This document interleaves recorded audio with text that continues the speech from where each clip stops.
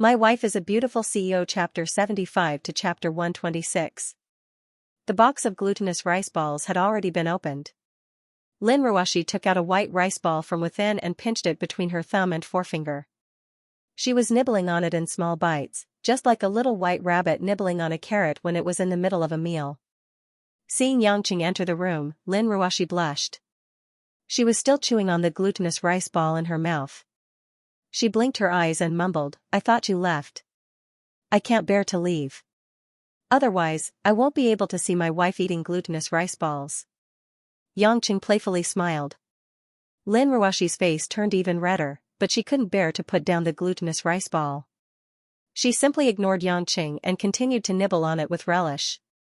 Actually, the iceberg woman also had a cute side. Previously, he found out that she liked to watch South Korean romance dramas, and now, he found out that she liked to eat glutinous rice balls. She was also very childish when she ate. Perhaps under her cold appearance, Lin Ruoshi had a more childish heart than other women of her age. After leaving the ward, Xianxia thought about it and dialed Xiangwei's number. It had been a few days since he contacted this bewitching beauty. Firstly, there were many unexpected situations, and secondly, he knew that Xiangwei would be busy. Now that everything had settled down, he began to miss that woman with a clear mind. The phone rang 3 times before it was picked up. Xiangwei's voice was still charming. "Hubby, you finally remembered to call me?" There was a hint of coquettishness and bitterness in her voice. "I'm a little busy, and I know that you're also busy." Xianxia's heart burned when he heard her voice. He smiled. "Are you at home? I'll look for you tonight." "You only come at night? Can't you look for me during the day?" I work during the day, but I'll look for you during the day next weekend." Xianxia promised. Hee. Xiangwei laughed happily. "I'm not at home, but if hubby wants, you can come to the Carnegie nightclub in the south of the city. If there's a coincidence, there'll be a good show." Although he didn't know what the good show Xiangwei was talking about, Xianxia still agreed and quickly drove to the Carnegie nightclub in the south of the city. In fact, this nightclub was quite famous in the West District, but because it hadn't been renovated for many years, its business gradually decreased. And the security couldn't keep up, so it gradually became one of the messy nightclubs. But none of this was important. What was important was that this nightclub's location was precisely at the border between the West Union Society and the Red Thorns Society, the 2 biggest gangs in the West District. It was currently West Union Society's territory, so there was only one reason for Rose to appear there: to seize territory. When he arrived at the entrance of the Carnegie nightclub, Xianxia stared blankly. Because in front of the nightclub's entrance, Xiangwei's familiar figure was leading a large group of men dressed in black. And beside Xiangwei, there was a middle-aged man in a white suit saying something flatteringly. Xiangwei's expression was indifferent as she nodded from time to time. She walked all the way to the parking lot and saw Xianxia's figure. Only then did she say something to that person and walked towards Xianxia alone. She was dressed in a well-tailored black dress and white tight-fitting bell-bottom trousers. Her long hair was tied up in a bun, which was rare for her. In the night, she looked like a graceful black rose. "Where's the good show?" Xianxia asked. Xiangwei's smile was like a flower. She seemed to be in a good mood. She didn't reply and instead walked over to embrace Xianxia's neck. Her captivating red lips tightly pressed against his. Xianxia naturally wouldn't refuse a beauty's sweet greeting. He kissed the 2 tender petals and nimbly stuck out his tongue to entangle the lilac in Xiangwei's sandalwood mouth. Sweet saliva flowed endlessly. Only when the beauty in his embrace was short of breath did Xianxia slowly let go and lightly pecked Xiangwei's forehead. "The good show you were talking about, it wouldn't be this wet kiss, right?" Xianxia asked with a smile as he caressed Xiangwei's bright and clean face. "You don't like it?" "It's just a little different from what I imagined. I thought there would be a big scene," Xianxia said truthfully. Xiangwei playfully winked her eyes. "Hubby, you're late. The big scene ended 10 minutes ago." "Then why did you call me over?" Xianxia widened his eyes. Xiangwei's innocent eyes flashed with grievance as she continued, "I wanted you to drive me back, but you never did. The mafia boss was acting like a little girl, asking her boyfriend to drive her home." Yangqing felt that this scene was somewhat ironic, but he also felt ashamed of his actions because of Qiangwei's little wish. Alright, don't act like this. Get in the car, and we'll talk on the way. Yangqing smiled as he patted Qiangwei's bouncy butt. Qiangwei softly punched Yangqing and shyly said, "Don't be like this. My men are still watching. You're not allowed to hit my butt in front of him." Tisk, what's wrong with that? Yangqing indifferently laughed. I hit my woman's butt, it's none of their business. I'll kill whoever doesn't obey you. You only know how to talk nonsense. Qiangwei felt very happy when she heard Yangqing say my woman. But she still gave Yangqing a reserved look and quickly got into the car. Late at night, it was rare to see a car on the way back to the bar. The quiet road was lined with dark trees, and from time to time a small night stand would appear in some open areas. Yangqing was not in a hurry. He talked to Qiangwei as he drove. Qiangwei narrated what happened at Carneades nightclub. The man in white who just spoke to me is Carneades' manager. Because West Union Society has invested too little money there, they are already unable to make ends meet. So the day before yesterday, he took the initiative to contact me, hoping to rely on our Red Thorns Society. I told him to hand over the 2 leaders West Union Society planted in his area. One is called Four-Eyed Wolf, the other is called Flower Eagle. As long as he hands over those 2, I will believe him and invest in Carneades' renovation. At the same time, I will send people to cover his territory. He agreed? Actually, he had to agree. The person who was originally in charge of funding him in West Union Society was none other than Chen Dihai, who you killed. Now Chen Dihai's position is taken over by Zhang Hu, and after I gave him instructions, Zhang Hu selectively ignored a group of people and invested in another group of people I secretly arranged for him. Naturally, Carneades would not be able to survive. Qiangwei smiled like a beautiful little fox. Yangqing exclaimed in admiration, this move is practical. On the surface, it looks like West Union Society's territory hasn't shrunk. But in reality, by the time West Union Society's people react, they haven't changed their territory at the same price. Instead, they have been continuously losing territory. I'm afraid it will be too late by then. It's a pity that we only caught Flower Eagle and let Four-Eyed Wolf escape. He even ran off with a sum of money. But at least he didn't lose much blood. He managed to stabilize his territory at this dividing point. A small slip-up doesn't matter. Qiangwei said as she looked at Yangqing. That's hard to say. Yangqing suddenly smiled strangely. Who knows, it might be a perfect ending. What? Qiangwei was puzzled. The car suddenly came to a screeching halt at the side of the road. Look ahead. Yangqing pointed to a spot not far from the car window. In the middle of the road ahead were 2 Ford pickup trucks.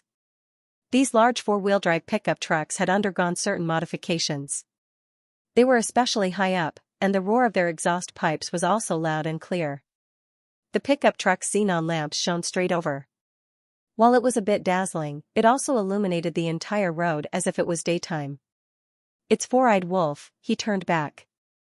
Qiangwei clearly saw the figure that appeared at the very front. It was a thin man wearing glasses. His hair was spiked up and he wore a white sleeveless shirt, revealing his shriveled muscles.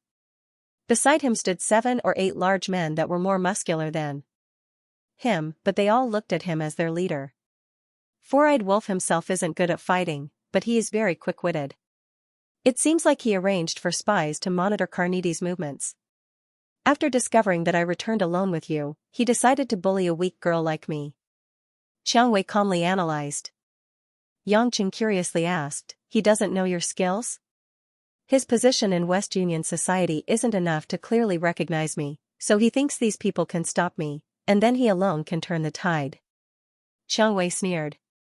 He's really pure, but not cute. Yangqing evaluated. Qiangwei suddenly cried out and threw herself into Yangqing's embrace from the passenger seat. She said in a soft and spoiled voice, "Hubby, I'm scared, you have to protect me." Hearing the seductive "hubby, I'm scared," Yangqing's blood immediately rushed to his head. He slapped Qiangwei's plump buttocks, and jokingly scolded, "Don't provoke me, if you continue to seduce me, I'll eat you in the car before we get home." Okay, but hubby, look, they seem to be rushing over to smash our car. Xiang Wei angrily said. Yangqing sighed, this woman was becoming more and more like a seductress. Unfortunately, he also had a taste of her, and couldn't take too much provocation. Perhaps it was because he truly liked her that it was getting harder and harder to resist. Okay, get up first, I'll get off and send them away. I don't have the money to repair my car if it gets smashed.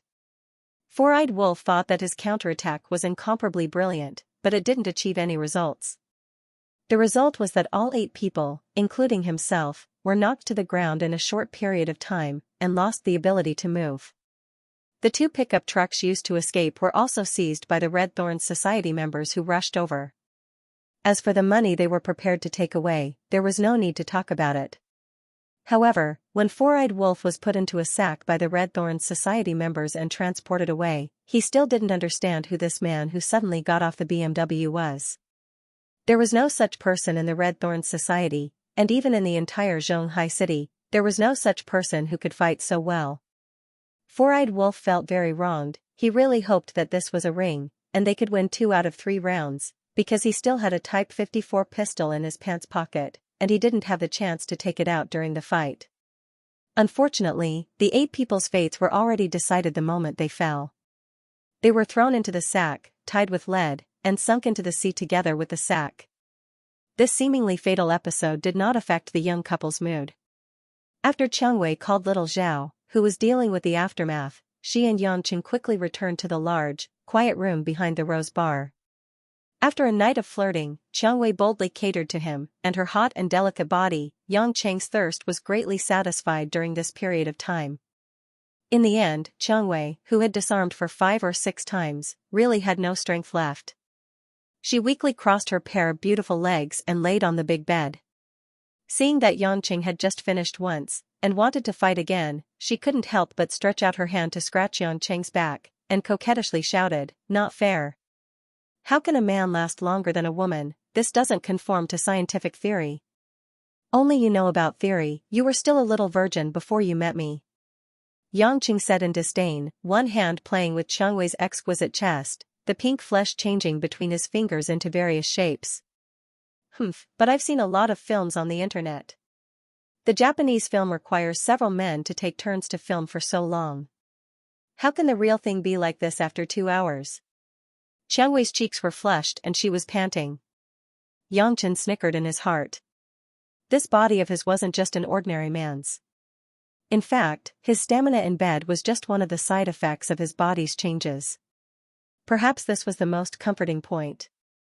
But these things were not good to say in front of Qiang Wei, so Yangqing just said, "So you have to understand that I will find a lot of women in the future. After all, I have this ability. You talk to your legal wife, I can't control you." "As a mistress," Qiang Wei said sourly. "Lin Ruashi, that chick will not care how many women I find," Yangqing thought secretly. Feeling that he had rested enough, he pounced on Qiang Wei again. When he got up in the morning, Qiang Wei naturally stayed in bed and did not get up, so Yangqing got dressed and left. It happened to be Sunday, so Yangqing, who did not need to go to work, did not go to the West District Market to buy breakfast. After coming out of the Rose Bar, he drove all the way to a relatively clean wide street.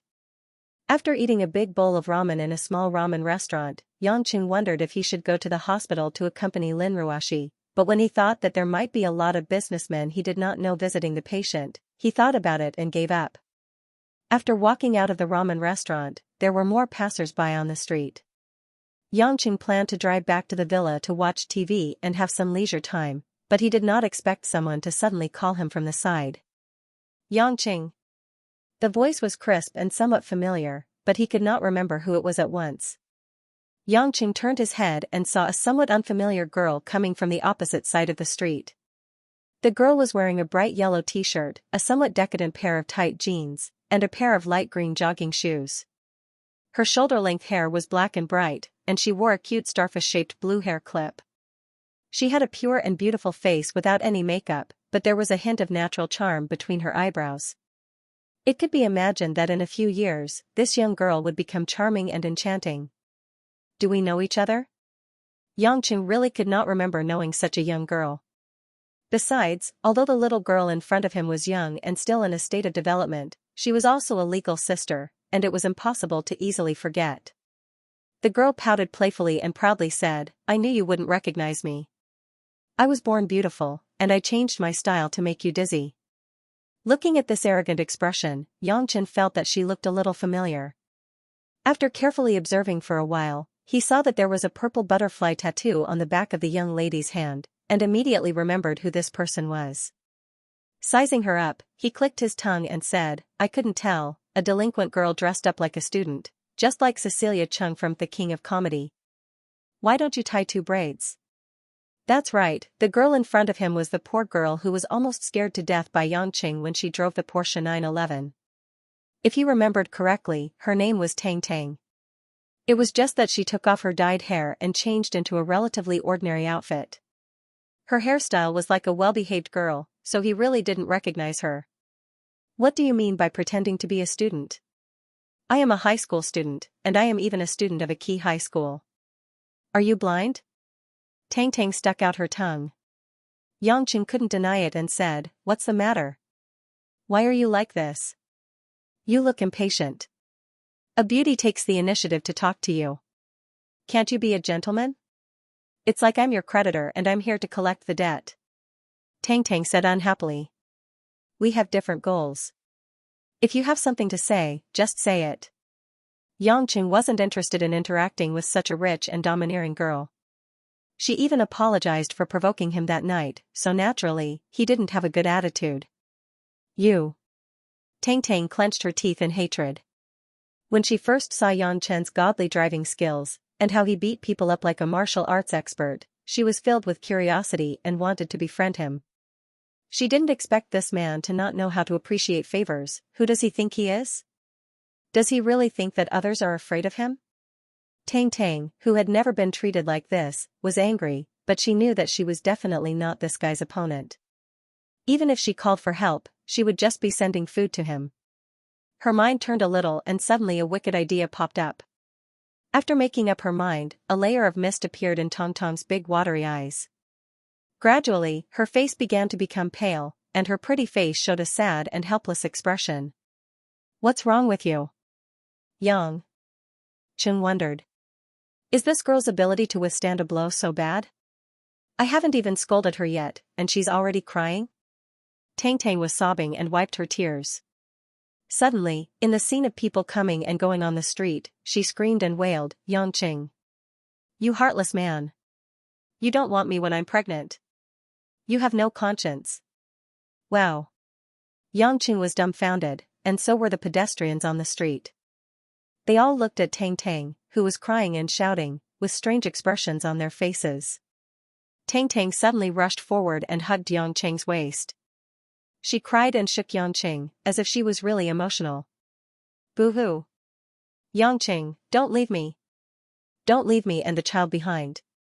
What will I do if you leave? Will our child be born without a father? Boo-hoo! Are you so heartless that you want to kick me away when you have a new lover? Boo-hoo!" Tang Tang cried so hard that her liver and gallbladder felt like it was going to explode, and the passers-by in the surroundings also started pointing and gossiping. Many of the middle-aged women and aunties revealed expressions of pity and sorrow, sighing and moaning, while the gazes of the masses towards Xianxia also turned into disdain and disgust. Xianxia didn't know whether to laugh or cry. This girl really knew how to look for trouble. How could she make such a joke so casually? However, the barefooted was not afraid of those who wore shoes. He didn't care about this reputation, so what was there to be afraid of? After thinking about it casually, Xianxia came up with a plan. He suddenly stretched out his hands and hugged Tang Tang, who was in his arms. The girl's soft waist could be felt through the clothes, and it was firm and tight that a mature woman didn't have. The touch was very good. Tang Tang felt Xianxia's fiery big hands holding her waist, and her delicate body couldn't help but tremble. She secretly cursed, "Don't abandon me and the child." She continued to sob and shout, "Don't abandon me and the child." The passers-by were already talking about it, and they all felt injustice for Tang Tang, the pregnant girl. Why are young people like this nowadays? I think this girl is quite pitiful. How is she going to live at such a young age? Young man, you have to be responsible. You will be punished by heaven for playing with a little girl like this. Sister, don't be afraid. I will take you to the hospital. The operation will take 10 minutes. Yangchen couldn't be bothered with her. With an evil smile, he hooked his arm around Tang Tang, who was in his embrace, pressed down on the back of her waist to prevent her from escaping, while his other hand suddenly touched Tang Tang's chest. The girl's bud, which was still in the stage of development, had begun to take shape. When he touched it with one hand, it was just enough to fit in the palm of his hand. A burst of ecstatic elasticity and softness made Yangqing enjoy pinching it. Ah! Tang Tang screamed as if she had been electrocuted. She didn't expect this man to not be embarrassed at all in front of so many people on the street. He still had the leisure to flirt with her like this. She couldn't help but blush. Tang Tang began to struggle, trying to leave Yangqing's arms, but she didn't have enough strength to break free. She only felt that Yangqing's palm on her chest was constantly playing tricks on her. Some private parts of her body were already a little strange. Her cherry lips were slightly opened, and she was panting. Her body was as soft as water. Yangqing was overjoyed. He didn't expect this to be a sensitive girl. This little stimulation was already unbearable. The passers-by were also stunned. They saw that the man and woman had just put on a bitter drama. Why was this little girl lying in the man's arms with a peach blossom face and motionless, allowing the man to touch her? Tang Tang noticed all kinds of strange looks from the surrounding people. She felt like she had become a naked girl in the middle of the street. Everything was seen, and she couldn't help but cry. Let go of me. Tang Tang begged. Yangqing lowered his head and blew a hot breath on Tang Tang's crystal earlobe. You are a woman who is pregnant with my child. So what if the child's father touches you? I won't dare, I was wrong. Yangchen, please let me go. Uncle. I beg of you. Tang Tang was pretending to cry earlier, but this time she was really going to wash her face with tears. She originally wanted to teach him a lesson, but in the end, she was hugged, her breasts were assaulted, and her face was completely lost. Yangqing sneered and said, You lack discipline at such a young age. I will teach you a lesson on behalf of your parents. After he finished speaking, Yangchen let go of Tang Tang, but casually slapped the girl's buttocks. Pa! The crisp sound made Tang Tang so embarrassed that she wanted to crawl into the ground. Her eyes were filled with tears, and she bit her lips. She looked very wronged, but she didn't dare to resist. She was worried that this wretched uncle would touch her again. Tang Tang quickly took a few steps back. She looked at Yangqing with tears in her eyes and said hatefully, Yangqing, I will definitely get revenge for today's debt. Up to you. Yangqing was annoyed by this boring girl. He reached into his pocket and wanted to smoke a cigarette before going home. But at this moment, in the middle of the street, a black Chevrolet sedan suddenly swerved out of the one-way street it was driving and entered another lane in the opposite direction. There were no other cars in the opposite lane. The Chevrolet suddenly accelerated. The engine roared, and the front of the car rushed toward where Tang Tang was standing. The black car was like a steel cannonball that suddenly rushed out of the street. It was about to hit the girl who was still wiping her tears on the side of the road. A few people who were about to leave shouted in shock when they saw the scene. Miss, be careful. Tang Tang was puzzled and looked behind her. The black car that seemed to have moved in front of her in an instant was like a black lion pouncing on her. It bared its fangs and brandished its claws, which scared her silly. Before Tang Tang's instinctive reaction could react and escape the scene, she saw the black car about to run over her. Tang Tang even felt clearly at this moment that she was going to be inexplicably killed by the car. But at the same time, Tang Tang suddenly felt a huge force hugging her waist. Then, her body was involuntarily lifted off the ground and spun. In the eyes of the surrounding people, the scene just now was a completely different scene. They only saw Yangchen suddenly exerting force from his original position, and like a white shadow, they didn't even have the time to clearly see his movement trajectory, and Tang Tang had already been transferred from her original position to the sidewalk by the roadside. The black Chevrolet continued to rush past and quickly cut into the original lane. It was as if it had just come out in a circle and overtook a few cars. Tong Tong's heart was still in her throat. After realizing that she was fine, she looked at Xianxia blankly. I thought I was going to die. I suggest that you don't go on the street in the future. Otherwise, you wouldn't even know if you were killed by a car. Xianxia nonchalantly picked up a cigarette and lit it. The surrounding people had already applauded and admired Xianxia's heroic behavior, although they were also curious about how Xianxia could be so fast. Tang calmed down and patted her chest with some lingering fear. I was scared to death. If it weren't for you, I would be dead. Tell me, how do you want me to thank you? As long as you don't give me any trouble, I'll be thankful. After Xianxia finished, he shook his head and was about to leave. Tang was indeed unwilling. She stepped forward and grabbed Xianxia. No, you have to at least give me your phone number. I'll treat you to a meal next time. If you don't give it to me, I'll keep following you like this. Xianxia had no choice but to tell Tang his phone number. Tang even called it again, and after confirming that it was correct, she beamed with joy. Alright, I'm going to cram school and I'm going to be late. Goodbye, I'll treat you to a meal when I'm free. Tang waved her hand. It seemed that she wasn't in a bad mood because of the car accident.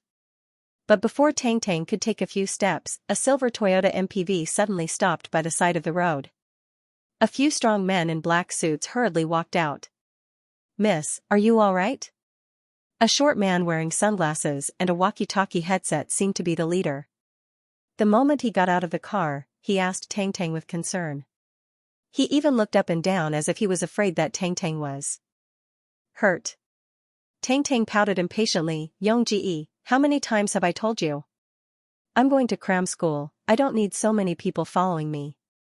Miss, Zhonghai isn't safe these days. Master is worried about your safety, that's why he asked us to protect you. You have to understand your father's painstaking efforts. Don't play tricks to get rid of us. If we're not by your side and something happens to you, how are we going to explain it to Master? The man who was addressed as Yongji advised. Seeing this scene, Xianxia was slightly surprised. Nowadays, in a big international city like Shanghai, it wasn't rare to see rich people. There were even more rich people who could drive luxury cars. But there weren't many rich people who could afford to hire so many bodyguards to protect a little girl. At the very least, this kind of person must have a certain status in society. Otherwise, who would purposely harm his family for no reason? Alright, Tang interrupted Yongji's words. I know that you guys are responsible, but I don't like having so many people following me. Since you guys are so insistent, then do as you please. Tang turned around and waved at Xianxia. She revealed a bright smile. Uncle, you're not allowed to disappear. Next time I call you, you have to pick up. Xianxia puffed out a ring of smoke and nodded. Yongji and the bodyguards looked at Xianxia cautiously. Miss, this gentleman is? This is my savior. Just now, I was almost hit by a car. It was this uncle who pulled me back. Tang answered truthfully. What? Seeing the bodyguards reveal a serious expression, Tang didn't hide anything and recounted what happened. When she talked about the danger, the bodyguards broke out in a cold sweat. If she was really hit by a car and died, then they wouldn't be able to continue working. It would even be hard for them to survive. Little Yang looked strangely at Xianxia and walked up to him and said, Thank you, Mr. Yang, for saving my family's young miss. I don't know if I can have the honor of inviting Mr. Yang to come with us so that my family's master can express his gratitude. The meaning behind his words was nothing more than a suspicion that Xianxia had bad intentions. Perhaps he was in cahoots with the criminal and was just putting on an act to gain trust. How could Xianxia not understand the meaning behind his words? Not to mention that he didn't have the time to waste with them. Even if he had the time, he wouldn't be so bored as to explain anything. He waved his hand and said, I know what you guys are thinking. This matter has nothing to do with me. Whoever your family's master offended, go find that person. I only conveniently saved this girl's life. Don't blame it on me. Little Yang wrinkled his eyebrows. If Mr. Yang has a clear conscience, then you shouldn't be afraid to meet my master. Xianxia snorted and laughed. This has nothing to do with fear. Why does your master have to meet him if he wants to see me?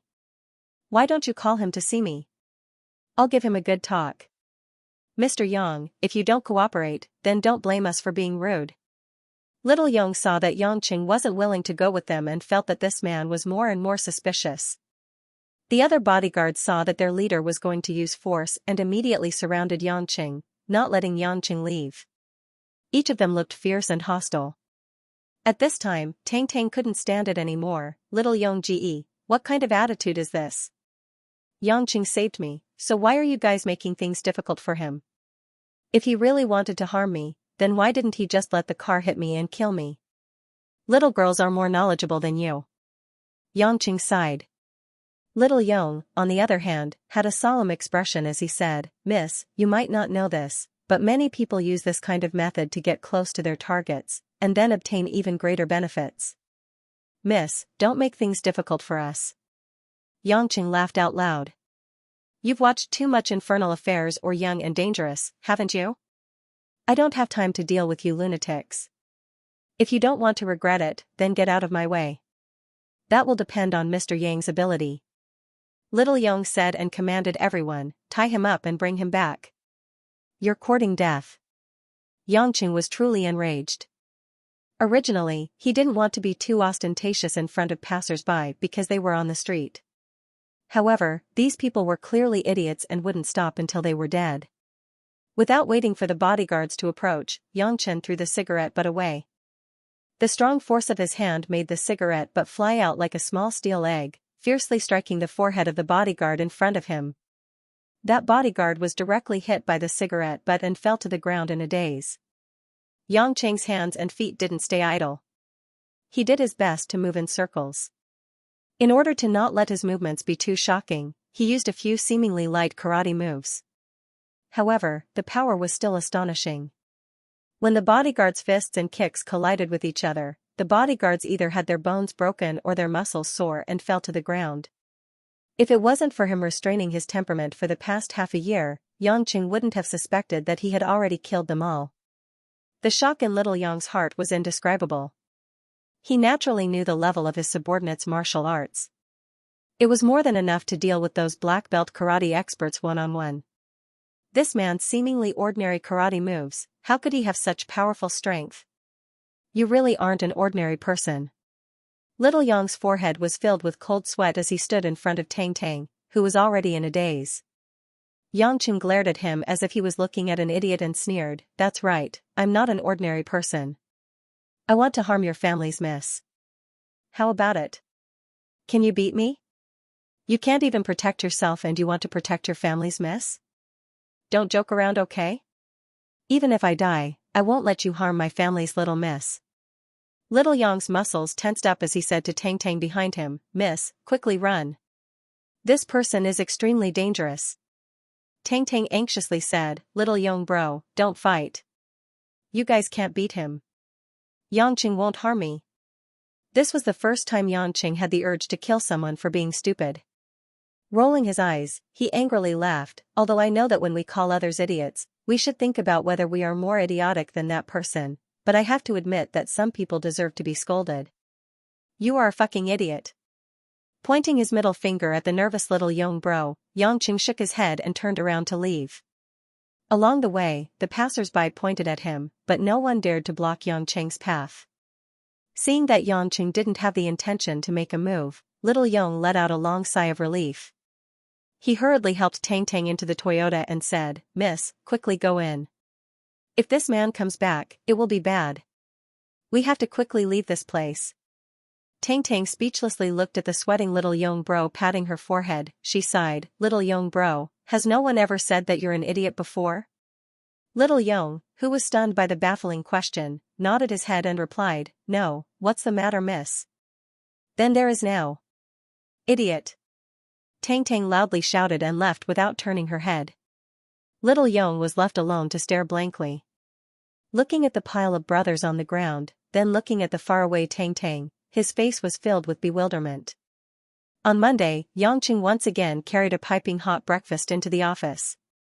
After buying so many breakfasts, he had gained some experience.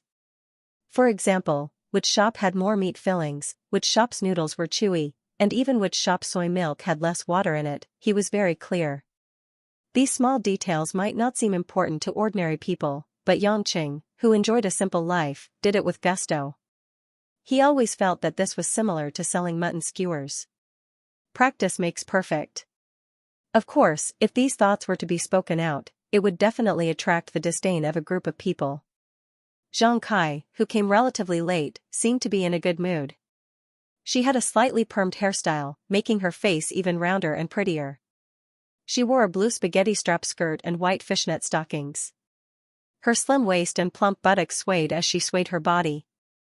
At the area of the short skirt that stuck to her buttocks, one could even faintly see the faint hint of her seductive cleavage. After giving a sweet smile to Yangqing, she picked up the bag of soup dumplings. After hesitating for a while, Zhang Kai picked up 2 whale dumplings and said, "Thank you. Providing such a sumptuous breakfast every day, I've already gained 2 kilograms of weight." Yangqing, who was currently nibbling on a sesame seed cake, suggested, "Today's new sesame seed cake with mildewed dried vegetables tastes pretty good. You can try it. It's better if you keep it for yourself." "I don't like to eat sesame seed cake." Zhao Hongyan, who was at the side, teased Zhang Kai, "If you continue to increase the amount of breakfast, your husband might not want you anymore." "Humph, if my husband doesn't want me, I'll just find another one." "Do you think I'll be afraid that no man will want me?" Zhang Kai said proudly. She glanced at Yangqing and said with sparkling eyes, "Isn't that right, Big Brother Yang?" Yangqing almost choked from being called Big Brother Yang. He quickly nodded and said, "Yes, yes, if he doesn't want you, I want you." "Pervert," Zhao Hongyan scolded with a smile. At this moment, a skinny figure suddenly walked to Yangqing's side and said respectfully, "Yangqing, sorry to bother you." The person who walked over was Chen Bo, who usually didn't speak much in the office. This guy who looked like a little girl could be considered a weirdo in the PR department. "What's the matter?"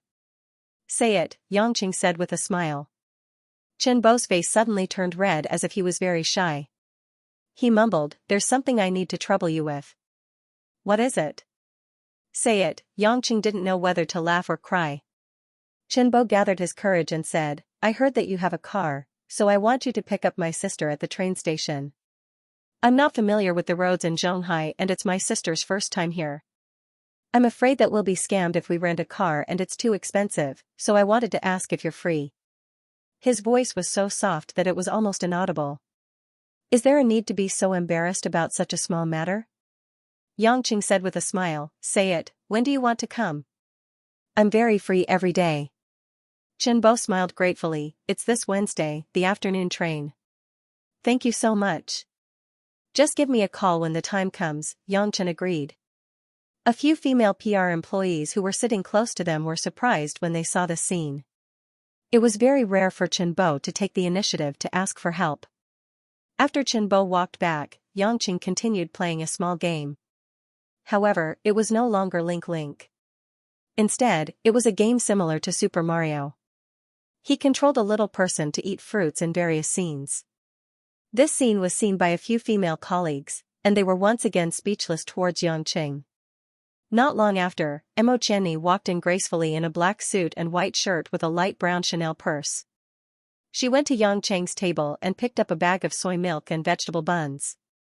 She said thank you and walked into the department head's office. "Yangqing, did you notice that our department head doesn't look too good? She looks quite haggard. Did she break up?" Zhao Hongyan suddenly approached and said. Yangqing thoughtfully glanced at the office, and said with a relaxed smile, "How would I know, but her attitude has improved a lot, at least she said thank you with breakfast." As he said that, he continued to play the game, and ignored Zhao Hongyan's gossiping. After playing games for the whole morning, he went to a restaurant to eat lunch with the 3 ladies. The men of Yulei International were rather harmonious, after all, there were beauties everywhere, and there wasn't a phenomenon of fighting over food. Yang Chen had already gradually become familiar with the company's social circle, and was able to greet quite a few people. After lunch, he took a nap. Yangqing played games for a while, and it was time to get off work. As summer passed, the temperature gradually dropped. In the evening, the sun had already set. The golden light scattered on the streets of Zhonghai, and the whole city was bathed in red. The city's reinforced concrete forest was like a maple forest in autumn. It was dazzling. Driving the familiar BMW on the road, Yangqing listened to the traffic news. In his mind, he was already thinking about what delicious food Mother Wang had prepared in the Dragon Garden Villa. But not long after, Yangqing realized something was wrong. This was a kind of sensitivity that was cultivated from many years of special experience. When Yangqing glanced at the car's rearview mirror, he suddenly sneered. When the car arrived at the highway intersection, it made a sharp turn and drove to the other side of the road, heading towards the new industrial park in the east of Zhonghai City. When they arrived at a vast industrial area that had been shut down, Yangqing slowed down the car and stopped the car on the muddy ground by the roadside. He took out a cigarette from his pocket and lit it up quietly. He leaned against the car and looked in the direction they came from. Not far away, a black Honda Accord also silently stopped. Not long later, four rough-looking men wearing different clothes alighted from the car. The four of them were tall, short, fat, skinny. Their appearances and temperaments were all different. However, the gazes they looked at Yangqing all harbored ill intentions, and even contained some ruthlessness. "How did you find us?" a dark-skinned man wearing a flowery shirt asked. "A man's sixth sense." Yangqing grinned. The man in the flowery shirt frowned and asked in confusion, "Since you found out that we were following you, why did you bring us here? Did you think that we wouldn't follow you if you changed the route back home?" Yangqing took a few puffs of the cigarette. Although he had some money, the tobacco he smoked was still quite pungent. However, it was spicy enough.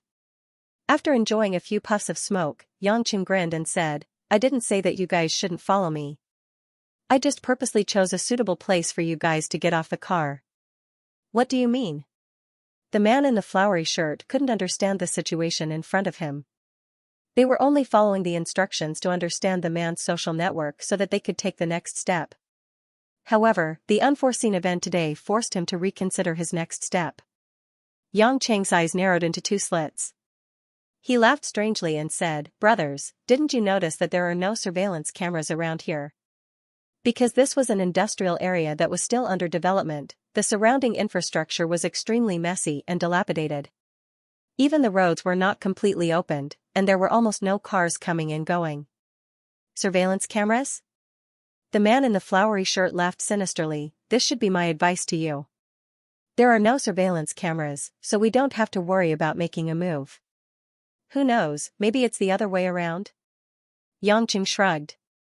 "Big brother, this kid wants to fight?" "Looks like he's really stupid," one of the lackeys said with a laugh. The floral-clothed man's expression was displeased.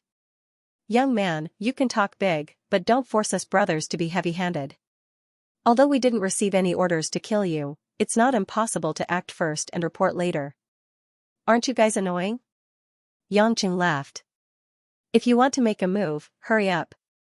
I'm in a hurry to go home for dinner." "Brat, you must be tired of living." A bearded man walked forward without saying anything. The other three also didn't say anything and surrounded Yangqing. "Let me tell you, *T is useless. Fists are the hard truth." The bearded man spat, clenched his fist, and attacked Yangqing's face. Yangqing easily dodged it. At the same time, he moved his feet, and a cold smile appeared on his face. "When I first returned to this land, I secretly decided that if others don't provoke me, take the initiative to hit me, or threaten me, I definitely won't make the first move. So now, I want to thank you for this fist of yours. It allows me to kill you all with a clear conscience." Everyone attacked together. The man in the flowery shirt was burning with anger. He couldn't tolerate such a young man looking down on the four of them. But the four's encirclement was obviously futile. Yangqing casually executed a few Sonda moves. His lightning-fast speed and tyrannical strength caused the four to either break their arms or their palms, causing a huge swollen area to appear. The battle between the five of them turned into Yangqing toying with the four of them. "Tough guy, we can't beat him." The bearded man who attacked first cursed, and covered his swollen face with his hand. The man in the flowery shirt also realized that the situation was not right. Although he was unwilling, he realized that the four of them were not on the same level as the man in front of him. "Return to the car, run." the man in the flowery shirt ordered, and the four of them quickly ran towards the Honda. Xianxia didn't stop them, and with a smile that wasn't a smile, he looked at the four of them as they quickly locked the car doors and windows, and turned the car around in an attempt to escape. When the Honda was about to leave, Xianxia bent down and picked up an egg-sized pebble from the ground, and weighed it in his hand. The four people in the car let out a sigh of relief after the car started. Although they couldn't beat him, they could at least escape. Moreover, no matter how good this young man was at fighting, he couldn't possibly catch up to the car. When the time comes, they could report to their superiors and bring a large group of brothers. Would they still be afraid of not being able to take revenge? However, there was always a gap between reality and ideals. After Xianxia picked up the pebble, he closed one of his eyes, and slightly aimed. Immediately, his body bent like a thrower, he stretched out his hand, and leaned back, his waist suddenly exerted force. His right hand threw the pebble. The pebble was like a miniature artillery shell, and it cut through the air with a piercing sound. Bang! With a speed that was completely indiscernible to the naked eye, the pebble hit the side of the Honda near the fuel tank. Rumble! The black Honda Accord that was still driving was like a ball of exploding flames that suddenly ignited. The raging fire rose up, and the entire car was enveloped in a ball of high temperature, and it rushed towards a telephone pole by the roadside. In the blink of an eye, the previously intact Honda Accord had become a ball of burning black charcoal. Xianxia looked at the four murders that he had caused as if he was looking at a work of art. The reason why he waited for them to get into the car and then used this method to kill the four people was mainly because he was afraid that the police would find any clues. And killing those people at a time that people thought was the safest and most relaxed would give Xianxia a sense of satisfaction in his heart. This could be considered as a psychological illness that had developed over the years. Unfortunately, Xianxia had never intended to cure this cruel illness. In your next life, remember to buy a German car. Japanese cars are too fragile. Xianxia sneered a few words, returned to the car, and continued to rush home. Along the way, Xianxia thought about who would do this to him. First of all, that person must not be familiar with him, or else they would not have sent someone to follow him, to find out where he lived, and his interpersonal relationships. After thinking about it, Xianxia could not confirm who it was.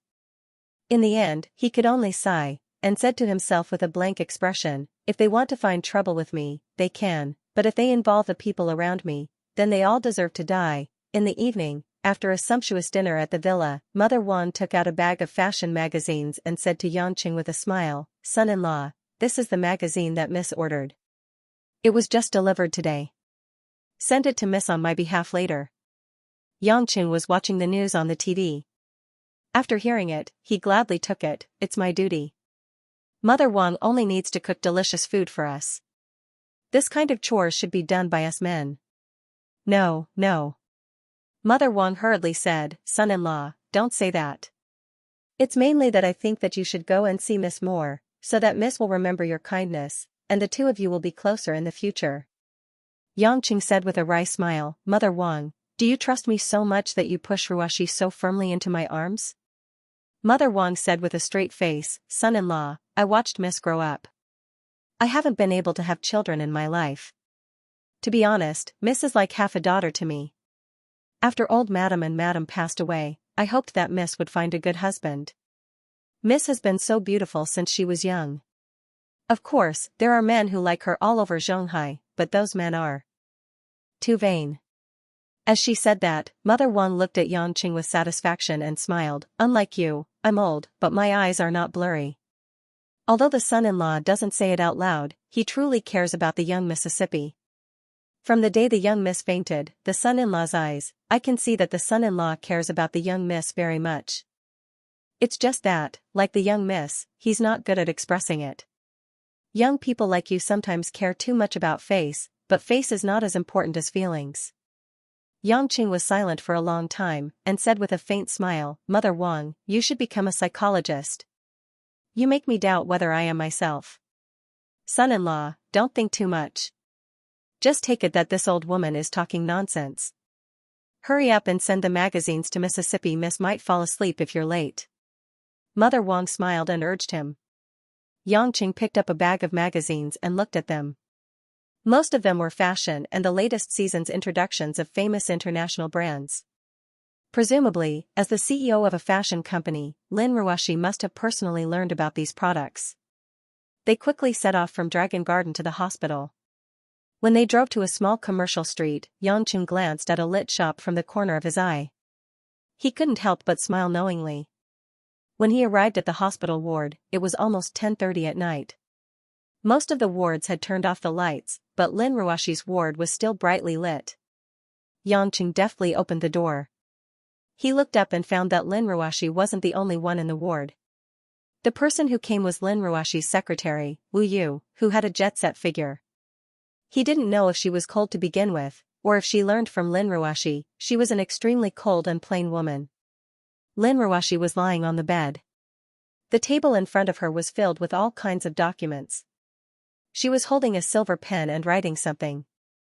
Wu Yu stood at the side with a serious expression, tidying up the documents from time to time and handing over other documents. Seeing Yangcheng enter, Wu Yu frowned. "What are you doing here?" Yangcheng lifted the paper bag in his hand. "I'm here to send some magazines over." "Why do you need to send them? Who do you think you are to the CEO?" Wu Yu was very dissatisfied as she reprimanded. Yangcheng thought that since she was Lin Ruoshi's trusted aide, there was no harm in saying it out loud. However, before Yangcheng could speak, Lin Ruoshi indifferently interjected, "He's my distant relative." With that, Lin Ruoshi signaled with her eyes to stop Yangcheng from saying anything else. Her legal husband had become a distant relative who was completely unrelated. Yangcheng touched his nose and smiled bitterly. He originally thought that the two of them had become much closer over the past few days, but now it seemed that in Lin Ruoshi's eyes, he was just an acting partner who had signed a contract. She didn't really accept him as someone close to her, nor did she have any thoughts of acknowledging him as her husband. He was slightly disappointed, but fortunately, his mental endurance was good and he was already mentally prepared. He wouldn't be too naive to think that the iceberg woman would be so easy to conquer. Yangcheng just smiled casually and didn't say anything else.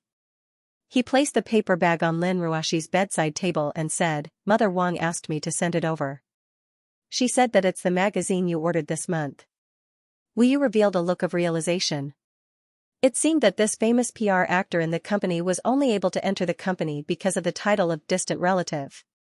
She looked at Yangcheng with even more disdain. She said somewhat unkindly, "If there's nothing else, put it down and leave. Don't disturb the CEO's work." Yangcheng originally wanted to persuade Lin Ruoshi to not be too tired at night. However, seeing that she only had her head lowered and was only looking at the documents, completely ignoring him, he didn't ask for a rebuff. "Then I'll leave." Although he was a little unhappy with Wu Yu, she was, after all, Lin Ruoshi's secretary, so it wasn't good for him to flare up. Thus, Yangcheng also sulked and couldn't be bothered to lower himself to her level. After Yangcheng turned around and left, Lin Ruoshi slightly raised her head and looked at Yangcheng's silhouette with her watery eyes. That usually unruly and carefree silhouette actually looked a little lonely under the light. Involuntarily, Lin Ruoshi felt a little regret in her heart. She didn't even thank him, but her bashful personality made her not know how to say it. When the door closed, Lin Ruoshi unnoticeably sighed and continued to deal with the documents. About an hour later, it was already late at night. Wu Yu looked at her watch and couldn't help but say, "President, let's call it a day. I'll take the documents back and sort them out. Tomorrow, I'll hand them over to Department Head MO. Since the important matters have been dealt with, you should also rest." Lin Ruoshi rubbed her temples. These days, she had been taking Chinese medicine, recuperating, and receiving visitors. At night, she was really a little tired, so she nodded and said, "Tell Department Head MO that I'll personally handle the documents for the fall fashion show and the plan to expand the Japanese market. As for the rest, let her do as she sees fit." "Yes, President." Wu Yu was very efficient. In less than 5 minutes, she finished all the documents and left respectfully. Lin Ruoshi completely relaxed and let out a long sigh. She leaned her head on the soft pillow and glanced at the big bag of magazines that Yangcheng brought. After thinking for a while, she took the bag and planned to read the magazines before going to sleep. Just as she opened the bag, a familiar fragrance of glutinous rice suddenly came out. Lin Ruoshi was stunned. After taking a closer look, she realized that in addition to more than 10 magazines, there was actually a box of glutinous rice balls wrapped in transparent plastic. Slowly taking out the box, Lin Ruoshi looked at the 10 round balls of dough inside.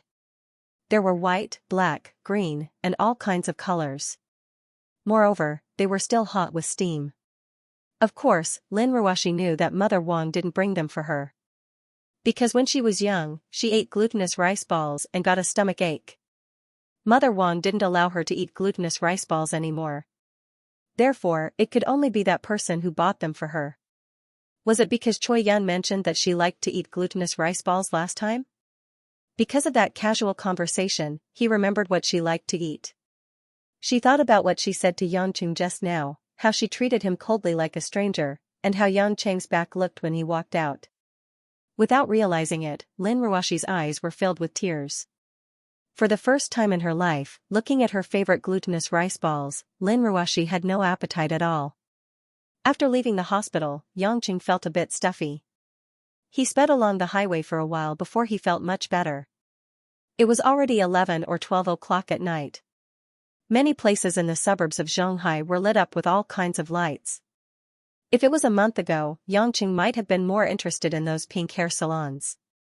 But now, if he really wanted to indulge himself, going to Rose to look for Changwei was obviously more worth it. When he thought about it, he felt that his actions were somewhat inexplicable. Changwei, who was wholeheartedly good to him, rarely cared about him. As for Li Jingjing, she would be happy for half a day just to see her. Not only did he not care for a woman like her, he even wanted to buy glutinous rice balls for Lin Ruoshi from the snack bar at night. Perhaps it was because she was too similar to the woman in his memory, or perhaps, the saying, "What you can't have is the best," was really suitable for everyone. With a trace of guilt towards Changwei, Yangcheng decided not to look for her. When he drove to a night snack area in the West District, he got out of the car and planned to find a noodle stall to drink some beer and eat a bowl of noodles.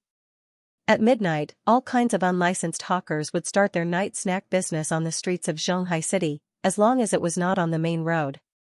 If he was lucky, no one would manage it.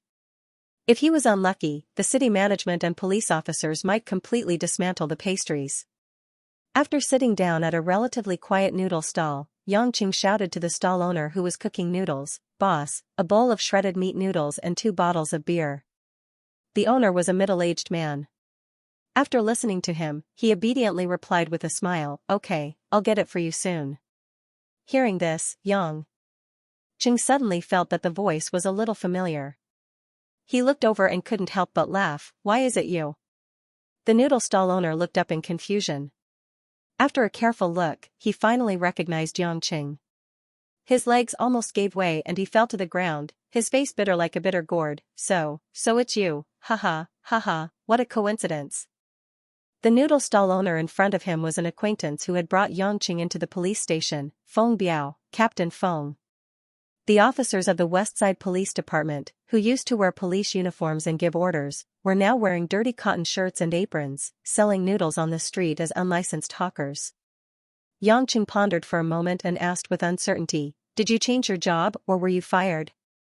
Feng Biao blushed and said shyly, I was fired. This is karma." Yangcheng smiled and shook his head. "But don't worry, I didn't take it to heart. You should continue to cook the noodles. Don't let them burn." Feng Biao, who originally thought that Yangcheng was going to hit him when he was down, was delighted.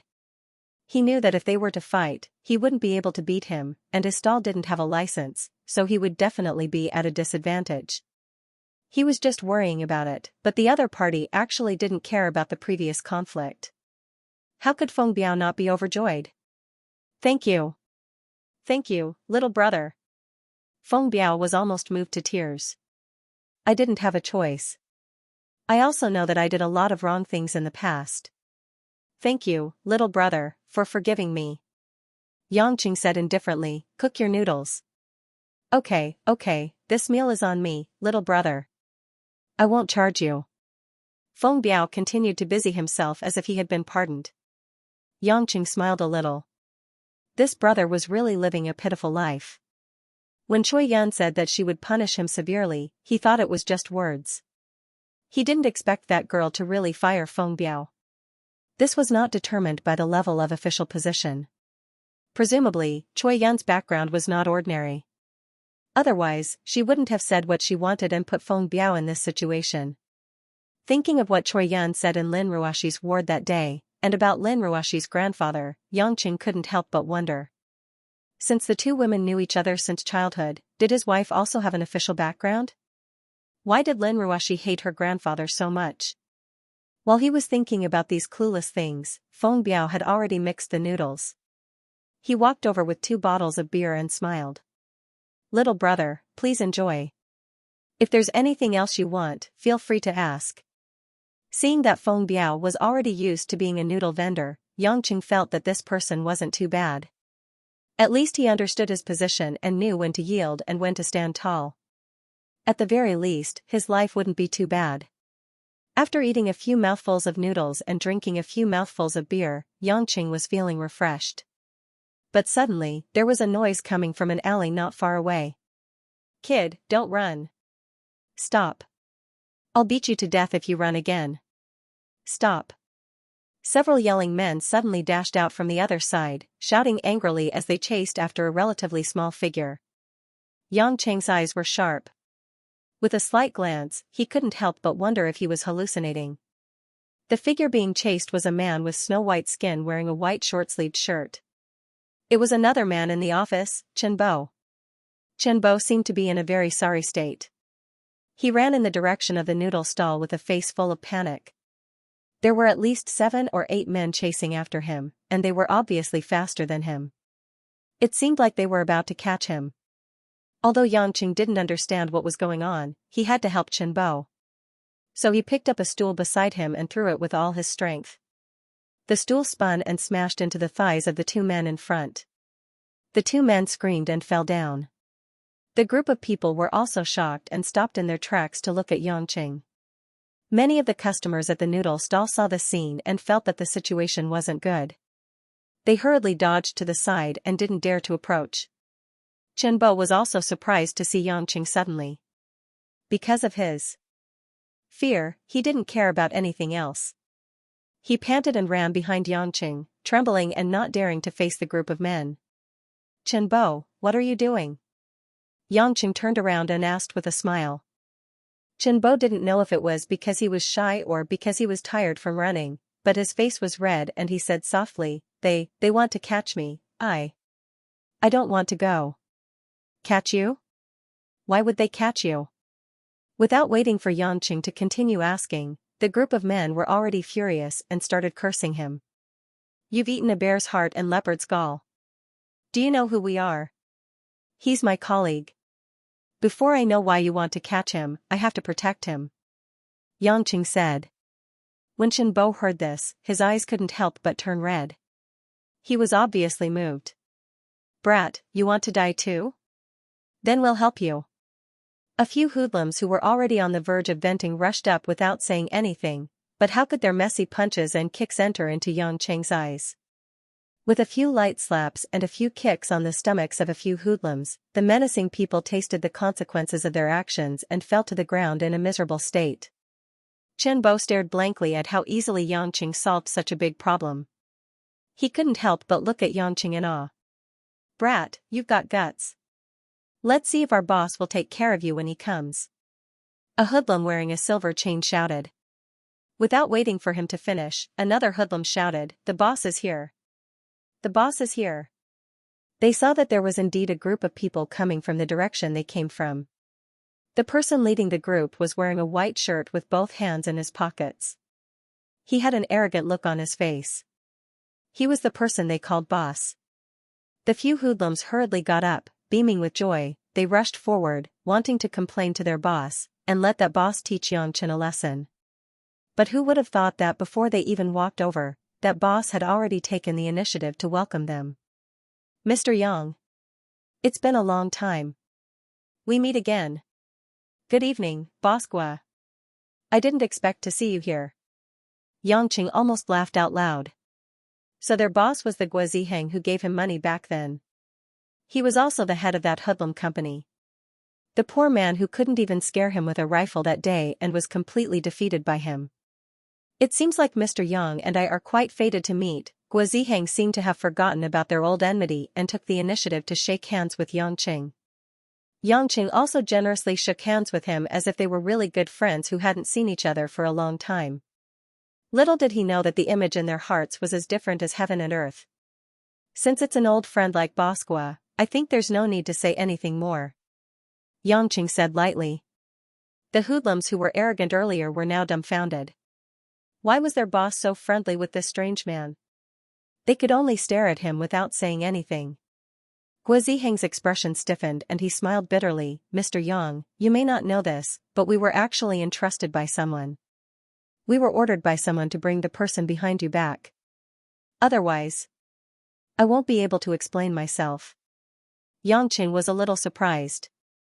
Guo Ziheng had a rough understanding of his strength.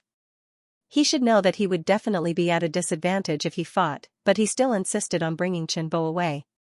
Who exactly was Qinbo? Bosqua, did my friend break some sort of taboo in the underworld? Or does he owe you money? Yangqing asked in confusion. Guo Ziheng smiled guiltily and sighed. Mr. Yang, why don't you ask what's going on with your friend? Yangqing nodded and looked at Qinbo. Qinbo's legs were already trembling and her back was drenched in sweat. Seeing Yangqing's questioning gaze, she opened her small mouth. I. They want me to receive a guest. Receive a guest? Yangqing frowned. Qinbo's face was as red as an apple. She lowered her head and her voice was almost inaudible. They want me to serve a man. Yangqing was startled. Only then did he understand Qinbo's meaning. To be honest, he had a strange feeling in his heart. He didn't think that Qinbo, who was usually full of femininity, would actually be fancied by a man. It was always wrong to laugh out loud. Fortunately, when he was overseas, he had seen many similar situations. Yangqing didn't feel too uncomfortable. He turned to Guo Ziheng and said, "That's not good. You see, my friend doesn't have this kind of idea. Don't force him." Guo Ziheng smiled bitterly. Mr. Yang, with you here, how could I dare to force him? It's just, that person over there, I really can't afford to provoke him. Yangqing understood. To be able to send Guo Ziheng to chase after someone, he must be someone important. At least Guo Ziheng wouldn't dare offend the leader of the hooligans, but he couldn't beat Yangqing in a fight. His fear of Yangqing was hard to erase, so he was trying to push the responsibility away. Okay, don't show that sly expression. Yangqing smiled indifferently. Just tell him my name. If he's looking for trouble, come at me. I'll be waiting for him at Yulei International's PR department. Mr. Yang is really a straightforward person. Guo Ziheng laughed and called out to his followers, let's go. How could Yangqing let him go so easily? He waved his hand. Wait. I'm not finished yet. Guo Ziheng stopped in his tracks. He had a bad feeling that something bad was about to happen. He asked stiffly, Mr. Yang, do you have any other orders? Yangqing laughed. Bosqua, I'll take care of these things. There should be some processing fees, right? As he said this, he rubbed his fingers. Sure enough. Extortion again. Leech. Pervert. Guo Ziheng cursed in his heart, but he could only put on a happy expression. He asked his followers to pass him a check. He quickly scribbled it and handed it to Yangqing with both hands. He smiled and said, Mr. Yang is right. I really didn't think it through. His followers were dumbfounded. What was wrong with their boss? Giving money to someone and still acting like a grandson? Yangqing nodded in satisfaction. He flicked the check in his hand. This Guo Ziheng was quite smart. Giving 20,000 Huaxia dollars. Yangqing smiled and said, you guys can go. I'll take care of everything else. Guo Ziheng didn't dare to stay any longer. If he stayed another minute, he might lose tens of thousands of dollars. He quickly left with his followers as if they were hiding from a ghost. Watching the group leave, Yangqing smiled and turned around. He looked at Qinbo, who was still in a daze, and said, don't you have anything to explain to me? Qinbo swallowed his saliva and said, thank you, Yangqing. That's it? Yangqing asked with a smile that wasn't a smile. Chen Bo fiddled with the corner of his clothes, but his face was red and he couldn't say anything. Yangqing didn't force him. He walked to a corner of the noodle stall and grabbed a few bottles of beer. He said to Feng Biao, who was hiding on the side, "Mr. Feng, can I bring a few bottles of beer?" Of course, of course. Feng Biao cursed in his heart. This was simply a god of plague. He had already fallen to such a state, yet he still came to harm him. If those hoodlums really came in to fight, wouldn't they tear down his little stall? Yangqing gave Chen Bo a look. "Follow me." As they strolled to the riverbank in the suburbs, the two of them remained silent. The cool breeze blew gently, making the place seem quiet and strange. When they reached a slope, Yangqing sat down on the grass and stopped. Chen Bo hesitated for a moment before sitting down beside him. "Do you know how to drink?" Yangqing picked up a bottle of beer. With a slight twist of his hand, the bottle cap was unscrewed. Chen Bo swallowed his saliva and nodded. After receiving the beer, he took a big gulp.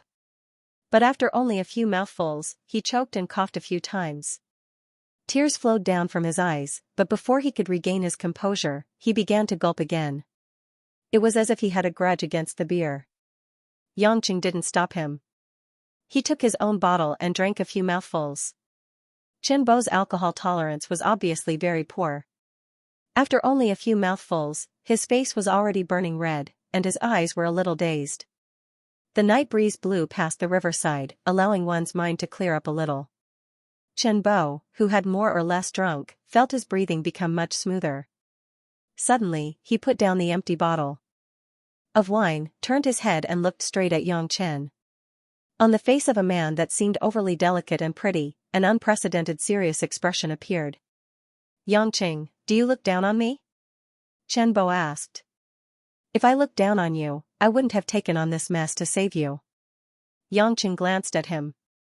Chen Bo's lips slightly trembled as he said, "I'm not that kind of person. I was forced. I don't like men. Actually, to be honest, you also know that I came from overseas. Being gay is nothing in my eyes, so you don't need to explain this to me. Whether you're gay or not doesn't matter to me. I just want to know how all of this happened." Yangqing said. Chen Bo nodded as if he was mentally prepared. He slowly said, "You've helped me so much, so I should tell you everything. Even if you'll look down on me after you hear it. When I was young, my family was poor, but my grades were very good. Because of my weak body, I was bullied at school, but I was still recommended into Peking University. Because I looked like a girl, a lot of people at school made fun of me. In my third year of university, a senior from the basketball team suddenly asked me out for a meal. His family was very rich, so I didn't dare to refuse. But after I went that day, he drugged me, to do that kind of thing to me." At this point, Chen Bo's eyes revealed a bit of pain, hatred, and unwillingness. "I only found out later that he liked men. But he didn't allow me to tell anyone, and I didn't dare call the police because I had no relatives or friends in Beijing, so no one would help me. And at that time, I was worried that people would look down on me and see me as a different person, so I endured it. After that time, that senior asked me to go out and do that kind of thing many times. But he would give me some money so that I would have an easier time studying in Jing City. Sometimes, I would send the extra money to my parents back home for them to use. At that time, I thought that it was okay to suffer a little. It was better to get some money than to suffer for nothing. But later, that senior started asking other men to come too. Only then did I find out that they had a club that specialized in doing that kind of thing. Those people were all very rich, so I couldn't resist.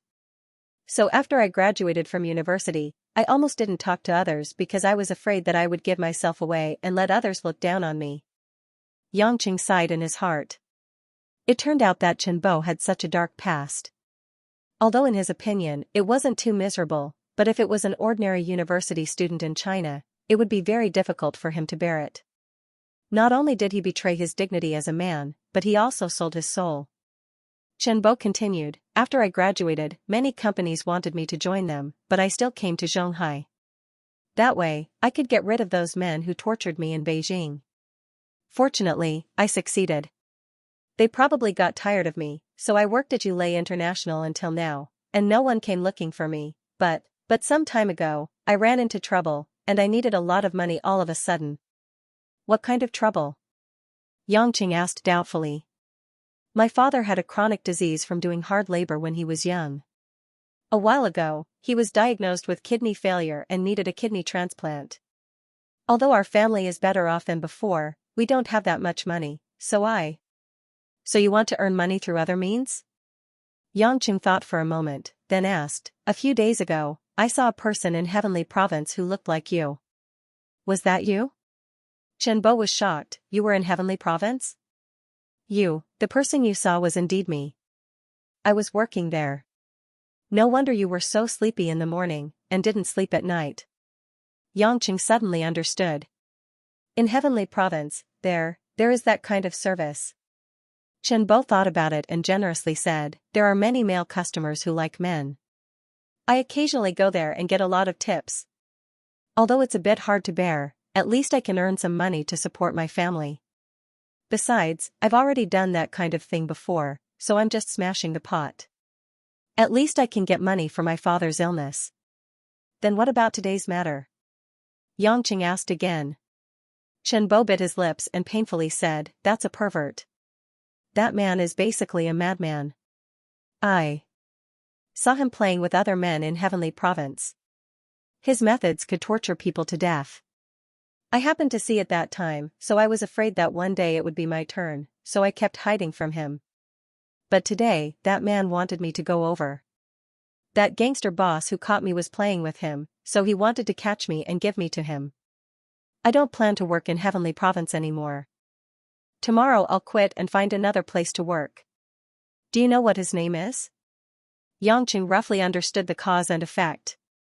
He thought that the pervert Chenbo was talking about was already a homosexual act that he was ashamed to speak of.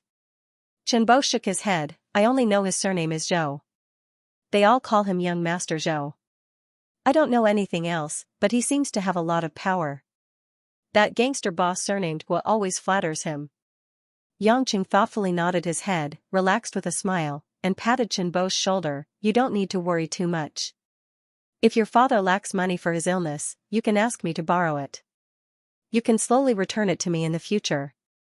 Although I don't have any achievements, I can still help my friends. Besides, money spent can still be earned, but if the person is gone, then there's nothing left. Thank you. Chenbo couldn't help but shed tears. Wiping them away, he smiled and said, I know you're a good person, but I don't want to borrow your money anymore. My sister and I have already gathered enough money and borrowed a lot of money from our relatives and friends. My sister came to Zhonghai on Wednesday to work here and work hard to return the money with me. Your sister came to Zhonghai to work? Doesn't she need to go to school? Yangqing originally thought that Chenbo's sister was only here to visit Chenbo. Chenbo bitterly shook his head. My sister is very sensible. She dropped out of school midway, but their university has retained her student status. She can still go to school in 2 years. Every family has its own problems.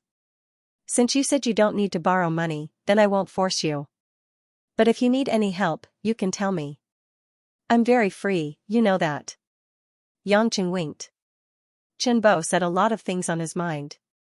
Seeing that Yangqing didn't look down on him, his mood became much better. He couldn't help but blush and say, Yangqing, if I were a woman, I would definitely marry you. You're a real man. Looking at the pretty boy Chenbo's blushing face as he said those words shyly, Yangqing's whole body quivered. He hurriedly waved his hand and said with a stiff smile, that we'll talk about it in our next life, hee hee. The next morning, when he arrived at the office carrying bags of breakfast, the beauties in the office were much more lively than usual. A group of beautifully dressed office ladies were gathered around the wall of the office's bulletin board. They were looking at a new announcement on it, laughing and discussing something. It was the first time no one came to welcome him when he brought breakfast. Yangqing was a little depressed. He walked over curiously and saw that it was actually an announcement about a group vacation. Yulei International's benefits were famous throughout Zhonghai, so every year they would organize a vacation for the company's members. One reason was to relax, and the other was to promote team harmony. Zhang Kai, with a face full of excitement, saw Yangqing walking over, and happily patted Yangqing's chest. Yangqing, look, there are so many places to choose from this year, I don't even know where to choose. Xianxia took a closer look at the options on the notice. It was indeed rich and varied.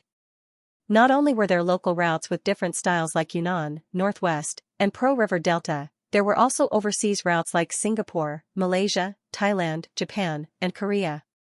Of course, different places required different amounts of funds. Therefore, the employees were organized into batches and their finances were adjusted accordingly. The remaining funds were distributed to the employees as bonuses. What do you guys choose? Xianxia asked. Of course it's Japan, it's winter, we can go to Hokkaido to see the snowy scenery, how romantic. A young lady exclaimed. I want to go to Korea. Who knows, I might meet a handsome celebrity. I think you're going for plastic surgery. Haha. You're going to die. The group of beautiful women laughed and joked around. Lu Mingyu asked with interest, Xianxia, where do you want to go? You can't not choose, this is a team activity, if you don't participate, you'll be looked down upon by the group. This? Xianxia really didn't plan to go, after all, he had just returned to China half a year ago, he wasn't in the mood to wander overseas, but when he heard that he might anger the ladies, he could only smile awkwardly. I'll go wherever you guys go, actually, I think the local attractions are fine, it's boring to go too far, how can other countries compare to our Xianxia scenery? Humph. Zhao Hongyan wrinkled her nose, of course you would say that since you came back from overseas, we rarely go overseas, we haven't even been on a plane a few times. That's right, you can follow us there and help us carry our bags. Zhang Kai clapped her hands excitedly and ran off to get breakfast after she finished speaking. Just as the office was in a heated discussion, Mo Qianni, who was wearing a light gray suit, suddenly walked in from the office door. Her slender figure was curvy, and the white pantyhose under her short skirt outlined the shape of her slender legs. She was holding a white lady's briefcase in her hand, and she wore silver-rimmed glasses. She stood there with a frosty face, and the aura of a strong career woman was particularly strong. The office instantly quietened down, the female employees ran back to their seats timidly, quietly looked up at their superior and didn't dare to make a ruckus. Mo Qianni walked in, her high heels clicking, and said slowly, the holiday is in winter, whether you can get it or not depends on your work performance, don't blame me for not reminding you. It wasn't until Mo Qianni walked into the office that the group of beauties whispered to each other. The director seems to be in a bad mood these few days. Maybe she's under a lot of pressure, although she's the vice president, it's not easy. Could it be early menopause? Shoo. Be careful not to be heard. Xianxia was a little surprised. It seemed like Mo Qianni had been going to Lin Ruashi's place less these few days, she didn't even take breakfast from his table today, it seemed like she had a lot on her mind. In the evening, when it was time to get off work, Xianxia was hesitating whether or not he should pay a visit to old Li's family. He hadn't contacted them recently, and in his heart, he missed Li Jingjing. He wondered if she was harassed by Jiang Shua at school. But before Xianxia could make the call, Wang Ma called him. Son-in-law, there's a guest looking for you, Mother Wang said over the phone. Guest? Who is it? Xianxia didn't remember anyone he knew who knew where he lived. Mother Wang hesitated for a while, I don't know either, but they don't look like bad people, they all look decent, it's just that their words are a little rushed. All? Do you mean a lot of people? Xianxia was even more baffled. Son-in-law, you should come back and take a look first. Mother Wang obviously didn't know what was going on. After Xianxia drove home, as soon as he got off the car, he saw 2 black Passats parked at the door of the villa, but what was noteworthy was the license plates. They were 0007, 0008, and the red font was particularly conspicuous. Although Xianxia wasn't very familiar with some of the departments in Xianxia, he also knew that such a car must have an official background. Before Xianxia walked through the door, a few men in black suits had already walked out of the house. Each of them had a serious expression with a bit of arrogance, and their chests were bulging and strong. This is Mr. Yang. A tall man opened his mouth and said, please come with us. These words could be said to be completely in a commanding tone, and Xianxia naturally wouldn't have a good face to them. Commanding me? As early as 10 years ago, there was no one in this world who could do that. Who are you? Where do I want to go with you? I'm not a 3-year-old child. You won't kidnap and sell me, right? Yangqing smiled lightly. The tall man said coldly, you don't need to ask this. You just need to do what we say. You have no right to ask. When did Xianxia suddenly become a feudal society and a slave society? This seems to be about personal freedom. You want me to go with you without asking for any reason. What's the difference between this and kidnapping? The tall man sneered and said, Yang Chen, I'll ask you one more time, are you leaving or not? Your nonsense is useless against us. At this time, Mother Wang came out of the house. When she saw this scene, she shouted in shock, how can you people be like this? Our son-in-law is not a criminal. How can you just take him away? In Mother Wang's heart, Yangqing was the master of the family. He was also the backbone of her and Lin Ruoxi. Even if Lin Ruoxi didn't think so, Mother Wang had long regarded Yangqing as a family member. Now that this group of people suddenly wanted to take Yangqing away with such an unkind expression, Mother Wang certainly wouldn't allow it. There was a trace of annoyance in the tall man's eyes. He waved his hand, and a man in a suit behind him directly went up and grabbed Mother Wang's hands and dragged her into the house. He ignored Mother Wang's shouts of resistance. Seeing this scene, Yangqing suddenly narrowed his eyes. He couldn't be bothered to care about the background of this group of people. Would it alarm the secret forces in Xianxia? Although these things would cause a lot of trouble, at this moment, it was far from being as unbearable as them bullying a defenseless woman like Mother Wang. You don't have to go back today. Yangqing stuffed the BMW key into his trouser pocket and said with a cold gaze. The tall man knew what Yangqing meant. He couldn't help but laugh wildly. Yangqing, we said please because we think highly of you. If that person wants to see you, it's your good fortune that you've cultivated for a few generations. To tell you the truth, if it were up to us, we would have directly arrested you as a suspect of illegal activities. It would have saved us a lot of trouble. However, that person is magnanimous and wants to see you first. Don't be ungrateful and think that you're so great just because you know some martial arts. In our eyes, you're nothing. You talk a lot of nonsense. Yangqing impatiently walked towards the tall man. The tall man's eyes flashed and he shouted, catch him. A few burly men in suits immediately rushed towards Yangqing. Their hands were like iron pincers as they tried to grab Yangqing's arm. Naturally, Yangqing wouldn't let them have their way. Without waiting for their hands to touch his arm, he formed 2 hooks and pecked at the wrists of the 2 men. Ow! The 2 men didn't even have time to react. They felt pain in their wrists as if their bones were broken. But before the men could make another move, Yangqing opened his arms again and hooked them by their necks. Then, he violently pulled them towards the center. Bang! The 2 men's heads collided and they immediately fainted. You guys should all come up. I'm too lazy to catch you one by one. Yangqing continued to walk towards the tall man. His cold face revealed an inexplicable fanaticism. These people had really angered him. His blood that hadn't been burning for a long time showed signs of reigniting. The tall man finally realized that the problem wasn't simple. His expression was solemn and his muscles were tense. At the same time, he signaled the others around him with his eyes. 5 or 6 people surrounded Yangqing. These people had obviously practiced encirclement tactics. Moreover, they were trained in the military martial arts of the special forces. Therefore, their movements were agile and ruthless. Moreover, after entering combat mode, they were extremely focused and determined. People often said that there was strength in numbers. However, in the face of absolute power, everything seemed pale and powerless. Without waiting for the few people to surround and attack, Yangqing used one hand to grab the neck of the tall man in front of him. You're too naive. The tall man felt that Yangqing was looking down on him. That was why he attacked so directly. He angrily turned around and sent a roundhouse kick straight at Yangqing's arm. Yangqing indiscernibly sneered, his arm still didn't deviate in the slightest. While grabbing towards the tall man, his arm was fiercely struck by the leather shoe, but it didn't waver in the slightest, and still accurately grabbed towards the tall man's neck. The tall man knew very well how strong his leg was.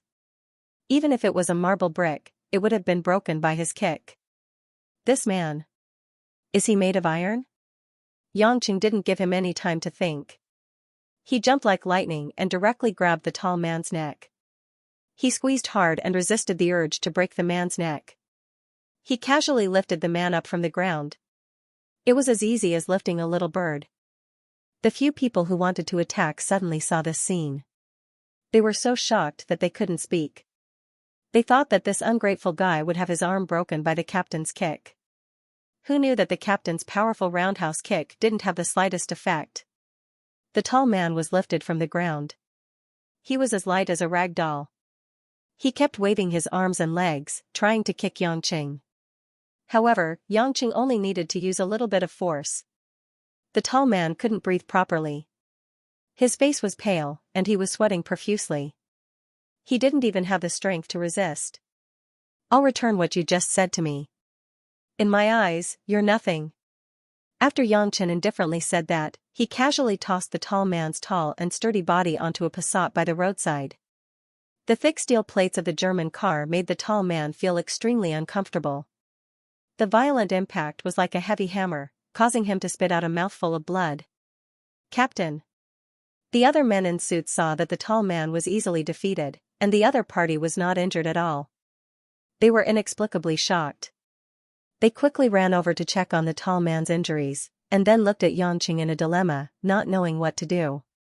The tall man took a few deep breaths, and his eyes were filled with fear and unwillingness as he looked at Yangqing not far away. He wiped the blood from the corner of his mouth, and said with a trembling voice, "Go. Let's go first." The few men were relieved, and quickly opened the car door and got in. They started the car and left the villa as if they were running for their lives. Yangqing did not drive the car to chase after them. After all, Mother Wang was still at home, and these people were obviously not ordinary people. Unless it was to the point where he had no choice, Yangqing did not want to cause a scene.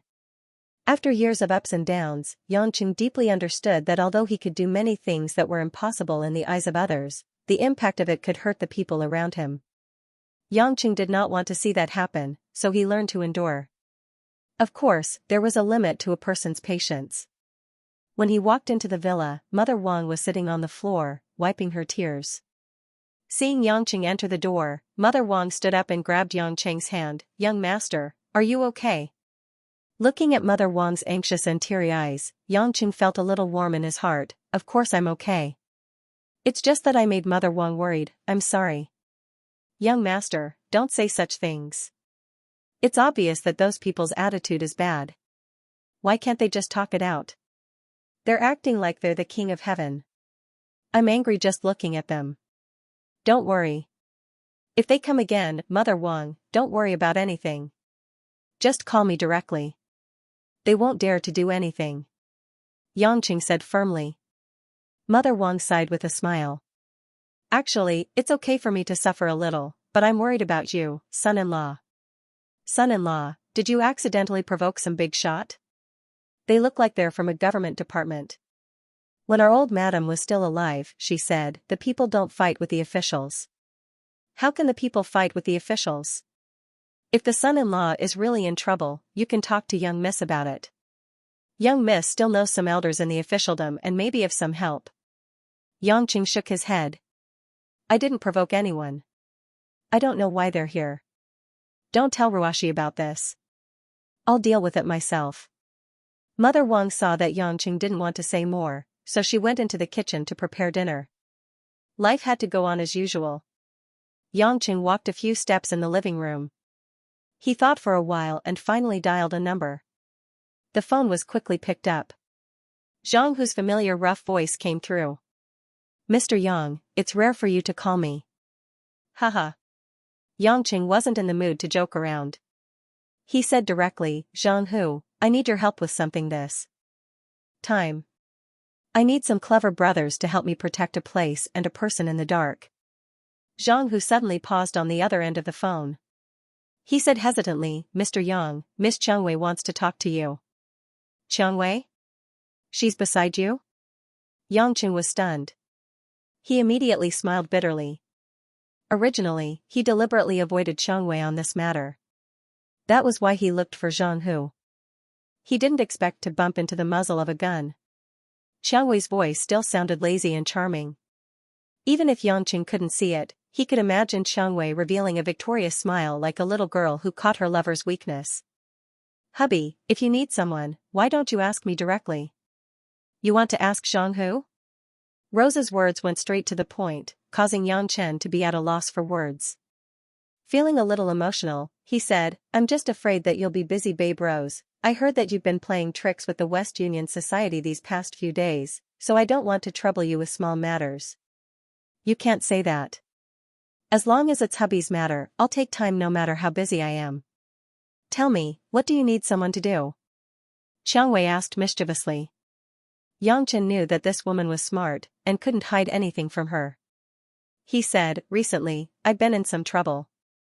Today, they came directly to the place I'm staying at. I was wondering if you could arrange a few quick-witted people to keep an eye on the surroundings of my house. Don't let anyone in the family get hurt. Of course, the most important thing is to be able to contact me in critical moments. Oh? The place where hubby lives with the Empress? You didn't want to tell me before. Where is it? Yangqing thought that he couldn't just casually tell her. But there was no other way. Thinking that she would find out in the future, he generously said it. After listening, Xiangwei giggled, those who can live in Dragon Garden are all nobles with status in Zhonghai. Hubby's words make me feel pressured as a mistress. Alright, don't be sarcastic with me. I'll let you meet in the future. But not now. I'm afraid I'll be chainsawed in the middle of the night. Yangqing said helplessly. I don't want to meet. It's so embarrassing. Xiangwei flatly rejected. I'll meet when I want to. This is a woman's matter. Men are not allowed to interfere. Yangqing worriedly said, Baby Xiangwei, you won't use your underworld methods, will you? Xiangwei burst into laughter without restraint. She must have been trembling on the other end of the phone. Hubby, you're so funny. How would I dare? At most, I'll fight for some space from the first branch as a concubine. I can't wait to please them. If I really dare to make a move, I'll divorce you. Yangqing smiled awkwardly and didn't say anything more. After discussing with Xiangwei about protecting Mother Wang, he promised to visit her at Rose in 2 days and hung up the phone. As for the hospital, Yangqing wasn't worried. Not to mention whether these people knew about the relationship between Lin Ruoxi and him. Even if they knew, they probably wouldn't dare to mess around. After all, Lin Ruoxi was a well-known female entrepreneur and had connections with the government. She wasn't someone who could be touched easily. The next day, when it was almost noon, in Zhonghai's West Railway Station, the train's whistle rang loudly and an old train slowly entered the station. On the platform, the calm Yangqing and Chen Bo, who was full of anticipation, formed a sharp contrast. Yangqing had a cigarette in his mouth and his eyes were half closed. He sat on a wooden chair and asked Chen Bo, You're talking about this train, right? Yes, I definitely won't be wrong. Chen Bo was very excited. This is the first time my sister has traveled so far. Our family is worried about her coming to Zhonghai. How would I dare to get it wrong? Your sister also studied in Sichuan province? Chen Bo answered dejectedly, My sister was originally admitted to a law university in Beijing, but she stayed in the province to take care of our parents. She got scholarships every year and her grades are good. Both of you are quite good at studying, Yangqing said with a smile. Unlike me, I've never been to school. Chen Bo asked doubtfully, Yangqing, didn't you graduate from Harvard University? What do you mean you've never been to school? Yangqing smiled embarrassedly and didn't explain. He couldn't possibly say that the female principal forced the diploma on him to please him. If she really had that kind of diploma, he could have taken a whole train with her. Not long after, the doors of the carriages opened, and the passengers hurriedly got off the carriages with bags of luggage. They then looked around and began to walk out of the train station. Chen Bo stretched his neck and kept searching for his sister's figure. He was extremely anxious. When most of the people had left, he revealed a relieved smile and said, She's finally here. Brother. A clear and melodious voice with a hint of heartfelt joy came from a carriage not far away. Yangchen stood up and turned his head to look. He saw a girl with messy hair in a ponytail running towards him. She was wearing a thin yellow shirt and loose brown linen pants. She was carrying an old cloth travel bag. When he got closer, he noticed that the girl's figure was skinny, similar to Chenbo. They both had fair skin and exquisite features. Because of the hot weather, the girl's small face was covered in fine beads of sweat. She revealed an innocent smile and gave off a pure and natural aura that city girls did not have, causing people's eyes to light up. Chenbo hugged his sister passionately, and then asked about everything that had happened on the road and at home. He talked for more than half an hour before he stopped. Suddenly realizing that Yangqing was still around, Chenbo awkwardly smiled. "I'm sorry, I was too excited. I haven't seen my sister for over a year. You two look so similar. Are you twins?" Yangqing felt that if Chenbo was a girl, they would definitely be a charming pair. Chenbo dotingly caressed his sister's face and proudly said, "That's what my relatives and friends say. I was born a few years earlier, but we're even better than twins." "Big brother, who's this big brother?" The girl looked at Yangqing timidly and carefully asked. Chenbo immediately introduced, "This is my friend and colleague, Yangqing, Big Brother Yang." "Nice to meet you, Big Brother Yang. I'm Chenrong." Chenrong's face was blushing. "Don't be nervous, I'll be your chauffeur today. I'm your brother's friend, not your boss. Since you're so respectful, I won't give you any red packets, nor will I raise your brother's salary." Yangqing smiled. Chenrong giggled, "I'm already grateful that Big Brother Yang came to pick me up." Yangqing's humorous attitude also made the girl relax. The three of them chatted and laughed as they slowly walked out of the station. After walking for a short distance, Yangqing suddenly saw a familiar figure standing on the platform in the distance. She wore a blue dress, had an elegant posture, and stood out from the crowd. It was his superior, Emo Chenni. Emo Chenni didn't see Yangqing and the others at all. It was as if she was waiting for someone with a heavy heart. Since he still had to send the Chen siblings off, Yangqing didn't plan to greet them. He only took a glance and didn't think too much about it. When they got into the car, Chenrong timidly looked around. She was a little curious, but she didn't dare to touch anything. But after a while, Chenrong didn't have the energy to pay attention to these new things. Sitting on a hard seat on a train was tiring, and it was such a long journey. Chenrong felt her eyelids fighting and fell asleep in the back seat within a few minutes. When Yangqing saw this scene from the rearview mirror, he asked Chenbo, "What kind of job does your sister intend to find in Zhonghai?" Chenbo lovingly looked at the sleeping Chenrong and bitterly smiled. "Take your time. I'm also looking for a job. There are fewer and fewer jobs these days that can earn money without a diploma. I don't intend to let little Rong go to a place like mine. I want to find a safe and clean place for her." After a brief pondering, Yangqing said, "I have a place to recommend to your sister. The salary might not be high, but it's definitely safe. Are you willing to consider it?" The place that Yangqing recommended to Chenbo was Chengwei's Rose Bar. This bar had always been a mid-tier bar. It wasn't that Chengwei didn't want to open a big bar, it was just that the size of this bar was left behind by Chengwei's mother. According to her, maintaining this bar was far more meaningful than using it as a business. After dropping Chenrong's luggage at Chenbo's apartment, the three of them had a simple meal at a small restaurant before rushing to Rose Bar. The bar was very quiet during the day. Other than the waiters, there weren't any customers at all. It was a suitable place for Yangqing to bring the siblings in. After Chenbo realized that it was a bar, he asked worriedly, "Yangqing, this street is quite chaotic at night. I'm a little worried. I've thought about this for you. I'm very familiar with the boss here. I can definitely get someone to send Xiaorong back at night." Chenbo didn't ask any more questions. After entering the bar, he looked around and couldn't help but nod his head when he saw that the decorations in the bar were quite elegant.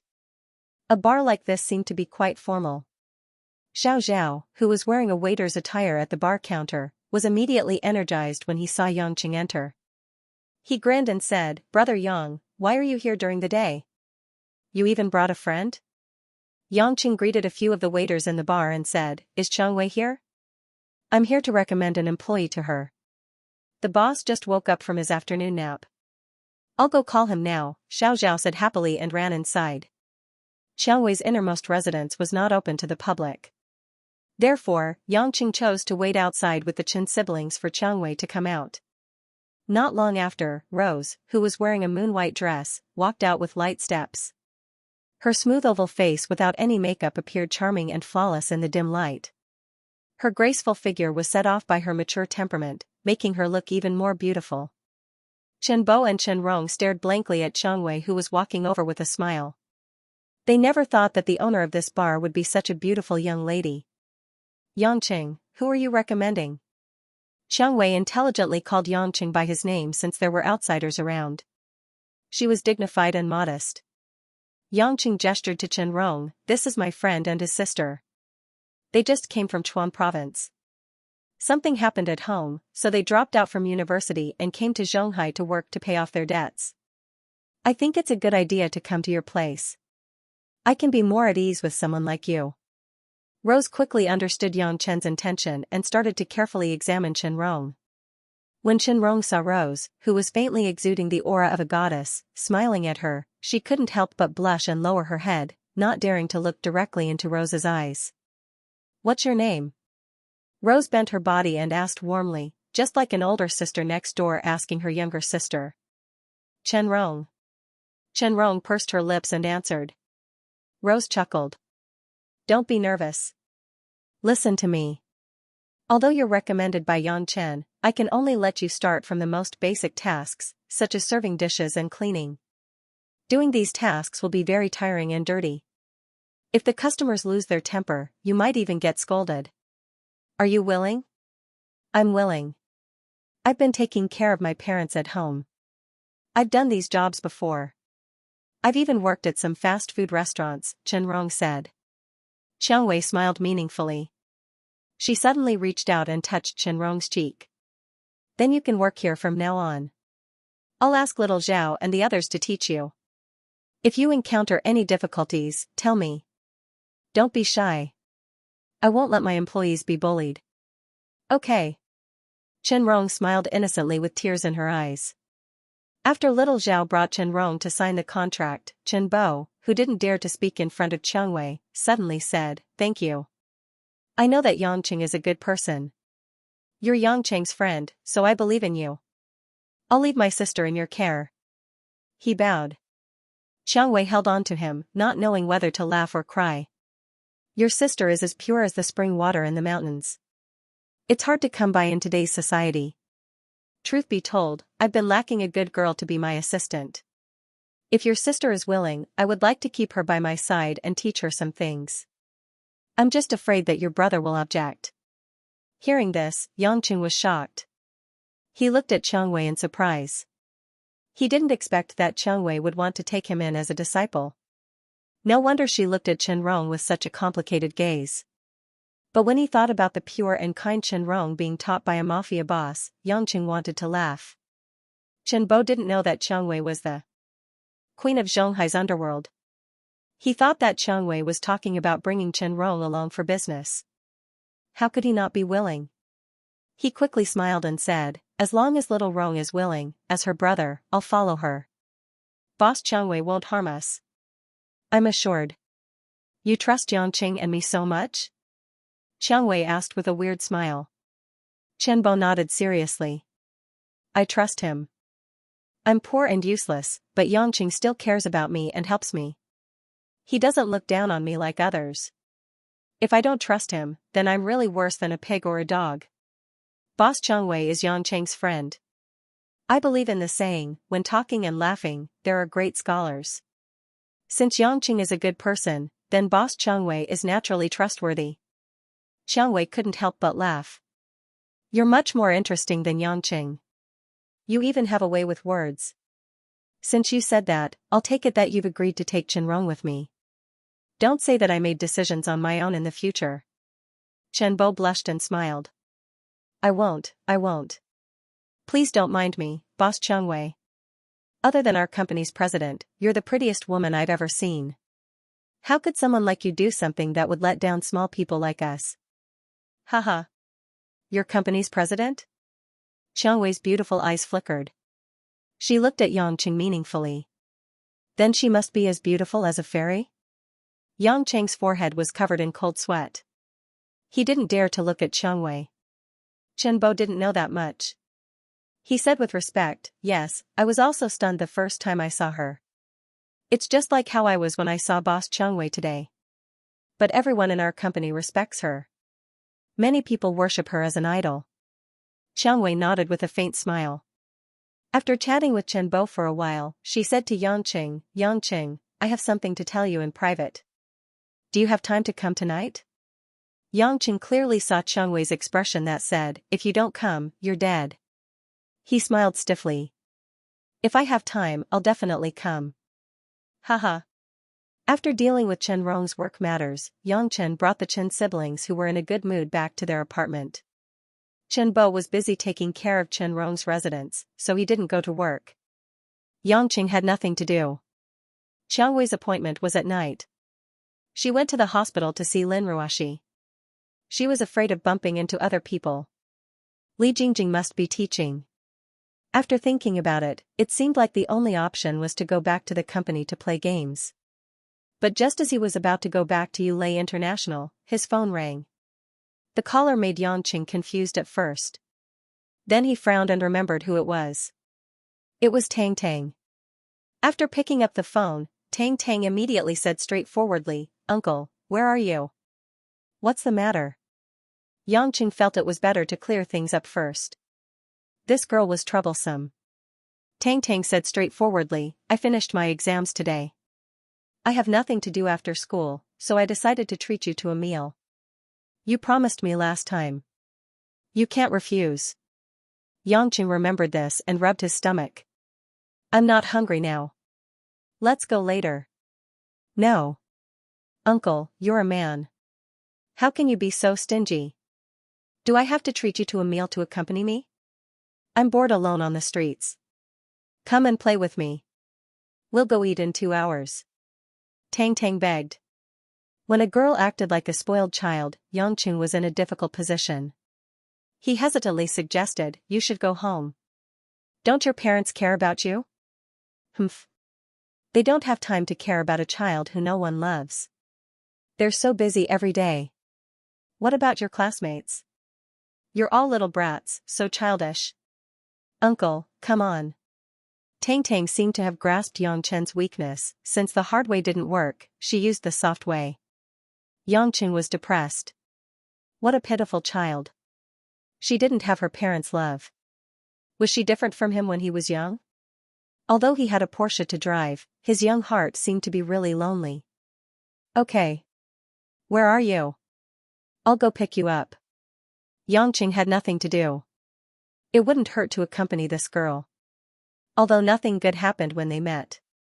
I'm at the intersection of 3rd Street and 14th Street. I'm at the crossroad. Uncle, come quickly. I'm wearing a pink miniskirt. Giggling, Tang Tang hung up the phone. Yang Qing sighed helplessly. There's nothing to see even if this little girl is naked. As he muttered to himself, he stepped harder on the gas pedal. In less than a quarter of an hour, Yang Qing saw Tang Tang, who was dressed in cute pink attire, at the corner of the street. The young lady wore a sun hat, and had a pure and lovely smile on her face. It was hard to imagine that the delinquent girl he met at night would have such an adorable appearance. After Tang Tang got in the car, Yang Qing couldn't help but praise, your outfit is so good. It's much prettier than your previous outfit. Tang Tang pouted with dissatisfaction. That's a trend. But uncle, I don't think you understand. At most, I'll pretend to be a pure little girl in front of you in the future. There's a generation gap with you. Yang Qing muttered and asked, where are you going? Zhonghai Cinema. To watch a movie. Tang Tang blurted out. You already have plans? Yang Qing felt that he had fallen into a trap. You're not thinking of ways to play with me again, are you? Tang Tang gritted her white teeth and angrily took out 2 papers from her white LV bag. These are movie tickets given by the school. It's a patriotic movie. I don't think I should waste it. Since I have nothing to do, I'll go watch it. Uncle, do you think I'm harming you? This movie is good. Yang Qing saw the picture of the national soldiers printed on the movie tickets. He smiled and said, I like watching movies about the history of Huaxia. Why? Tang Tang asked doubtfully. Because I don't know these stories. Yangqing said matter-of-factly, only by understanding the history of your country can you better love your country. Your school is doing the right thing. Tang Tang pouted. It's all a cliché. Besides, everyone has 2 tickets, but I'm the only lonely child in the whole class, and I'm watching it with a wretched uncle. At most, we'll sit separately when we get in. You watch your movie, and I'll watch mine. Yangqing said indifferently while driving. No. Tang Tang suddenly blushed and rubbed her hands shyly. Her appearance revealed a little charm that didn't match her age. She whispered, "This is the first time I'm going to watch a movie with a guy alone. How can we sit separately?" Yangqing's legs suddenly twitched, and he almost hit the car in front of him. Along the way to the entrance of the cinema, Tang Tang hugged Yangqing's arm as soon as she got out of the car. She clung to him tightly, looking like a happy little woman. What are you doing? Pretending to be your girlfriend. It's more pleasing to the eye if a man and a woman go in together. Otherwise, it will be awkward. Tang Tang said without hiding it. Yangqing touched his head. You can be my sister. Why are you pretending to be a woman? How am I small? Tang Tang waved her little fist angrily. Look at my chest. As she spoke, Tang Tang actually reached for her neckline. The round-neck cotton short-sleeved shirt was a bit tight. Tang Tang grabbed the neckline with one hand and wanted to pull it open. What are you doing? Yangqing quickly pressed Tong Tong's hand. There are so many people on the street. Why are you pulling open your neckline? I'm showing you my cleavage. Tang Tang said proudly. Although I'm not AC yet, it will grow in 2 years. I will at least reach D. It's not fair for you to compare me with those aunties who have given birth. If you want to compare, then compare with the girls on the street who have the same high school as me. Let's see who is bigger than me. Yangqing's face was full of black lines. The delinquent girl suddenly turned into a tsundere girl. It was a bit unbearable. He coughed a few times and said, "Don't look down on women who have given birth. I have made great contributions to the reproduction of mankind. It's all because of you men. Why are you pretending to be a saint?" Tang Tang pouted. Stop. Yangqing felt that it was not right to continue the conversation. Let's watch the movie. There was no way to turn this girl into his younger sister. After dragging Tang Tang, who was like a burden, into the cinema, Yangqing got over it. Looking at the young girls around him, there were even some fat middle-aged men who came to watch a movie together. He and Tang Tang seemed to be a good match. Tang Tang still had the temperament of a child. She bought a large bucket of popcorn and a glass of Coke and orange juice for Yangqing and herself before entering the theater. The screening process of the movie was rather long. On the screen, there were scenes of the People's Army fighting bravely against the enemy, killing people without any regard for their own lives. Yangqing could not help but ask, why does this film only show them killing people? There's no historical background at all? What do you think it is? This kind of patriotic movie is always like that. It tells us how hard it was to build this country and how many people died. If you want to know anything else, go read the history books. But this is too fake. How can a person still stand and talk so much after being hit by a swarm of bullets? Yangqing didn't know whether to laugh or cry. Tang Tang looked at him as if he was an idiot. Uncle, have you never seen such a film before? I came back from abroad more than half a year ago. I really haven't seen it, Yangqing said truthfully. Tang Tang looked as if she had discovered a new continent. Really? Uncle, are you still a turtle? I couldn't tell. I thought you were a nouveau riche from a small mountain village. Yangqing didn't care. Whatever. Although I'm not a nouveau riche, people who call others nouveau riche are usually jealous of the nouveau riche. How can you be a nouveau riche without money? Don't you think so? Humph, your words are flowery, but it makes sense. By the time they finished watching the movie, Tang Tang had already fallen asleep on Yangqing's shoulder. Yangqing had no choice but to push Tang Tang. Only then did she wake up in a daze. She wiped the drool from the corner of her mouth and smiled sweetly. Actually, this girl is quite cute sometimes, Yangqing thought to himself. When they walked out of the theater, Tang Tang, who had a stomach full of drinks, hurried to the bathroom. After dawdling for more than 10 minutes, she ran out with an embarrassed smile. Yangqing could only smile bitterly. When the two walked out of the theater, the neon lights on the street were already lit up. Under the dazzling lights, pedestrians hurried to and fro. The city's nightlife was about to begin. The temperature outside was a little cold, and the whooshing wind made Tang Tang shiver uncontrollably. She grabbed onto Yang Chen's sleeves. "Uncle, let's go eat hot pot, the weather today is really cold." Yang Chen also felt the arrival of autumn and nodded in agreement. At this moment, suddenly two men in suits ran up from the side of the theater and bowed to Tang Tang. "Miss, we finally found you. Please go back with us," one of the men said respectfully. Tang Tang frowned. "Are you sent by my father?" "Yes, the master is already waiting for you. Please don't make it difficult for us." Tang Tang looked at Yang Chen awkwardly. "Uncle. It's okay. I'll send you off. I'll go home for dinner later," Yang Chen said to the two men, "Lead the way." The two men looked at each other and made an inviting gesture. Tang Tang curiously looked at Yang Chen and then nodded happily. The two men walked one in front and one behind. Tang Tang hugged Yang Chen's arm and followed them into an alley behind the theater. The light in the cold alley was currently dim, and a cold wind blew into the alley, causing Tang Tang to be unable to hold back her anger as she said, "How are you guys leading the way? Why are you walking in an alley?" The man in front suddenly stopped and turned around with a blank expression. His face looked particularly pale in the dark alley. A pair of dull eyes stared at the two of them. The man behind them also stopped in his tracks and stared at the two of them. The alley was very deep. At this moment, there was no other person around. It seemed empty and quiet. Tang Tang was stunned. She looked confused. She didn't understand what was going on. "Tang Tang," Yang Qing asked casually, "do you know these two people?" "I don't know," Tang Tang replied, "but there are many people like this around my dad, so it's normal not to know them." "Maybe they are new," Yang Qing said with a smile, "then you go back with them. Your brain isn't like yours." "What else can I do?" Tang Tang pouted and reprimanded the two men, "Why did you stop? Go."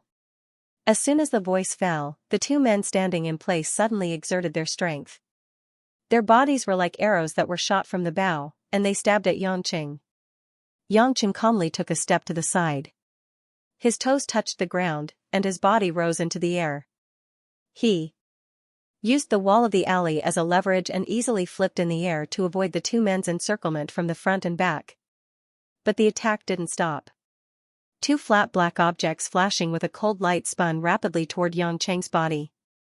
Yang Cheng's body slightly twisted in midair, and the two hidden weapons brushed past him. But before he landed, the two men exerted their strength again.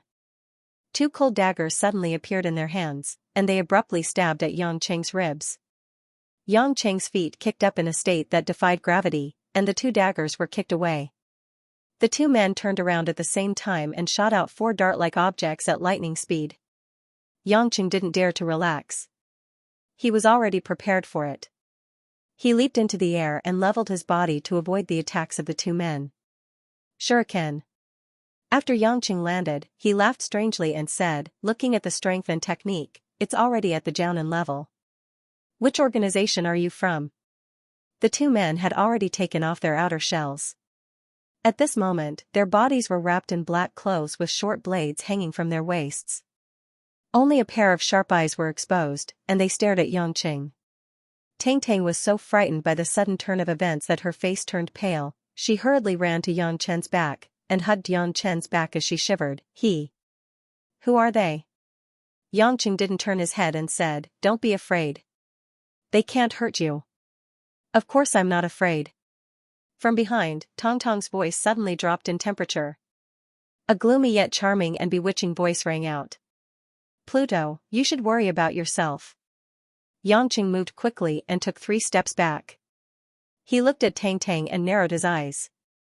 He saw that Tang Tang, who was originally scared and lost, suddenly became coquettish. Her expression was full of charm, and her eyes were as cold as a poisonous snake's tongue. "Oh, it's hard to guard against." Yang Cheng couldn't help but say a line he heard from a skit. He smiled bitterly and said, "What did you do to me?" Tang Tang giggled and said, "Nothing. It's just a special and unique poison. After it touches the human skin, it will quickly spread to the whole body. It can make the body lose the ability to sense nerves within 5 minutes. It is equivalent to saying, temporarily become a cripple." As soon as Tang Tang finished speaking, Yangqing felt his whole body go limp. Slowly, his legs couldn't stand and he sat on the ground. Ha ha ha ha. The woman couldn't help but laugh. It seems that the leader's suggestion is unnecessary. Pluto doesn't live up to his name and isn't that difficult to deal with. Yangqing raised his head and weakly smiled. Your disguise and poison techniques are indeed brilliant. You must have surpassed the level of a Jonin, and reached the level of a Jinin. So what? The fake Tang Tang walked to Yangqing and squatted down. She pointed at Yangqing's chin and said in a soft voice, "Your Majesty Pluto, isn't it a bit late for you to see through my identity?" Yangqing shook his head, "It's not late. Among the Japanese ninjas, the only one who has reached the level of Jinin and is good at disguise and poison is the #1 beauty among the ninjas, Xianxia. It's my honor that Your Majesty Pluto knows this little girl." When Xianxia saw that her identity was recognized, she wasn't worried at all. She giggled and generously took off her clothes, revealing a tight black and purple leather ninja suit. Xianxia's figure was extremely hot. The ninja suit couldn't seem to cover her full breasts. They were so heavy that they seemed like they would come out at any time. Her waist was slim and her buttocks were plump. Her snow-white thighs were exposed to the air. Her bright and beautiful face was full of lust. One of the 3 great ninjas of Yamada sect is indeed powerful. Yangqing greedily looked at the mature female ninja in front of him. "I don't know if Tengu and Tanuki have come to Xianxia. I've been fascinated by them for a long time." Xianxia secretly despised him. He was just a man who was mesmerized by a woman. She sneered, "Pluto really has the leisure to care about how many people from our Yamada sect came. We aren't here to chat with you today. Your Majesty Pluto, please don't beat around the bush." Yangqing blankly said, "Then what are you here for?" The smile on Xianxia's face disappeared instantly. Her voice was as cold as ice. "God's stone. We want God's stone." "What God's stone?" Yangqing frowned with a confused expression, looking innocent and pitiful. Xianxia crossed her arms in front of her chest, squeezing her voluptuous curves to the point that they were extremely eye-catching. Her soft body bent down and slightly opened up, releasing a sweet fragrance. "There's no need to act in front of me," Xianxia said expressionlessly. "A few years ago, you almost destroyed Zero single-handedly. Although it seems that your strength isn't as strong as the rumors say, you might have borrowed some other power back then. However, the God Stone in Zero's possession disappeared without a trace after that destruction. All the forces have gone to the ruins of Zero to search for it, but to no avail. Anyone with a brain would know that the God Stone is under your control, and only you understand the value of the God Stone the most." Xianxia saw that Yangqing still had no reaction, and snorted, "If you had stayed in your own kingdom, perhaps we might have been a little afraid. But since you came back to Xianxia for no reason and ditched your subordinates, then don't blame us for taking action. Even if we don't make a move, someone else will sooner or later. It's just that everyone is afraid of you, including the seemingly selfless and loyal people of Yellow Flame Iron Brigade from Xianxia. They just don't have the foresight of our leader. Pluto, don't doubt that we can send you into the holy fire and burn you to ashes. In our eyes, there's only the Emperor of Japan in this world." Yangqing smacked his lips and said, "Maybe you don't know this, but Xianxia is no longer a feudal country. If you mention anything about the Emperor, someone will come and kill you." "Who?" Xianxia raised her eyebrows and smiled. "Do you think there's anyone who can save you?" Before he could finish his sentence, one of the 2 Jonin ninjas standing at the side suddenly fell backward and collapsed. "Who is it?" Xianxia immediately entered battle mode, and calmly listened to her surroundings. The remaining Jonin did not lose his composure because of the fall of his comrade. 2 diamond-shaped broken blades flashed in his hands as he vigilantly observed the situation around him.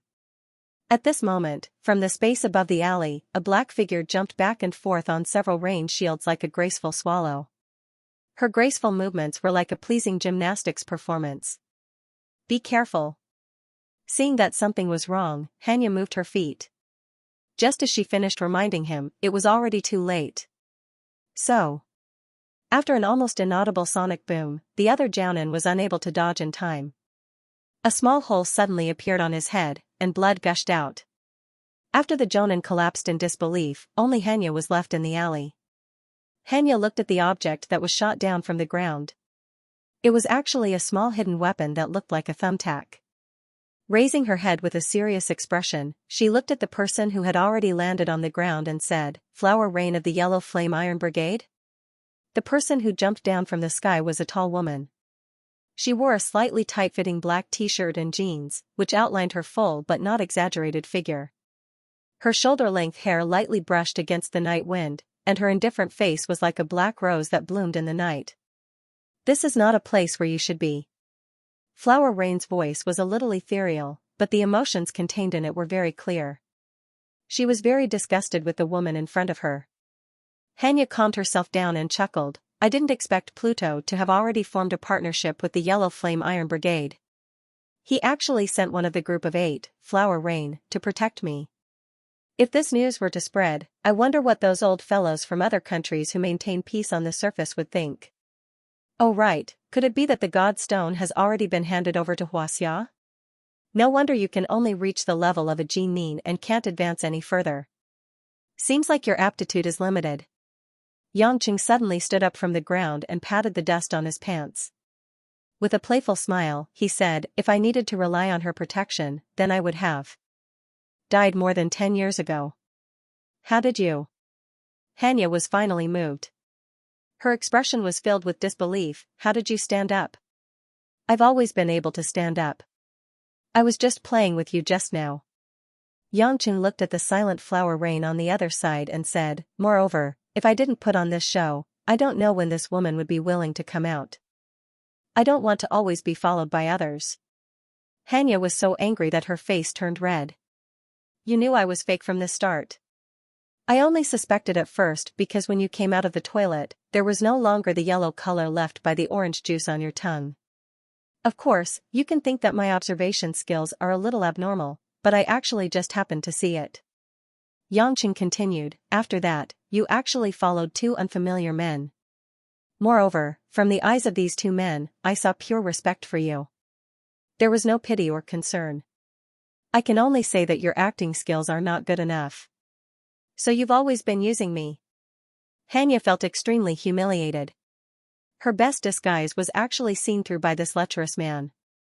"Wrong. It was your Yamada sect that came to find trouble with me. I didn't invite you. Am I right, Miss Flower Rain?" Yangqing winked at Flower Rain. This young and beautiful woman was actually one of the members of Group of 8, which was even more mysterious than the dragon group in the Yellow Flame Iron Brigade. While it was unimaginable, Yangqing felt that this woman looked very familiar. Flower Rain didn't reply to him. Instead, she asked, "You weren't poisoned?" Yangqing shook his head. "I was poisoned. However, the poison wasn't strong enough to poison me." Xianxia looked at Yangqing as if she was looking at a monster. She said in disbelief, "Impossible. This kind of poison can even paralyze an elephant." You monster." Yangqing grinned. "Bingo. You guessed it right. Unfortunately, I can't give you bonus points. You better pay attention to yourself." Flower Rain raised her hand. In her white palm, there was a pocket-sized silver pistol. Xianxia was very clear that this kind of pistol couldn't shoot bullets. However, it could shoot nail-like hidden weapons that weren't inferior to bullets. This was a common method in the world of assassins. However, there were rumors that Flower Rain of Group of 8 originated from the ancient Tang sect in Xianxia. Because she inherited the most mysterious technique of Sky Full of Flower Rain, she was codenamed Flower Rain. Other than using a gun, her hidden weapons could be shot from any part of her body. Originally, Xianxia, who was one of the 3 great Jinins of Yamada sect, wasn't particularly afraid of Flower Rain. She had the strength to fight against her. However, there was a mysterious and unfathomable sinister man standing behind her. Xianxia knew that she couldn't fight against him. "You want to escape? Hurry up and escape." Yangqing saw through Xianxia's intention and urged her. Xianxia glared at him hatefully. Suddenly, her body became blurry on the spot. In the end, she seemed to have turned into a cloud of smoke and was about to disappear from the spot. Flower Rain knitted her beautiful eyebrows. A glint flashed in her eyes. The pocket-sized pistol in her hand was transferred to her left hand. Her body turned to the left and two nail-like hidden weapons shot out instantly. Swoosh swoosh. The two hidden weapons streaked across the air and sank into the cement wall. A broken purplish-red ribbon fell from mid-air.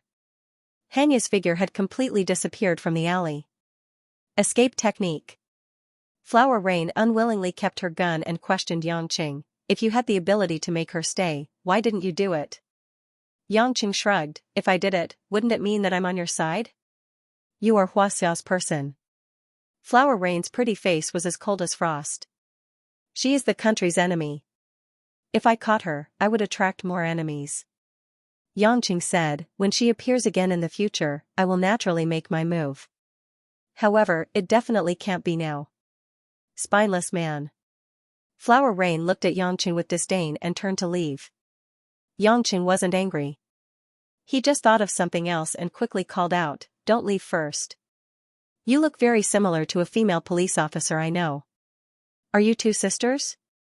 To be honest, he really didn't care about Hanya. However, Flower Rain in front of him was too similar to Choi Yun. Flower Rain stopped in her tracks. Without turning her head, she said in a slow tone, she is my sister. So that's why. Yangqing smiled and nodded. They were actually a pair of beautiful sisters. He then asked, how about Tang Tang? Did you save her? She is already safe. However, her clothes were taken off. After I informed her family's bodyguards, they put on some clothes for her. She should have been picked up by now. Yangqing nodded with satisfaction. You're quite good at doing things. It seems like there's nothing bad about having you around. My mission has failed. I won't be following you anymore. The body left here will be taken care of by the commissioner. You should leave now. Flower Rain finished speaking and strode out of the alley. In the end, only Yangqing was left on the street. Tong Tong's treat ended in a dramatic way. However, the girl was already pitiful enough. She was impersonated and stripped naked when she went to the toilet. Yangqing didn't expect her to treat him to a meal soon. After thinking about it, there was no place to eat. Seeing that it was getting late, he drove to the Rose Bar. It was as if nothing had happened just now. When he arrived at the Rose Bar, there were already a lot of people drinking and chatting. Recently, the bar had changed its atmosphere. Mozart's violin melody was playing in the hall. There weren't many customers, but the atmosphere was much better than those messy bars. To Yangqing's surprise, Chen Rong, who was wearing a waiter's uniform, was already at work. After the girl, who was as pure as a lily, took a bath, she put on a black and white uniform. Her original dirty and tired look was gone, making her look youthful and bright. Especially her pretty face, which was as white as snow and as tender as a flower. Seeing Yangqing come in, Chen Rong shyly said, Brother Yang. Yangqing knew that Chen Rong wasn't used to it, so he joked, if Xiao Zhao and the others bully you, tell me. I will help you beat them up. When Xiao Zhao and the others heard this, they cried out, Brother Yang, how would we dare? She was recommended by Brother Yang, and the boss personally took care of her. We can't wait to curry favor with Xiao Rong, how would we dare to bully her? Chen Rong smiled sweetly and said, thank you. Then she ran backstage to help. Looking at Chen Rong's back, Yangqing also smiled in relief. Then he walked into the corridor behind the bar. He didn't know what Cheng Wei wanted to say to him, but at least she should let him eat first. Walking into the huge bedroom filled with Cheng Wei's charming body fragrance, he didn't see her. Yangqing, with his sensitive ears, quickly noticed that there was the sound of a shower coming from the bathroom on the side of the room. Is she taking a shower? Yangqing felt that he should ask carefully if he needed any help, such as wiping a certain part of his body, or if he needed a massage in the water. Even if he needed an audience to watch him bathe, it would be good. In short, Yangqing felt that he had many reasons to go in and watch Cheng Wei bathe. She gently pushed open the glass door. It was misty inside, and the mirror that was stained with water vapor refracted a soft light, making the whole bathroom look ambiguous and clean. Just as Yangqing was about to approach the shower room and give Qiangwei an irresistible intimacy, Yangqing realized that something was wrong. Although water was splashing in the frosted glass shower, Qiangwei's enchanting figure was nowhere to be seen. I was fooled. Yangqing suddenly turned his head, and sure enough, he saw Qiangwei with a mischievous smile standing at the door of the French window on the opposite side. Her proud expression was like that of a juggler who had successfully tricked a monkey. This woman is becoming less and less cute, Yangqing thought angrily, but he maintained a calm expression on his face. After opening the door of the shower room, he turned off the faucet inside and said, "Qiangwei darling, I think it's better to turn off the faucet if you're not bathing. Saving water and electricity is a good habit." Qiangwei finally couldn't help but giggle. She swayed back and forth for a while before she barely held back her laughter and said, "I've finally won this time. It seems that the best way to deal with you is to use the method of teasing a pervert. I've already said that I'm concerned about the problem of saving water." Yangqing wouldn't admit it even if he was beaten to death.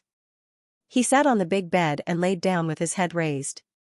He decided to change the topic and said, "I haven't eaten yet." Qiangwei didn't expose him.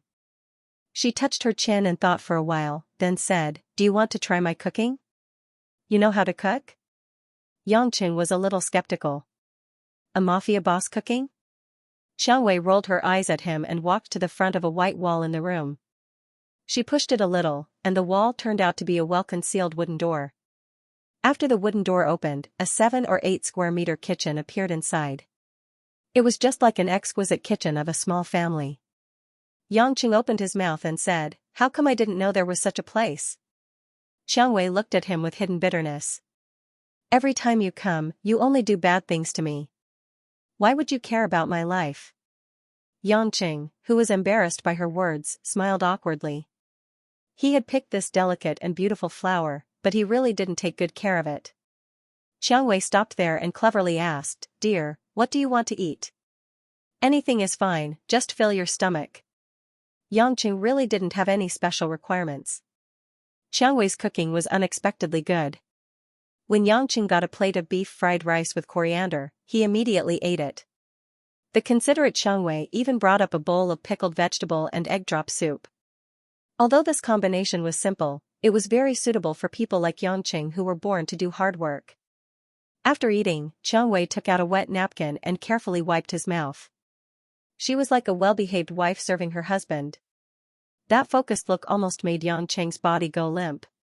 Then, Qiangwei cleaned up the dishes and went to the kitchen to wash them. Yangqing turned on the television to watch the news. It was as if they were a normal couple at home after work. The two of them tacitly didn't say anything. After everything was done, Qiangwei closed the kitchen door. It was as if the meal never happened. Slowly, Qiangwei walked to Yangqing's side and sat down. Her seductive body in translucent silk pajamas naturally leaned into Yangqing's arms. She moved her body to find a comfortable position and quietly accompanied Yangqing to watch the news. "Thank you." After a while, Qiangwei murmured softly. "Thank you for what?" Yangqing asked. "I like it just now. I can cook for you. I like to sit on the side and watch you finish the food I cook. When I clean up the dishes, you sit not far from me and watch TV. I can feel you by my side. It's not like I'm the only one in the house." Yangqing lovingly touched Qiangwei's face. "I like it too. It would be better if you can cook more. I really hope it can be like this every day in the future, although it's impossible. I will try my best to make it possible." Yangqing said, "I rarely make promises to women. You have to believe me. Why is it that after you accepted me, the way you talk is different from before?" Qiangwei looked at Yangqing with misty eyes. "You never asked me to believe you before because you didn't allow me to not believe you. Are you afraid of me? Afraid of losing me?" Yangqing shook his head slightly and held Qiangwei's white and soft hand. "There are no men who are afraid of women in this world. There are only men who respect their women. But the men under me are afraid of me." Qiangwei looked at Yangqing. "Because they are not your men. You are my woman," Yangqing said. Qiangwei smiled sweetly. "This is you." Yangqing lovingly pinched the woman's nose. All right, you heard what you wanted to hear. Next, you should tell me what you want to say. I don't believe that you specially called me here today just to listen to my sweet words. You didn't even give me time to think about it. What a killjoy, Rose said unwillingly, but she still sat up and said seriously, my dad sent me an invitation. He wants me to attend a gathering. Your dad? Situmingsa? Yangqing was puzzled and said, didn't you father and daughter break up a long time ago? Why does he still have the face to send you an invitation for no reason? Chengwei smiled bitterly. It's different this time. There's a special guest. Who? Zhou Guangyan and his son. Yangqing thought about the information he got from Chengwei about Zhonghai's underground world and remembered who Zhou Guangyan was. If the West Union Society and Red Thorns Society were evenly matched, then the East Union Society's underground world was much more peaceful. Because more than 10 years ago, Zhou Guangyan, who had the nickname Old Catfish, had already unified the East Union Society by smuggling arms and selling drugs. After more than 10 years of development, the originally pure underworld leader had become the half-black, half-white tyrant of the East Union Society. Even the gang's previous name, Dongxing Gang, had been changed to Dongxing Group. Zhou Guangyan's direct subordinates had been planted in the fertile soil of Zhonghai. Whether it was West Union Society or Red Thorns Society, they were all too insignificant in front of Zhou Guangyan. A few years ago, before Chengwei betrayed Situmingsa and established Red Thorns Society, West Union Society's power could still be on par with the Dongxing Group. But now, the West Union Society was divided into two parts. In front of Dongxing, they were extremely weak. At this time, Zhou Guangyan and his son attended the small gathering hosted by Situmingsa. The meaning behind it was worth pondering. Yangqing felt a headache coming on and asked, what do you want to do? What else can I do? Chengwei smiled bitterly. Although I can ignore that person's face, the Dongxing Group's power isn't something we can go against at the moment. If we don't go, then we'll be helping Dongxing and West Union Society to deal with us. At this point, Chengwei paused and looked at Yangqing. Maybe because you're here, we can do what we did to Qindihai in the past. But Dongxing has already become a strict management team. Even if Zhou Guangyan and his son are dead, there will still be a large number of Dongxing members to deal with us. We'll be fine, but I can't ignore my brothers and sisters. So you're saying that you know there's a tiger on the mountain, but you still want to go there? Yangqing more or less understood. Chengwei suddenly smiled weirdly. She moved closer to Yangqing's ear and whispered something. Yangqing immediately wiped his forehead and looked at Chengwei cautiously. I said you're a vixen and you still won't admit it. Looks like you've made up your mind to become Wusong again. Chengwei hugged Yangqing's arm and said coquettishly, anyway, when the time comes, you have to come with me. You can't leave me alone. Feeling the smooth and delicate touch of Chengwei's chest on his arm, Yangqing felt that it was time to do something. Just as he was about to extend his evil claws towards the mysterious hemispherical area, the phone in his pocket rang. Gloomily, he took out his phone and saw that it was Mother Wang. The previous few times Mother Wang called, something happened. Yangqing didn't think much and immediately picked up. Hello, Mother Wang, what's the matter? On the other end of the phone, Mother Wang seemed to find it difficult to speak. She hesitated for a while and said, Young master, I accidentally slipped when I was mopping the floor just now. Now I sprained my ankle and can't drive. Although Mother Wang was less than 50 years old, she was, after all, unforgiving. Yangqing asked worriedly, is it serious? Why don't I go back and drive you to the hospital? No, there's no need to go to the hospital for such a small matter. I'll be fine after resting for a day or two. It's just that I wanted to send something to Miss, but I can't send it, so. Yangqing was relieved. He thought it was a big deal, then I'll go back now. This is a small matter that should be done by me. Mother Wang stuttered, in fact, this thing really shouldn't be sent by you. But Miss doesn't have many friends, and even fewer can find time to do this. I'm embarrassed to trouble Miss Mo and Secretary Wu Yu. They are busy and hard at work, so I had no choice but to ask you to do it on my behalf. It's okay, I'll go back now. Yangqing hung up the phone and saw Chengwei looking at him with a meaningful look. She looked a little resentful. This? I have to go now, Yangchen said as he touched his chin and avoided eye contact with her. Sure enough, a mistress is not as important as a wife. Xianxia sighed sadly, go, I won't be angry. Baby Xianxia is such a good girl. Yangchen smiled and kissed her tender cheek, do you want me to come back at night? Xianxia shook her head, no, I'll be very busy these days. After all, I don't know the situation in Dongxing very well, so I have to do a lot of preparations. Yangchen nodded in understanding. When he was about to go out, he heard Xianxia suddenly say, is your CEO really prettier than me?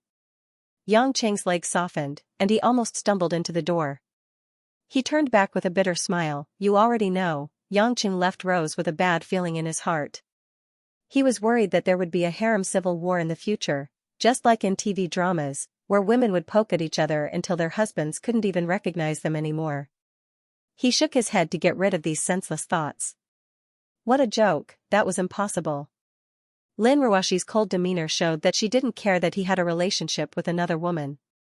He quickly drove back to the villa in Dragon Garden. Mother Wang was already waiting at the door with a large Estée Lauder paper bag in her hand. The opening of the paper bag was sealed tightly so that the contents inside wouldn't be exposed. Yangqing didn't mind. He took the paper bag and looked at Mother Wang's feet with concern. Can you walk? Why do you look so frivolous? Mother Wang shook her head in relief. Thank you for your concern. It's just an accidental slip. It's nothing serious. It's happened before. Hurry up and deliver the things to Mississippi. I'm afraid Miss will feel uncomfortable if it's too late. Uncomfortable? Although Yangqing was curious why Lin Ruoshi would feel uncomfortable if she was late, he didn't say much and turned to leave the villa. 20 minutes later, Yangqing walked to Lin Ruoshi's ward.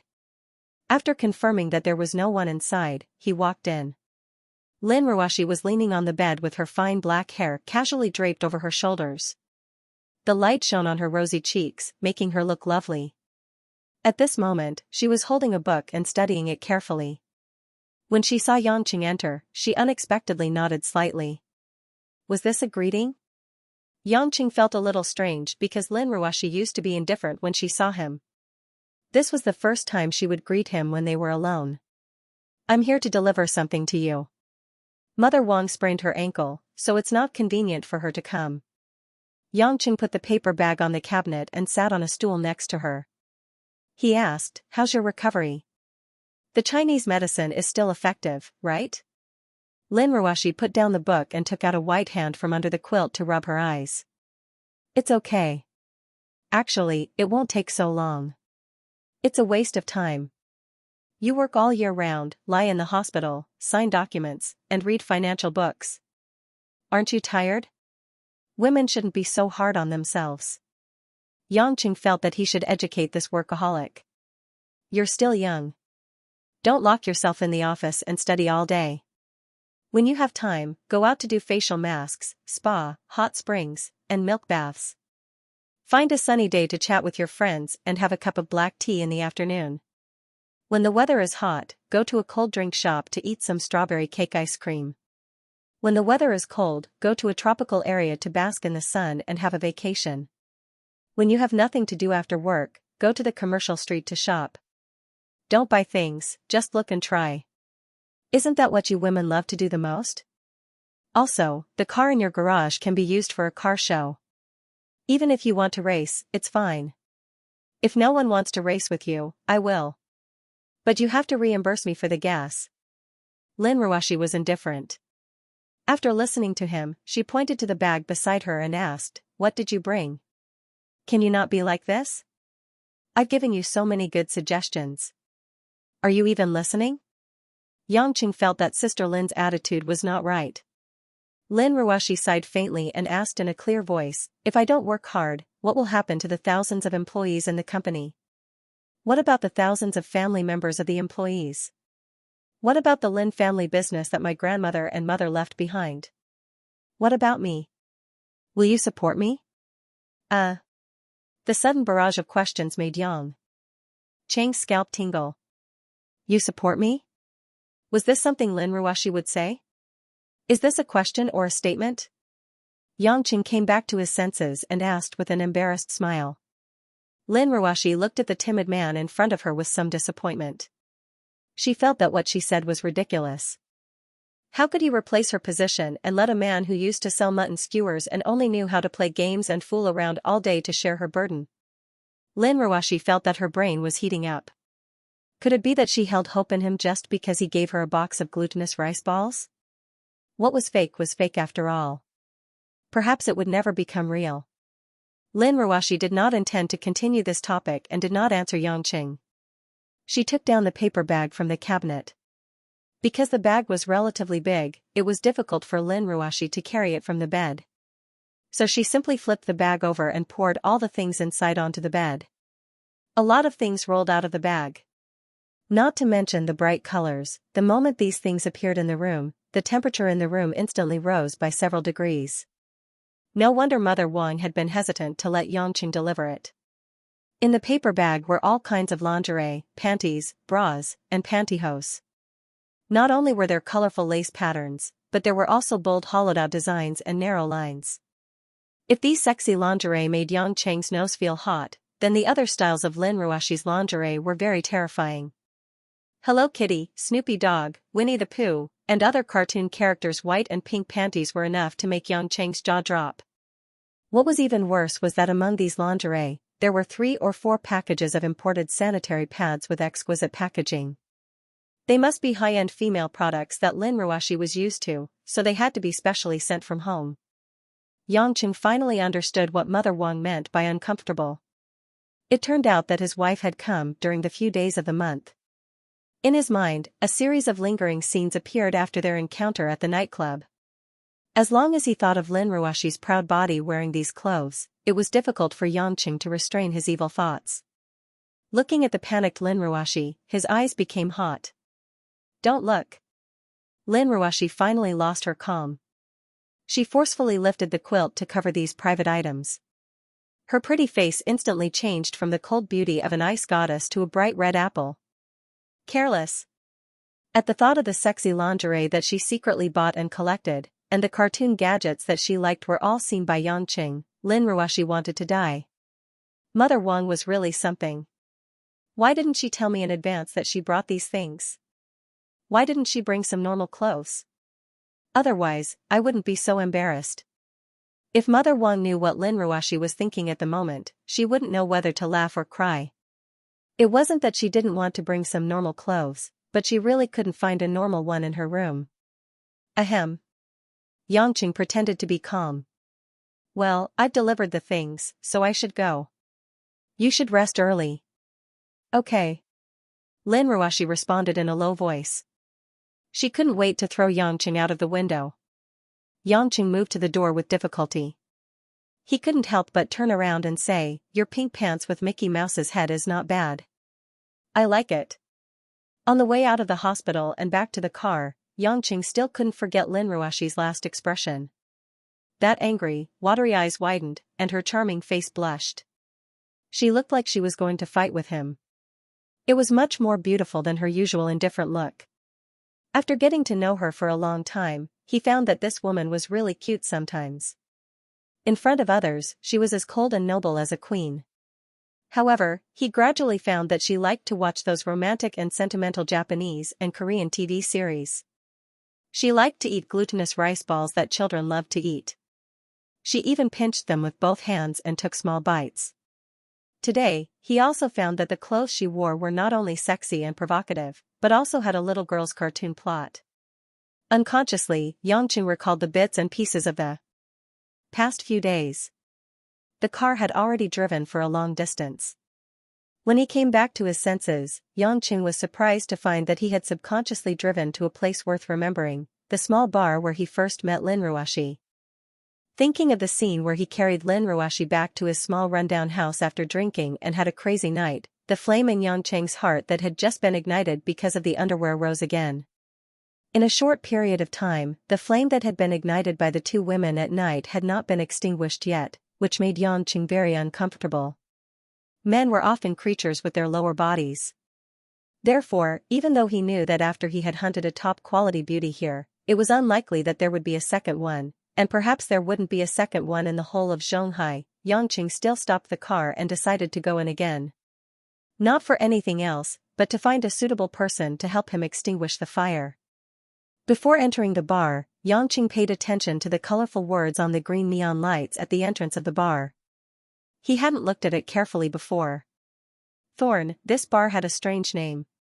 The bluestone walls and dark brown wood decoration at the entrance revealed the atmosphere of a medieval European castle. Perhaps this was a good way to attract special people. At least Lin Ruoxi chose to come to this small bar to drown her sorrows. As soon as Yangqing stepped into the bar, a soothing piano music hit his face. If he remembered correctly, Yangqing probably knew that this was Hungarian Rhapsody composed by Liszt. The name of this piece often gave people the illusion of a rough and passionate feeling, but in fact, it was elegant and noble. It was like a gorgeous cruise ship decorated by the royal family, drifting along a winding river upstream, sometimes slow, sometimes fast. The sudden sound of this kind of music in this seemingly narrow bar obviously added a lot of color to this quaint little bar. Some of the tables and chairs in the center of the bar were scattered to the side. Many young urban men and women gathered together, expressing all kinds of laughter and flirting.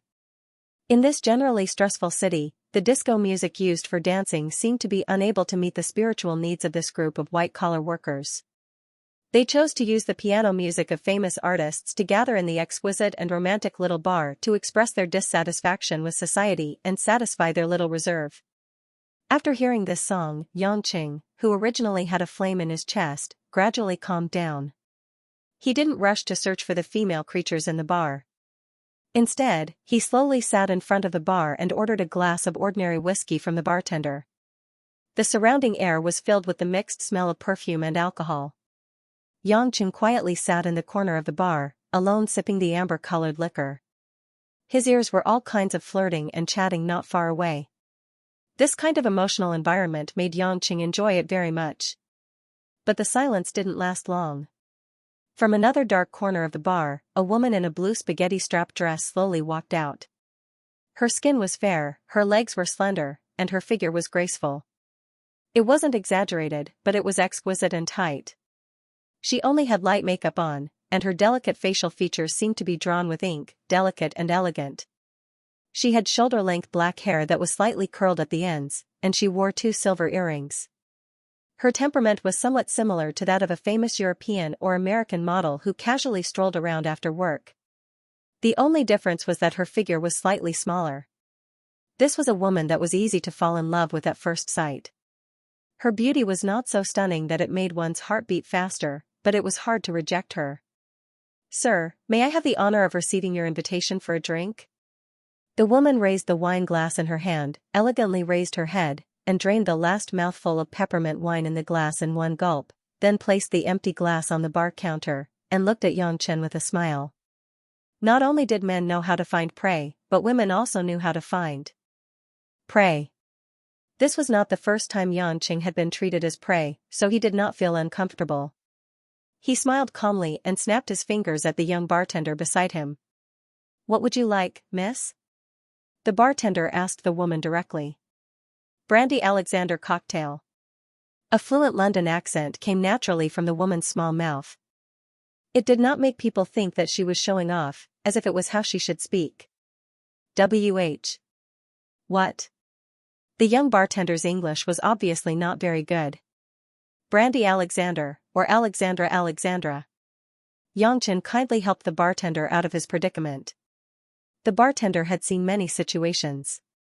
After thanking Yangqing, he smiled apologetically at the woman and began to mix the wine smoothly. When the woman took the cocoa-colored wine in her hand, she looked at Yangqing with some appreciation.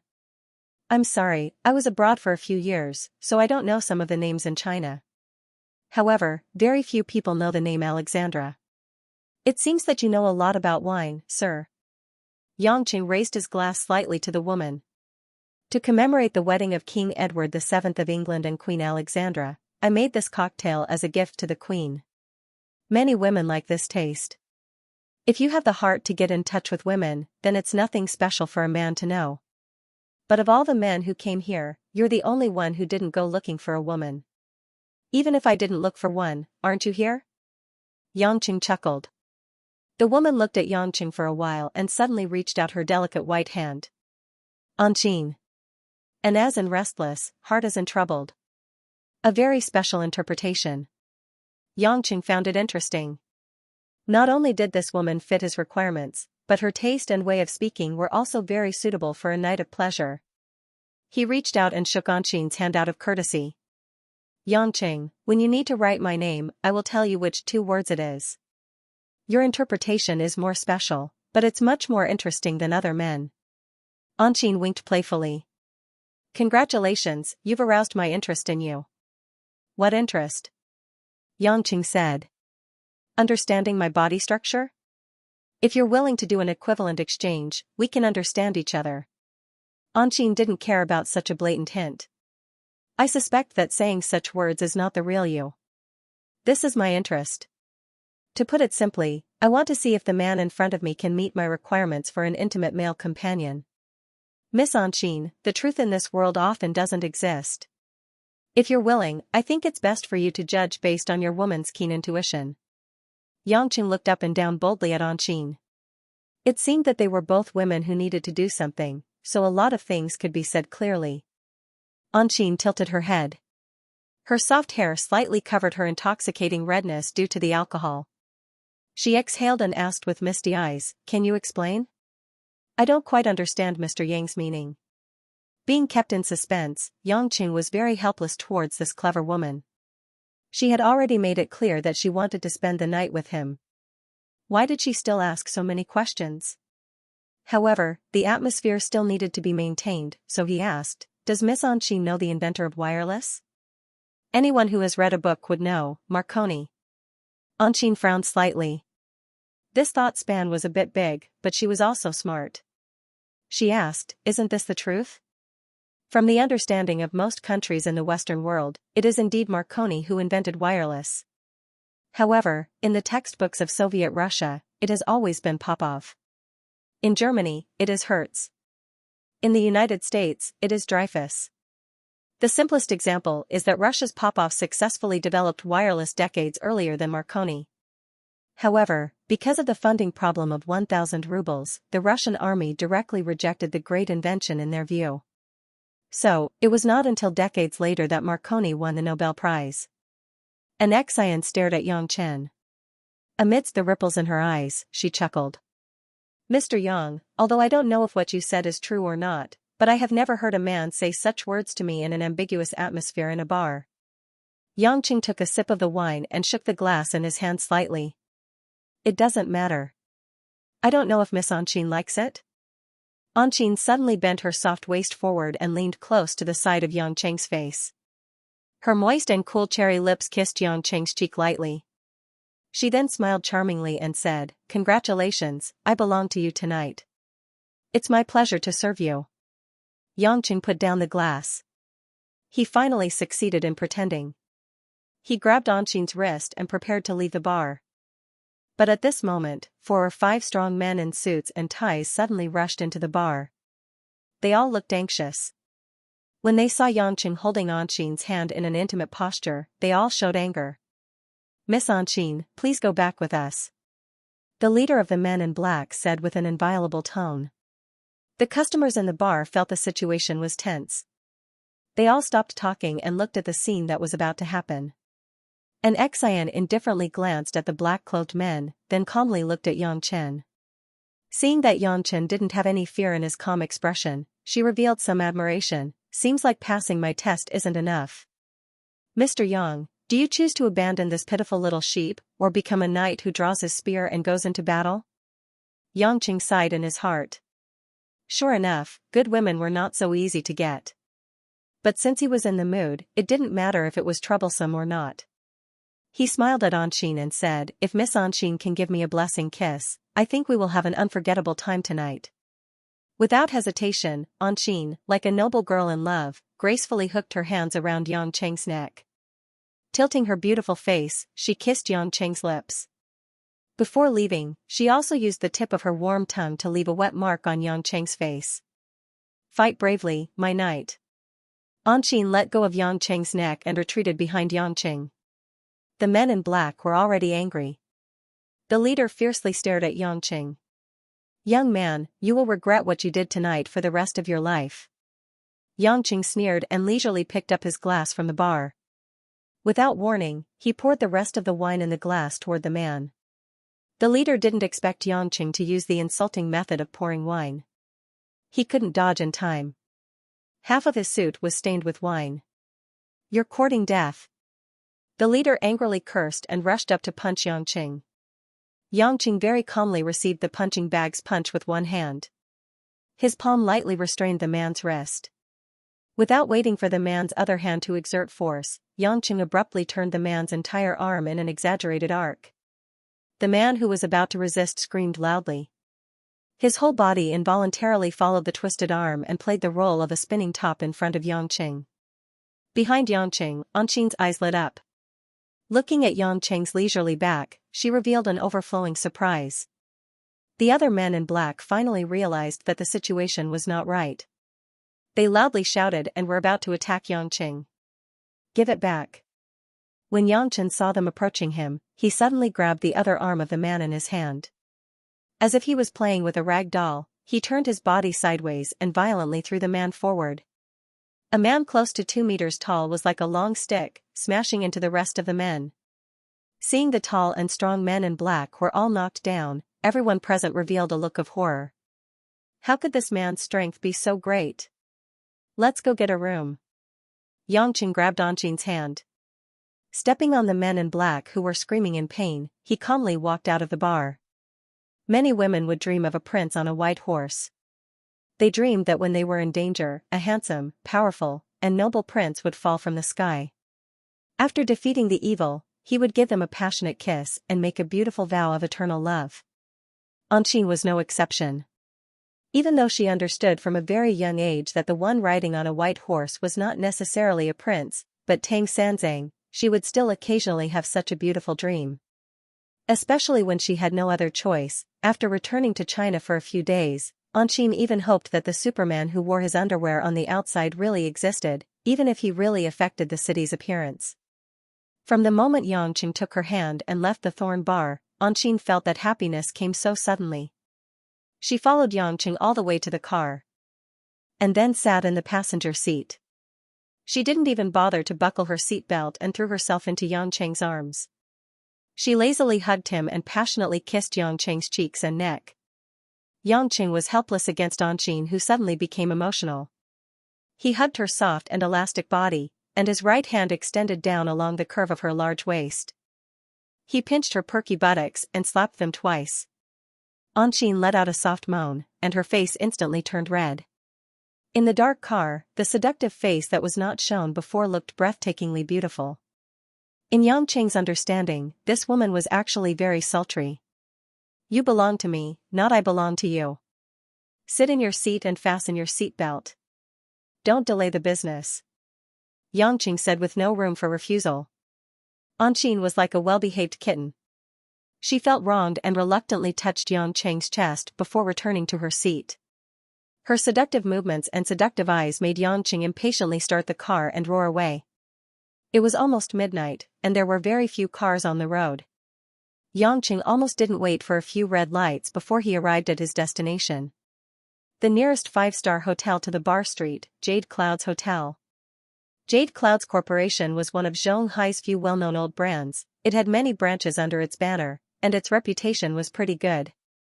At the very least, Yang Chen, who had just returned to the country not too long ago, knew that Jade Clouds Hotel's facilities were one of the best among the few 5-star hotels. In fact, if it was an ordinary one-night stand, Xianxia could even choose a small hotel. However, the woman in front of him was obviously a well-educated lady, so the place he chose had to match this match. After getting out of the car, Xianxia directly gave the hotel key to the waiter and asked him to park the car. He took Anqing's hand and quickly walked to the front desk to ask for a room. Seeing that Xianxia was in such a rush, Anqing couldn't help but let out a bell-like laughter. "There's no need to rush, it's not like I'm going to run away later." Xianxia hugged Anqing's small waist and kissed her on the cheek. "You seductress, it's all because of you." When the hotel's waitress saw these two young men and women who looked like rich people speaking flirtatious words so brazenly, she felt a little awkward. She quickly booked a large room with a double bed for Xianxia.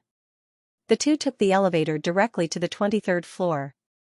As soon as they got out of the elevator, Xianxia pushed Xianxia against the wall and once again pressed her hot body against his and wantonly kissed the man's lips. "Damn it." Roaring vaguely, Xianxia opened his teeth and responded passionately, unwilling to be outdone. Their tongues intertwined and their saliva flowed like two intertwining vines, hugging each other tightly as they moved to the door. Xianxia didn't even look at the door lock as he accurately inserted the room card in his hand into the narrow gap. The light on the door turned green and it was pushed open. At this time, Xianxia finally couldn't breathe due to the obstruction of breath. Her petal-like lips were already slightly swollen, but they looked even more alluring. Panting, Xianxia's eyes were blurred. "You almost suffocated me with your kiss. The more suffocating part is yet to come." Xianxia kicked the door closed and his hands restlessly kneaded Xianxia's fleshy butt. "Do you have the honor of asking Miss Xianxia to bathe with me? Please undress me, Mr. Yang." Xianxia's hands were so fast that Xianxia was a little dazzled. Not long after, the two were already in the bathtub that was the size of 4 people and enjoying the warm water baptism. Xianxia's hands were stained with shower gel as he caressed Xianxia's jade-like skin. He didn't miss a single inch. Her slightly flushed body exuded an impressive charm under the soft bathroom light. "What a considerate man, you're even more meticulous than me bathing myself." When Xianxia's hands caressed some secret and ambiguous parts, Xianxia couldn't help but tremble and exhale. Xianxia smiled evilly. "Then as a qualified partner, Miss Xianxia should give me the same service."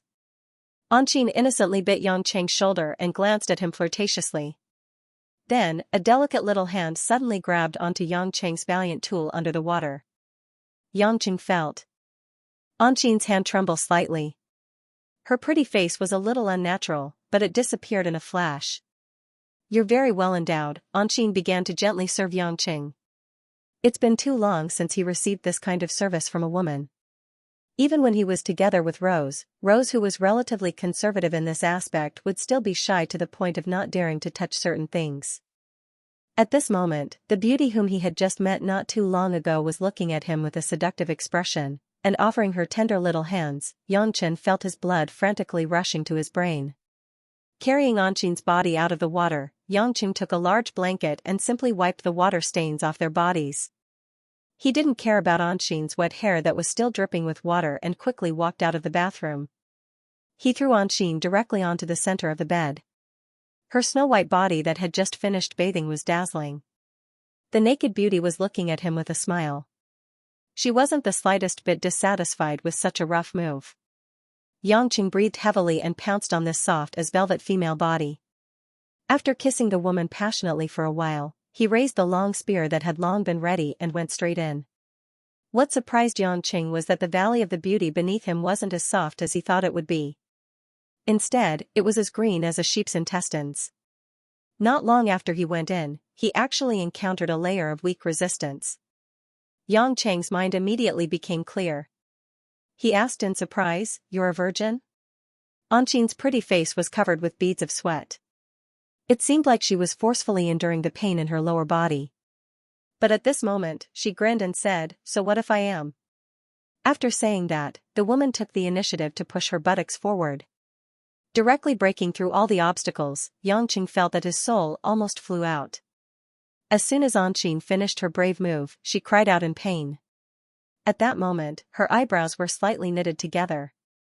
The expression of pain on her face made people feel endless pity for her. "Are you okay?" Xianxia felt a wave of bitterness in his heart. Actually, he really didn't have any virgins in his heart. He originally wanted to find a beautiful woman, but why did he go to that bar twice and meet a virgin both times? Damn it. I'm not going to that stupid bar next time. Xianxia thought bitterly. Xianxia seemed to see Xianxia's hesitation. She pressed her hands on Xianxia's back and said with dissatisfaction, "If you're a man, then don't have any scruples when attacking.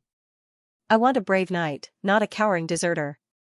I'm not afraid even though I'm a virgin, so what are you afraid of? You'll regret it." The arrogance of a man was aroused. Xianxia, who was originally suppressing the comfortable feeling, finally let go of everything. He didn't care that the beauty beneath him was still a melon for the first time. He wantonly attacked. The plum blossomed a few times. In the end, the two who were soaked in sweat intertwined together. After releasing the heat in their bodies, they hugged each other and fell asleep. The next morning, Xianxia woke up in a daze. At this time, Anqing was already dressed.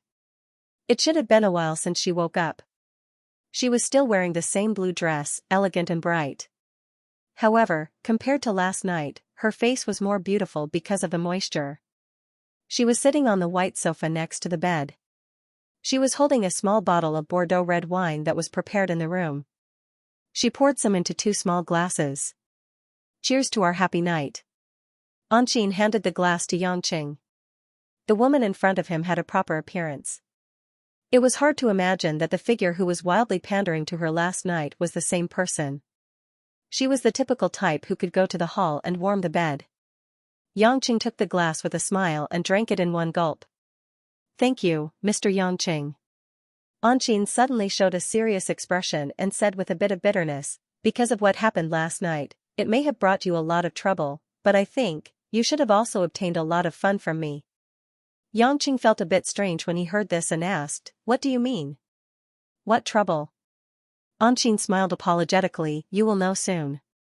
At this moment, the door of the room was knocked on. With a bang bang bang. "Open the door." Xianxia was stunned. What was going on? He wanted to put on his clothes and pants, but he was still naked.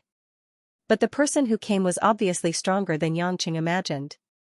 Before Xianxia opened the door was opened from the outside. Several policemen in police uniforms with solemn expressions suddenly rushed in. The policeman's eyes swept back and forth between Xianxia and Anqing, and the leading policeman took out a search warrant. "Police sweep. Nobody move." Click, click. Following behind the police were several reporters with cameras in their hands, rushing to be the first to press the shutter. Xianxia's face was stupefied as he sat on the bed with his arms bare. He had no time to care about whether he was wearing his underwear or not. He was completely dumbfounded. Click. The camera flashed in front of him, and the scene was frozen at this moment. Entering the police station early in the morning, Xianxia felt that it wasn't a good sign. At the very least, he wasn't able to bring breakfast for his female colleagues in the office today. When he returned, he would definitely be bombarded by gunfire. With handcuffs on his hands, under the watch of 2 police officers, Xianxia and Anqing entered the police station together. Xianxia looked at Anqing, who didn't say anything, and couldn't help but ask, "Did you deliberately set me up, or did I just happen to be the target?" Anqing looked at Xianxia with embarrassment. At this moment, everyone obviously understood what was going on. "You just happened to be the target," Anqing whispered. A famous 5-star hotel like Jade Cloud's hotel wouldn't be searched by the police casually. The reason why Xianxia was caught as soon as he came out was obviously because of Anqing's scheme.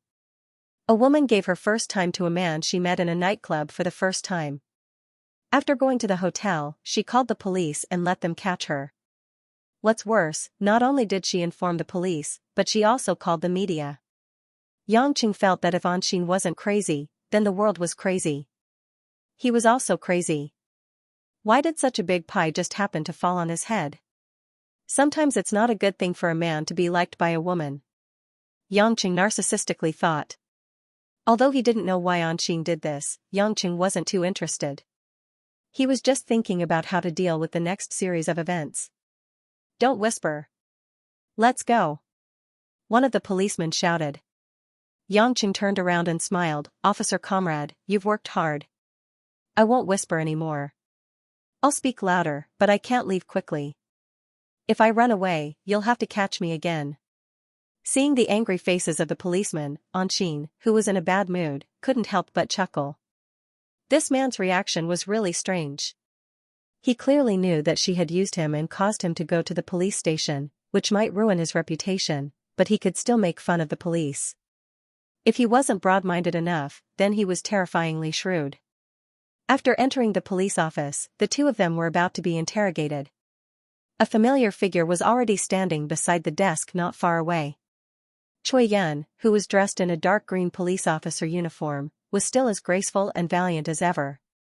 She crossed her arms in front of her chest, making her bulging breasts particularly conspicuous. If it weren't for the frostbitten coldness on her pretty face, she would definitely be the best choice for a seductive uniform. Officer Kai, we meet again. Yangqing greeted him with a bitter smile. The place where they met was a little terrible. Choi Yun sneered. You've improved. Last time, you even went to the police station with the triads. This time, he was caught fooling around with women in a hotel. I hope your wife is broad-minded enough. Otherwise, I don't mind punishing you on her behalf. Choi Yun had just arrived at work early in the morning when she heard from her subordinates that a man and woman were found having a special relationship at Jade Cloud's hotel. Because one of the women's identity was a little sensitive, the case was immediately reported to her, the bureau chief. However, she didn't expect that other than the woman's slightly special background, the man was actually Yangqing. She didn't like him from the start, but now that he was the husband of her good sister, Lin Ruashi, and his wife was in the hospital, he still dared to do such a thing behind her back. Choi Yun was so angry that she almost flipped the table. She was determined to personally investigate this matter. Yangqing didn't take Choi Yun's harsh words to heart. He smiled and said to Anqing, "This is Bureau Chief Kai, my wife's good sister." He looked very intimate, as if they were old acquaintances. Anqing was stunned. She didn't expect that the person she hooked up with was a married man. So this guy came out to cheat on her. Seems like he's not a good man. Thinking of this, Anqing felt less guilty. Seeing that Yangqing was still smiling and introducing the beautiful police officer in front of her, she felt that this man was really thick-skinned. She forced a smile and said, "Hello, Bureau Chief Kai." Humph, Kai Yan naturally didn't have any good intentions towards an Xian. Women were always jealous of women who were as beautiful as themselves, especially when it was a slut whose first impression was terrible. "Missin, you're also a person of status. You have a good appearance, but you're doing such a dirty thing like seducing a married man. You've become an adulterer. Do you still have any respect for the law?" Anqing smiled indifferently and said, "That's why I was arrested and was even photographed by the media. Everyone makes mistakes.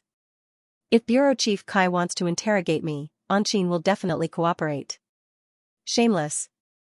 Choi Yun snorted coldly, "Don't think that just because you have your family backing you up, we will do it half-heartedly. What I want to know is the truth." Yangqing raised his hand and said, "The truth is actually very simple. The two of us drank too much and couldn't help but do something that is beyond the normal friendship between a man and a woman." A young police officer who was taking notes slammed the table and said, "Don't talk nonsense.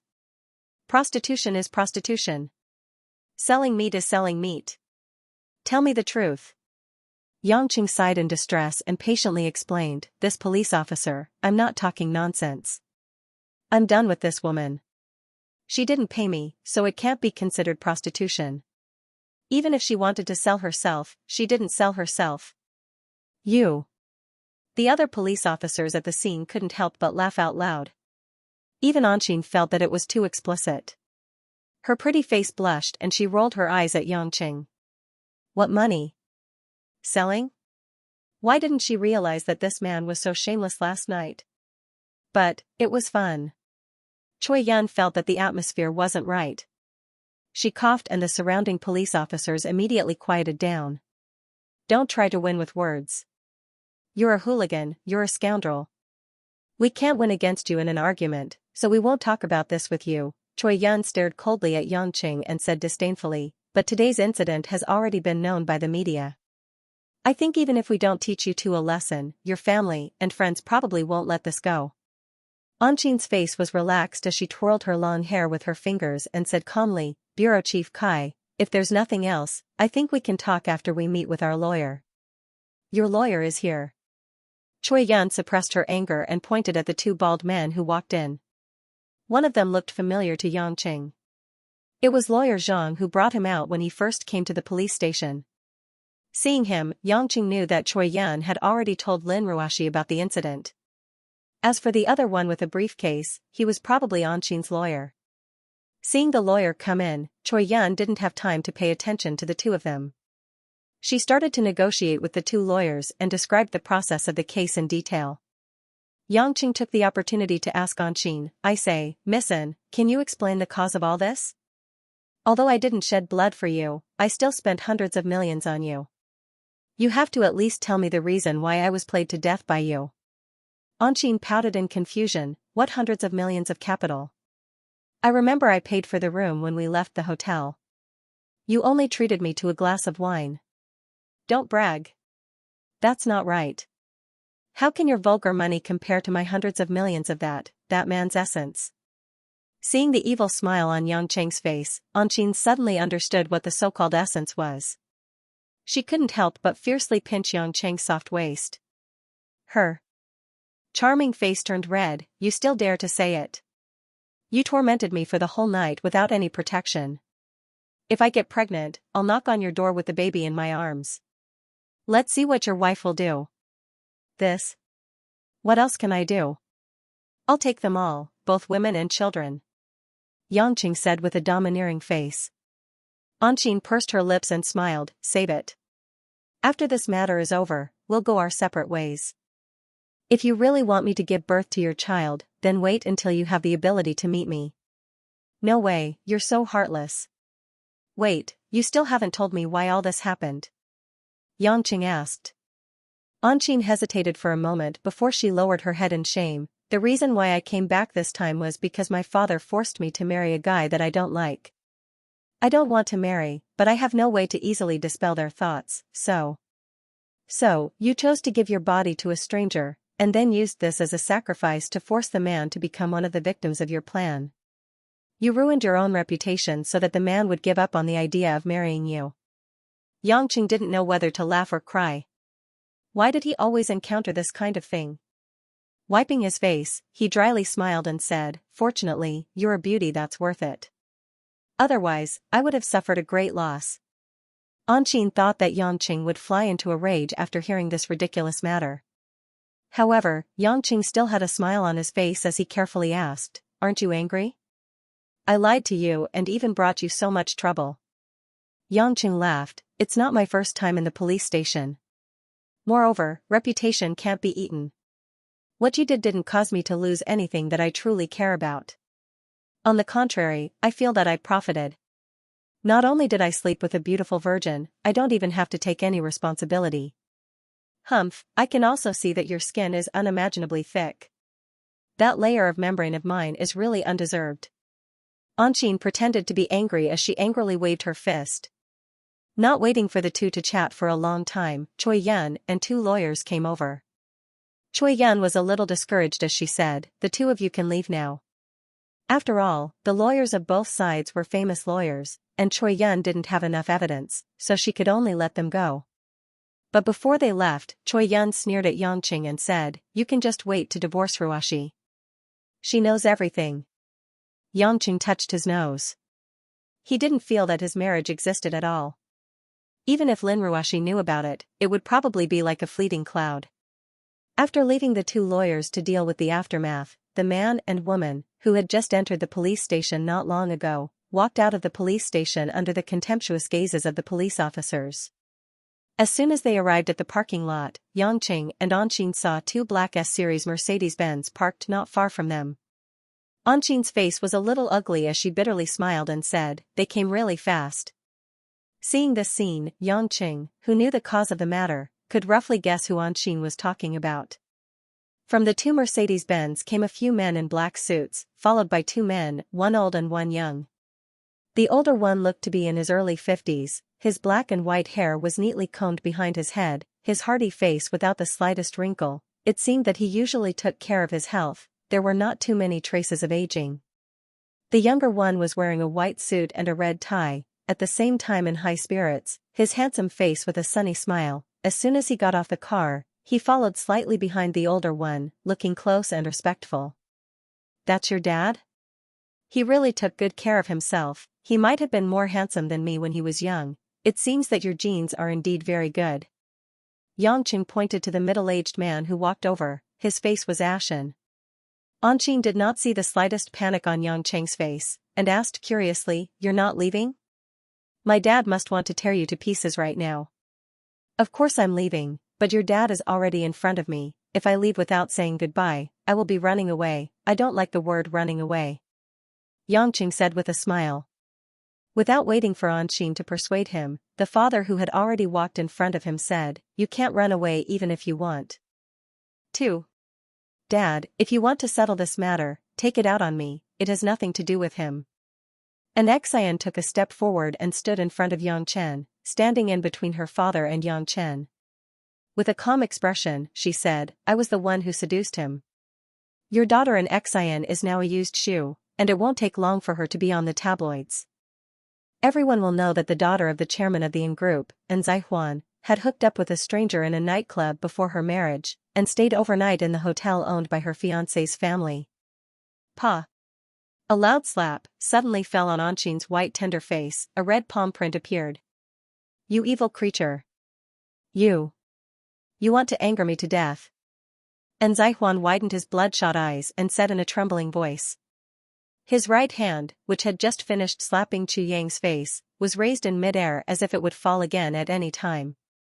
Anqing did not avoid it. She chuckled and gracefully stroked her messy long hair. If it's not enough, you can hit me a few more times. Anyway, you brought me into this world. You have the right to hit me. I don't care. You shouldn't have done this. Ever since you were young, you've never disappointed me. You've always been very obedient. Why? And Zaihuan looked at his only daughter and asked with heartache. Anqing looked straight at her father, then glanced at the expressionless man in white, and smiled sadly, that's right, I've listened to you since I was a child, because you said that I was the hope that my mother left in this world. When I was 7 years old, you said you wanted me to learn the piano. I spent less than a year to get the first prize in the National Children's Piano Competition. When I was 9 years old, you let me learn ballet from a dance teacher. When I was 13, I went to Vienna to participate in the Russian national dance troupe.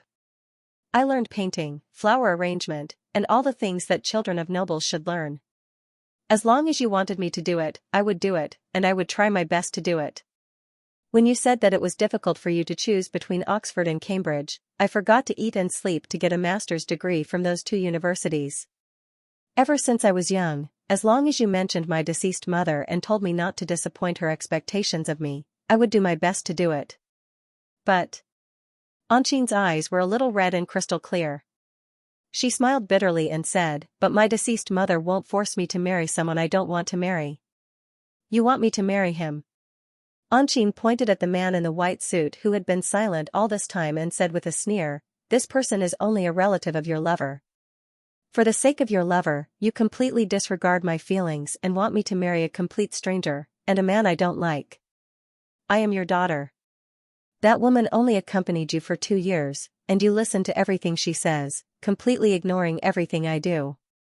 Is this also for the sake of my deceased mother? Enough! And Zaihuan shouted, and then he started coughing violently. He pointed at Anqing, but he couldn't say a word. The man in the white suit revealed a nervous expression and said with a frown, Uncle An, don't be so agitated. Anqing just couldn't think it through. She is still young, and she will always be rebellious and make mistakes. Let me talk to her. Hearing the man's words, and Zaihuan revealed a gratified expression and nodded with difficulty, Lu Yun, it is our own family that has let you down. Anqing, this unfilial daughter, has let you down. I have never let him down. I have never promised him anything. I have the freedom to sleep with any man. Anqing said in a stern voice. Lu Yun didn't mind. He comforted Zaihuan and smiled at Anqing, Anqing, don't be willful. Uncle and aunt are really worried about you after this happened. Hurry and come home with us. This is our family's matter. What does it have to do with you? Anqing turned her head and ignored Lu Yun. Lu Yun still didn't get angry. He smiled warmly and advised, all right. This is your family's matter, but even as a friend, I still want you two to sit together and have a good talk.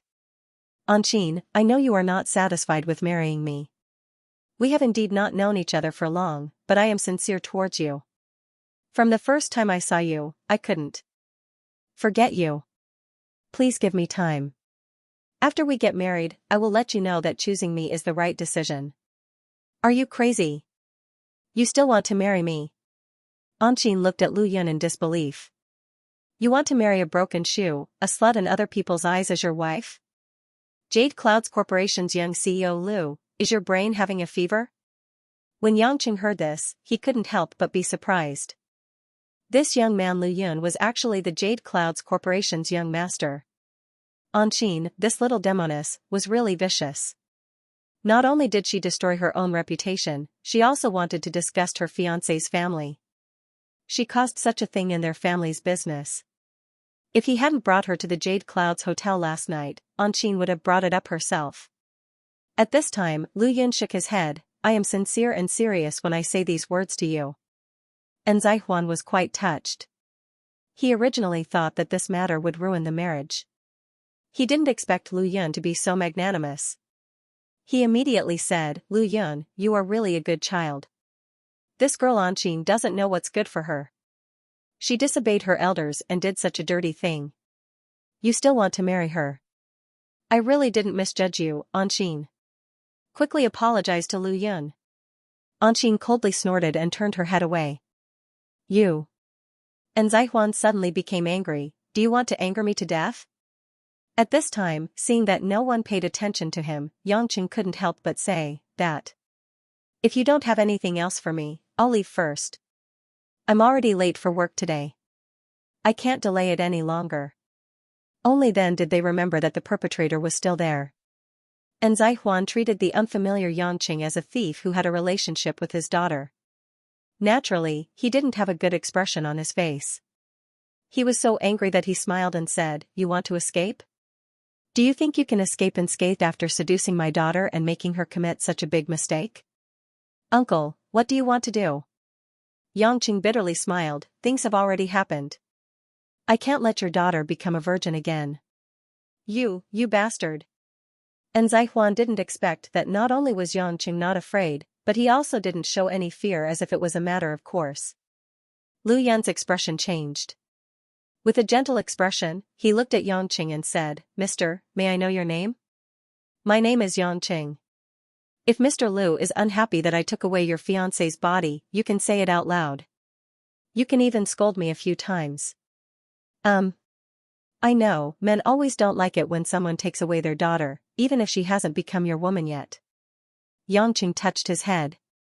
He didn't know what to do. This matter was simply a mess.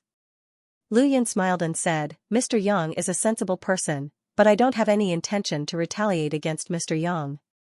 I just hope that this matter can be settled to a minimum. Anqing is my beloved fiancée. Her accident this time was caused by me not taking care of her well. I can't absolve myself from the blame. If Mr. Yang doesn't mind, we can actually solve this matter peacefully. As long as Mr. Yang keeps his mouth shut, when someone asks about this matter, just deny it. Deny? The reporters are already here. What's the use of denying it? Yangqing said. Lu Yun smiled confidently, Mr. Yang probably doesn't know, but our Jade Clouds Corporation's media industry is also quite successful. The first-hand information obtained by the media this morning has basically been controlled. So Mr. Yang can rest assured that there won't be any negative news or pictures that will affect Mr. Yang's image. All we need to do is to deny everything. Then, whether it's Anqing or Mr. Yang, there won't be any trouble. Yangqing finally understood. The Jade Clouds Corporation's young CEO really had some skills. He could even control the media channels in Zhonghai. And Zaihuan happily clapped his hands, Nephew Lu Yun, you really have a way. The Lu family really isn't comparable to ordinary small families like ours. This way, I can rest assured. Say, this girl did this kind of stupid thing and ruined her reputation. Even if she marries into the Lu family next time, she will still be despised by others. Uncle, rest assured. If others dare to say anything bad about Anqing, I, Lu Yun, will definitely do my best to protect Anqing from harm. As Lu Yun said that, his eyes full of love looked at Anqing again. Anqing finally had some feelings, but it wasn't because of Lu Yun's eyes full of love, but because Lu Yun's methods caught her off guard. If her plan of using the media to ruin her reputation failed, then she would definitely have to marry into the Lu family. She had no other choice. Now, the only hope was that Yangqing wouldn't deny all of this. He would tell the truth about what happened that night. Then, the sealed information would be useless. Because the words of the person involved were the most convincing. However, if Xianxia told the truth, it would mean that he would have to bear the label of adulterer, which would affect his reputation. In a situation where there was a choice, who would be so bored as to bear the label of being despised by others? Anqing's face became a little pale. She turned her head to look at the silent Xianxia. She had only known this man for less than a day, but he had taken away her virginity that she had cherished for more than 20 years. Would he still be like last night, a brave knight, and lead her out of the thorny bushes in front of her? It was unknown when Xianxia took out a cigarette from his pocket and lit it up. He frowned and puffed out smoke rings. He looked like an old farmer. Compared to the successful Lu Yun in front of him, it was like heaven and earth. Lu Yun's face was full of confidence and smile. He was proud and gentle, as if this handsome young man was supposed to be like this.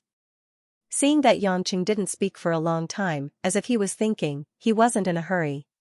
Does Mr. Yang feel wronged in this matter? If Mr. Yang doesn't mind me meddling, I am willing to pay a certain amount of compensation to Mr. Yang. As long as Mr. Yang keeps your mouth shut and protects my fiancé and Mr. Yang's reputation. There's no need. Xianxia waved his hand and flicked the ash off his cigarette. He frowned and looked at the anxious Anqing.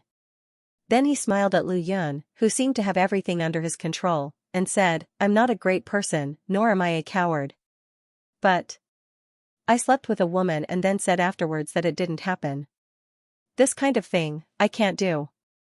As soon as Xianxia finished speaking, the scene instantly froze. Everyone's expression was very interesting. Lu Yun and Anzaihuan both suspected that they had heard wrongly. Following that, Anzaihuan's anger surged again, while Lu Yun, on the other hand, narrowed his eyes, and an unfathomable light flashed through them. The most excited person was none other than Anqing. She cried tears of joy, crystal clear tears flowing out of her eyes. He was still that knight. That knight who disregarded everything and rushed out of the encirclement for her. *ck his grandma's reputation. *ck his grandma's money. *ck his grandma's tight-lipped mouth. He did it, he did it. There was nothing that couldn't be said. This man, who smoked the choking, low-quality tobacco, had an average appearance, and she had only known him for less than a day, for her absurd plan, used his reputation to protect her shaky dignity. Xianxia, I love you to death. As if she had returned to heaven from hell, Anqing happily threw herself into Xianxia's embrace. Her hands hooked around Xianxia's neck, and she didn't care that Xianxia had just smoked a cigarette. She fiercely kissed Xianxia's lips. Even if there was her father, fiancé, and bodyguards around them, so what? Get the *ck out of here. I want to kiss this man. Xianxia, on the other hand, was a little shy. Girls nowadays were so pure. Him acting like a hoodlum was a handsome performance in their eyes, and she even took the initiative to kiss him. Well, although it wasn't as good as smoking, it was better than kissing in front of her father and fiancé. This kind of psychological superiority was not bad. Especially when Lu Yun was young and rich, and he looked more like a dog than me. But in the end, didn't your woman still throw herself into my arms? Woo-woo. Xianxia vaguely said, Anqing, you, don't bite my tongue. Anqing couldn't help herself. She left a lot of wet kiss marks on Xianxia's mouth, face, and even neck before she reluctantly left. She looked at Xianxia with eyes full of gratitude. Anzaihuan, who was already on the verge of fainting from anger, saw his daughter being intimate with a wild man in front of him. He was so angry that he almost vomited blood. His teeth trembled as he looked at the two of them, but he couldn't say anything. He could only gasp for breath. Lu Yun's face sank, but he wasn't angry. He told Anzaihuan not to be too agitated, lest he hurt his body. After comforting him for a while, he turned around gracefully and said, Mr. Yang, it seems that you're not willing to cooperate. Xianxia chuckled and said, It's not that I don't want to cooperate, but I don't have the habit of lying through my teeth, especially when it comes to this kind of serious matter. People live with a face, and trees live with a layer of skin. I can't ignore a girl's chastity. I believe that if young Master Lu truly likes Anqing, then you should understand this. If I didn't truly love her, I wouldn't have tried so hard to help her cover up. Yangqing shook his head, and for the first time, he showed a serious look. What do you want to cover up? You're not only covering up her body, but also her dignity. If you really love her, you should love everything about her. Even if she has slept with 100, 1,000, or 10,000 men, you should accept it calmly instead of trying to cover up the truth. Unless, what you love is only the original body, and not everything about Anshin other than the body. Mr. Yang, take back your absurd words. Don't doubt my sincerity for my fiancé. Lu Yun's face turned ugly. Anshin couldn't hide her emotions. The tears that she had just wiped away were about to burst out again. She patted Yang Cheng's chest with resentment. You're so annoying. You always say things that make me cry. Do you still want me to accompany you to bed? It's not good to do it in broad daylight. Yang Cheng smiled awkwardly. He was just speaking the truth. Seeing the two flirting as if there was no one else around, Lu Yun couldn't bear it anymore. He narrowed his eyes. Mr. Yang, please conduct yourself with dignity. Anshin is still my fiancée, and I won't change my decision to marry her. If you want to be lucky enough to see our wedding unscathed, then you'd better not pester my fiancé anymore. Hearing these somewhat threatening words, Yang Qing instinctively became unhappy. He sneered, how I interact with my little baby is my freedom. As for whether or not I can see you and Anshin getting married, that depends on whether or not Anshin is willing to marry you. I think this question is still worth discussing. At this moment, Zai Huan caught his breath. He was already unable to restrain his anger, and he loudly reprimanded, you're a beast that ate a bear's heart and leopard's guts. Who do you think you are? Do you really think that we can't touch you just because this stinking brat is protecting you? As long as I, and Zai Huan, still have a single breath left in me, I definitely won't let a bastard like you live a good life. Do you believe that I won't get someone to beat you up right now? You're not allowed to hurt him. Seeing that her father was really going to make a move, Anshin hurriedly spread her arms to protect Yang Qing. Her heart was already filled with guilt and gratitude towards Yang Qing. How could she care about anything else? Yang Qing sneered as if he had heard the funniest joke in the world. He gently and irresistibly pulled Anshin behind him. He took a few steps forward and said to Zai Huan and Lu Yun, I've been quite poor recently. I'm not as rich as you guys, and I don't have as many subordinates as you. My car isn't as expensive as yours either. However, that doesn't mean that I'll let you guys bully me. I don't have the habit of relying on women to be my windshield. Face is earned with your own hands, not with your mouth. At this point, Yang Cheng's face was terrifyingly gloomy. His penetrating gaze made Zai Huan and Lu Yun feel a bit uncomfortable. Old man, let me tell you, I hate it when people threaten me the most. I, Yang Cheng, am standing in front of you today. I have a pair of hands, a pair of legs, and a dick that's thicker than yours. I fucked your daughter. I fucked her more than once or twice. I fucked her more than 10 times in one night. Are you as capable as I am? I fucked her, and I've been very happy. Your daughter is also very happy. Who knows, I might even let your daughter give me a son in a few days. What can you do to me? What do you want? You. I. Hearing such vulgar words, Zai Huan's eyes rolled back.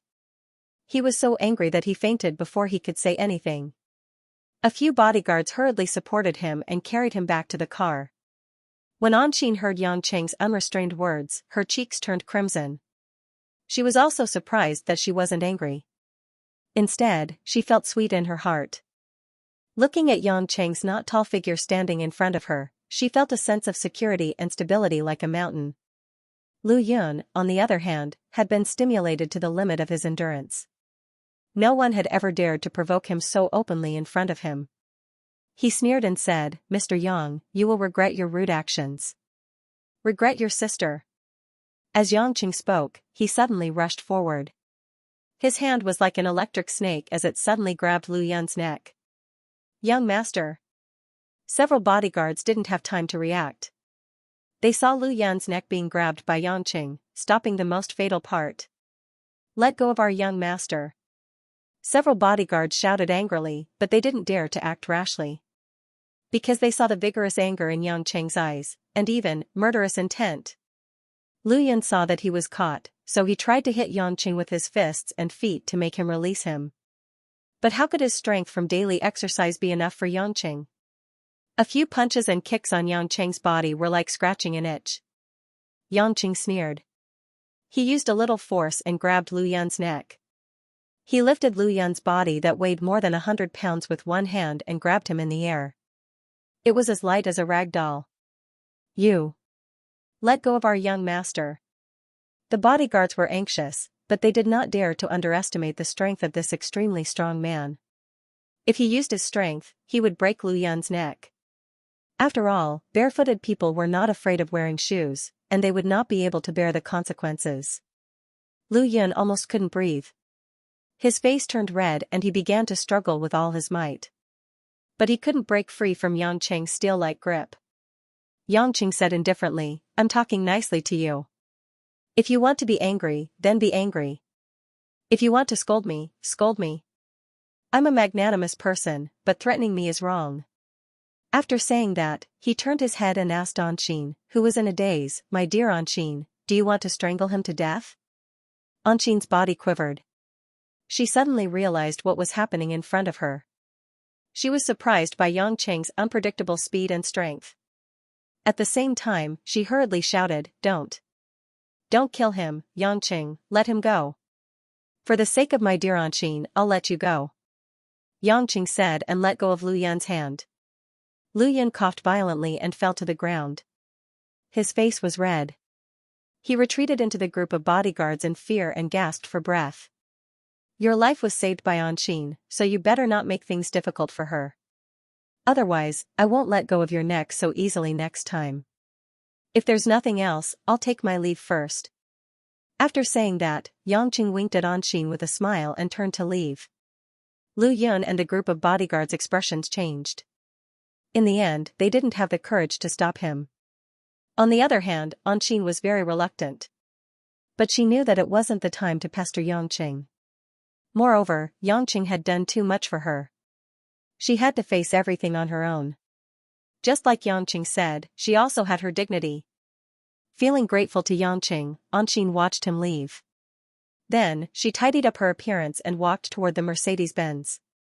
Anqin, where are you going? Lu Yun asked in a deep voice. He wouldn't let this woman leave his sight again. Anqin smiled and couldn't be bothered to look at him. Where else can I go? Home. After saying that, she took the initiative to get into the car. Many complicated emotions flashed across Lu Yun's gloomy face. In the end, he murmured in a voice that only he could hear, What's mine, no one can take it away. Since it was still a working day, Yang Cheng drove straight to Yulei International after leaving the police station.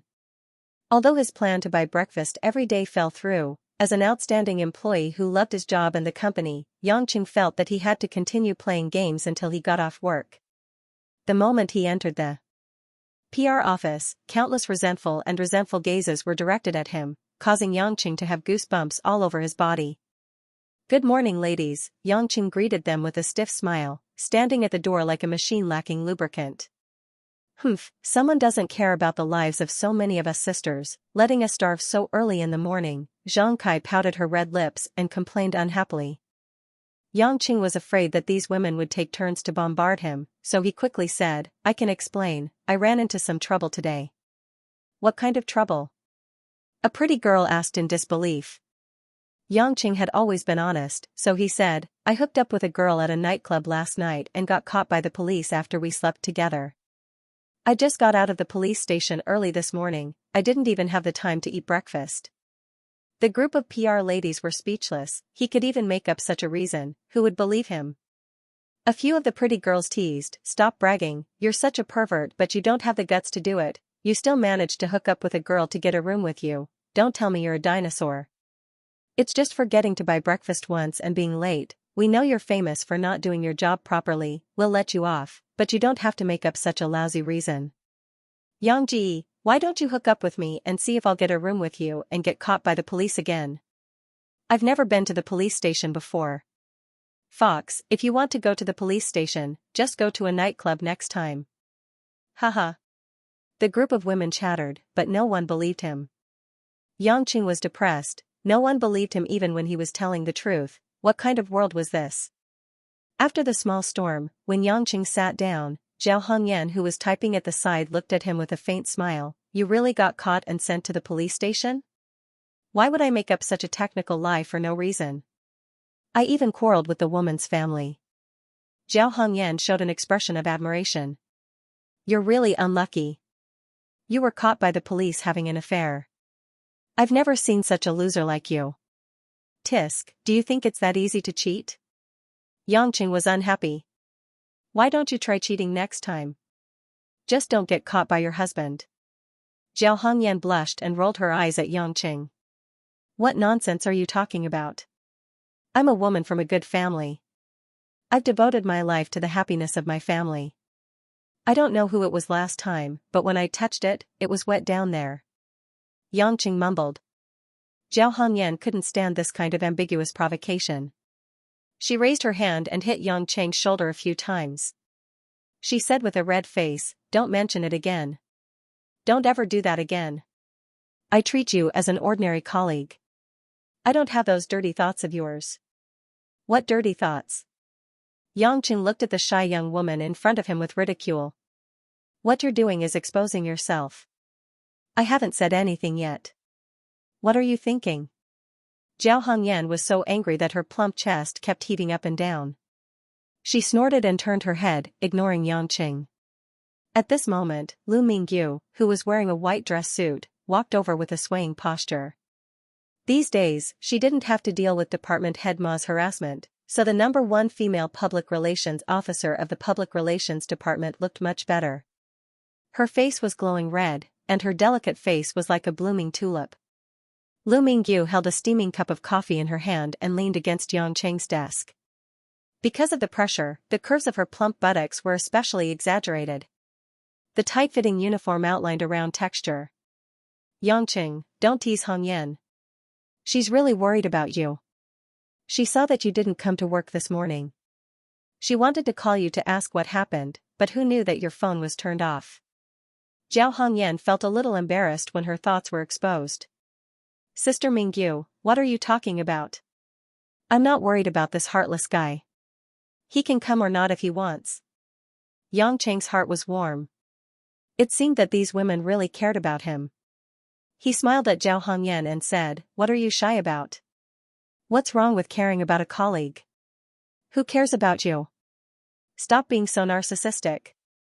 Zhao Hongyan pretended to be angry and glared at him. She turned around and continued to do other things. Xianxia looked at the quiet Lu Mingyu and asked, what about you? Are you worried about me? Me? Lu Mingyu's expression was a little unnatural when she was suddenly asked like this. What does it have to do with me? With your shameless look, it's others who will suffer. Nothing will happen to you. With that, Lu Mingyu quickly walked back. They all know how to pretend. Xianxia shook his head and smiled. He turned on his computer and began his life in the game. Lunch was still at Julay International Staff Cafeteria. The three women were like a drama. After sharing some of the food with Xianxia, they basically watched Xianxia wolf down his food. They didn't eat much themselves. Most of the time, they talked about cosmetics and fashion. Women always had endless things to talk about, especially women who worked in fashion companies. At this time, Zhang Kai suddenly interrupted with a question. Hey, the autumn fashion conference is almost here. Do you think the CEO will be able to come out of the hospital and host it? He should be able to. Zhao Hongyan thought for a moment. It's almost half a month. Didn't the CEO say he's going to recuperate? It should be over soon. If the CEO isn't around by then, this year's conference will definitely be missing a lot of important people. Lu Mingyu said worriedly. Suddenly, she saw Xianxia, who was sitting across the table, still engrossed in his food. She didn't know whether to laugh or cry. Xianxia, you're still a member of the company. Can't you care about the company's matters? What's the point of me caring? Xianxia thought to himself. He licked the rice at the corner of his mouth and smiled. I'm not a doctor. Even if I care about General Lin, he can't be discharged so early. You're so heartless. Xianxia stuck out her tongue cutely. Your wife is so pitiful to have a husband like you. Yeah. You still go to the nightclub after getting married. In the end, you're even caught by the police. You don't even work hard. I really don't know how such a silly woman could marry you. Zhao Hongyan said sarcastically. Yangqing smiled nonchalantly. He knew that they were just joking. Otherwise, they wouldn't be eating with him. In his heart, however, he was thinking that Lin Ruoshi would indeed be discharged next week. There were many things that he should talk to her about. Speaking of which, his husband was caught by the police for hooking up with another woman. His wife, Lin Ruoshi, didn't even send him a message. She only sent a lawyer to bring him out of the police station. To be able to look at her husband's affair so calmly, Lin Ruoshi was definitely an anomaly among all the women in the world. Yangqing couldn't be bothered to think about these useless things. He shook his head and intended to continue eating. However, from the corner of his eye, he saw his superior, Mo Qianni, who he hadn't seen for a few days, walking into the dining room. Beside her was Lin Ruoshi's secretary, Wu Yu. Behind the two women were a group of men and women who looked like elites. Mo Qianni was wearing a fashionable, slightly transparent blouse, a black jacket, and a pair of cowboy-style leather boots. She was wearing a pair of retro coffee-colored bell-bottom pants. Her elegant and plump figure exuded a bit of wild beauty, but it didn't lose its charm. As soon as she entered the dining room, she attracted many male employees to secretly stare at her. However, Mo Qianni's bright and pretty face looked a bit tired. Her eyebrows were slightly furrowed. As she chatted with Wu Yu, there seemed to be a cloud of worry that couldn't be dispelled. Department head Mo is really pitiful recently. She's busy with the public relations department and has to share the CEO's work, Xianxia said softly. She has meetings every day. We only come down to eat when it's almost time to finish eating. What can we do? General Lin trusts department head Mo the most. Moreover, capable people do more work. Who asked department head Mo to double the profits of the public relations department for the past few years? I reckon that when General Lin comes back, department head Mo will definitely be promoted.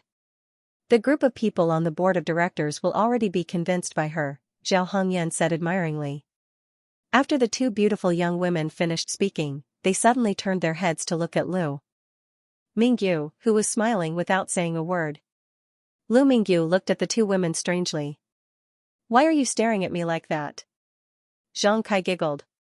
Sister Mingyu, when department head Mo gets promoted to the position of vice CEO or CEO's assistant, won't the candidate for our public relations department head be yours? What nonsense are you talking about? Lu Mingyu reached out and pinched Xianxia's soft cheek. She said with a smile, you can't talk about this kind of thing. That's right. Zhao Hongyan also agreed with Xianxia's opinion. Sister Mingyu's performance has been #1 in our department for the past few years. We can't let an outsider be the department head. We sisters all support you, Sister Mingyu. Looking at Lu Mingyu's happy and shy appearance, Yangqing couldn't help but say, you guys are acting like members of the board of directors. You can say whoever you want. Shut up. Eat. The three women said in unison. How are we going to eat if we shut up? Yangqing muttered and didn't bother to say anything more. At the same time, Mo Qianni, who had just walked past Yangqing and the others, suddenly had her phone vibrate. After she picked up the phone, her expression changed slightly. She gave a few simple replies, gave a few words to Wu Yu and the others, and planned to leave first.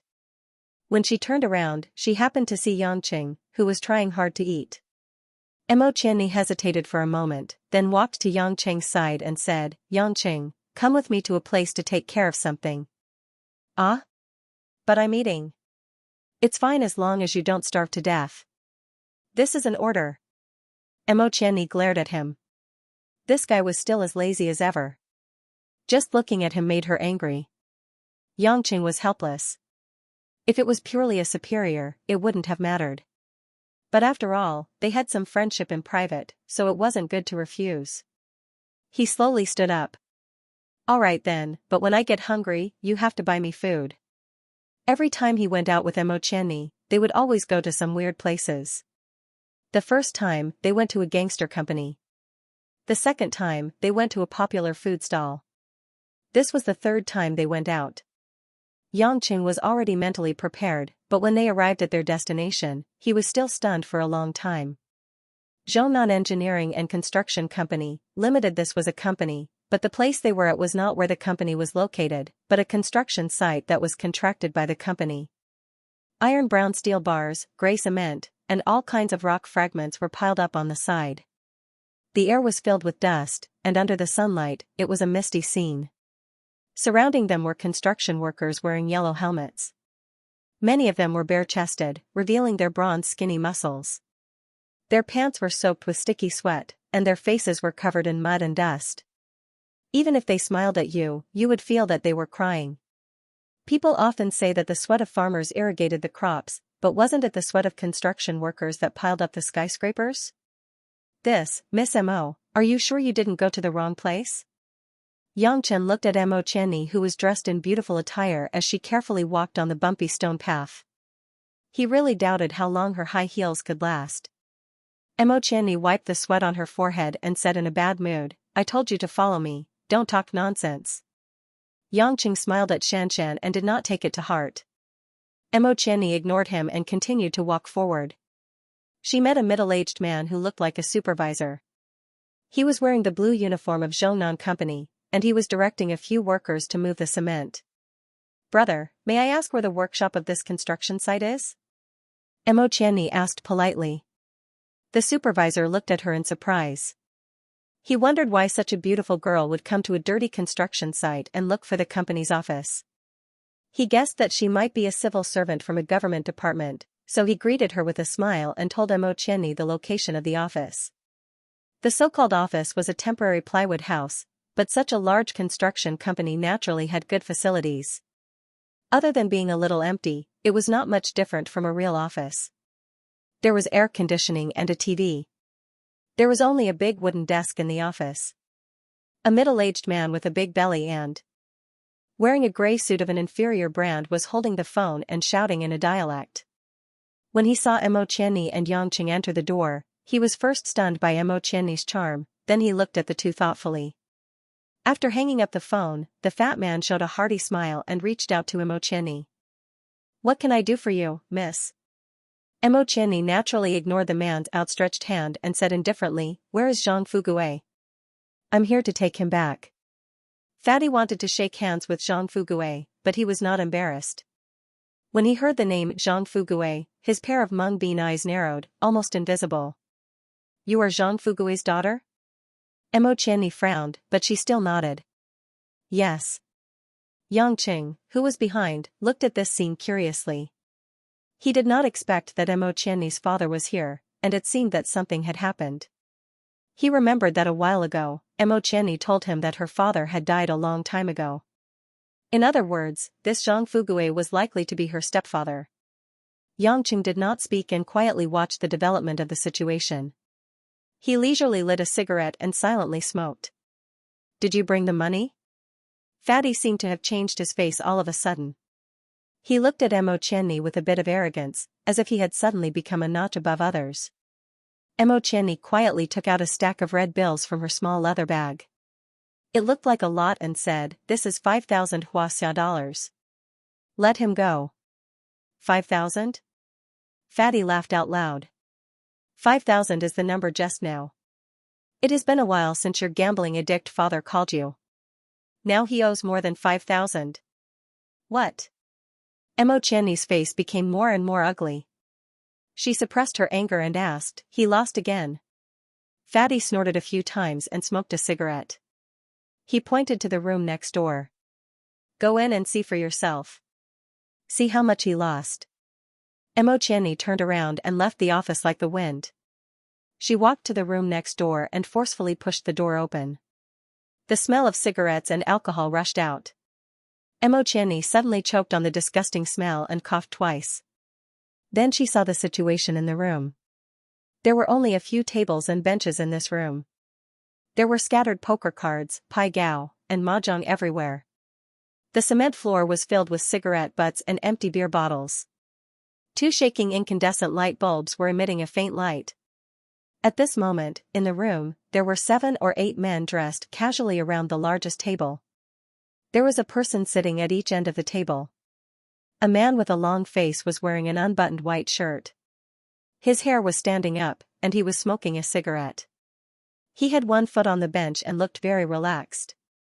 Opposite him, there was another figure trembling. He was wearing a yellow short-sleeved shirt. His face was covered in dirt. There were many wrinkles at the corners of his eyes and forehead. His whole face was so thin that the flesh on his cheeks was particularly protruding. He looked very depressed. When the people in the room saw the door being pushed open, they all turned to look. When they saw that it was a charming woman who opened the door, all of their eyes lit up. Only the middle-aged man with a stooped body and listless eyes showed a look of ecstasy when he saw Xianxia. It was as if he had instantly drilled out of the mud into the clouds. He rushed to Xianxia and grabbed Xianxia's shoulders with both hands. He shook Xianxia and shouted, "Girl! Give me money! Give me money! I want to turn the tables! Give me money!" Xianxia's shoulders hurt from being grabbed, but she didn't break free. Her eyes were red as she smiled bitterly and said, "How much do you want?" "As much as you have. I want to turn the tables." The man shouted as if he had been injected with a stimulant. At this time, the other men also understood. The man with the hair standing up grinned and said, "Girl, you should be the daughter that Zhang Fugui mentioned. Your father Zhang Fugui still owes me 20,000 gambling debts. Help him pay it off before you gamble with me." Zhang Fugui's face turned red. He turned around and shouted, "Don't be too happy, Dajuan. I'll gamble with you after I get the money. When the time comes, I'll make you owe me 20,000. 20,000. Xianxia's pretty face turned pale. She looked at Zhang Fugui's crazy back and said, "It's only been half an hour and you suddenly went from 5,000 to 20,000? Do you know what you're doing?" Zhang Fugui turned around and saw that Xianxia's eyes were already misty with tears.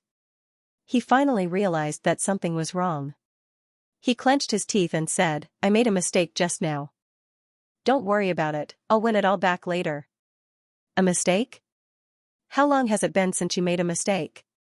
How many years has it been? How much money did I give you? Do you know that that money is enough to buy a house in Zhonghai?" Xianxia finally couldn't help but loudly scold him.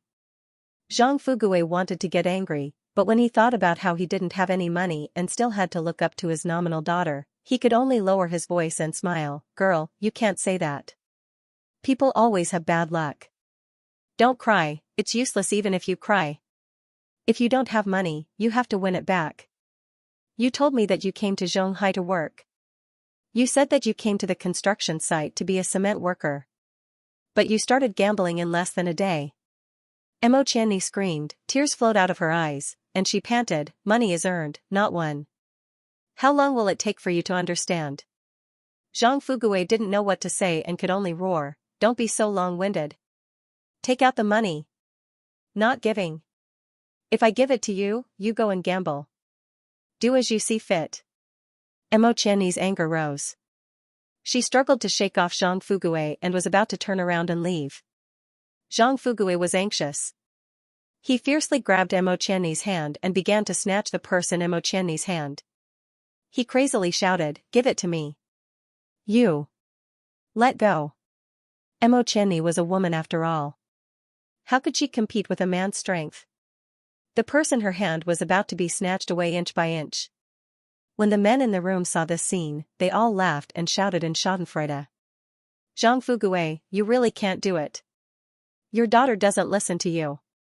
Your daughter is too lazy to save you. You old gambler deserves it." Haha. Zhang Fugui's anger rose. He lost money and lost face. His head suddenly turned hot. He raised his hand and was about to slap Xianxia. Xianxia also realized that Zhang Fugui wanted to hit her, but she couldn't let go of the purse. She could only tilt her head to avoid being hit as much as possible. She closed her eyes in shock, and her face was filled with pain and sorrow. At this moment, before Zhang Fugui's hand could fall, it was grabbed by another hand in midair, making it difficult for him to move an inch. "Hey, it's not like your daughter took your money. Why are you hitting your daughter? Yangqing stood in front of Mo Qianni and suddenly stopped Zhang Fugui's movements. Zhang Fugui was stunned. He panted heavily and asked, "Who are you?" "It doesn't matter who I am. What's important is that you can't hit her and you can't steal her money," Yangqing said. "This is my family's business. I want to take money from my daughter. What does it have to do with you? Why can't I hit my daughter?" Zhang Fugui shouted arrogantly. "If you're so powerful, why don't you fight with that group of people? And as far as I know, Mo Qianni isn't your biological daughter. You're just a nominal daughter. Don't think too highly of yourself." After Yangqing said this coldly, he exerted force on Zhang Fugui's hand, causing Zhang Fugui to take a few steps back. Mo Qianni, who was prepared to receive a beating, raised her head, and saw that it was Yang Chen who was blocking in front of her. Seeing his not-so-wide back made her heave a sigh of relief, and a trace of warmth flowed through her heart. However, when she thought about how this gambling-addicted stepfather was so rude to his daughter who came to save him, and even wanted to hit her, Mo Qianni felt sad. Her heart felt like it was being gnawed by countless insects. Countless grievances accumulated in the past gushed out, and she couldn't help but sob. Yangqing looked at the woman who was already sobbing and only knew how to wipe her tears. He finally understood why Mo Qianni would drag him here. This kind of situation, no woman would dare to come alone. The faces of the men in the room turned ugly. Dajuan, who was gambling with Zhang Fugui, stood up. He was more than 1.8 meters tall, and his open collar revealed his strong chest. Muscles. He looked at Yangqing and narrowed his eyes into a line. "Kid, open your claws and see clearly whose territory this is. It's only right for a father to hit his daughter. Don't be a busybody." Zhang Fugui was pushed away by Yangqing and became angry. He pointed at Yangqing and Mo Qianni and shouted, "Good. Little bitch, so you found a man to help you. Do you want me, your father, to be killed after only a few days in Zhonghai? So that you can live a comfortable life alone in the future?" Seeing that Mo Qianni didn't pay, Zhang Fugui was so angry that he trembled. He opened his mouth and began to curse. Mo Qianni looked at him with tears in her eyes. She was full of despair and anger. She sneered and said, "Whatever you say, you have to pay the money you owe. Yangqing, let's go." After saying that, Mo Qianni grabbed Yangqing's hand and planned to leave. Yangqing naturally didn't care. This Zhang Fugui really couldn't be flattered. If he wasn't stupid, then he was crazy. The words incurable were the most suitable to describe him. If he wasn't Mo Qianni's stepfather, he should have broken one of his arms when he was thrown. However, the men in the room obviously wouldn't let the two leave so easily. Dajuan snorted coldly, "If you don't leave the money, don't even think about leaving." A few construction workers with evil smiles rushed out of the door and blocked the way of Yangqing and Mo Qianni. They also looked at Mo Qianni's exposed fragrant and tender skin with greedy eyes. Yangqing had learned something new. How could there be people forcing people to stay in broad daylight? He couldn't help but smile and say to Mo Qianni, "Why is it like shooting a movie?" Mo Qianni was not in the mood to joke with him. She suppressed the panic in her heart, wiped her tears, and said solemnly, "What do you want? Believe it or not, I will call the police. You guys are gathering people to gamble. All of them will be detained and fined." The men at the scene burst into laughter, as if they had seen the funniest joke. Dajuan walked forward with an arrogant look on his face and said with a sinister smile, "Little girl, let me tell you, the people who owed me money in the construction side all said the same thing. They all said that they would call the police and make us go to jail. But do you know what happened to them? What do you think?" Mo Qianni stared at him fearlessly. Dajuan sneered, "In this world, the fist is the hard truth. Wait until I beat him up so badly that even his parents can't recognize him. What's there to call the police? What's the law? It's all F***King Bullsh** T. In the end, they still have to obediently give me the money." Dajuan looked up and down at Mo Qianni, and said, "But, today's situation is a bit special. I don't like to hit women. If this beautiful lady is willing to accompany us brothers to have some fun, then we can talk about the money, and we'll let you guys go later." The meaning in his words was very clear, to return the money with meat. A few men who already had ulterior motives looked at Mo Qianni with evil intentions, as if they were already waiting for a good meal. Zhang Fugui, who was nervous at the side, had been afraid of being beaten up. At this time, when he heard that there was hope for the money, he immediately became spirited and shouted at Mo Qianni, "Little bitch. Brother Dajuan already said it. What are you still standing there for? What the f***ck does it have to do with you?" Dajuan stepped forward and gave Zhang Fugui a slap. "Do I look like someone who would force a woman? Besides, how can $20,000 be worth as much as this pretty girl?" When Mo Qianni heard that Zhang Fugui actually wanted her to agree to Dajuan's request, she almost fainted from anger, but the tears in her eyes seemed to have dried up. At this moment, there was only unyielding and anger. She sneered and said, "Stop dreaming, you can't threaten me. If you know what's good for you, quickly let us go, or else I'll really call the police." Yangqing somewhat admired Mo Qianni's performance. She was indeed a strong woman. Although her emotions were out of control, she quickly straightened her back like an iron lady. "I said that women are stupid. Do you think we're lying?"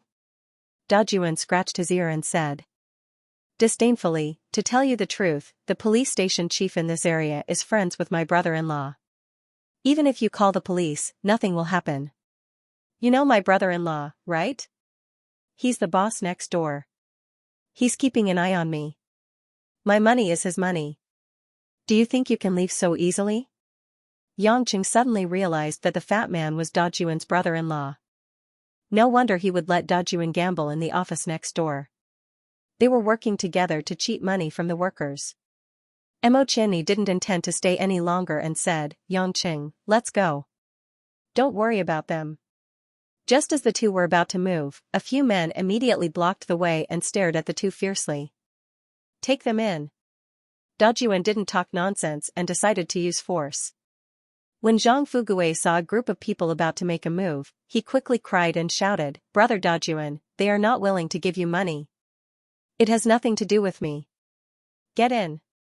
Dajuan angrily kicked Zhang Fugui's butt, and Zhang Fugui tumbled back into the door. A few men came forward and wanted to grab Yangqing and Mo Qianni separately and drag them into the room, but Yangqing wouldn't let them do as they wished. He protected Mo Qianni, who was a little hesitant, by his side. He lifted his leg and kicked a few people around him. The few people who were just about to get close to Yangqing didn't have the time to be ruthless. They were suddenly kicked out by the foot. Their sternum seemed to be broken. Fortunately, their physical fitness was good, so they didn't spit out a mouthful of blood. Yangqing saw that Dajuan, the leader, was in a daze. He sneered and went forward to grab his hair. He didn't give Dajuan a chance to resist at all. He pulled hard and threw Dajuan into the room. He even pulled out a lot of his hair. Dajuan was dizzy from the fall. He always felt that he was strong and wasn't afraid of anyone. He didn't expect that he wouldn't be able to last half a move in front of this ordinary-looking man. He didn't even have time to react before he was thrown to the ground. It was so painful that it felt like a layer of skin had been peeled off. Dajuan touched his head. A large piece of hair had been pulled out, and there was blood flowing everywhere. Half of his hand was red, and he was scared silly. In an instant, the situation was one-sided. Yangqing was like a sheep being herded into a pen. With a slap and a kick, he beat up a few arrogant men until they cried for their parents. Zhang Fugui, who was full of despair and fear, saw the scene. His eyes revealed a bit of surprise. He hurriedly endured the pain in his butt and ran to Yangqing's side. He smiled and said, "So this little brother is an expert. Hee, help me beat them up. Who told them to hit me just now? Haha." Yangqing indifferently glanced at him and lifted his leg to kick his butt again. "Io." Zhang Fugui fell face first into the room again. "You. Why did you kick me? I'm Nizi's father." Zhang Fugui shouted. "I don't have a father like you." Without waiting for Yangqing to speak, Mo Qianni said coldly. You. Zhang Fugui wanted to curse, but when he saw Yangqing's cold gaze, he swallowed all of it. He mumbled and didn't dare to open his mouth. Mo Qianni was still in shock, but she found that the situation was already under Yangqing's control. While she was surprised at Yangqing's strength, She was also glad that she thought about it and asked Yangqing to accompany her. At first, she just felt that it wasn't appropriate for her to come alone in a construction site full of men. She didn't expect that bringing Yangqing would be such a big help. Otherwise, she was afraid of the consequences. "What's going on?" A voice came from behind. It was the fat supervisor who had just returned from a walk. He was Dajuan's brother-in-law. When he saw the mess of fighting, he exclaimed. When Dajuan saw the fatty coming, it was as if he had found his savior. He didn't care about the bleeding on his head and hurriedly cried, "Brother-in-law, brother-in-law. You're here." They didn't pay, and they even beat people. The fatty's face immediately darkened. His fierce-looking face trembled as he said, "What are you guys doing? There are so many people, and you can't even handle a man and a woman. This kid knows some martial arts." "Hey, it hurts." A man who fell to the ground cried out in pain. When the fatty saw the miserable state of the few people, he was also a little afraid. However, he knew that he couldn't retreat at this time, so he pretended to be calm and said, "Kid, so what if you can fight? This is a society ruled by law. If you hit people, you'll go to jail. Do you believe that I won't call the police to arrest you right now?" "Jail?" Yangqing sneered and said, "You guys gathered to gamble like this, and even colluded to cheat the workers of their money. If this matter is exposed, it won't be as simple as a few days in jail, right?" When the fatty was mentioned, his face turned red. "Don't make irresponsible remarks. This is what Zhang Fugui wanted to bet on. What does it have to do with us?" "Really? It has nothing to do with you?" Yangqing smiled evilly and slowly walked forward. He came in front of the fatty and said, "Since you said it has nothing to do with you, then we'll make it your business. How about it?" "What? What do you mean?" The fatty was a little stunned. Yangqing suddenly grabbed the fatty's neck. Without waiting for the fatty to react, he dragged the fatty's fat body into the room like a dead dog.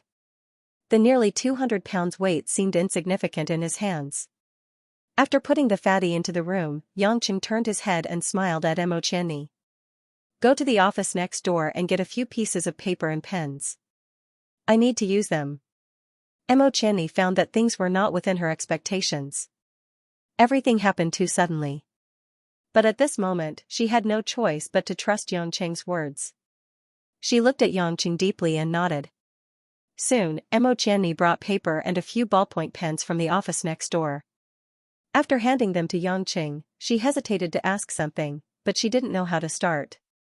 Yangqing understood what she meant and smiled in relief. "Don't worry, no one will die." The people in the room had been frightened by Yangqing to the point that they didn't dare to make a sound. They were afraid of being beaten a few more times. After all, they were not revolutionary martyrs. They knew that they couldn't win, but they still rushed forward. They just wanted to make some money. If they could avoid being beaten, of course, they wouldn't ask for it.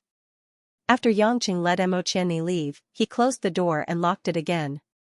Then, he showed a harmless and gentle smile to the group of frightened men. By the time they left the Zhongnan Company's construction site, an hour had passed. After coming out of the room, the papers in Yangqing's hands were rolled up and held tightly in his hands. His face was calm and he didn't say anything, which made Mo Qianni depressed. Back in the car, Yangqing still didn't say anything. Mo Qianni finally couldn't help but ask, "What's that in your hands? You obviously wanted to ask me, but you waited for so long. Seeing that I didn't take the initiative to tell you, you couldn't help but ask." "Miss Mo Qianni, is this the so-called modesty?" Yangqing said teasingly. Mo Qianni's pretty face blushed when her thoughts were exposed. She rolled her eyes at him charmingly and snatched the papers from Yangqing's hands to read them carefully. After reading a few pages, Mo Qianni's watery eyes widened and she couldn't say a word. She looked at Yangqing strangely and said, "I suddenly feel sad for them.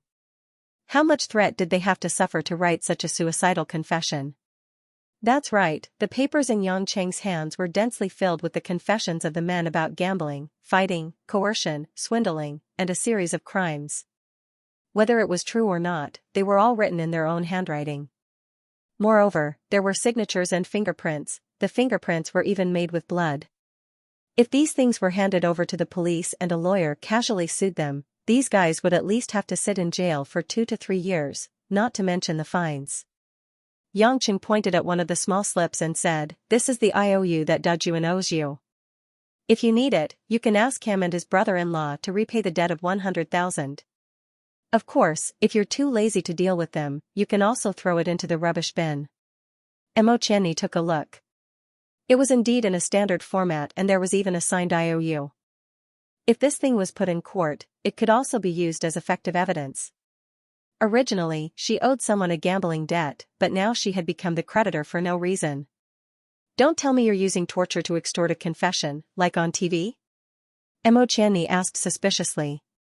His mind was filled with bloody and terrifying images, and he shivered. Xianxia shook his head and said seriously, "Do I look like that kind of person? I only talked to them about their future lives." "Future life?" "Yes, I asked them, do you still want to continue the family line? Or are you planning to end your family line?" After a long time, Xianxia stuffed the papers that were related to the fate of the group of people into the car's storage box.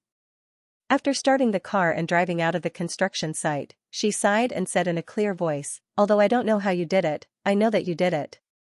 But I have to say thank you. You've done me another big favor. Since those people attacked me, it's not just to help you. I won't let them have a good time either."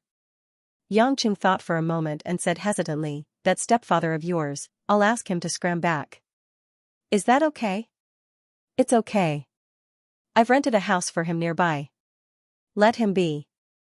Xianxia frowned. It was obvious that Zhang Fugue made her very sad. She pondered for a moment and said, "I don't want to talk about that person. Xianxia, can you accompany me to another place? I want to thank you properly." "You're not going to treat me to a food stall again, are you?" Xianxia curled his lips. "The food there is quite spicy. My lips were a little swollen last time." Xianxia seemed to be in a good mood. She once again showed her unique intellectual face and looked at Xianxia with a smile. "It's tea time now. Forget about eating. I'll take you to a place you'll definitely like." Xianxia was once again sure that the places he went with Xianxia must be some very inexplicable places. More than half an hour later, Xianxia took Xianxia to a forest park in the eastern coastal suburbs of Shanghai. The red Audi slowly drove through the woods along 2 small roads filled with green mountains. The surrounding woods were lush and green. The mountains that were gradually entering autumn appeared yellow and green. From time to time, flocks of birds flew over the woods. The fallen leaves on the side of the road were scattered as the car drove past. After driving for more than 10 minutes, Xianxia finally saw that the hillside was actually a large sports field. To be more precise, it was a multi-purpose sports center where rich people who had nothing better to do usually came here to play sports. Looking from afar, in addition to a variety of open-air ball courts, there was even a car track. "The place you said I'll definitely like is the sports field?" Xianxia asked with a bitter face. Xianxia nodded. "Whenever I'm in a bad mood, I'll often come here to exercise. After exercising, I'll be sweaty and it'll seem like nothing matters. But I don't like to exercise." "You're so good at fighting. Why don't you like to exercise?" Xianxia asked puzzledly. "Fighting is achieved by killing people. Exercising is a waste of energy." Xianxia said in his heart, but he just stubbornly said, "I'm a lazy person. Even if I play games, I won't play sports." "Then you can sit on the sidelines and watch the beauties exercise. I know you'll like it." "There are a lot of beauties here?" Xianxia was a little excited. Xianxia glanced at him disdainfully. "Humph, you're already married and still so lecherous. Let me tell you, this Maple Forest Sports and Leisure Center has been open for at least 20 years. Most of the high-level white-collar workers and rich ladies in Shanghai come here to exercise. Rather than saying it's a sports field, it's better to say it's the most comprehensive high-end club. Of course there are a lot of beauties here. Although I'm not that obsessed with appearances, for the sake of Miss Mo's health, let's go in quickly," Xianxia said with a sincere face. Just as Xianxia said, after entering the Maple Forest Leisure Center, there was an endless stream of women walking back and forth. Moreover, most of them were wearing sports hot pants, bright colors, and short to the bottom of their thighs. those pairs of white and slender thighs swaying in front of their eyes were a good enjoyment for any man. Because of the exercise, many of the girls were slightly sweaty, and the scent of their body fragrance and perfume was particularly obvious. As long as one walked by, one could smell all kinds of fragrance. Xianxia took the lead and walked in front. When she turned back and saw Xianxia's unscrupulous eyes, she felt a little uncomfortable in her heart. Hey, even if you want to look, you don't have to be so exaggerated, okay? What if they have a boyfriend here and cause a dispute? Then it'll be troublesome. What dispute can this cause? Xianxia smiled indifferently. At worst, I'll just shamelessly deny it. Isn't it over? Xianxia rolled her eyes and was too lazy to care about this rascal. They walked all the way to the main hall of the Maple Forest Leisure Center. The hall was made of transparent tempered glass, and the design looked particularly bright and fashionable. The silver modern three-dimensional frame and the perfect bonsai plants made the whole hall comfortable and spacious, filled with fresh air. The waiters who were walking back and forth were all young ladies or young men with bright smiles on their faces. They all wore t-shirts with maple leaf insignia on them, and revealed warm smiles when they saw Xianxia and Xianxia. They walked to an aisle in the hall, after which they could enter the interior of the leisure center to officially participate in the activities. A girl with a sweet smile asked Xianxia for a pass. Xianxia took out a dark red magnetic card from her bag and handed it to the girl. At the same time, she pointed to Xianxia behind her. This is my assistant. Can I bring him in? Miss, your card is a VIP card. You have the right to bring a friend in, the girl replied patiently. Xianxia touched his nose and followed Xianxia in. He smiled and said, Why do I feel like a pretty boy being supported by a rich woman? Come on, your face isn't white at all. Xianxia sneered. Xianxia was unhappy. He touched his handsome face and thought to himself, this girl is being naughty again. She forgot that I'm her benefactor so quickly. Miss Mo, you haven't been here for a while. She had only taken a few steps when a familiar, mature, and charming voice came from the side, expressing a sincere welcome to Xianxia. Xianxia turned her head and showed a happy but reserved smile to the person who came. It was unknown whether it was a skillful smile or this woman's natural charm. As for Xianxia, he just looked back and was stunned for a moment. How could it be her? Tang Wan, who was dressed casually, also noticed that it was Xianxia who came in with her. Seeing Xianxia's stunned expression, she smiled a bit playfully and greeted, Mr. Yang, we meet again. Xianxia saw Tang Wan's sudden realization and felt very embarrassed. He knew what Tang Wan was thinking. The first time they met, he was looking for her to solve the loneliness in the middle of the night, but she ignored him. The second time was in Li Jingjing's office, with the pure and lovely teacher Li. But a few days later, he appeared together with the intellectual and charming Xianxia in this leisure center. Any woman would think of other things, let alone a woman like Tang Wan, who was obviously a smart woman. President Tang, do you know Xianxia? Xianxia asked curiously. In her eyes, it was incredible that Xianxia would know this woman who had a high status in Zhonghai's upper class. Tang Wan smiled gently and said, we met twice. This is the third time, but it seems that Mr. Yang and I are very fated. Hee hee. Xianxia smiled awkwardly to cover up. It is indeed a coincidence that we can meet in such a remote place. Xianxia couldn't help but ridicule, what coincidence is there? President Tang is the owner of Maple Forest Leisure Center. This is her territory. What coincidence is there? Xianxia was suddenly speechless. No wonder this woman could drive a limited edition Land Rover. She was really rich. So he said with a bit of bitterness, I am not ignorant. This doormat expression made the two beauties chuckle, and the atmosphere was particularly harmonious. Tang Wan seemed to think of something. Her eyes sparkled and she said cordially, what are the two of you doing here? Fitness? Swimming? Do you like yoga or race cars? I haven't thought about it yet. Actually, I am here to relax. President Tang, do you have any good recommendations? Xianxia asked. Tang Wan nodded. I'm going to watch a tennis match. The people playing are all regulars here and are VIPs of Maple Forest like Miss Mo. I'm sure I'll be able to meet a lot of acquaintances and have some fun together. Would the two of you be willing to come? Yang Chen was about to refuse. He wasn't a VIP, how could he have acquaintances? However, Mo Qianni pulled his hand and said with a smile, since there's such a good thing, and it's an invitation from Boss Tang, of course I have to go take a look. Let's go together. With no other choice, Yang Chen was dragged towards the tennis court. With an innocent face, he asked Mo Qianni, if you want to go then go, I'll go somewhere else. I'm not a VIP, I won't meddle. Mo Qianni glared at him and whispered, don't think I don't know what you're thinking. You want to go to the pool to look at women, right? Let me tell you, the VIPs here are almost all famous business and political figures in Zhonghai. Since you're RU International's PR, you have to interact with these people. Every level of relationship is the key to success. Remember the leader's advice.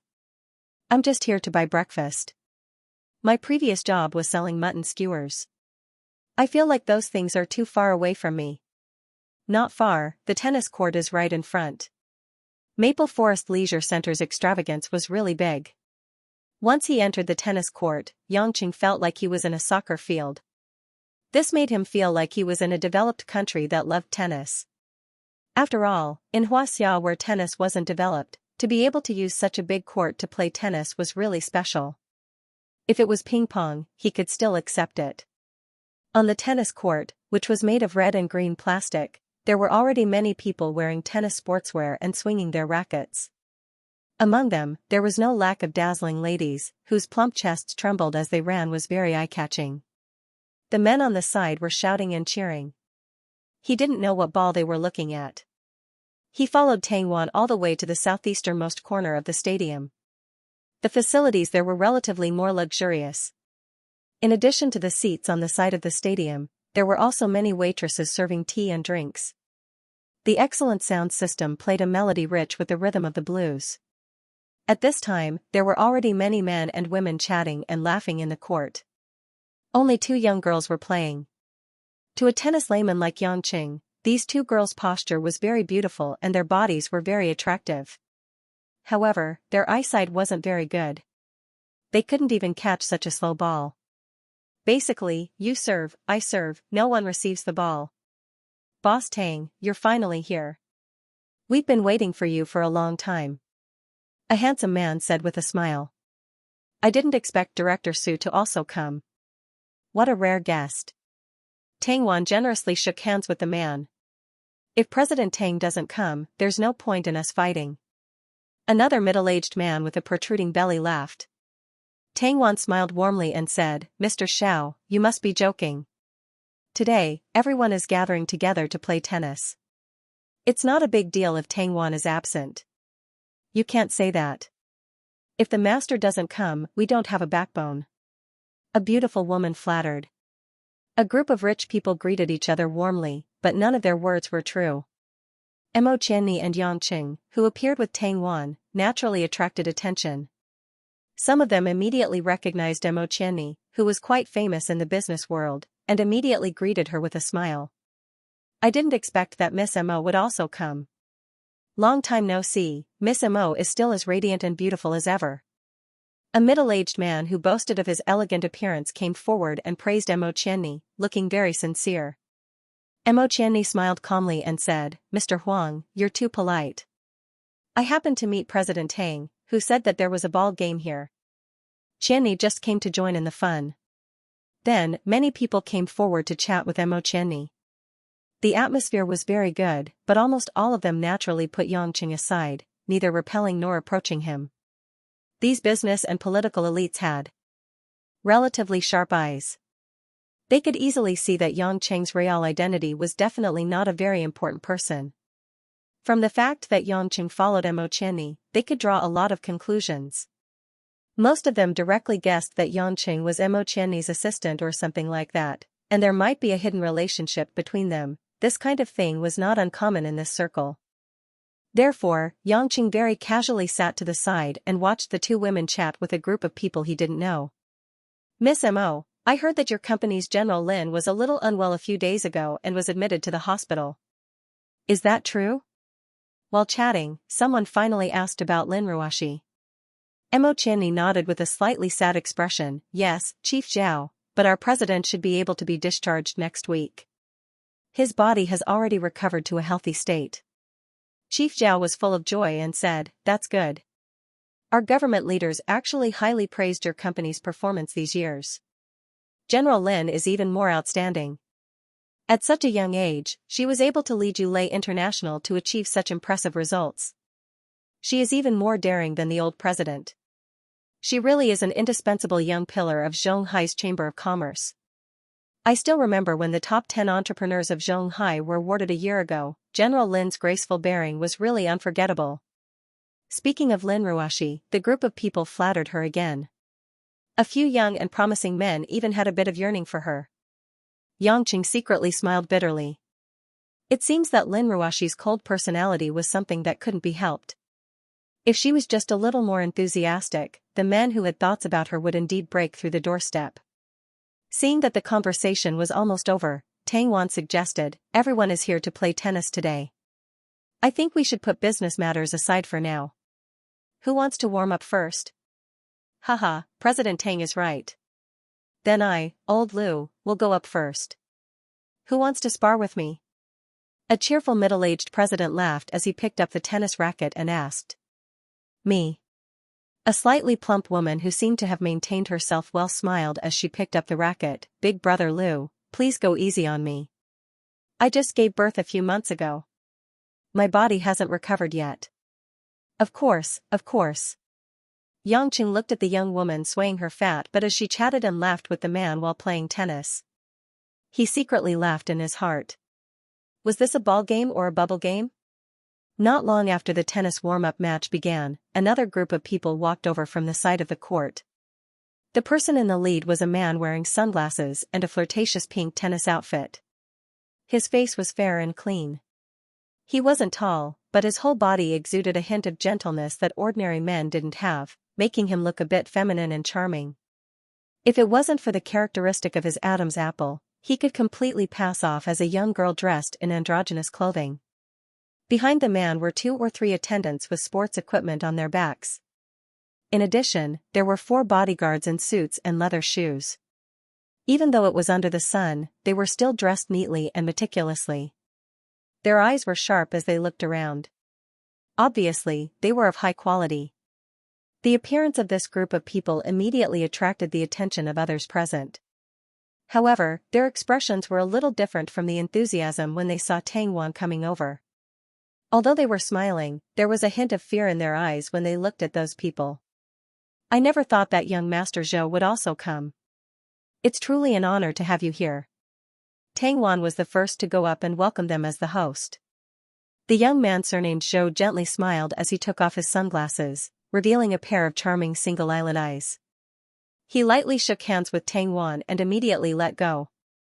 In a refined manner, he said, "Mr. Tang, you must be joking. I, Zhou Dongqing, was only able to get to know everyone here because of my father. It's fine as long as you don't blame me for disturbing you." Hearing the name Zhou Dongqing, Yangqing knitted his brows as he pulled Mo Qianni's arm and whispered, "This Zhou Dongqing is the Dongqing Group's Zhou Dongqing?" Mo Qianni looked at Yangqing with a strange expression and smiled. "I couldn't tell that you know about the Dongqing Group. Looks like you're not completely ignorant."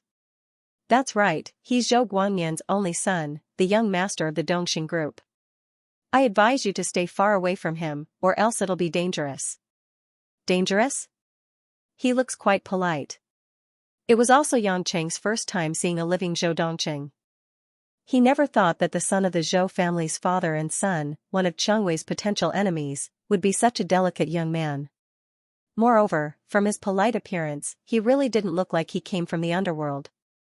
Mo Qianni's expression was a bit strange as she whispered in Yangqing's ear, "The danger I'm talking about is because he doesn't like women."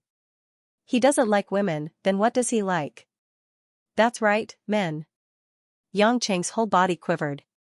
No wonder he didn't want to touch a mature woman like Tang Wan. It wasn't because he was polite, but because he didn't like to come into contact with women. Seeing that Yangqing seemed to have eaten rat poison, Mo Qianni giggled and whispered, "What are you afraid of? With your appearance, he won't even look at you." Yangqing wasn't listening, because Yangqing suddenly remembered that when he saved Chen Bo a while ago, Chen Bo said that there was a boss with the surname Zhou who wanted him to receive a customer. A person with the surname Zhou who could make a small underworld leader like Guo Ziheng go all out to capture people. It seemed like it was this Zhou Dongqing. Thinking about it this way, a lot of things made sense. A few days ago, he was chased by a few strangers in a black Honda. He had been wondering who sent them, and it seemed like it had something to do with Zhou Dongqing.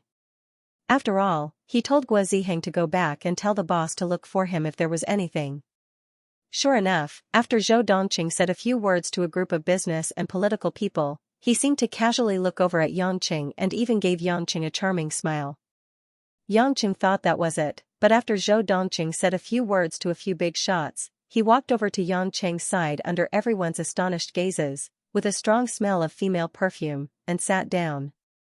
"Mister, do you mind if I sit here?" Zhou Dongqing's face was a bit like some male celebrities in Korea, with thin lips and powdered face. At this moment, his skin was especially delicate. Although Yangqing had seen a lot of these types of men abroad, this was the first time he was this close.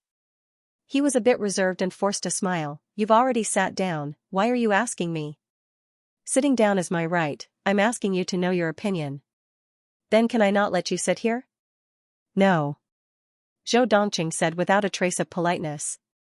Seeing the two of them talking as if they were strangers yet familiar with each other, some of the people around them who knew what was going on all revealed strange smiles.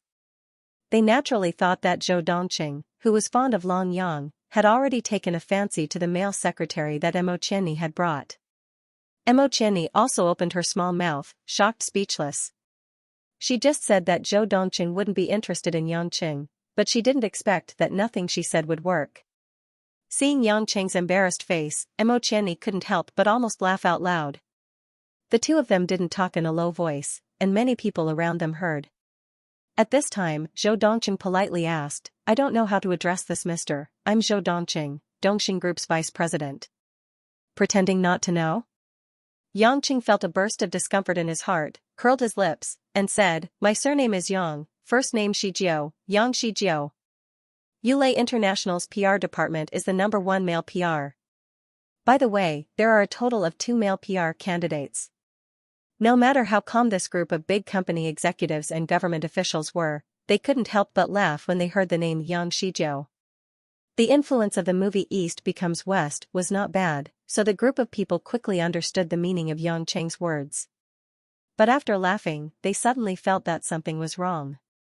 The person they were facing was the young master of Dongxing, Zhou Dongqing, the little emperor of Shanghai East's underground world. This kid dared to make fun of him. Did he want to die? But Zhou Dongqing's reaction was surprisingly not angry. Instead, he pursed his lips and said, "Mr. Yang really knows how to joke, but I like humorous men." His voice was soft and seemed to have a bit of shyness and joy. Yangqing only felt goosebumps all over his body.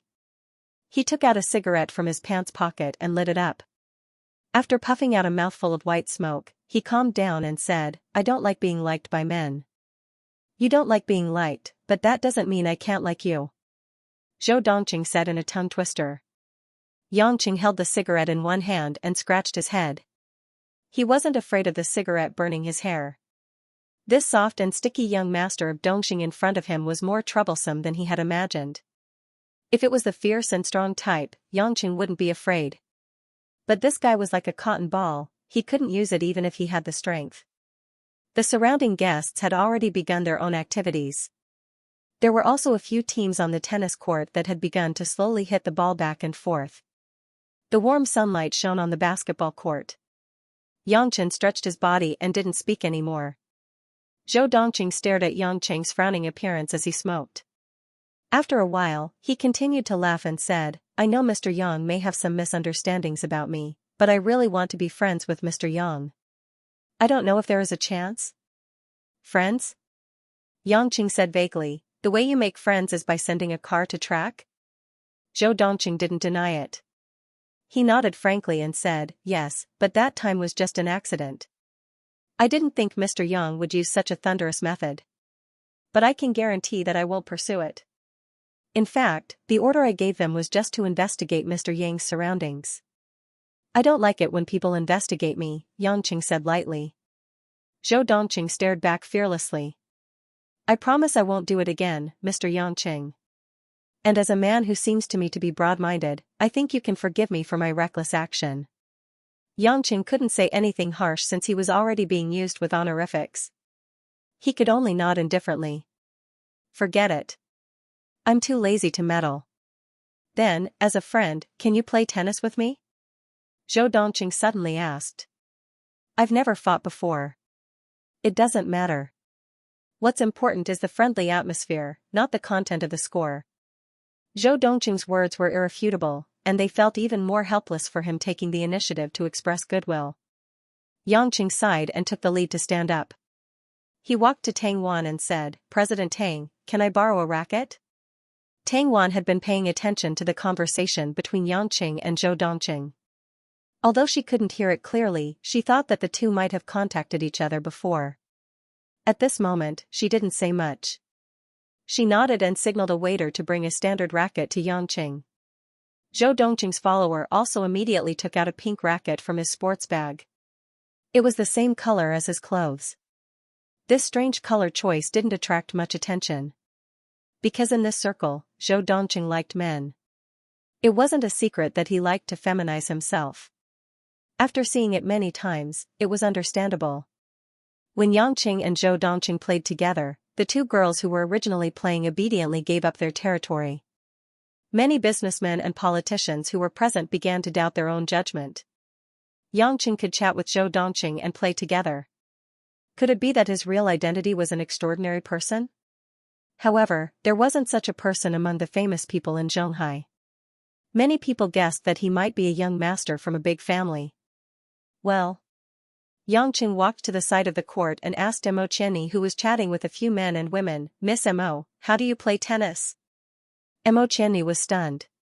Although she didn't know why this man asked such a silly question, she still simply explained, it's when someone hits it.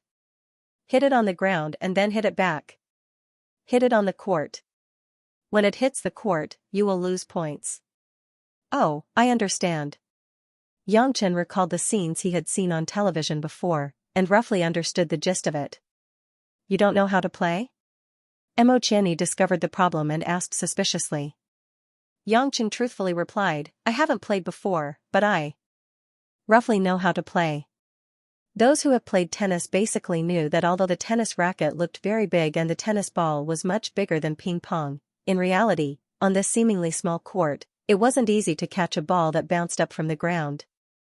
Many beginners felt the first time they played tennis. They could clearly see the ball flying in front of them, but they just couldn't hit it.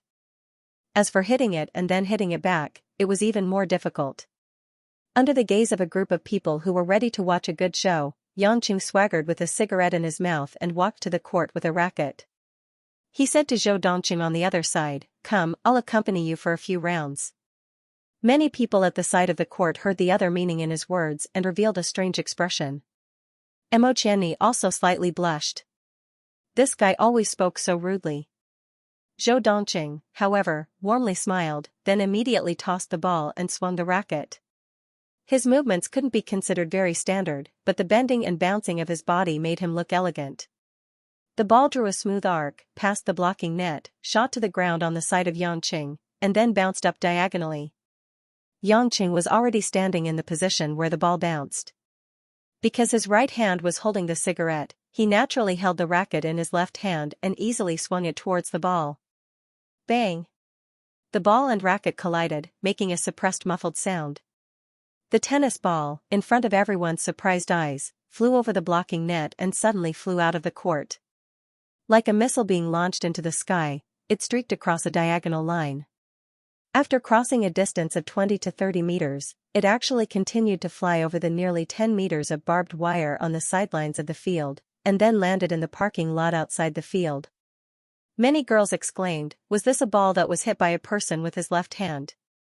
Even if it didn't hit, it would still be understandable if it was hit out of the court. But that man just casually swung, and even used his left hand, and actually let the ball fly more than 10 meters of barbed wire. Even if the people present were given a cone-shaped stone with just the right weight, No one dared to say that they could easily throw the stone out of the barbed wire. Seeing the surrounding people, including Zhou Dongqing, all showed a look of horror. Yangqing realized that he accidentally used too much strength. In fact, he didn't use it, but he underestimated the elasticity of the interaction between the tennis ball and the tennis racket. He smiled awkwardly, flicked the cigarette ash, and continued to put the cigarette in his mouth. Yangqing said, "I'm sorry, this ball is quite elastic, I'll go pick it up after I finish playing." The others all smiled stiffly. Looking at Yang Chen's arm that wasn't very muscular, they revealed a weird expression. If they were to be punched by that hand, they would probably lose their lives. Mr. Yang really has godly strength. Zhou Dongqing was also a person who had seen the world, and he also knew that Yang Cheng's strength was not ordinary, so he quickly calmed down. He took a new ball from his follower and said, "Then let's continue." This time, Yang Cheng didn't use too much strength. He just calculated the strength to hit the ball back to the opponent's court. As for the angle, speed, and so on, Yang Cheng didn't care at all.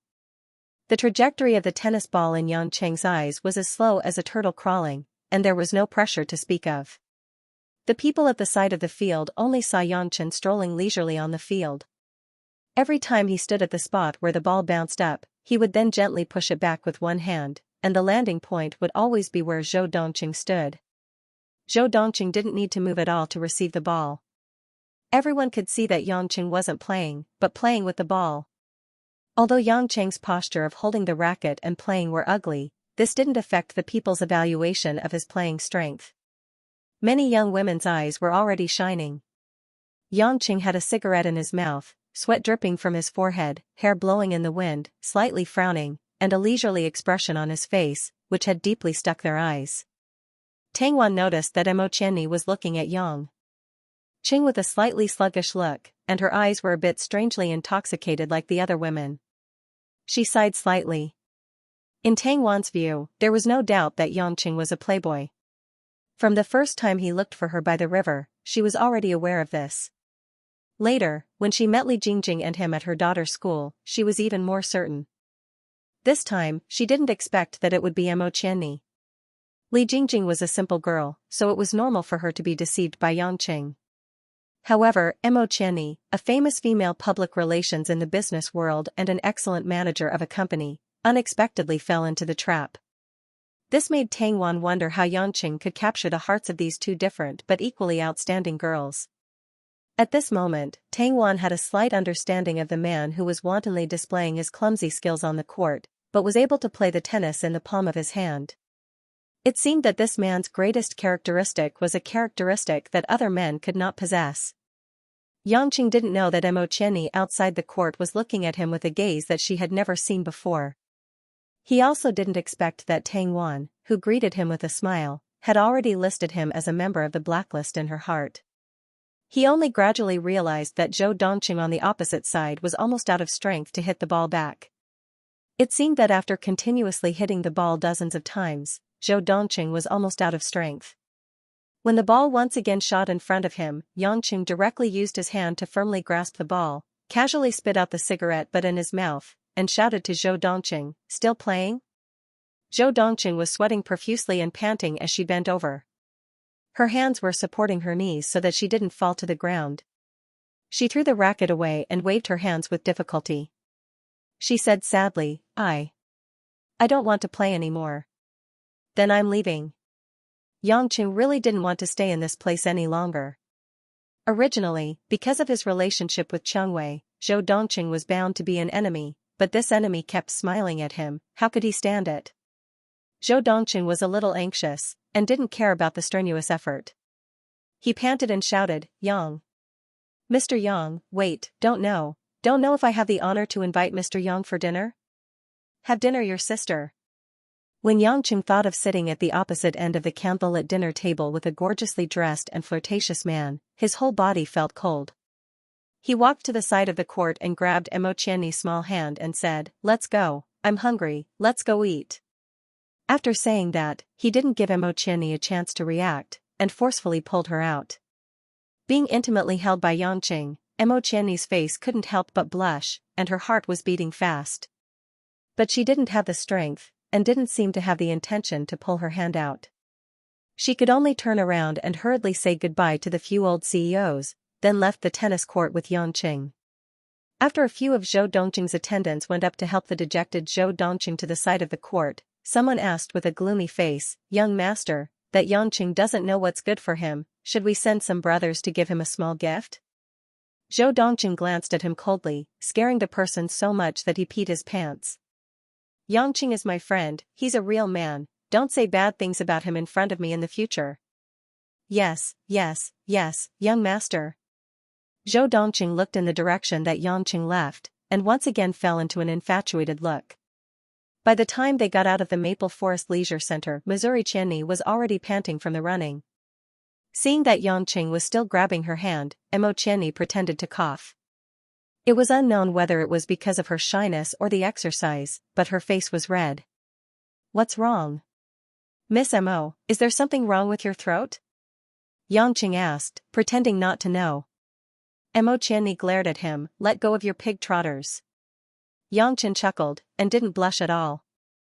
However, he still let go of that fair and tender hand, even though it felt really good to hold. He even explained, "Miss Mo, your words aren't up to standard. Pig trotters can't be bent to catch your hand."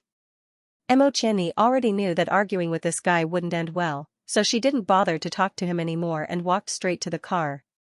When the two of them got on the road, Yangqing looked at the back and saw that there was no one chasing after them. Only then did he slowly let out a sigh of relief.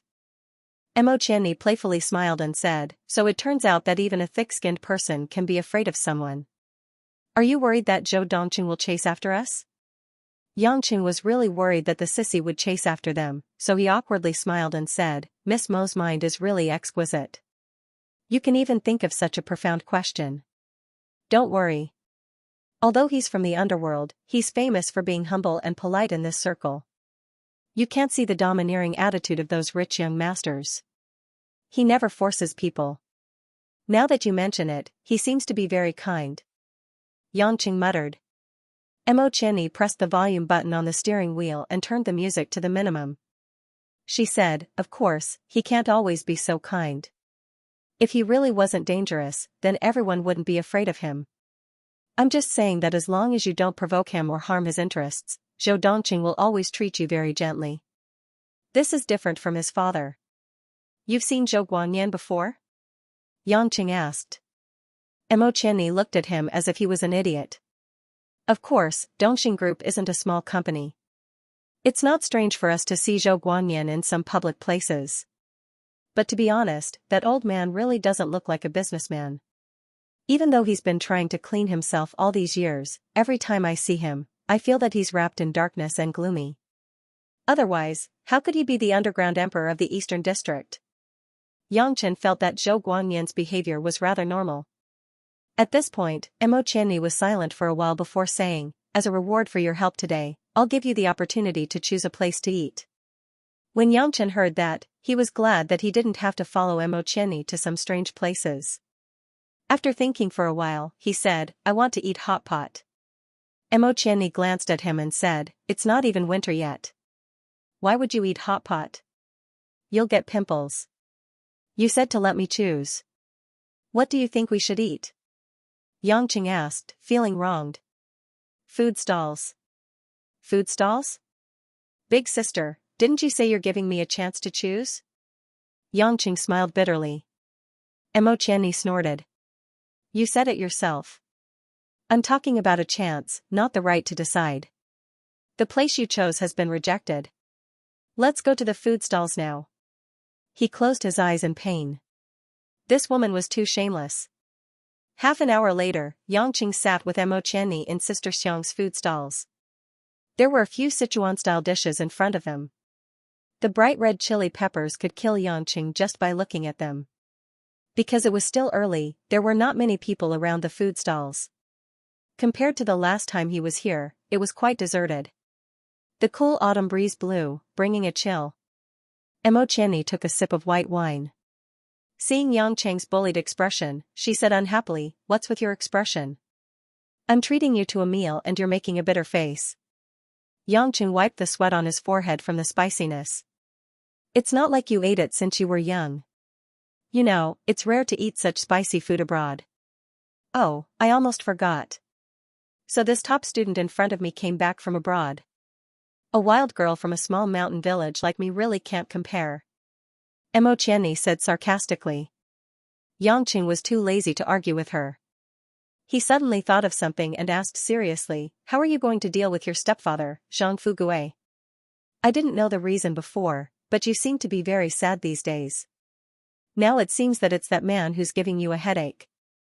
If you need help, let me know. I'm very free, you know. Mo Qianni's chopsticks paused. She looked straight at Yangqing and asked, you've been paying attention to whether I'm sad or not? Yangqing smiled embarrassedly. He couldn't say that every time she walked past him, he would sneak a few glances and stare at her, but he could only say, my colleagues in the office all said that you're not in a good mood, so I just noticed. Mo Qianni's eyes were faintly disappointed. She said softly, do you remember the last time we came here, I received a phone call? I remember. Yangqing still remembered that he was forcefully hugged that night. It was my mom. She said that Zhang Fugui was coming to Zhonghai to work and asked me to pick him up and help him arrange it. Mo Qianni sneered and said, actually, he didn't work so hard to come here to work. He has a huge gambling debt in our hometown. If I didn't help him pay it off, he would have been beaten to death by those people. But his reputation there is too bad, so he had to come to Zhonghai. You know his character, why did you still let him come? Yangqing asked curiously. Do you mind listening to a slightly long story? Mo Qianni asked. If you don't bring me here to eat next time, I'm willing to listen to your heart. Yangqing tried to negotiate. Impossible. Yangqing smiled sheepishly. I think it's better if you say it. Mo Qianni was like a winner, the corner of her mouth slightly raised, and then she faintly narrated, I told you last time, when I was 13, my father died, and my mother remarried Zhang Fugui. Zhang Fugui was one of the few unmarried men in the village. He was still young, and he always liked my mother, so my mother finally agreed. Actually, at that time, Zhang Fugui didn't like to gamble that much. Although our family was poor, we could still eat and wear our clothes. But after a few months, because my mother farmed every day, her body was weak, so she fell ill and couldn't get out of bed. I was only 13 at that time, and after finishing the primary school in the village, I stayed at home and couldn't go to junior high school. In fact, there was no junior high school in our village. At that time, I asked Zhang Fugui to take my mother to the nearest small town to see a doctor, because I was afraid that after my father left me, my mother would also leave me. If that happened, I would really be an orphan. I was very afraid, and I kept begging Zhang Fugui. I never wanted to call him father, but that time, in order to beg him, I kept calling him father, father. But Zhang Fugui suddenly changed so much that I didn't know him. He didn't listen to me at all. Other than going to the village chief to ask for some herbs and asking me to decoct them for my mother, he didn't do anything. Later, it was my neighbor's aunt who told me that Zhang Fugui was too poor. He had no money. Even if he went to the village hospital, there was no way for him to see my mother, and there was no way for him to buy medicine. Even if he took the bus to the nearest village, he couldn't afford the fare. At this point, Mo Qianni's voice became a little hoarse, and her eyes were slightly red. She poured herself a small glass of white wine and drank it in one gulp. Then your mother, she. Yangqing didn't continue asking. Mo Qianni said, my mother got better in the end. I don't know if it was God's mercy, or if the village chief's herbs were really useful. However, that time when she was sick, my mother seemed to have aged a few years. But I was still very afraid. At that time, I thought, if my mother got sick again, but we still didn't have the money to see a doctor, what would happen? I didn't dare to think about it.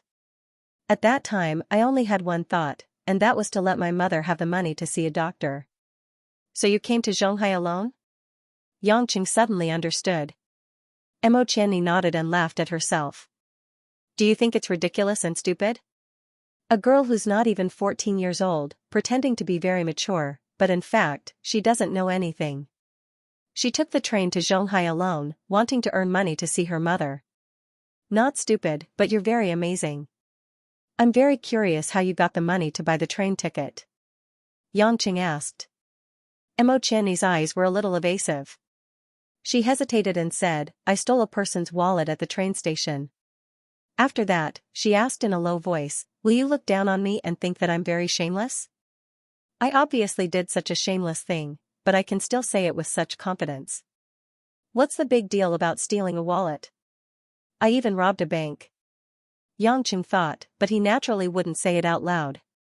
He just shook his head and said, no, people always make mistakes. At least you're much more noble than me. I've been to the police station twice. Mo Qianni finally smiled and continued, you might know a little about what happened after that. After I came here alone, I thought of ways to study by myself.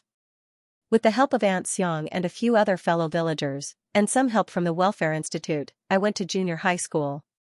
Later, because Ruashi's grandmother, who is the old CEO of Yulei International, came to our school to give a speech, she took a fancy to me and trained me. From then on, I could really raise my head in Zhonghai. If it wasn't for the old CEO, there wouldn't be today's Mo Qianni. Now you should understand why I was so angry when I found out that you, a scoundrel, married Ruashi. Xianxia nodded in understanding. The most precious kindness in the world was nothing more than providing charcoal in a snowy day. Although Mo Qianni said it lightly, it was obvious that it allowed a girl who came from a remote mountain village, had no one to rely on, and was even dispensable in the world to enter a real school and come into contact with everything about the upper class. Moreover, it allowed her to become an elite in Zhonghai's business world. What Lin Ruashi's grandmother gave to Mo Qianni was definitely not just material help. Perhaps it was more like a spiritual pillar to support Mo Qianni. Of course, along the way, the effort that Mo Qianni put in was definitely several times more than that of an ordinary person. The bitterness, sweetness, and bitterness, perhaps only she could understand. In the end, I finally made money. I still remember when I sent the first sum of money to my mother, she cried for a long time on the phone, but we were all very happy. Mother knew that I had grown up, and I also knew that I could finally take care of her. However, that was also the beginning of Zhang Fugui's obsession with gambling. He knew that I could receive a sizable salary every month, and after I settled down in Zhonghai, my gambling became bigger and bigger. In the beginning, it was just a few cents or a few yuan. Later on, I gambled 10 or 20 yuan with some people. Until these 2 years, it was already around a few hundred yuan. Mo Qianni sighed softly. Xianxia frowned, then why didn't you let your mother divorce him? Why didn't you let your mother leave him and live with you in Zhonghai? With your income, you could totally make mother and daughter live a good life. Why would you care about that gambling addict? Mo Qianni smiled bitterly, to you, he was a shameful gambling addict. To me, he was an incompetent and shameful stepfather. But to my mother, he was the man who took her in when she was at her most lonely. He was the man who accompanied her for more than 10 years. No matter how bad Zhang Fugui was, he did not do anything evil to my mother. He was always by her side. So for your mother, you have been giving money to help Zhang Fugui pay off his gambling debts? You even agreed to let him come to Zhonghai? Xianxia already understood the cause of the matter, and sighed. Every family has its own difficulties. If he didn't hear it from Mo Qianni's own mouth, who would have known that this beautiful upper-class person with limitless fame would have such a dark background? Mo Qianni nodded, what else could I do? I couldn't force my mother to divorce. My mother couldn't refuse Zhang Fugui's request, and I couldn't refuse the request of my only relative. Do you think your mother loved Zhang Fugui? Xianxia asked. Mo Qianni was stunned and said, if she didn't love him, she wouldn't have stayed with him in that poor and remote village. Even if she knew that her daughter already had a house, a car, and a career in the bustling city, she still stayed with Zhang Fugui silently, guarding the dilapidated house and 2 acres of farmland. How can you be so sure? I guess maybe your mother didn't want your career to be affected because of her. After all, if someone knew your real background, it might be disadvantageous for you at work. I don't care. Mo Qianni was a little excited. She really didn't think of this. After being pointed out by Xianxia, she suddenly became a little more clear-headed. Do you really think that's the case? My mother didn't love Zhang Fugui, but was afraid of delaying my future? Xianxia thought for a moment and smiled strangely, if you are willing to believe. We can do an experiment. After that, everything will come to light. Experiment? Mo Qianni looked at Yangqing in confusion, but out of instinctive trust, she nodded slightly.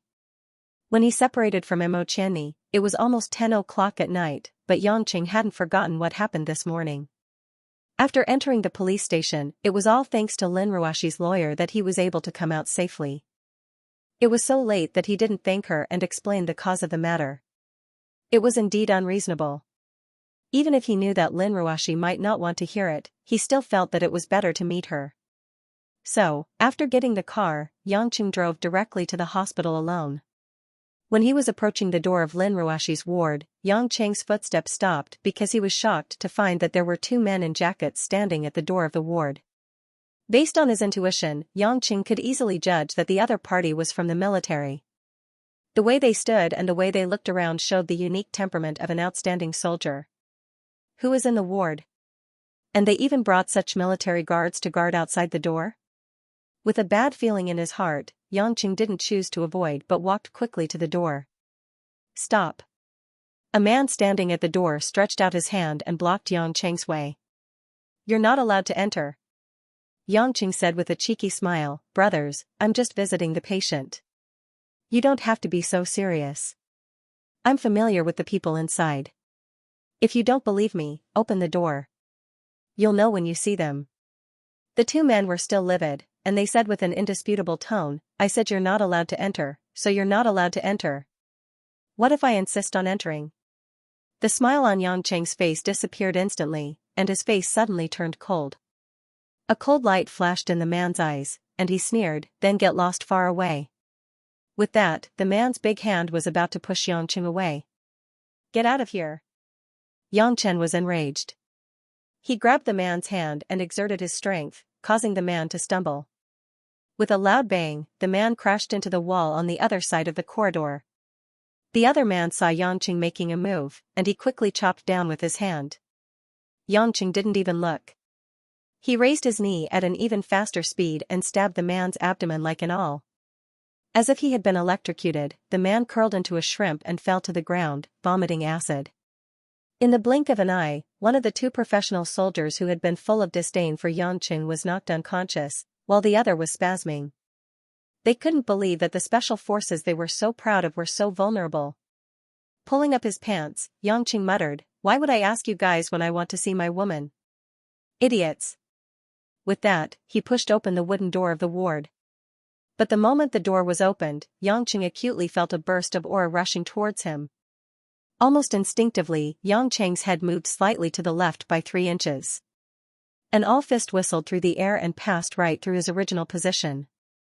In an instant, the fist that missed turned into an eagle claw, grabbing at Yangqing's neck. Yangqing's footsteps suddenly turned a strange arc in the narrow space. While avoiding the claw, his body moved behind the ambusher and raised his leg to kick the man's butt. However, the ambusher's reaction and speed were astonishingly fast. Just as he was about to come into contact with Yangqing, he quickly leaped away. While one of his feet touched the ground, his other leg swept towards Yangqing with a gust of wind. Yangqing had already estimated the strength of this person. After confirming that there was no threat, he was too lazy to dodge this time. He put one hand vertically in front of his chest to block. Bang! A muffled sound of air exploding could be heard. That raised leg was firmly blocked by Yangqing. Yangqing's body didn't move an inch. At this moment, he finally saw the attacker in front of him clearly. He was wearing a gray robe. His appearance was ordinary, and his hair was slightly white. Seeing that it was an old man, Yangqing immediately shouted angrily, Hey, old man, I have no grudge against you. Why do you want to kill me with every move? Gray robe, step down. A deep and dignified voice came from the side. On the side of the ward near the head of the bed, there was a man who looked to be in his 50s. This man was tall, handsome, and had a clear outline. His black hair was neatly combed to the back of his head. He wore a navy blue tunic suit, which was rarely seen. His whole body exuded the meticulousness of a person in a superior position. The old man called Grey Robe looked strangely at Yangqing, but he obediently withdrew his foot and respectfully retreated to a corner. Yangqing turned around and finally saw Lin Ruoxi, who was worried about him. At this moment, she was sitting on the bed, safe and sound. She was wearing a set of white loose cotton pajamas, which made her ink-like hair look particularly alluring. She had rosy cheeks, and although she didn't have any makeup on, her exquisite jade-like facial features matched well with her rosy skin, making her look tender and alluring. 2 weeks of Chinese medicine treatment had made the beauty of the young beautiful CEO reach a more soul-stirring level. It was more shocking than the first time Yangqing saw her. However, at this moment, Lin Ruoxi looked gloomy, as if she didn't see anything in front of her. Her eyes were slightly red, as if she had just cried. She indifferently looked out of the window, so cold that it made people feel pity for her. "You are Yangqing, right?" the man in the tunic suit asked in a deep voice. Yangqing didn't understand the situation, but it was obvious that a person who had a master like the old man in gray as a servant would have a high status. He nodded and said, "You are." "I am Ruoxi's grandfather. My name is Lin Jigua." "Lin Jigua?" Lin Ruoxi's grandfather. Although this man did look a little old, he didn't expect that he was Lin Ruoxi's grandfather. Yangqing still remembered that Choi Yan had mentioned this person when she came to the hospital last time. He had been curious about whether Lin Ruoxi had a grandfather or not. He didn't expect to see him today. No. Suddenly, Lin Ruoxi turned around with red eyes and stubbornly said to Yangqing, "He is not my grandfather. I don't know him." "Yangqing, quickly drive him out. I don't want to see him." This time, Yangqing was stunned. What was going on? Lin Jigua frowned, and his eyes showed some sadness. He said with pain, "Ruoxi, do you hate grandfather so much? You don't even want grandfather to see you." "I'll say it again. You're not my grandfather. Secondly, you've already seen me. You can leave now," Lin Ruoxi said coldly. She didn't even look at Lin Jigua in the eye. At this time, the old man in gray sighed and comforted, "Miss, the master has not been well these years. He always misses you.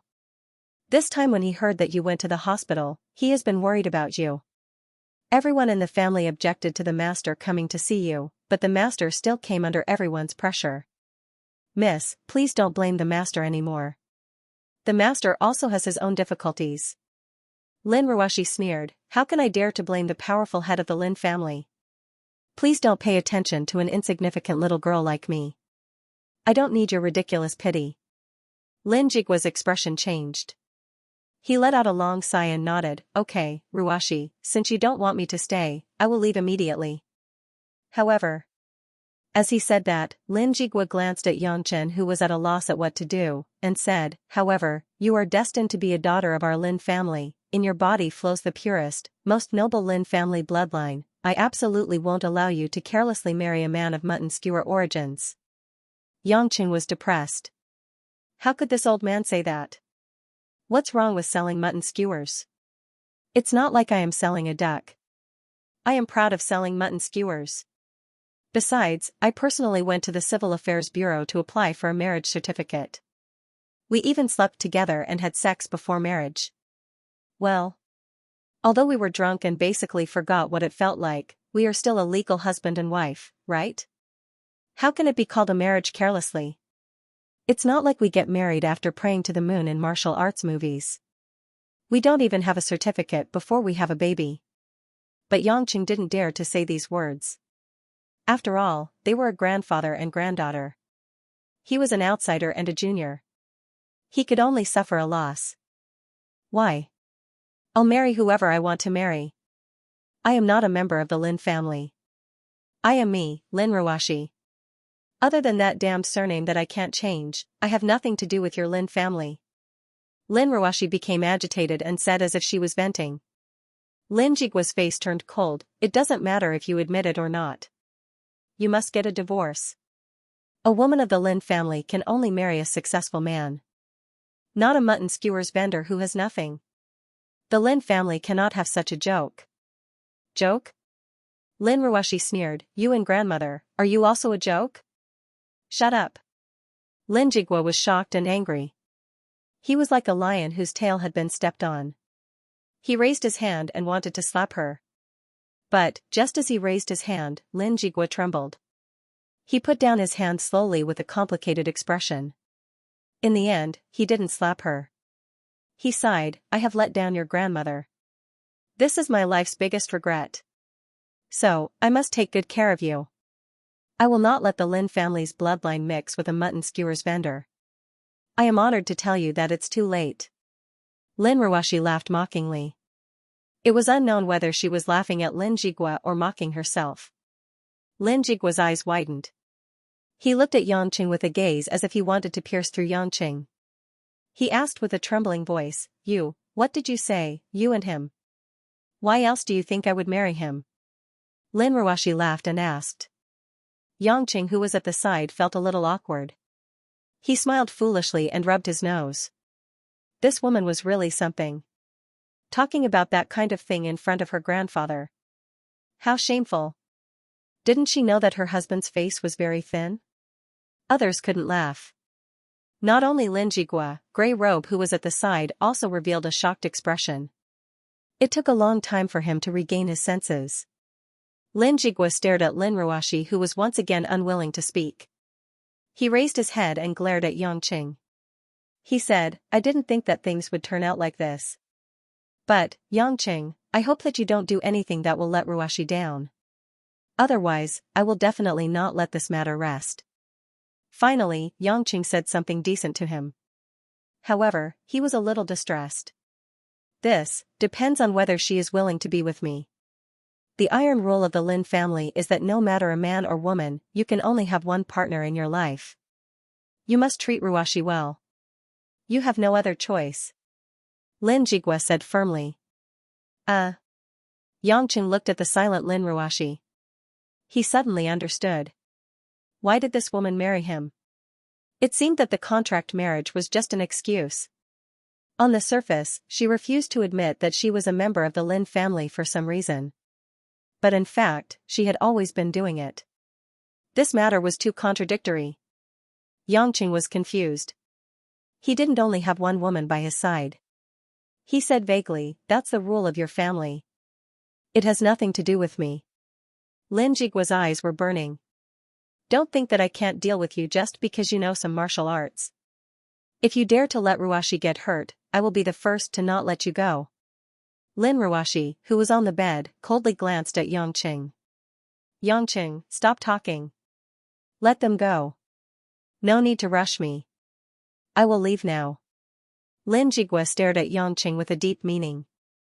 Then, he left the ward with Grey Robe. The two men who were beaten to the ground also followed. They didn't dare to stay for even a moment longer. Only the young couple was left in the room. Their eyes met, but the atmosphere was quite strange. Coming out of the hospital, Lin Jigua and the others quietly returned to a military Hummer in the dark. The specially modified body of the car was like a steel fortress, even the 4 tires were bulletproof. Once inside the car, the driver who had been guarding the car silently started the car. The huge car did not make too much noise, and unknowingly, they drove out of the hospital parking lot and onto the highway. The bright moonlight shone into the car. Sitting on the leather seat in the middle of the car, Lin Jigua was lost in thought. His wrinkled face showed signs of fatigue. Grey Robe, who was sitting opposite, saw this and sighed lightly. He comforted, Master, don't be sad. Miss is just stubborn. Miss is kind and honest. On the surface, she is cold to everyone, but in reality, she values relationships more than anyone else. In fact, in Miss's heart, Master is still her closest relative. I know this.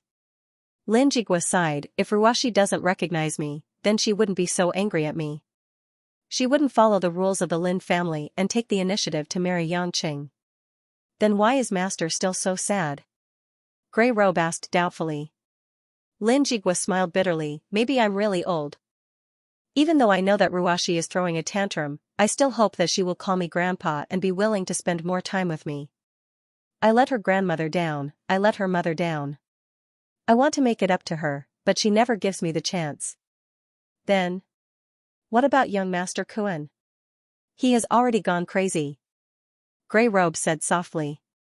Humph, Lin Jigua snorted coldly, and a sharp light flashed in his eyes, that bastard, I don't treat him as my son. If he wasn't Ruashi's biological father, I would have killed him myself. The Lin family does not raise scum.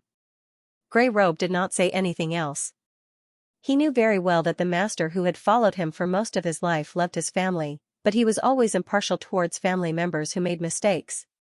Lin Jigua thought for a moment and suddenly asked, Grey Robe, from the simple fight just now, what do you think of Yang Cheng's strength? Grey Robe's body trembled, and he smiled bitterly, unfathomable. I have never met anyone in my life that could make me feel such despair.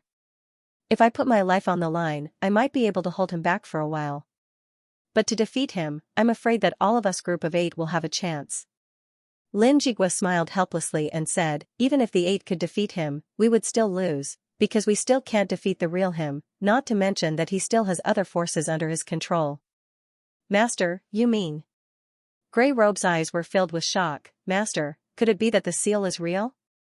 Lin Jigua shook his head, I don't know. The Treaty of God's seal has always been illusory, but if Yang Cheng's strength is as unfathomable as you said, then the Treaty of God's existence might not be impossible. After all, to be able to fight against the group of 8 with his own strength, there is no one else like him in the whole of Xianxia. Then wouldn't he be a monster?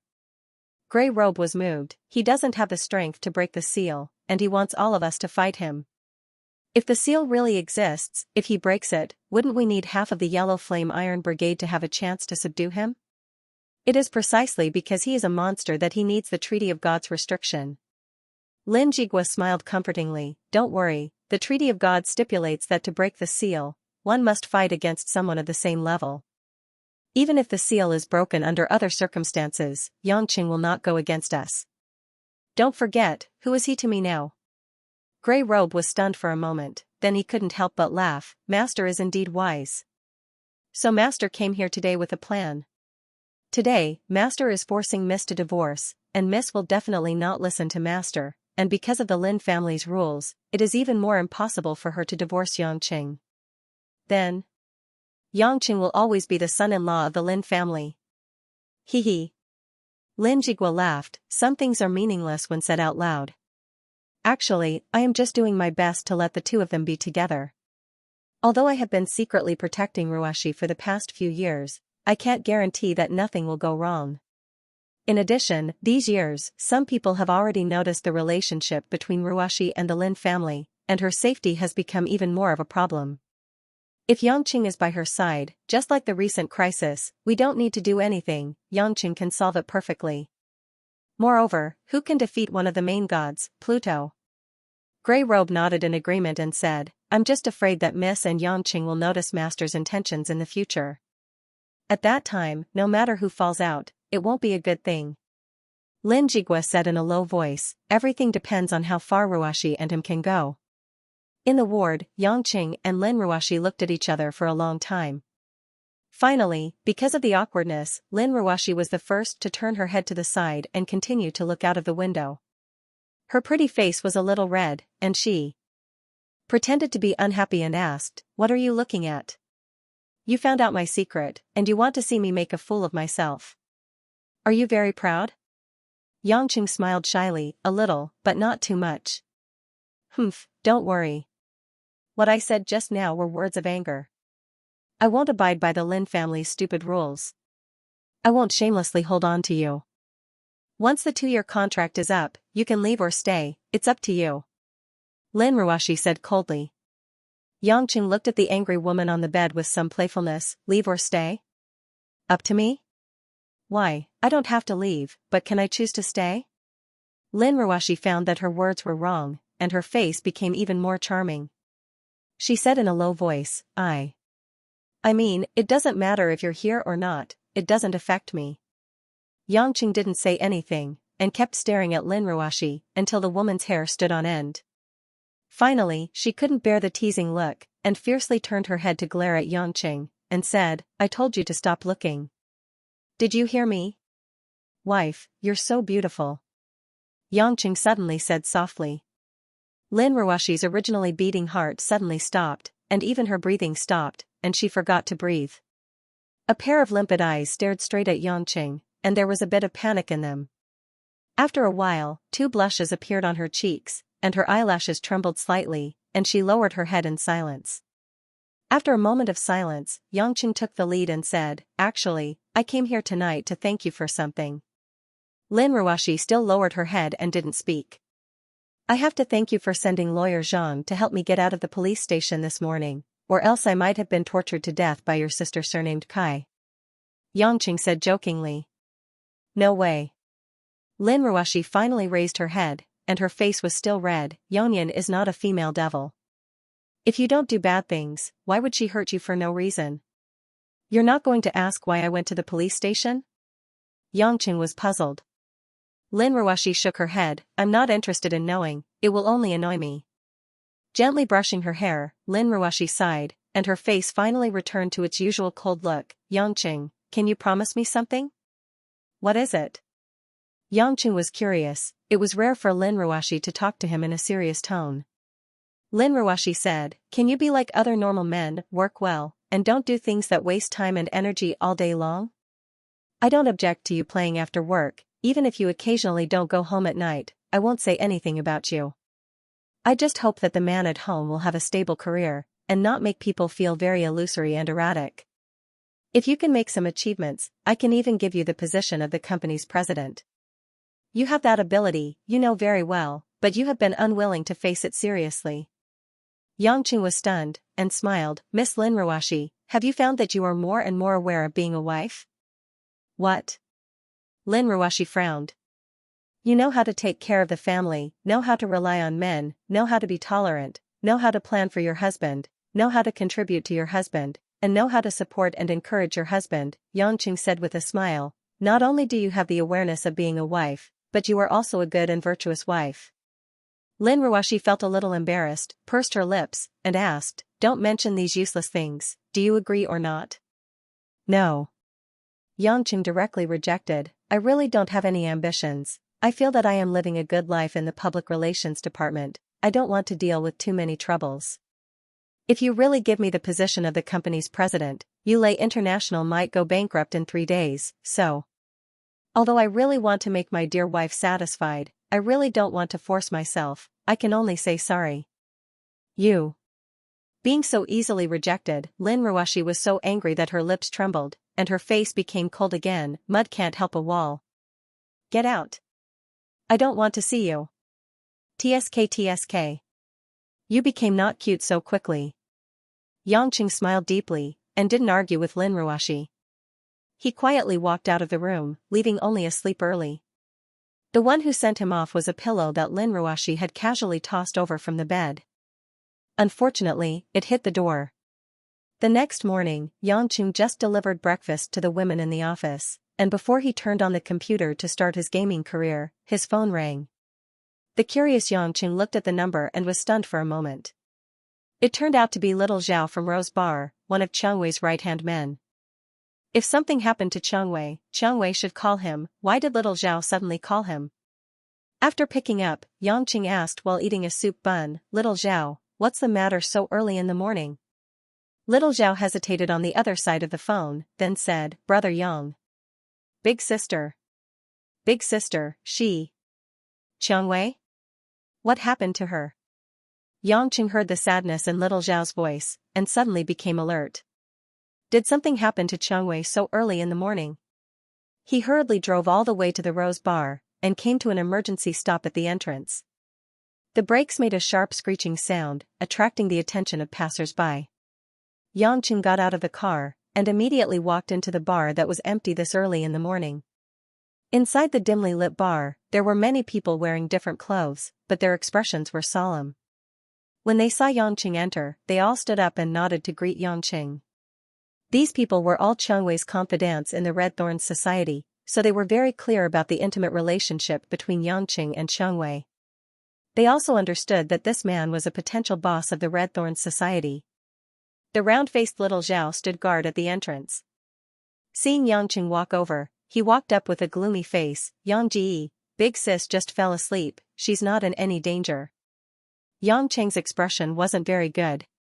Hearing that Changwei wasn't in any danger, he didn't show any signs of happiness. "Little Zhao, tell me what happened. How did Changwei get shot?" Little Zhao said with a bit of self-blame, our defensive measures weren't good enough, or we were too careless.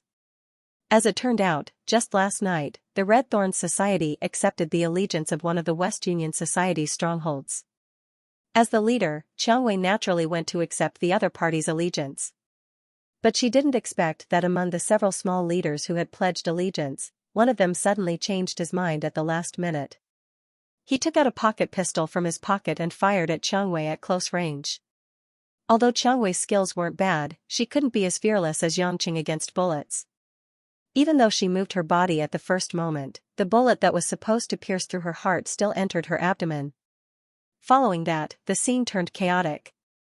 After the Red Thorns Society executed the killer in an instant, Rose endured the gunshot wound and left the scene. However, as soon as she got into the car, she was in a semi-conscious state due to the blood loss and pain. Actually, with Big Sis's years of experience, she definitely could have sensed it before the bastard took out the gun. Little Zhao said with red eyes and pain, but Big Sis is too tired these days, she only sleeps less than 4 hours a day, constantly holding meetings with her subordinates, making plans, and taking us to reclaim territory. That's why her body isn't in good condition and didn't react in time. We can only blame ourselves for being useless, we only know how to fight and kill, we can't help Big Sis, and we have to worry about everything. Yangqing took a deep breath, patted Little Zhao's shoulder, didn't say anything, and headed straight to Xianxia's room. Along the way, the number of bodyguards increased by several times. Clearly, everyone in the Red Thorns Society was very nervous. After all, without Rose, the Red Thorns Society would lose their brains and collapse in an instant. When he entered the room, the air was filled with the faint smell of disinfectant, which mixed with the original fragrance, seemed a little strange.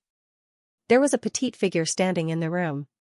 To Yangqing's surprise, it was Chenbo's sister, Chenrong, whom he had personally driven here. Chenrong was wearing a white blouse that accentuated her ample bosom. She was wearing black cropped pants that wrapped around her exquisite buttocks, making her look delicate and lovely. Her light makeup made this young girl from the mountains look even more fashionable. She was completely different from the rustic girl he met a few days ago. The only thing that didn't change was her clear eyes. Chenrong was holding a basin of water with a white towel in it, as if she had just wiped Xianxia's face. When she saw Yangqing enter the room, her eyes turned red. Brother Yang. Big sister Xianxia, she. I know. Yangqing forced a smile. Don't worry, didn't the doctor come already? Next to the bed Xianxia was lying on, there was a stand for an 4 drip, and 2 bottles of medicine were slowly dripping into it. After all, to Xianxia, home was the safest place, so she wouldn't go to the hospital and would only receive treatment in her room. Chenrong said sadly, the bullet has been taken out, but the wound will take a long time to heal. She almost died. Big sister Xianxia is a good person, I really don't want anything to happen to her. Since you're here to take care of her, you should know Big sister Xianxia's real identity. Yangqing sighed. Will she blame me for sending you here? No. Chenrong shook her head hurriedly. I know. Although Big sister Xianxia has a secret identity, she treats me very well. She treats everyone here very well, and everyone takes good care of me. I'm already very satisfied. Don't worry, big brother Yang, I won't tell my brother. I think he will understand. Seeing Chenrong's true feelings, Yangqing was also a little relieved. It seemed that Xianxia didn't choose the wrong person. Perhaps it would be a good choice to let this little girl stay by her side. She needed a companion, a suitable assistant, or even a successor. You go out first, I'll take care of things here. Yangqing smiled. Chenrong nodded obediently and quietly walked out of the room, closing the door behind her. Walking to the bedside, Yangqing bent down and looked at Xianxia, who had already fallen asleep on the bed. At this moment, the beautiful woman's face was pale, and her lips were even a little chapped. She didn't have her usual radiance. Her eyebrows were slightly furrowed, as if she was having an unhappy dream, and also seemed to be in pain. Yangqing's heart ached a little, and he slowly reached out to touch Xianxia's face. It was cold, but it made Yangqing feel bone-chilling. Suddenly, Xianxia's eyelashes trembled and she slowly opened her eyes. Xianxia's eyes were a little cloudy at this moment, but her gaze was very focused. She stared at Yangqing, revealing a clear smile, and asked in a small voice, "Am I very ugly right now?" Yangqing sat on the bedside and lightly said, "Someone once said that if a man sees a woman sick on the bed and still likes that woman, then the man really loves that woman. But now, I feel that this sentence is not accurate." "Very ugly, right?" Xiangwei smiled somewhat miserably. Yangqing shook his head. "My baby Xiangwei, even when she's sick on the bed, is still breathtakingly beautiful. As long as it's a man, they will like you, not to mention a big pervert like me." Xiangwei, who had turned from sadness to joy, couldn't help but laugh, but just as she laughed, because it pulled on her wound, she frowned and sucked in a breath of cold air. "Don't move, if the wound reopens, it will be terrible," Yangqing hurriedly advised. Xiangwei said dejectedly, "I can only blame myself for being too confident. I always thought that I could hold on, but when that person took out the pistol last night, I realized that I was too tired. My perception is actually so weak.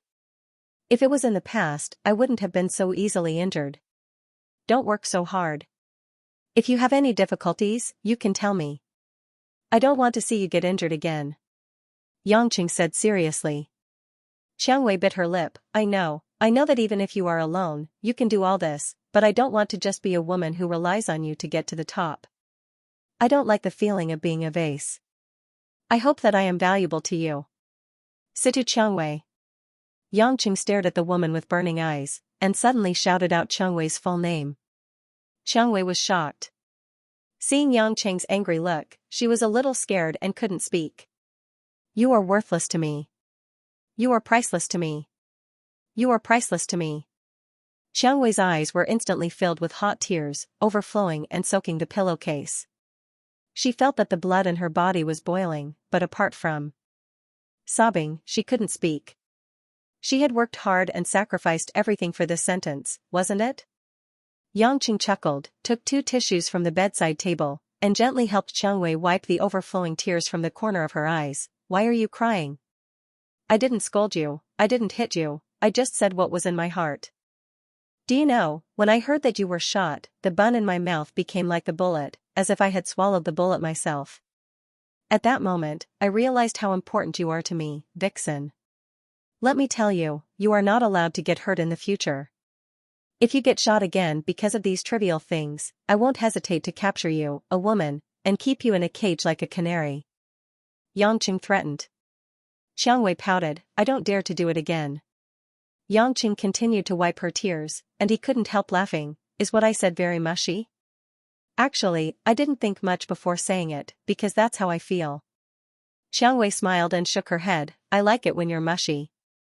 After wiping her tears, Yangqing quietly pondered for a while, and then asked, "Xiangwei baby, where exactly are you hurt?" "I don't know, you can see for yourself." Xiangwei's pale face showed a trace of redness, and she said, "You're still tempting me in this state." Yangqing smiled, and gently lifted the thin quilt on Xiangwei's body. After lifting the quilt, Xiangwei's body was revealed, wearing a loose white button pajamas. He could vaguely see that under the pajamas, below her chest, and above her abdomen, there was a hemostatic bandage, which should also be applied with medicine. After carefully observing for a while, Yangqing began to unbutton Xiangwei's clothes. Xiangwei suddenly thought of something, and shyly said, "Hubby, I'm already like this, you still want it? Wait until my body is better, then I'll give it to you." "What are you thinking, little vixen?" Yangqing couldn't help but smile. "I want to heal you. If I do that with you, won't I kill you?" Heal? Although Xiangwei was curious about what he meant, she knew that she had misunderstood Yangqing's meaning, so she still felt her cheeks heat up. Although the two of them had been honest with each other several times, when Yangqing unbuttoned her clothes one by one, revealing the white skin of her chest, Xiangwei still felt unusually excited, and shyly turned her head away, not daring to look. Although Yangqing had a strange feeling in his heart, he knew that this was not something fun, so he didn't care too much. After unbuttoning her pajamas, what entered his eyes was a smooth abdomen without the slightest bit of fat. Further up, the towering peaks in front of Rose's chest were especially eye-catching. They were round and perky, and the 2 half-spheres didn't even have a protective cover. Just like that, they appeared in Yangqing's field of vision. Xiangwei had already closed her eyes and no longer cared about all this. Although she was facing the man closest to her, she was still relatively conservative in this aspect. Even if she had an enchanting side, it was just to make the man more happy. At this moment, the area above Xiangwei's abdomen and below her chest was wrapped in white cloth. The smell of traditional Chinese medicine could be smelled coming from there, mixed with Xiangwei's charming body fragrance, which was particularly refreshing. Yangqing narrowed his eyes and picked up a pair of delicate small scissors from the drawer of the bedside table. He pointed at the bandage and cut it. The bandage was not too tight. After being cut, it gradually fell to the bed, revealing Xiangwei's skin. "Husband, what are you doing?" Xiangwei felt that something was wrong and asked after seeing this scene. Yangqing didn't reply, and minding his own business, he cut off the bandages wrapped around the wound, and carefully removed it, revealing Rose's gunshot wound. Although it was a little painful, Xiangwei did not care much. She just saw that her ugly bloody wound was seen by Yangqing. She looked at Yangqing sadly, worried that Yangqing would not like it. After all, no one would want their woman to have a hole. In fact, the injury was not a serious matter for Xiangwei, but if this gunshot wound left a scar on her abdomen, it would be the most unacceptable for a young woman who was born with a beautiful body and loved beauty. Yangqing looked at the bright red in front of him and looked at Xiangwei with pity. He comforted her, "Don't worry, I'm not a pretty boy who can't see blood. In my eyes, the gunshot wound is like a soldier's medal. I will only like it, not hate it. But I don't like it." Xiangwei whispered and turned her head away. Yangqing smiled and suddenly raised the scissors in his hand. He cut the tip of his other hand's index finger. After cutting the skin of his index finger without hesitation, red blood flowed out from Yangqing's fingertip and dripped onto Xiangwei's wound. Xiangwei felt a cold liquid at her wound. She turned her head in confusion and her beautiful eyes were suddenly full of shock. "Husband, you don't talk. Don't move. No matter what you see or feel, don't move." Yangqing stopped Xiangwei seriously. Xiangwei saw Yangqing's serious expression and didn't dare to say anything. She watched as Yangqing's blood kept gushing out and dripping onto her wound. Soon, Xiangwei felt a trace of numbness from her wound. It was an indescribable feeling. It was as if some force was pulling her body, but she couldn't control it. The original pain around the wound was gradually replaced by a strange numbness and warmth. But the next scene was hard for Xiangwei to imagine. The wound on Yangqing's fingertip, which had only been cut for a few seconds, was actually scabbing at a speed visible to the naked eye. It was healing the bleeding wound. Yangqing frowned and picked up the scissors again. He cut the scar that had just healed and let the blood drip down again. That finger didn't seem to belong to him at all. It was merciless. In this way, Yangqing's finger continued to scab and heal, and he kept cutting it himself so that the blood could continue to drip. What kind of pain was it to continuously injure a person's wound? Xiangwei finally understood what feeling Yangqing was talking about. It was really unbearable, not because her body felt itchy and unbearable, but because she saw Yangqing constantly cutting her fingertips with the cold scissors to let the blood flow. The 10 fingers were connected to the heart. Xiangwei felt that the scissors were clearly stabbing her heart. But seeing Yangqing concentrating on dripping his own blood on her wound, Xiangwei didn't dare to move. She only felt the tears that had just stopped welling up in her eyes again. The tears that she hadn't shed in the past 20 years of her life seemed to have been made up for in this morning. He was constantly hurting himself, using his own blood to heal himself? About 7 or 8 minutes later, Yangqing's finger healed for the umpteenth time. Yangqing saw that the blood in Xiangwei's wound was almost done, then he put down the scissors. After wiping his finger with a tissue, it was as if there was no wound at all. Xiangwei laid on the bed and stared at Yangqing. She didn't know when, but her beautiful oval face had recovered some color, and her jade-like face looked very gentle. "Okay, rest for another 10 minutes, and you should be fine," Yangqing said with a smile. Xiangwei seemed to finally come back to her senses. She hesitated for a while before asking, "How did this happen?" "I was obviously seriously injured just now, but now I feel that the wound has healed. Don't think too much, just think of my blood as the most advanced healing medicine." "But..." "No buts." Yangqing looked abnormally calm, and his eyes were slightly wandering. "I don't want to be seen as a monster, so don't ask me about this, okay?" Seeing the trace of sorrow on Yang Cheng's face, Xianxia immediately stopped asking questions. She had never seen Yang Cheng show such deep sorrow. What kind of secret was hidden in this man's body? What kind of past was torturing him? Behind his seemingly limitless power, what kind of gloomy world was there? "You're not a monster," Xianxia said with a determined face. "When you're injured, you can heal yourself immediately. Even if you fall from more than 10 floors, you'll be unscathed. If you're not a monster." "I don't believe it myself." "If I say you're not a monster, then you're not a monster." Xianxia stretched out a warm hand and pressed on the back of Yang Cheng's hand, acting coquettishly and stubbornly. Yang Cheng smiled bitterly, "But some people don't think that way." "Then I'll be a monster with you." "Fool." The warm and sweet, quiet time always seemed to pass quickly. After kissing with Xianxia for a while in the bedroom, there was a knock on the door. Except for a few of Xianxia's most important confidants, no one dared to knock on this door. "Come in," Xianxia said lazily. The one who opened the door carefully was Xiao. This round-faced young man had a solemn look on his face when he entered the room. He was frowning, but when he saw that Rose was already sitting on the bed, dressed in clean white pajamas and smiling at him, he wondered if his eyes were playing tricks on him. "Big sister." "You. Why are you?" Xiao stuttered. "Why? Are you not happy that my body recovers quickly?" No. Xiao quickly waved his hand. He really couldn't figure out why Xianxia, who was unconscious, suddenly recovered after treating the gunshot wound. Looking at Yang Cheng who was yawning, Xiao couldn't help but guess if it was a miracle brought by this magical man. But Yang Cheng was not a doctor, nor was he a doryman. How could he make Xianxia recover so quickly? But no matter what, Xianxia's miraculous recovery made Xiao beam with joy. He suddenly had a pillar of support. "Big sister, luckily you woke up, or else we really wouldn't know what to do next. Someone wants to come to our bar to see you," Xiao said. "Who?" It's your father, West Union Society's President Sidhu. He also brought a lot of West Union Society's leaders. He said he wants to visit Big Sister's injury," Xiao carefully said.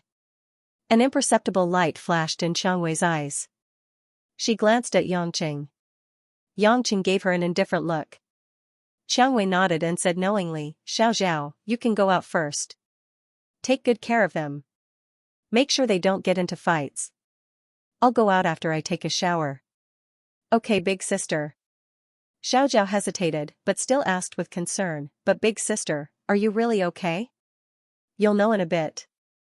After Xiao left, Xianxia shyly looked at Yang Cheng. "Hubby, you can go out first. I want to take a shower. I'll help you keep a lookout," Yang Cheng said seriously. Xianxia rolled her eyes.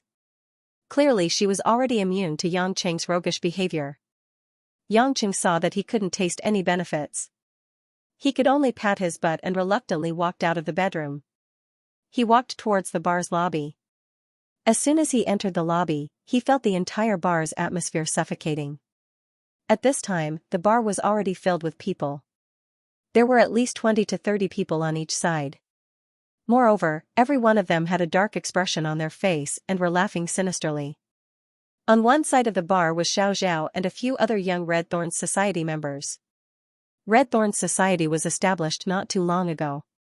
Even though it was developing rapidly, the majority of them were made up of youngsters.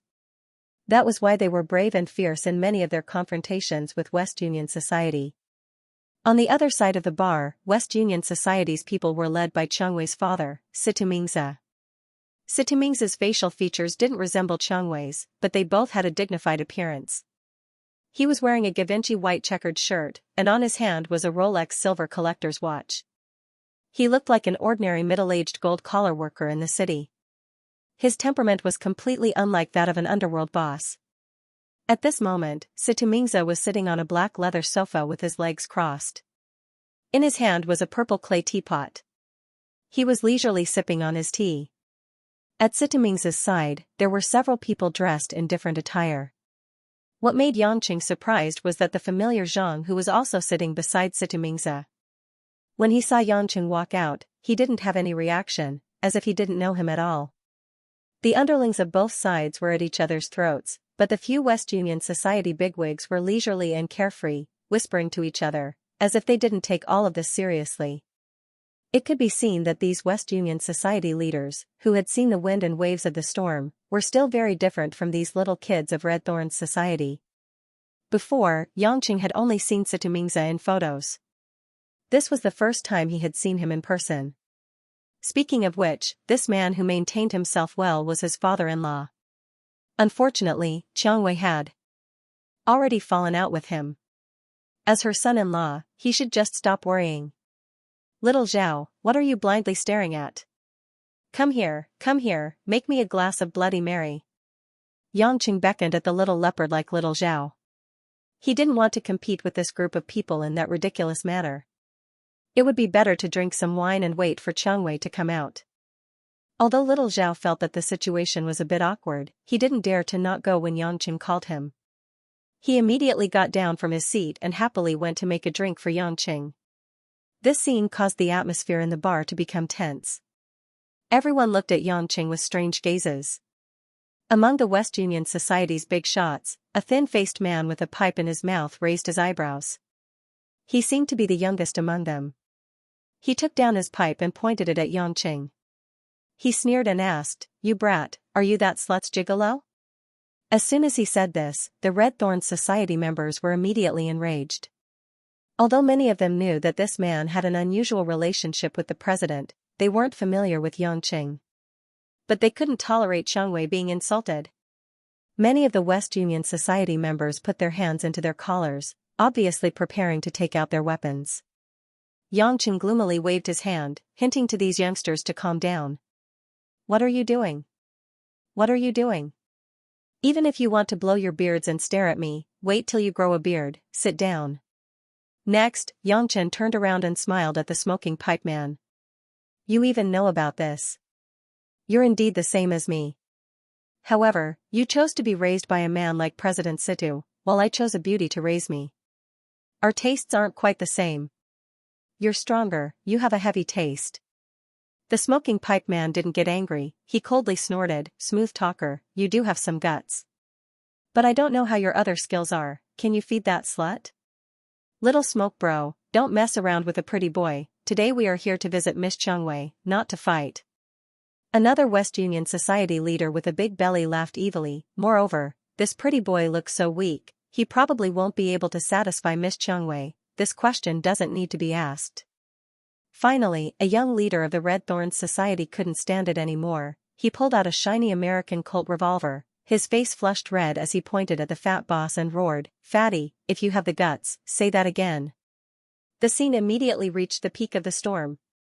"Youngster, what's the rush?"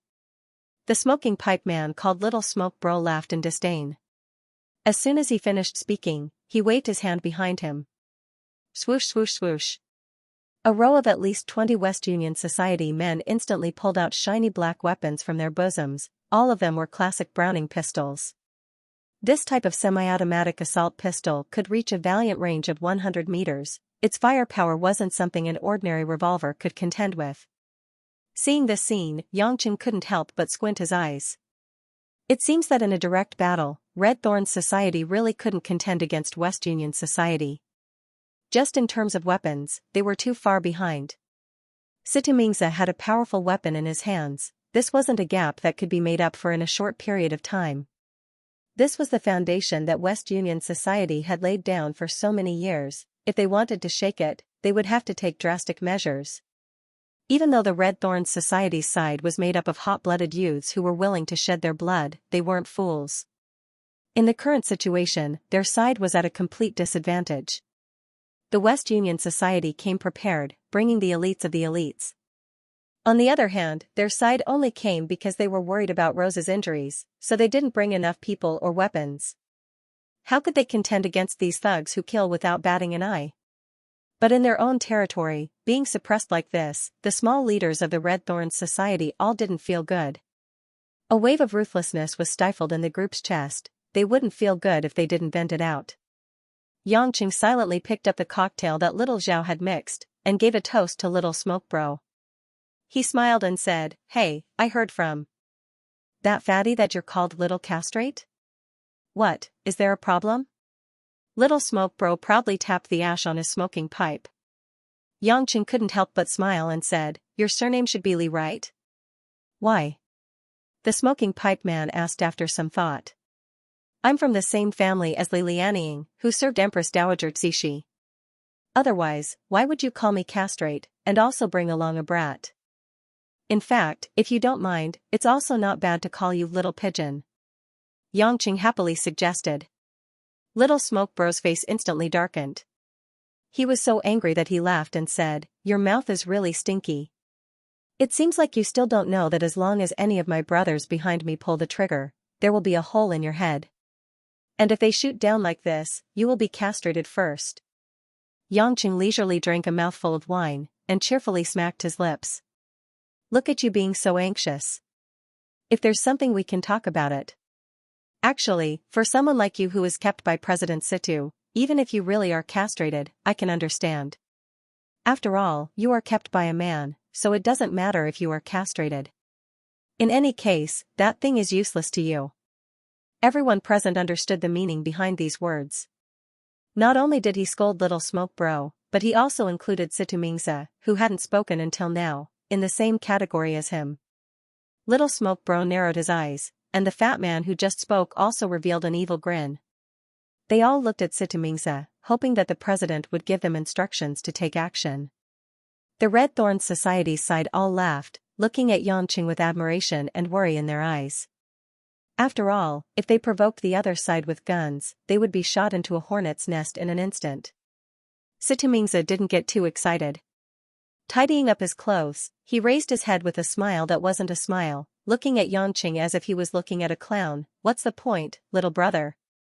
Sometimes people should know the truth. People under other people's eaves have no choice but to lower their heads. Your actions have humiliated my brothers, making it difficult for me as the boss. Xianxia didn't like the look in Xianxia's eyes. He hated the way people looked at ants. Just based on this look, Xianxia had already blacklisted this guy in his heart. In fact, from the beginning, I've had my doubts. Why aren't you angry because your brother said bad things about your daughter, and instead speak up because your brother was humiliated? Or could it be, in your eyes, other than West Union Society, nothing else is important? Xianxia had always been curious about this question. Could a father really ignore his family? In order to obtain greater power and status, could he disregard his daughter's departure, and even force his daughter to rebel? Moreover, Xianxia wasn't just any ordinary outstanding girl. From the fact that she established the West Union's second-largest Red Thorns Society in a few short years, one could see her extraordinary ability. Xianxia seemed to have heard the world's funniest joke. He laughed and slapped the sofa. You really are a silly and adorable young man, a naive and adorable young man. I don't like these two sentences. Xianxia honestly said, I'm not silly, and even more so not naive. So what? Whatever I want to say about you, you can do it. No one can stop me. You, even more so. Xianxia revealed a stern expression, as if he was a lion that had just woken up from a deep sleep. Xianxia is my daughter, no matter what, she is still my daughter, but who said that a daughter can't become an enemy? Your words are really contradictory. Xianxia frowned. It's not contradictory at all. Xianxia sneered, do you know that more than 10 years ago, the American missiles blew up Xiaxia's embassy in the Southern Alliance? I have a bit of an impression. I was still young at that time. Xianxia nodded. At that time, Xiaxia wasn't as powerful as it is now. The American officials directly used a mistaken bombing as an excuse and were too lazy to explain further. At the same time, the American president who came to visit Xiaxia had a face full of grief as he expressed his sympathy for their country's bombing. The truth is like that. Benefits are benefits, and feelings are feelings. There's nothing strange about that. Xianxia finally understood what he meant. His son Xianxia was injured by his people, but it had nothing to do with him coming to visit Xianxia. He couldn't help but shake his head and laugh. I suddenly feel that you're the naive one. Do you think you're America? All I know is that you're definitely not Xiaxia. Xianxia sneered. Little Smoke Bro, who was sitting at the side, didn't understand this conversation and said impatiently, "Boss, let me shoot this brat." Without waiting for little smoke bro to make a move, Zhang Hu, who had been sitting there without moving, suddenly grabbed the gun from a guard behind him and shouted, "You don't need to do anything. This brat is getting impatient. I'll help boss kill him first." With that, Zhang Hu pulled off the safety and aimed the gun at Yangqing. Everyone in the bar was nervous. They didn't expect Zhang Hu to suddenly be so angry that he wanted to kill someone for Situmingza. "Stop." Situmingza shouted at Zhang Hu and said with satisfaction, "Old Hu, I know you're loyal, but now isn't the time to shoot someone. Don't forget our purpose today." "But boss." Zhang Hu was a little anxious and wanted to say something. "Listen to my orders," Situmingza said firmly. Zhang Hu could only angrily throw the gun back to the guard behind him and sat back in his seat. However, he still glared at Yangqing fiercely. Yangqing's expression didn't change at all, but his heart was blooming with joy. This Zhang Hu's acting skills were quite good. He could practically win an Oscar. "I came here today to see how my daughter Changwei's injuries are. I don't have any intention of making a move. Otherwise, it would be more in line with my style to plant a few bombs in the bar," Situmingza said, "but if I don't see my daughter, I can't guarantee what I'll do." Everyone's nerves tensed up again. After all, Situmingza wouldn't joke around. However, they couldn't let the injured Changwei come out. Subconsciously, everyone from Red Thorn's society moved closer to Changwei's position. If Situmingza's people wanted to force their way in, everyone was prepared to fight with their lives. Right at this moment, a familiar voice came from the corridor. "Don't block the way." Everyone from Red Thorn's society turned around in shock.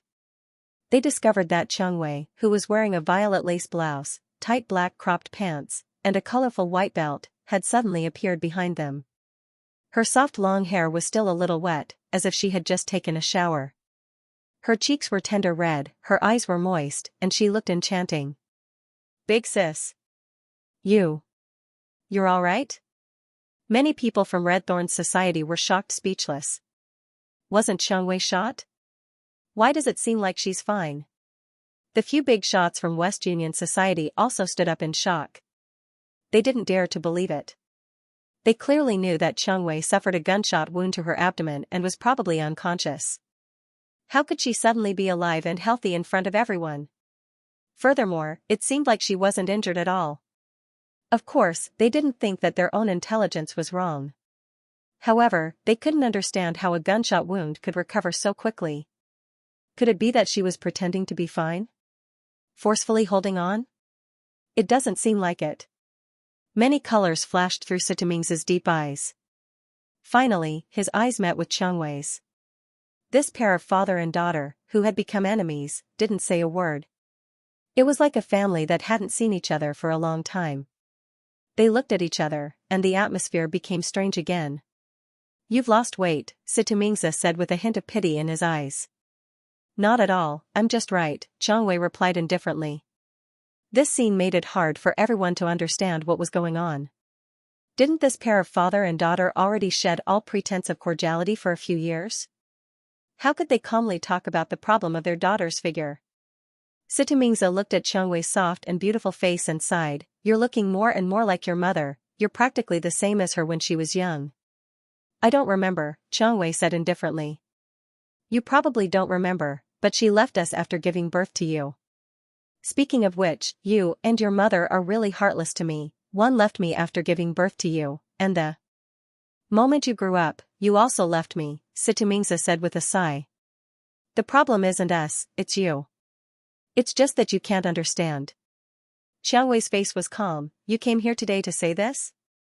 "Don't say that, I'm still your father, whether you admit it or not, half of my blood flows in your body, you can't deny this." Situmingza seemed to be a bit proud. "No matter how strong your wings are, in this life, you will always have the mark of Situ Changwei.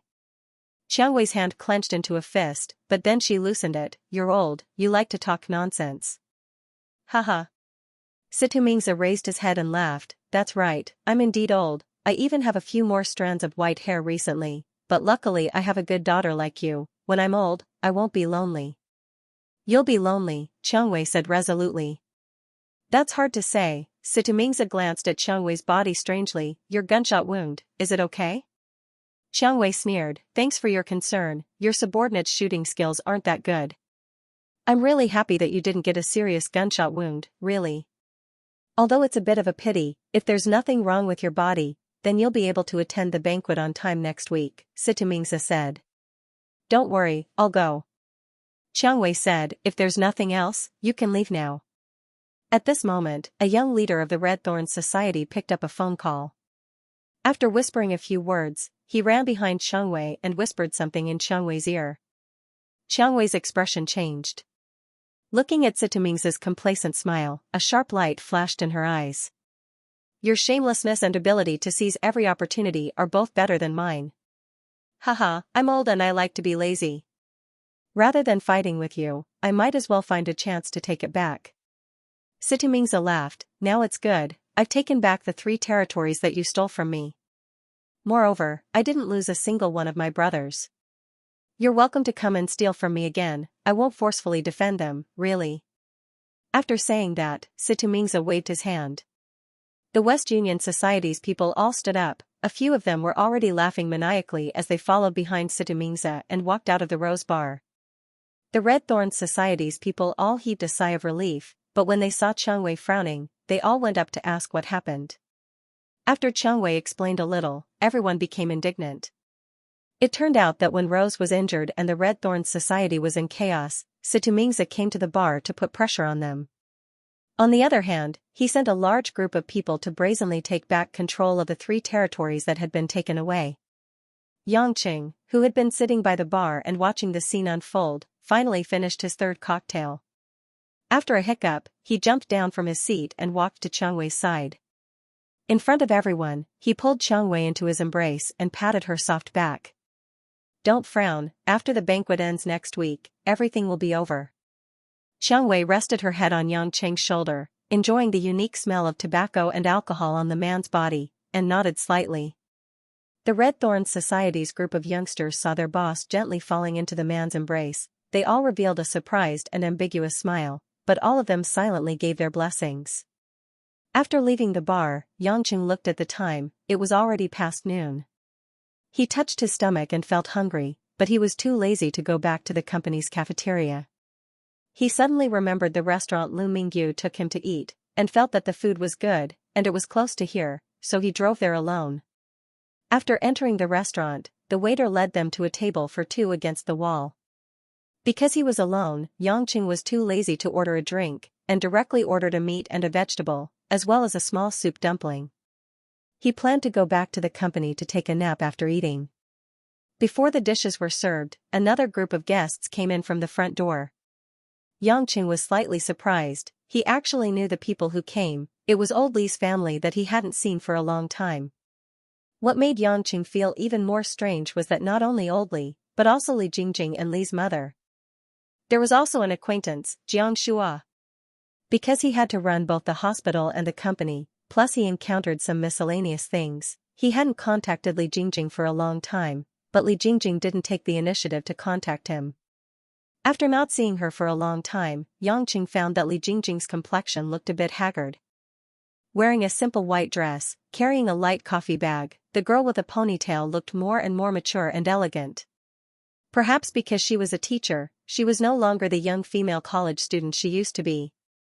She was more like an urban artistic young woman, delicate and charming at the same time revealing a bit of self-confidence.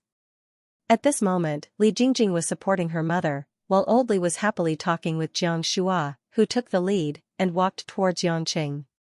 Today, Jiang Shua was wearing a black suit and a red tie. His hair was combed until it shone, and his rather handsome face made him look even more handsome.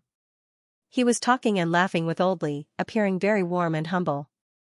The waitress was just about to lead the 4 people to sit down, when old Li just caught a glimpse of Yangqing sitting by the wall and smiling at him. Little Yang, you're here too? Old Li still liked Yangqing very much, and sincerely showed a happy face. Li Jingjing, and Jiang Shua also saw Yangqing eating alone at the same time. Li Jingjing's mother was a bit unhappy, while Li Jingjing was a bit panicked. As for Jiang Shua, after frowning, he faintly smiled proudly. After the restaurant, I came here to eat a meal. I still have to go back to the company to work. I didn't expect to meet you guys so coincidentally. Yangqing directly excluded Xianxia from his sight. What are you eating alone? Why don't you eat with us? I haven't been able to eat with you for a long time, it's a rare opportunity. Old Li suggested. Behind him, Li Jingjing's mother suddenly had a face full of displeasure. After thinking about it, she pulled Li Jingjing forward and said coldly, "Little Yang has to go to work later. We are here for Jingjing and little Jiang to talk business. Sitting together will delay things. Old man, if you want to drink, next time you specifically find little Yang." Talking business for Li Jingjing and Jiang Shua? Yangqing was stunned for a moment, looking at Li Jingjing. That girl's face alternated between red and white, but she didn't say anything, lowering her head, not knowing what she was thinking. Yangqing's heart sank. Could it be that after not seeing Li Jingjing for a period of time, she had already gotten together with Jiang Shua? That's right, although I have met Brother Yang once, and Brother Yang is very welcome to reminisce about old times, but today we are talking business, and I'm afraid it will delay Brother Yang from going to work. Uncle, why don't you treat Brother Yang to a meal later, and at that time we can choose a better place to gather? Jiang Shua said with a face full of warmth.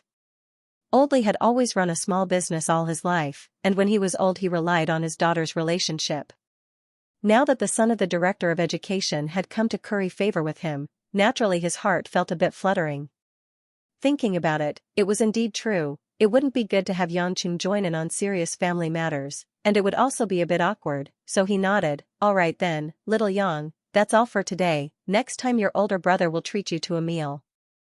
Yangqing smiled indifferently. No problem, I'll be leaving soon after eating. You guys have business to discuss, no need to mind me. See, little Yang is a reasonable person. Li Jingjing's mother beamed as she said. Jiang Shua threw a provocative and contemptuous look at Yangqing. It was clear that in front of Yangqing, Li Jingjing's entire family was on his side, making Jiang Shua feel as if he had finally washed away the humiliation he had suffered in the Sky Province KTV, and was able to hold his head high. So what if you drive a BMW? Doesn't the woman I want still have to follow me? Jiang Shua's heart was blooming with joy, and he glanced at Li Jingjing who was standing silently to the side, like a quiet orchid, with some greed and eagerness.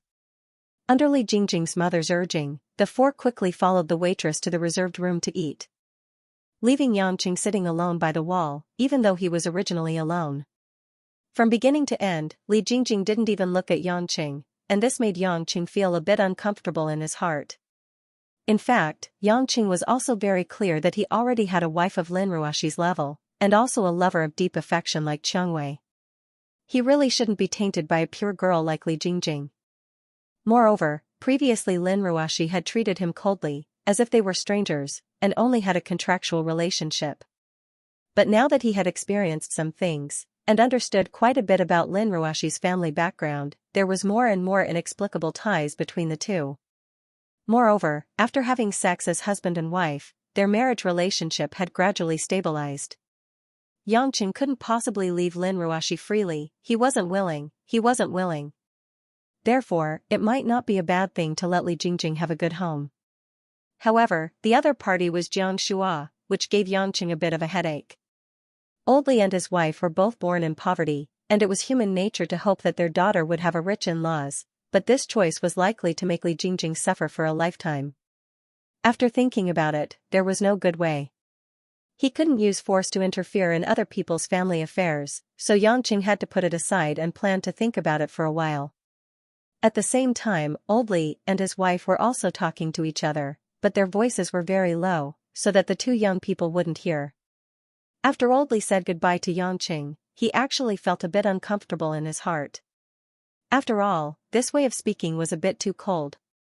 He hesitated and asked Li Jingjing's mother, "Little Yang has helped us so much, it's not good to be so guarded against him." Li Jingjing's mother secretly glared at Old Li. "What nonsense are you talking about? How can that matter be compared to my daughter's marriage? You don't want the director's son, you don't want a good future, and you delayed Jingjing's life. Can you bear the responsibility?" Old Li looked at Jiang Shua, who was walking with Li Jingjing, and was talking to Li Jingjing enthusiastically. Li Jingjing smiled slightly, but it was a bit forced. Young people's matters were really hard to say. Old Li thought about it with a headache, and couldn't help but sigh in his heart. It was the weekend again. Yangqing sighed that time passed quickly because he had to go to the hospital to pick up Lin Ruoshi the next morning. In the blink of an eye, 2 weeks had passed. Mother Wang had already prepared a sumptuous breakfast downstairs early in the morning. Knowing that Yangqing had a big appetite, Mother Wang had already made an extra portion of each breakfast out of habit. She would even help Yangqing turn on the TV and switch to the morning news channel. She had put in a lot of effort. At first, Yangqing wasn't used to this kind of pampered life. But later on, he realized that if he didn't let Mother Wang do this, Mother Wang would be extremely uncomfortable and would even get angry with him. In the end, he had no choice but to follow her lead.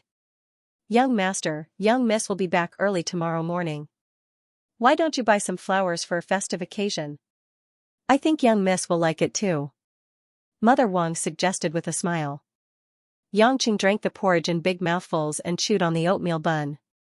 He mumbled, "Flowers? What flowers?" "Carnations." Mother Wang suggested, "If young master wants to buy red roses, I think young miss will like it too." Although he didn't know what carnations meant, Yangqing still knew what red roses meant. He couldn't help but laugh. "Mother Wang, with Ruoshi's personality, she will probably think that I'm spending money for nothing if I buy her a bouquet of flowers." "Young master," Mother Wang said with an experienced expression. She persuaded, "All women like flowers. Even if young miss pretends not to like it, she must be happy in her heart. I've watched young miss grow up, so how can I not understand young miss's thoughts?"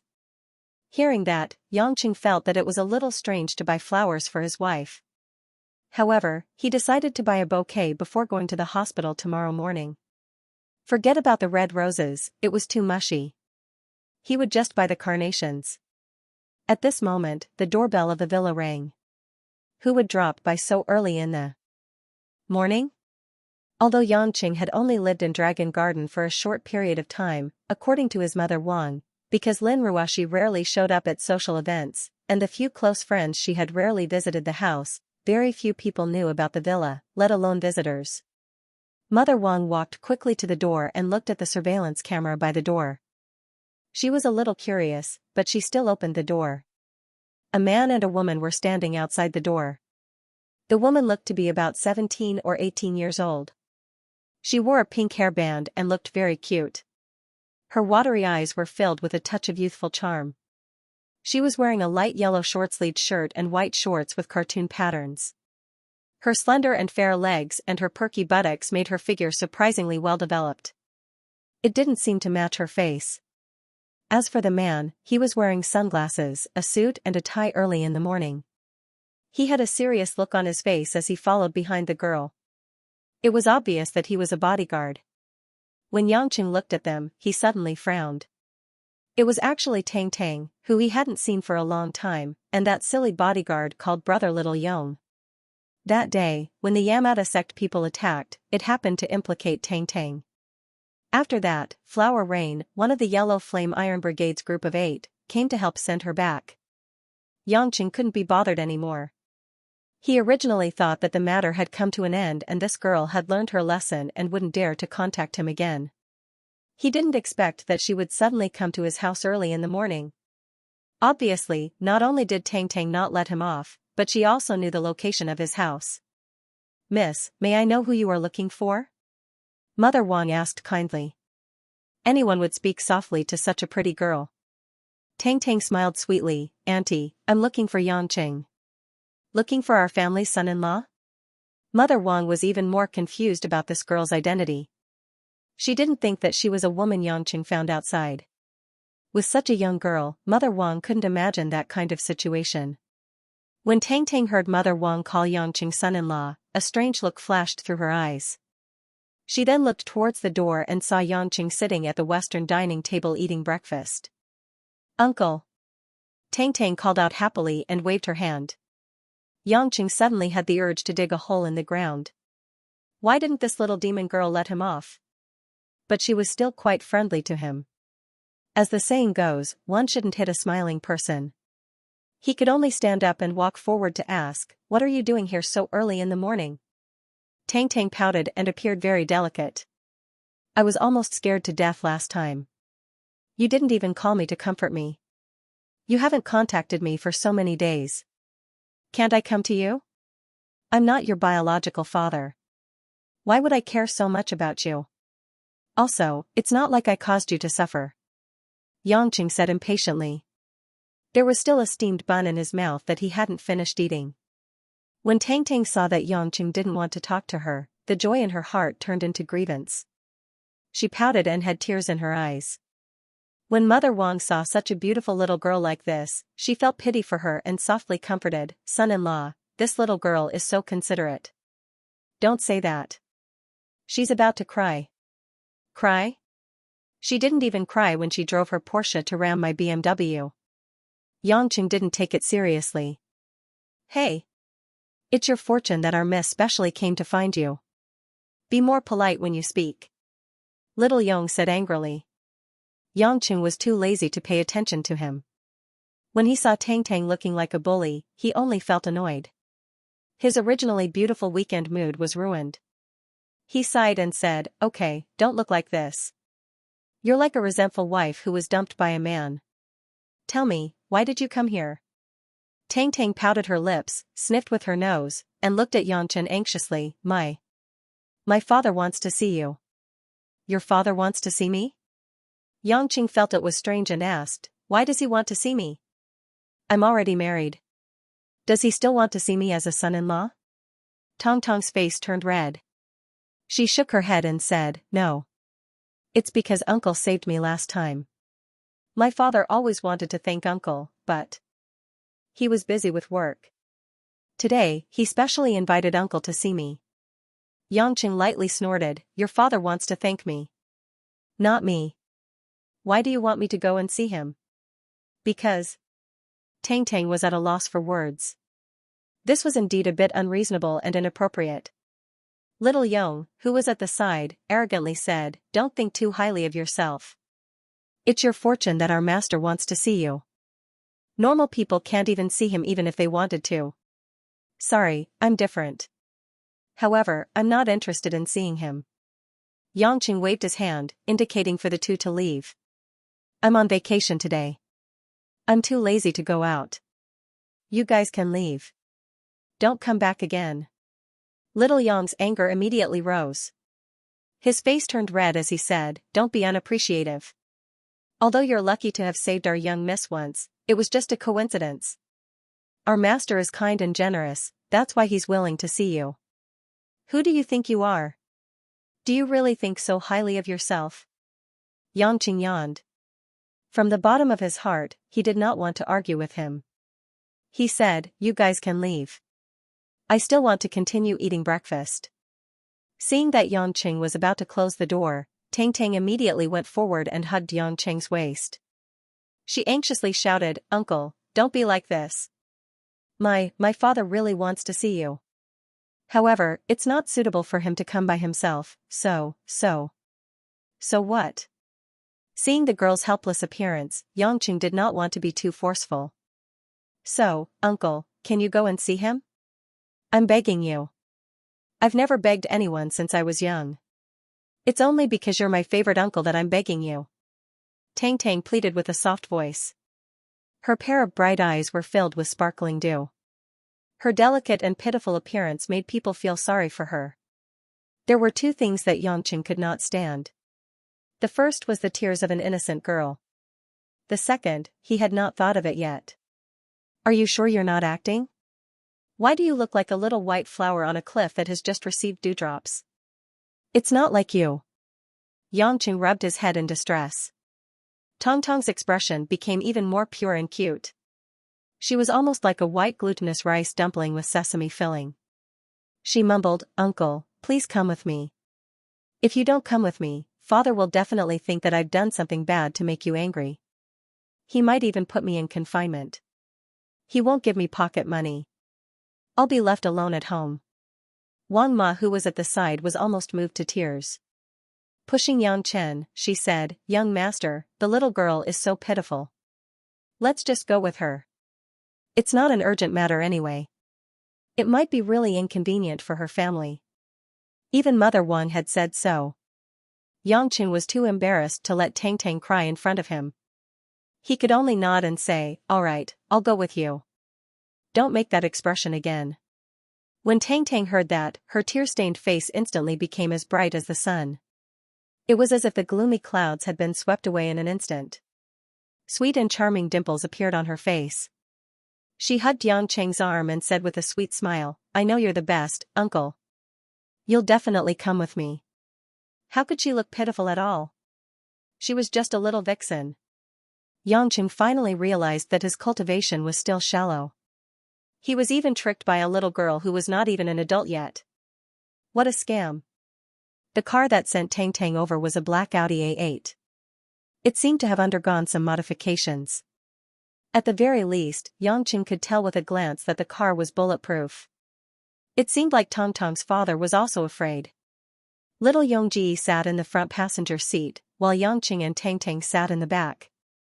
The other two black Passat cars were arranged in the front and back. There were also a few bodyguards dressed in black inside. Yang Cheng was a little surprised.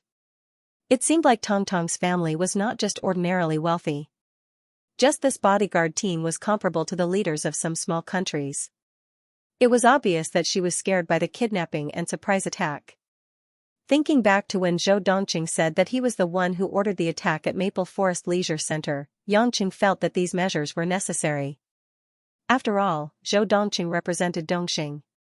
To be able to make the little underground emperor of Zhonghai East District personally send people, this kind of contradiction was enough to torment people.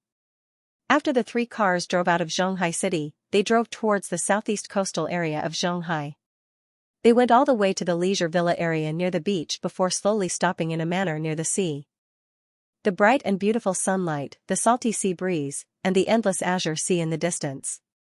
The entire western garden-like building complex, with round roofs, low Roman-style pavilions, red flowers and green leaves interspersed with white houses, stretched out garish balconies, and many yellow vines with yellow flowers hanging high. Yang Chen followed the arrogant little Yongji and the others, and walked into the villa's living room together with Tang Tang. He discovered that there were at least a dozen bodyguards standing solemnly in the living room, as if a violent attack could happen at any time, and they had to be on guard. Just as they arrived at the staircase, an expressionless, handsome man wearing a dark blue short-sleeved shirt walked down. He had short hair, thin lips, and a sharp outline. His entire body seemed to be carved from cold stone, and his gaze was as sharp as a sword. "Master is waiting for you in the study, follow me." The man coldly swept a glance at Yang Cheng. After he finished speaking, he didn't wait for Yang Cheng to follow and turned around to walk back upstairs.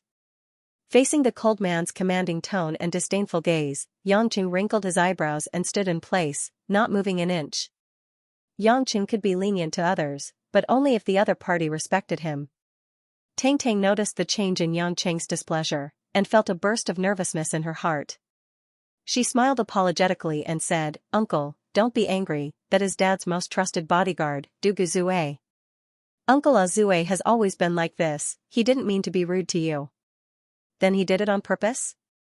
Yang Cheng sneered and said, "You were the one crying and forcing me to come, that's why I came. I don't have any interest in looking for abuse. If your attitude is like this, I can't help but wonder if your dad wants to drag me into his study to give me a good beating." Tong Tong's face paled. After several interactions, she knew that although the uncle in front of her was usually gentle, but if he was really angered, he would not give any face, so she hurriedly said, "Uncle, don't worry, Dad won't do that. Dad really wants to thank you. Call a popsicle to drag me upstairs like a criminal, your dad's way of saying thanks is really strange." Yang Cheng was still too lazy to move. Dugu Zue walked to the corner of the stairs, and seeing that Yang Cheng still did not follow, his face suddenly became a bit impatient, and coldly said, "I told you to follow, what are you mumbling about?" "I said, tell your master to come down himself, I will wait for him here." Yang Cheng glanced at him, turned around and walked to the sofa, and then slowly sat down. Everyone present revealed expressions of righteous indignation, very dissatisfied with Yang Cheng's attitude. Only Tong Tong's face was full of anxiety, but she did not know what to do. She wanted to persuade Yang Cheng, but was afraid that Yang Cheng would vent his anger on her, so she was in a dilemma. Dugu Zue's mouth slightly twitched, and with a somewhat evil smile, he gloomily walked downstairs again. Tang Tang finally couldn't bear it anymore. She was worried that Du Gazue would use force on Yangqing. She had seen Du Gazue's strength and was afraid that he would hurt Yangqing, so she immediately stood in front of Du Gazue and said, "Uncle Azue, don't be angry." "Uncle, he's a bit stubborn, he didn't mean it." Du Gazue narrowed his eyes. "Eldest miss, master is your father." This person spoke rudely to master. "Are you going to help him and not help your biological father?" Tang Tang smiled bitterly and awkwardly. "It's not a big problem. Uncle is just a little stubborn. To me, anyone who dares to say that master is not should pay a painful price." Du Gazue could not be resisted. He stretched out his hand and pushed Tang Tang away. It looked easy, but his strength was actually hard to resist. Seeing this scene, Yangqing had a more favorable impression of this little girl in his heart. It seemed that her feelings towards him were indeed not fake. As for Du Gazue, who was as cold as a block of wood, he simply didn't look him in the eye. It wasn't that Yangqing was petty and angry. It was just that he didn't have any enmity with Tang Tang and her father, and had even helped them a little. Being ordered around like a servant, he really didn't like it. He had returned to Xianxia to live a comfortable life, not to be bullied like a little brother. You think that just because you helped eldest miss with a little, you're so great that you're someone, right? Du Gazue walked in front of Yangqing and asked with a mocking smile. This kind of expression again, this kind of attitude. Yangqing simply closed his eyes and waved his hand to dismiss Du Gazue. "I'm not interested in talking to bodyguards. Tell your master to come down immediately. If he doesn't come down, then I'm leaving." Du Gazue's face darkened, and a hidden ruthlessness filled the air. "In Zhonghai, no one dares to speak to me like this. I dare you to say it again. Scram, I'm not interested in talking to you." Without the slightest hesitation, Yangqing repeated it again, and even looked at Du Gazue with a mocking gaze. The veins on Du Gazue's forehead were already bulging, and his hands were clenched into fists, making cracking sounds. The muscles all over his body seemed to have bulged. "I'm very unfortunate to tell you that you'll have to go back lying down today." Just when Du Gazue was about to be ruthless, a deep and calm voice came from the stairs. "Azue, don't be negligent." The one who walked down was a middle-aged man wearing a white shirt and suit pants. He wore a pair of gold-rimmed glasses, and had a refined appearance. He should have been in a high position for a long time, as every step he took was dignified, and emitted a calm and collected temperament from his bones. Standing beside the man was Tang Tang. Tang Tang patted her chest with a look of relief. She must have realized that she couldn't stop Du Gazue, so she went upstairs to pull her father down. The man asked all the other bodyguards in the room to leave, and also asked Tang Tang to go upstairs. Although Tang Tang was unwilling, she couldn't go against her father's wishes. She could only reluctantly look at Yangqing, and obediently ran back upstairs. As for Du Gazue, seeing the man stop him, he obediently stood in the corner, and silently stared at Yangqing, like a poisonous snake that could spit out its tongue at any time.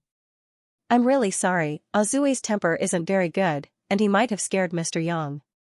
The man generously smiled and said, "Mr. Yang, please sit." Yangqing pointed to the sofa he was sitting on. "I wasn't scared, I just felt that he was a bit annoying, and I'm already sitting, you don't need to invite me." The man's face stiffened. He didn't expect Yangqing to still have an ungrateful look when he saw him. The words he originally wanted to say couldn't help but stop, and put on a gentle and courteous smile. "Mr. Yang should recognize me, I am Tong Tong's father." Yangqing couldn't help but laugh. "What are you saying? Do I have to know you?" "Today, your daughter begged me for a long time before I came here. This is the first time we met, how can I know you?" "My surname is Fang Zhongping, Fang Zhongping." Fang Zhongping kindly hinted. He didn't believe that Yangqing really didn't know him. Yangqing was even more confused. "Fang Zhongping? Are you a singer or an actor? A star? Have you ever acted or sung?" "Ahem." Fang Zhongping pretended to cough twice, thinking that Yangqing was deliberately pretending not to know him, but the years of work made him seem very experienced. He smiled and reminded, "I work in the government." "Zhonghai city government?" Yangqing asked tentatively. Fang Zhongping laughed in his heart. "In the end, he still recognized me, so he put on a look of don't get excited." Mr. Yang finally remembered. "Yes, I am Fang Zhongping from the Zhonghai city government." Yang Qing nodded and said, I usually like to watch the news, but I only watch the news of Xianxia. The people in the news are either the president or the prime minister. I was wondering why I haven't seen you on TV. You are in the Zhonghai city government. You should have made it clear earlier. Why are you talking in riddles? I really thought you were some great chief. I usually only watch the national news. I don't watch the city news, so don't feel strange that I don't know you. You can only blame that your official position is too low. My official position is too low. Hearing Yang Cheng's words, Fang Zhongping felt like he was about to vomit blood. He smiled awkwardly and said, Mr. Yang is really funny. I am Fang Zhongping. Although I can't be compared to the chief of the country, in this small land of Zhonghai, I have been the secretary of the municipal party committee for more than 2 years, and I was lucky to become a department-level official in my early 40s. There are not many people in the country who are as lucky as me. Speaking of which, I am actually a bit ashamed. Mr. Yang must have seen me before. Maybe you don't have a deep impression of me. Yang Qing could see that this big brother was forcing you to say that you know him. You can't not know him. The brain of a government official is really different from the average person, but Yang Qing was too lazy to argue with him. He smiled politely, so it is the secretary of the municipal party committee. I have heard a lot about you. I have heard a lot about you. Fang Zhongping's face finally looked better. He secretly wiped his cold sweat. What do you mean by hearing a lot about you? I didn't know who you were just now. But after all, Fang Zhongping was a person who had been through a lot. He quickly regained his calmness. He smiled and said, Today, I invited Mr. Yang to my place. In fact, I have no other choice. After all, if I go to Mr. Yang's place, some media may find out. It may bring some inconvenience. So Mr. Yang, please don't worry. If you didn't invite me, I would be more relieved. Yang Qing rolled his eyes. Fang Zhongping could be considered to have figured out Yang Chen's temperament. He simply didn't take his position as the municipal committee secretary seriously. For so many years, who didn't flatter and fawn over him? To suddenly have a person who completely disregarded his position, Fang Zhongping felt that it was a novelty, and at the same time was not used to it. Mr. Yang must be joking. Tang Tang is my only daughter. If something happened to her, I really can't imagine it. Fortunately, Mr. Yang saved Tang Tang. I really should say some words of thanks here. Yang Qing felt that this person's words were very twisted. He frowned and said, What do you mean, really should? Shouldn't you say some words of thanks? I saved your daughter, not my daughter. Fang Zhongping also said some polite words. If other people heard his words just now, they would definitely say, Secretary Fang is too polite, Secretary Fang, don't exaggerate, or something like that. But the Yang Qing in front of him was not the kind of person who was taught by the thick and dark philosophy of society. He didn't fall for it at all. Du Guzue, who was in the corner, rushed in front of Yang Qing, pointed at Yang Qing and said in a deep voice, Don't be so cheap. Zue. Back off. Fang Zhongping said sternly. Du Guzue coldly snorted, but still obediently retreated to the corner. Yang Qing faintly looked at Fang Zhongping. If he shouted a second later, Yang Qing didn't doubt that his own slap would have landed on Du Guzue's face. The smile on Fang Zhongping's face also disappeared. He lowered his head and thought for a while, then said, Mr. Yang, you really don't give me face. But after all, you saved my daughter, so I won't argue with you. But I hope you won't go too far. TSK, listening to your words, it seems like I owe your family. Yang Qing smiled, Shouldn't you be thanking me? How come it's my fault for saving that girl? Young man, sometimes, don't be too arrogant, don't play with fire. Fang Zhongping's face began to turn a bit ugly. He really couldn't say any words of gratitude to Yang Qing. One was the municipal party secretary, the other was a small company's public relations officer. In his opinion, they were two different worlds. Yang Qing indifferently shrugged his shoulders. What I said is the truth, whether you're the municipal party secretary or a roadside sweeping uncle, it doesn't make any difference to me. I came here today because I heard that you wanted to thank me and meet with me. I really couldn't dissuade your daughter, so I came. I didn't come to see you put on a poker face. If you have something to say, quickly say it. I still want to rush home for lunch. Fang Zhongping's eyes revealed a touch of light. Since it's like this, then I'll be frank, Mr. Yang, I'm very suspicious of your identity. Doubt? Yang Qing curled his lips and said, What's there to doubt about my identity? Since you know my address, you must have checked my resume. It's clear at a glance. There's nothing to say. A straightforward person doesn't resort to insinuations. The identity information of the Ministry of Public Security can't be trusted most of the time. You and I both know this. Fang Zhongping's eyes were as sharp as a knife, and the courage of a longtime leader appeared. Yangqing didn't care at all. Then who do you think I am, Secretary Fang? Fang Zhongping said, I have a question. Why did my daughter encounter those things every time she was with you? The first time she was hit by a car, and the second time she was attacked by unknown people. You were there. The meaning of this sentence was clear. It was clear that Yangqing was inextricably linked with those people who attacked her, and even Yangqing was the real person who planned all of this.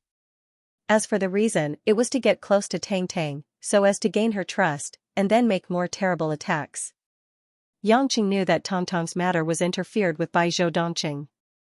After all, the beautiful man, Zhou Dongqing, had admitted it. But Yangqing was not stupid enough to say it for no reason. It was better to pretend that he didn't know anything. I didn't do it. Yangqing spread his hands helplessly. I also hope that you didn't do it, but who can guarantee it? Fang Zhongping sneered.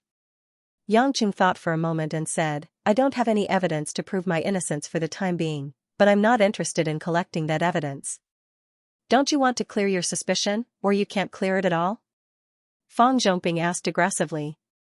Yangqing laughed and said, Secretary Fang, you seem to have missed a possibility. What? I don't care. Yangqing patted the sofa with one hand and said with a smile, It doesn't matter to me whether I'm innocent or suspicious. Believe me, it doesn't matter to me. Not to mention that I didn't do anything at all. Even if I'm really behind it, what can you do to me? What do you want? For the first time in his life, Fang Zhongping heard someone speak in such an unbridled manner in front of him. The person did not put him in his eyes at all and looked down on all the wealth he represented. Status. Honor. In fact, Fang Zhongping's first reaction after hearing this was to feel a little confused. After a long period of silence, Fang Zhongping said with a grave expression, Yangqing, do you know that the arrogance of youth often brings about bad consequences? That depends on who I'm being arrogant to, and whether I'm being arrogant or not. At the very least, you're a minor official that I don't even know. I'm really not interested in talking to you about this. Yangqing purposely dragged out the word minor. You're challenging the bottom line of my tolerance. Fang Zhongping's voice was low, and there was a bit of anger in his eyes. He couldn't stand such a young and unknown person looking down on him in front of him. Yangqing's smile disappeared, and he said very seriously, You're the one who put on a sour face first. I never provoke a dispute for no reason. Do you really think I don't dare to touch you? Your suspicion is enough to put you in the police station for a long time. If I'm ruthless, I can even let you stay in prison for a few years, so that my daughter can live a safer life. Fang Zhongping said confidently. He believed that in the face of absolute power, Yangqing would give in. Unfortunately, he was ridiculously wrong. Yangqing smiled and slowly stood up from the sofa. After stretching, he provocatively crooked his finger at Fang Zhongping. Secretary Fang, your words and behavior make me feel that you're the one who's still wet behind the ears. I don't know how you became the secretary of the municipal party committee, but I believe that to be able to live in such a mansion, your identity is definitely not as simple as the secretary of the municipal party committee, because government officials don't have that much money.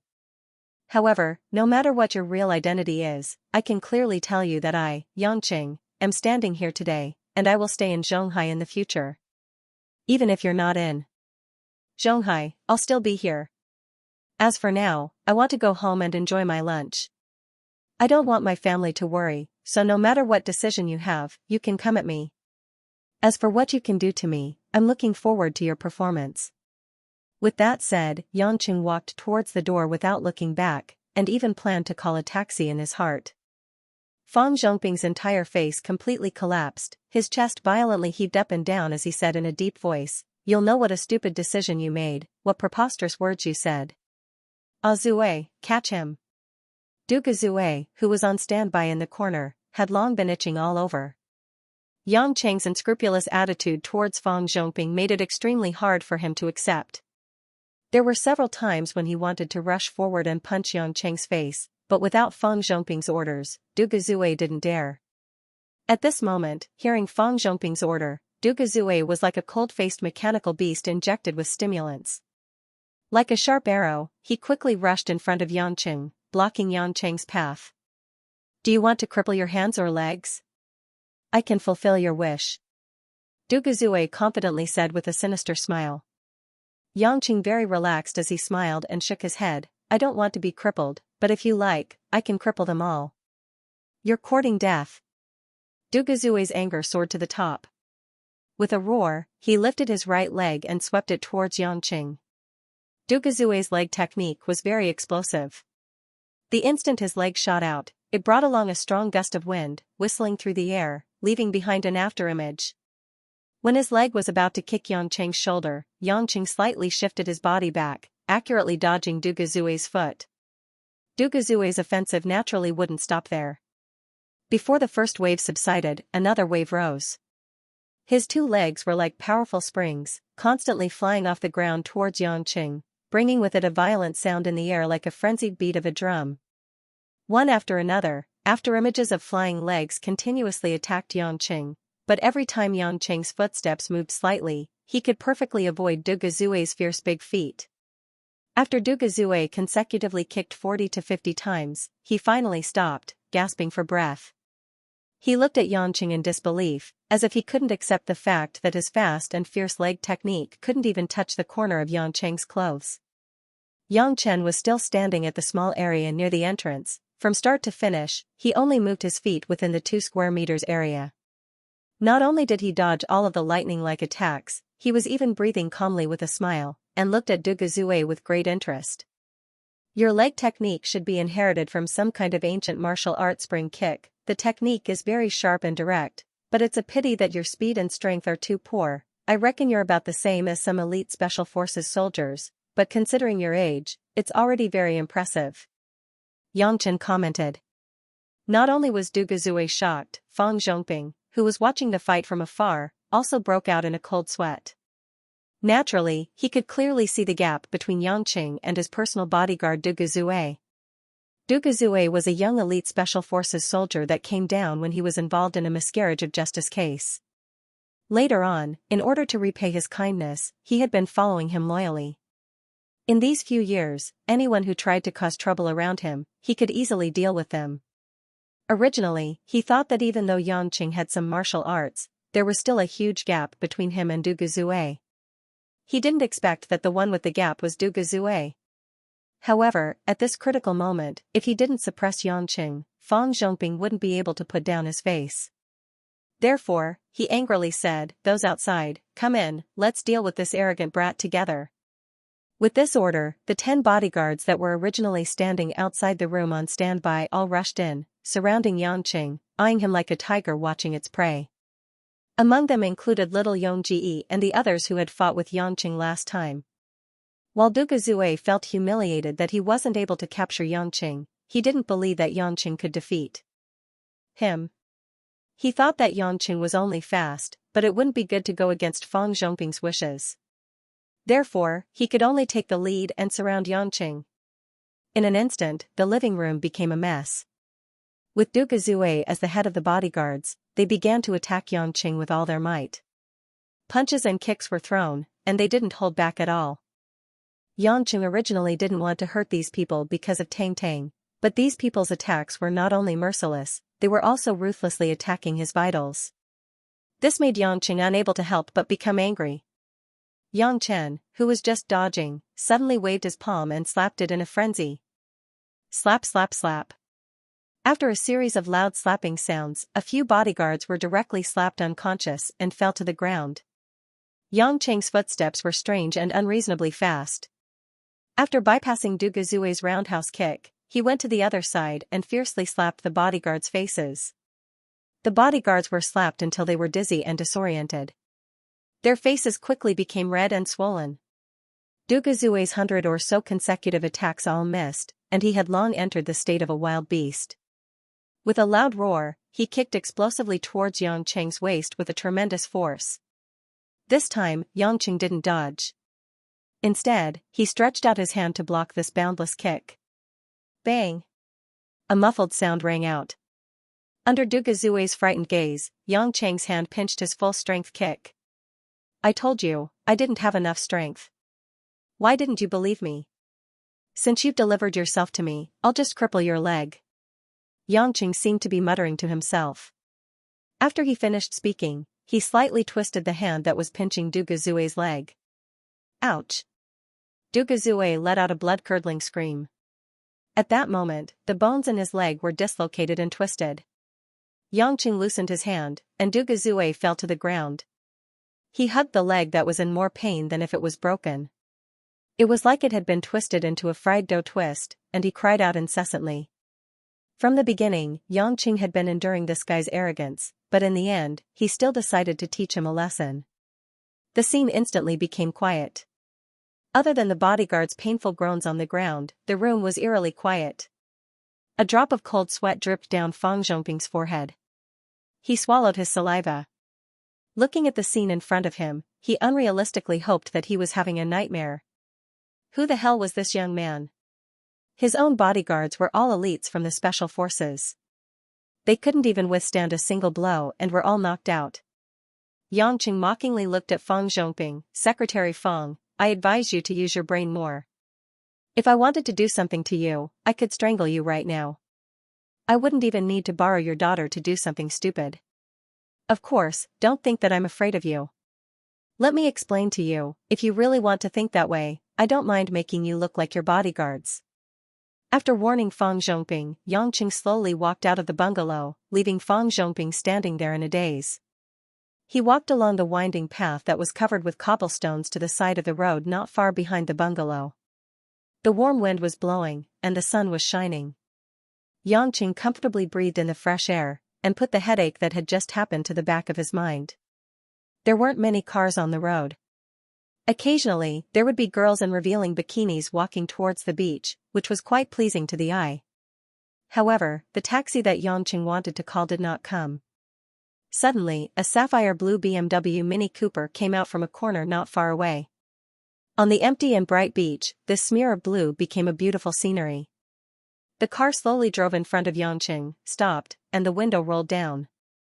In the driver's seat was the little beauty, Tang Tang, whom Yang Cheng didn't bid farewell to just now. At this moment, Tang Tang wasn't as bright as usual. She said with a bit of fear and guilt, "Uncle, get in the car. There aren't any taxis here. I'll send you back." Yang Cheng didn't argue. After opening the car door and sitting in the front passenger seat, he asked, "Can I have a cigarette?" "I'll open the window." Tang Tang immediately nodded her head vigorously as if she wanted Yang Cheng to smoke. "Thank you," Yang Cheng said faintly as he pressed down the window. He took out a pack of low-quality cigarettes that cost 2 yuan and an unbranded plastic lighter from his pocket and lit it for himself. Tang Tang asked softly as she drove slowly, "Uncle, smoke a better cigarette. This kind of cigarette is too harmful to your body. Also, your lighter isn't safe. I'll buy you a genuine Zippo lighter next time. I guarantee you'll look cool. A good cigarette doesn't smell like smoke. If the lighter is broken, I'll buy a new one. 1 yuan for one. It'll be cheaper than a Zippo even if I get 100 of them. Don't you worry about losing it?" Yang Cheng said unhurriedly as he looked at the seascape in the distance. Tang Tang asked with a bit of grievance, "Uncle, you're still angry, right? You don't even want to look at me anymore?" "Angry? Why should I be angry?" Yang Cheng turned around and asked. "Dad asked me to call you over, but he's not polite at all. He even suspects that you're a bad person. I know you're kind-hearted, but Dad is just like that. He doesn't trust others." "I can't do anything about it," Tang Tang said angrily. He was still fine a few years ago. But after becoming that lousy secretary for 2 years, he's become more and more outrageous. Yang Cheng chuckled softly as he listened to the little girl complaining about her dad. It didn't matter if it was true or not. Tang Tang became even more anxious when she saw Yang Cheng's indifferent look. "Uncle, I was wrong, okay? Don't be angry. I'll treat you to a meal. You can eat wherever you want. I'll apologize to you, okay? I really didn't do it on purpose." I didn't know that Dad and the others would actually make a move on you, but I'm just a weak girl. Even if I wanted to stop them, I wouldn't be able to. Uncle, don't be like this. Scolding me is better than being silent. Yangqing didn't know whether to laugh or cry. He didn't think anything at all, but this girl thought a lot of nonsense on her own. I say, Tang Tang, where do you see that I'm angry? I wasn't angry when they attacked me just now. I was just a little annoyed. To put it bluntly, your dad and his group of bodyguards aren't worthy of my anger. Tang Tang asked suspiciously, really? Uncle, aren't you mad at me? Why would I be mad at you? Yangqing rolled his eyes. Instantly, Tang Tang's face revealed a joyous smile, like a blooming flower in spring, like a greedy little bear who found a jar of sweet honey. If it wasn't for the steering wheel in her hand, she would have probably pounced on Yang Chen and kissed his face. I knew that uncle is the best. Yangqing waved his hand. Don't be too agitated. I haven't finished speaking. Tang Tang was stunned. She blinked her eyes cutely. Didn't uncle say that you weren't angry anymore? I'm not angry, but that doesn't mean that today's incident didn't affect me at all. Yangqing said lightly, I can't afford to provoke your family. Or rather, I find them too annoying. In order to not have any dealings with your dad and the rest, I think we should pretend that we don't know each other. You go to school, I go to my class, and we should stop contacting each other. Yangqing didn't want to be suspected by Feng Zhongping all day. Today's fight had basically ruined their relationship. If he were to have any dealings with Tang Tang, no matter how innocent he was, it would still be the yellow mud in his pants. Even if he didn't try sh*t, it would still be sh*t. It was hard to argue. When Tang Tang heard that, she suddenly stepped on the brakes. Screech! The car suddenly stopped by the side of the road. The inertia caused both of them to rush forward. Yangqing turned his head and asked in confusion, what are you doing? Why did you stop all of a sudden? Tang Tang didn't speak. She held on to the steering wheel with her head lowered. Her hair that was let down covered most of her pretty face, and her expression couldn't be seen. Gradually, the girl's thin shoulders trembled slightly. A few drops of crystal-clear tears fell onto her fair and slender thighs. She actually started sobbing. Yang Cheng's scalp went numb. What was going on? Why was she crying again? Why was she crying all of a sudden? Hey, girl, don't cry. If you want to cry, at least let me know. When it's raining or hailing, the TV station will give a weather forecast. Why is it that your tears can't be prevented? Yangqing said. Dejectedly. Tang Tang slowly raised her head.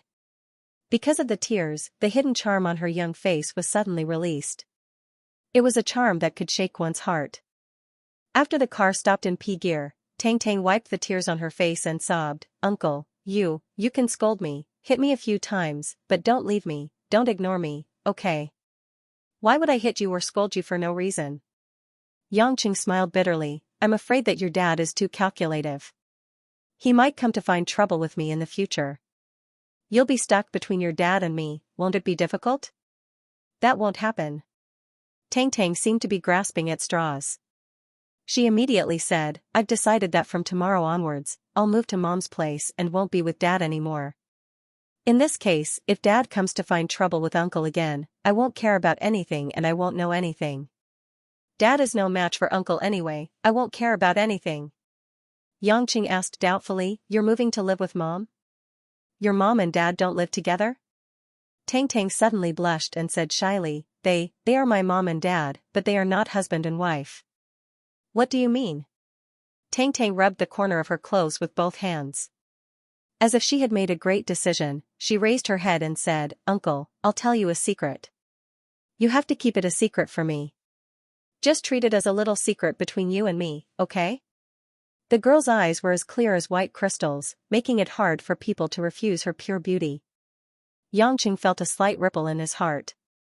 He didn't expect that the girl, who had a bad first impression, would have such a touching look.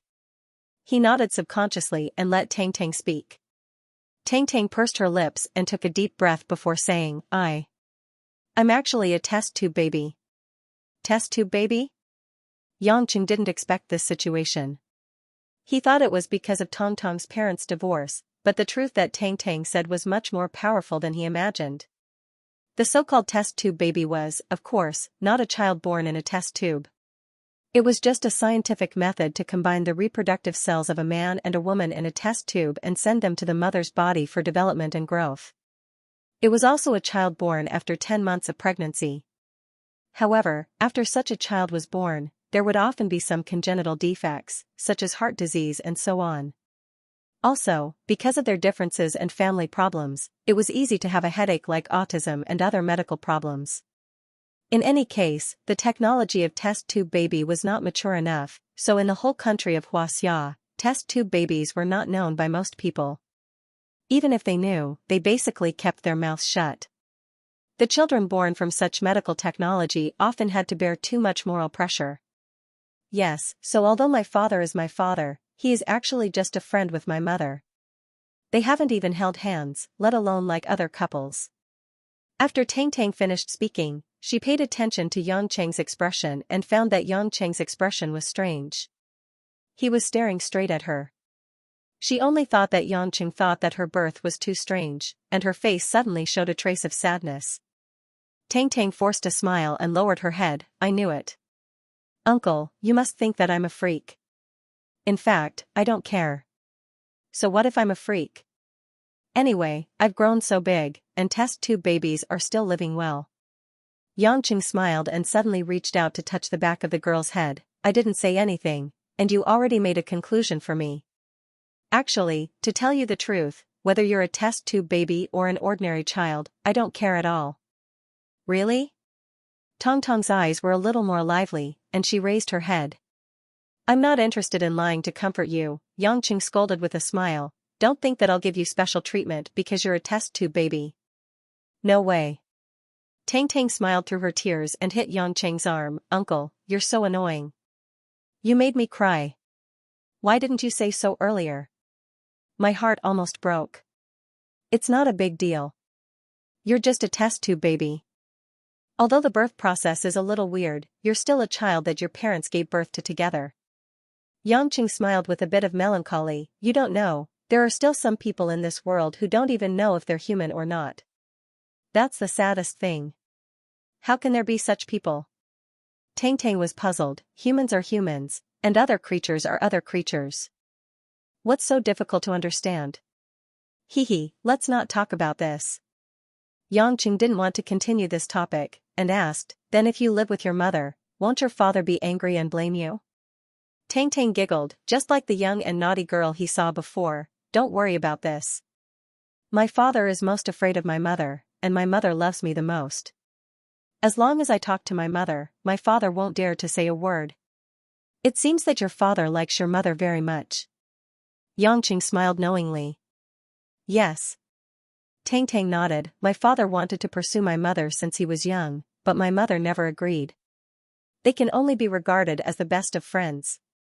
So when my mother wanted to give birth to me, in order to make up for my father's regret, she asked my father to provide sperm. Later, after my mother gave birth to me, my father thought that my mother would change her mind, but my mother has been single until now. Now my father has basically given up, and he thinks that this is also good. Yang Cheng shook his head and said, it's not that it's good.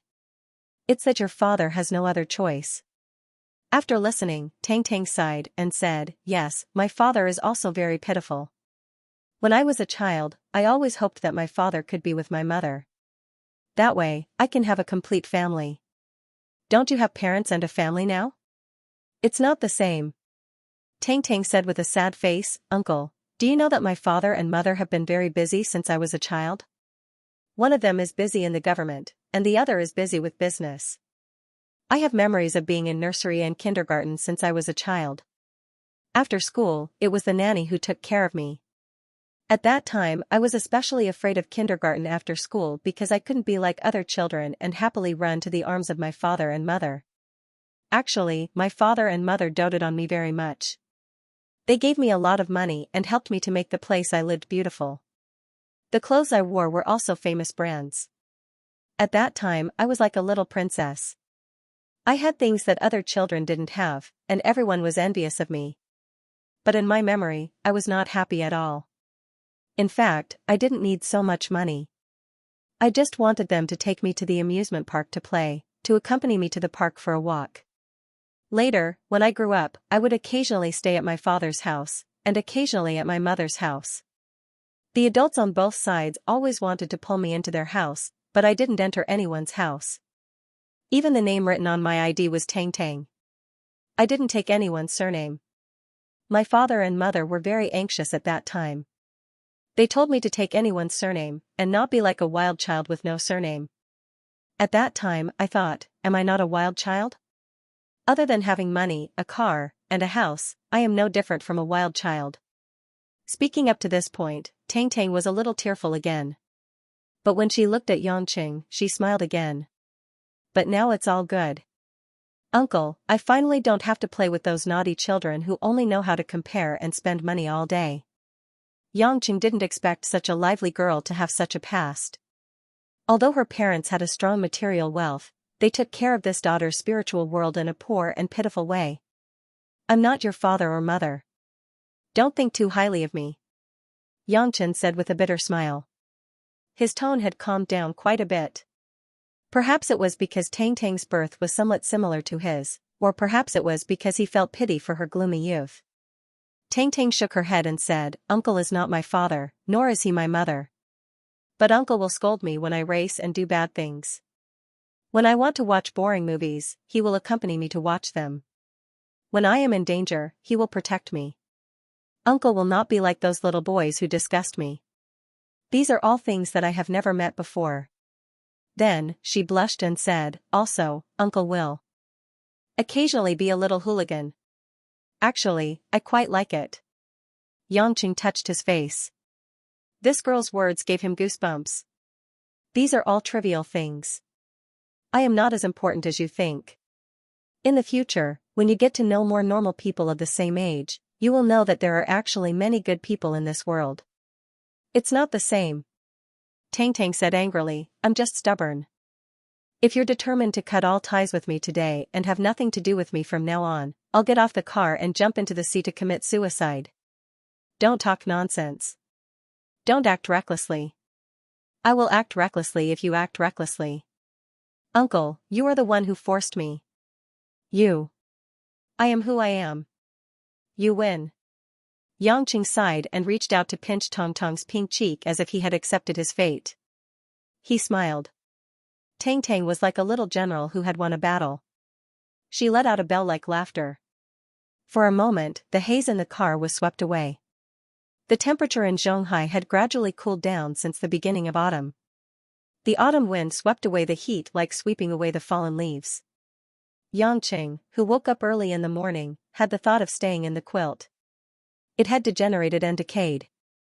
After returning to China for half a year, the words staying in the quilt actually appeared in his mind. In the past 20 years, he had never thought that he would have such a day. When the hazy sunlight shone through the window, he could breathe in the natural morning air with dew. He could toss and turn in the quilt. He could smell the sweetness of the breakfast prepared downstairs. What a simple smell. Bang, bang, bang. The door was knocked, and the familiar voice of Mother Wang came from outside. Young master, come down for breakfast. It's not good if Miss is waiting for you in the hospital. Mother Wang came up to wake Yangqing up because he was going to take Lin Ruoshi home today. Yangqing quickly put on a short-sleeved shirt and a pair of Adidas sports shorts. Because he did not have to worry about the possibility of getting sick, Yangqing was never afraid of catching a cold. He wore whatever was comfortable. After washing up, he ran downstairs to enjoy a sumptuous breakfast. Under the urging of Mother Wang, he ran out and drove to the hospital. On the way to the flower shop, Yangqing hesitated. He felt that listening to the old man's words will not be a loss. So he got off the car and ran into the flower shop. He looked around. The lady boss was a mature and beautiful woman. When she saw Yangqing enter the door, she smiled and asked what he needed. Yangqing remembered that Mother Wang said something about carnations. But after asking, he found out that there were different types of carnations. White, red, yellow, purple, and even green. Why do you have to look so strange for a flower? Yangqing thought gloomily. Young man, different colors of carnations have different meanings. Let me explain it to you in detail before you buy it. The lady boss said enthusiastically. Yangqing didn't have that much time to wait. He waved his hand domineeringly and said, no need. Give me one of each color. It will save me the trouble.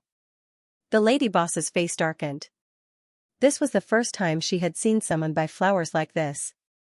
He bought one flower for every color. Did he think he was a child doodling? The colored pen scribbled randomly, and he had no idea what was what. However, a customer's request was an order. The lady boss smiled as she wrapped up a bunch of strange multicolored carnations and handed them to Yangqing. With so many carnations combined into a bunch, it was especially difficult to calculate the money. Yangqing threw a few red bills on the counter and left the flower shop in a hurry without waiting for the lady boss to count the money. When the lady boss finished counting, she found that she was still short of more than 100 yuan. But when she looked up, she saw that Yangqing's car had already disappeared. She was so angry that she almost fainted. When Yangqing arrived at the hospital, it was the appointed time for discharge. As soon as he stepped into Lin Ruashi's ward, two figures that he hadn't seen for a long time appeared in front of him. Mr. Yang, how have you been? Su Jihong was still smiling modestly and politely. In his hand was a large bouquet of pure white orchids, delicate and glistening. Next to Su Jihong was Furball, who was grinning as if he was begging for a beating. He was actually scratching his butt. It was unknown if it had been bitten by a mosquito or if it had grown something that shouldn't have. Lin Ruashi, who was wearing a white floral dress with blue trim, was sitting quietly on the bed. Beside her was a small luggage that she had finished packing. Seeing Yangqing enter the door, she didn't pay him any attention. Instead, she lowered her head and filled out some form, which seemed to be something that one had to fill before being discharged from the hospital. Yangqing looked at Su Jihong. This bro was even more enthusiastic than him, her husband. It seemed that he still had feelings for Lin Ruashi. Yangqing replied in a muffled voice, Chairman Su, you're such a busy person, but you still came to send flowers to my wife. You're really giving me face. Su Jihong's smile froze. What do you mean giving you face? What does it have to do with you that I'm sending flowers to Lin Ruashi? Mr. Yang, you're so polite. Su Jihong looked at the mixed carnations in Yangqing's hand. He held back his laughter and pretended to say, I don't know what the meaning of Mr. Yang's flowers is. I've never seen flowers sent in such a way. At this time, Lin Ruashi also sneaked a peek. When she saw the messy carnations in Yangqing's hand, she frowned. She was very curious about what kind of flowers Yangqing would give her, but she really didn't know what to say about Yangqing. Yangqing didn't mind it and smiled. There's a meaning? I wonder what Chairman Su's orchids represent. Su Jihong said proudly, beautiful, noble. This is my admiration for Ruashi. The orchids are just a token of my appreciation. Thank you for complimenting my wife. Yangqing dragged out the word me, causing Su Jihong to frown. He said, the reason why there are so many colors in this bouquet is mainly because I really don't know how to praise my darling Ruashi. Beautiful, kind, noble, intellectual, sexy, charming, virtuous, dignified, loving, serious, tolerant. Good wife and loving mother, model worker, Xianxia person of the year. Aya, don't these flowers represent our Ruashi, so I had to bring them all. Who cares, so many flowers, so many adjectives, there's bound to be one that fits. Yangqing thought with a smile. Lin Ruashi couldn't help but blush slightly at Yangqing's praise and mushy words. What's the person who moved Xianxia person of the year? It was fine if this man was thick-skinned and didn't know how to buy flowers, but why did he have to say such mushy words? Su Jihong was speechless. If he had known, he would have bought an orchid of every color, but even if he had bought it, he probably wouldn't have said such disgusting words. He could only laugh dryly and say, Mr. Yang is indeed knowledgeable. Thank you for the compliment. Such a small merit has been discovered by Chairman Su. I've always been very low-key. If Chairman Su has nothing else, you can put down the flowers and leave, lest I hold you up. Yangqing had a polite look on his face as he made a gesture with a smile. Su Jihong's face turned white and black, and he almost choked on his breath. Fine. He treated my polite words as the truth and shamelessly accepted a compliment. He even told me to put down the flowers and scram. Moreover, he didn't use a single vulgar word and was all smiles. Even if he had the energy, he had nowhere to vent it. Furball, who was following behind Su Jihong, looked at his master with pity. Chasing after a married woman and torturing himself to this state, was there really a need to? Then. Ruashi, I'll leave the flowers here. Congratulations on being discharged. I'll be leaving first. Su Jihong felt that if he stayed any longer, he would be like a volcano erupting, but what others erupted was lava, while his eruption would be blood. After the Su family's master and servant left, Lin Ruashi calmly raised her head and said, "Don't be so rude to Chairman Su. He didn't do anything special." "You call that nothing special?" Yangqing said loudly. "Faster than your husband sending flowers to the ground. Aren't you courting death?" With that, Yangqing walked to the cabinet and picked up Su Jihong's orchids, throwing them directly into the trash can in the corner. Only then did he walk in front of Lin Ruashi with satisfaction and raise the flowers in front of the woman. "Welcome to the hospital, my dear."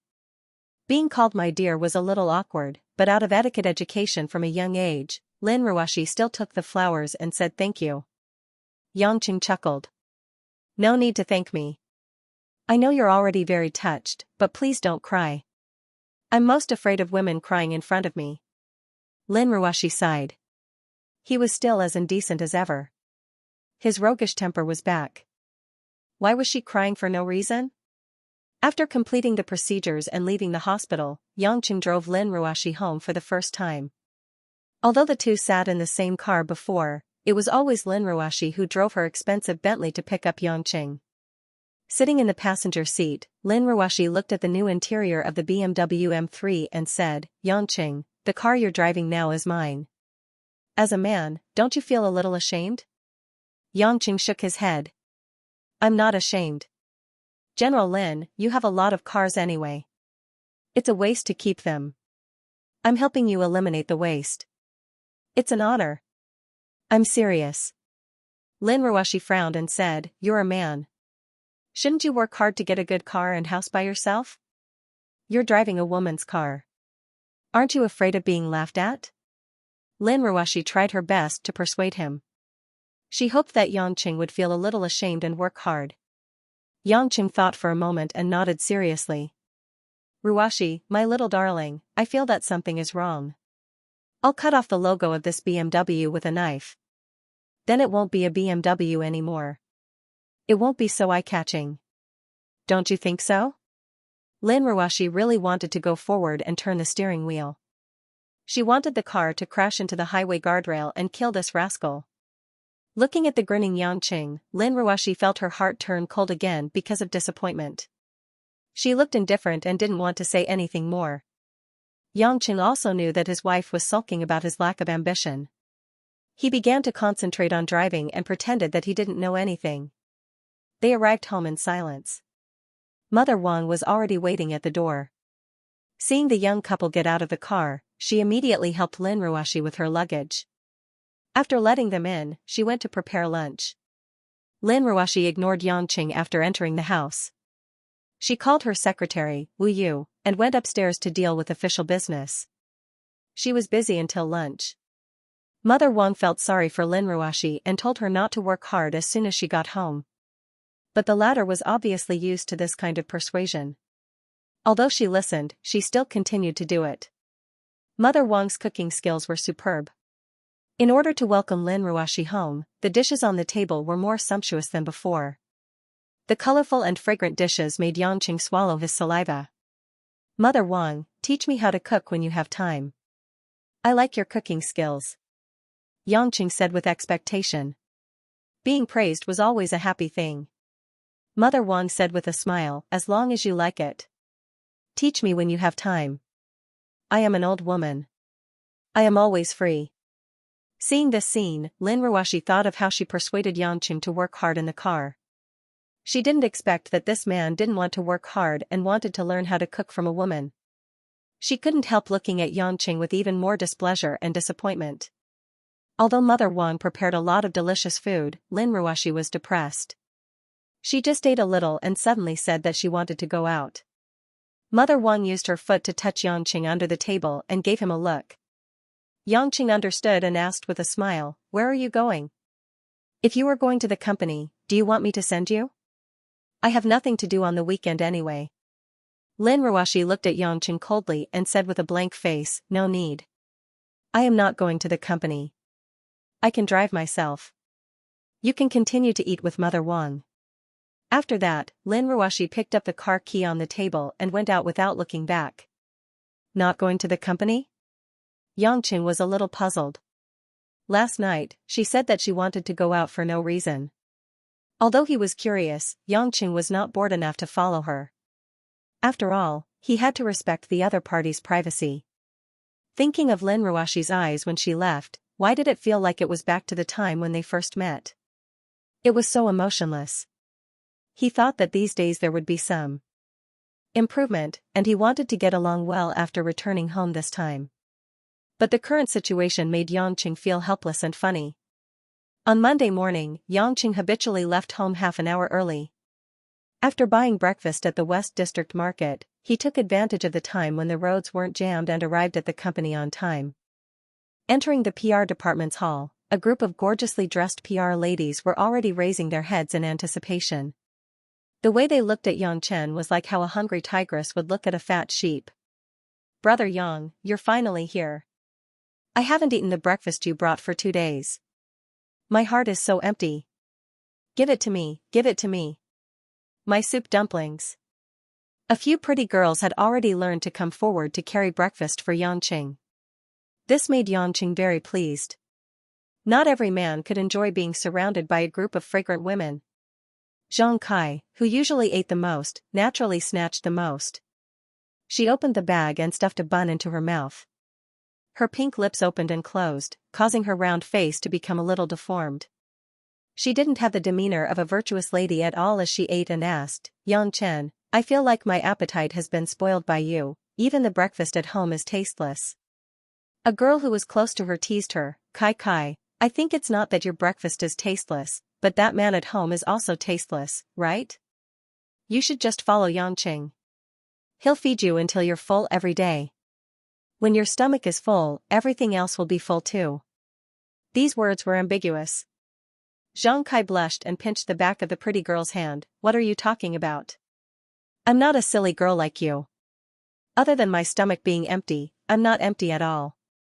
Only you, who have no man, are empty. Who are you trying to fool? With your figure and age, you're not far from the age of a wolf and tiger. Your family's college professor is as skinny as a monkey, and he reads books all day like an old pedant. How can he satisfy you?" The pretty girl said in disbelief. Zhang Kai bared her teeth at her and puffed up her face, but she couldn't say anything. "Zhang Kai, so your husband is a college professor?" This was the first time Yangqing had heard of this. He smiled and sized Zhang Kai up. "I couldn't tell that you would marry a university professor. A senior in university. He treated me quite well. I married him in a daze." Zhang Kai rolled her eyes and said. At this moment, Lu Mingyu, who was wearing a purple suit, walked over gracefully with a cup of coffee in her hand.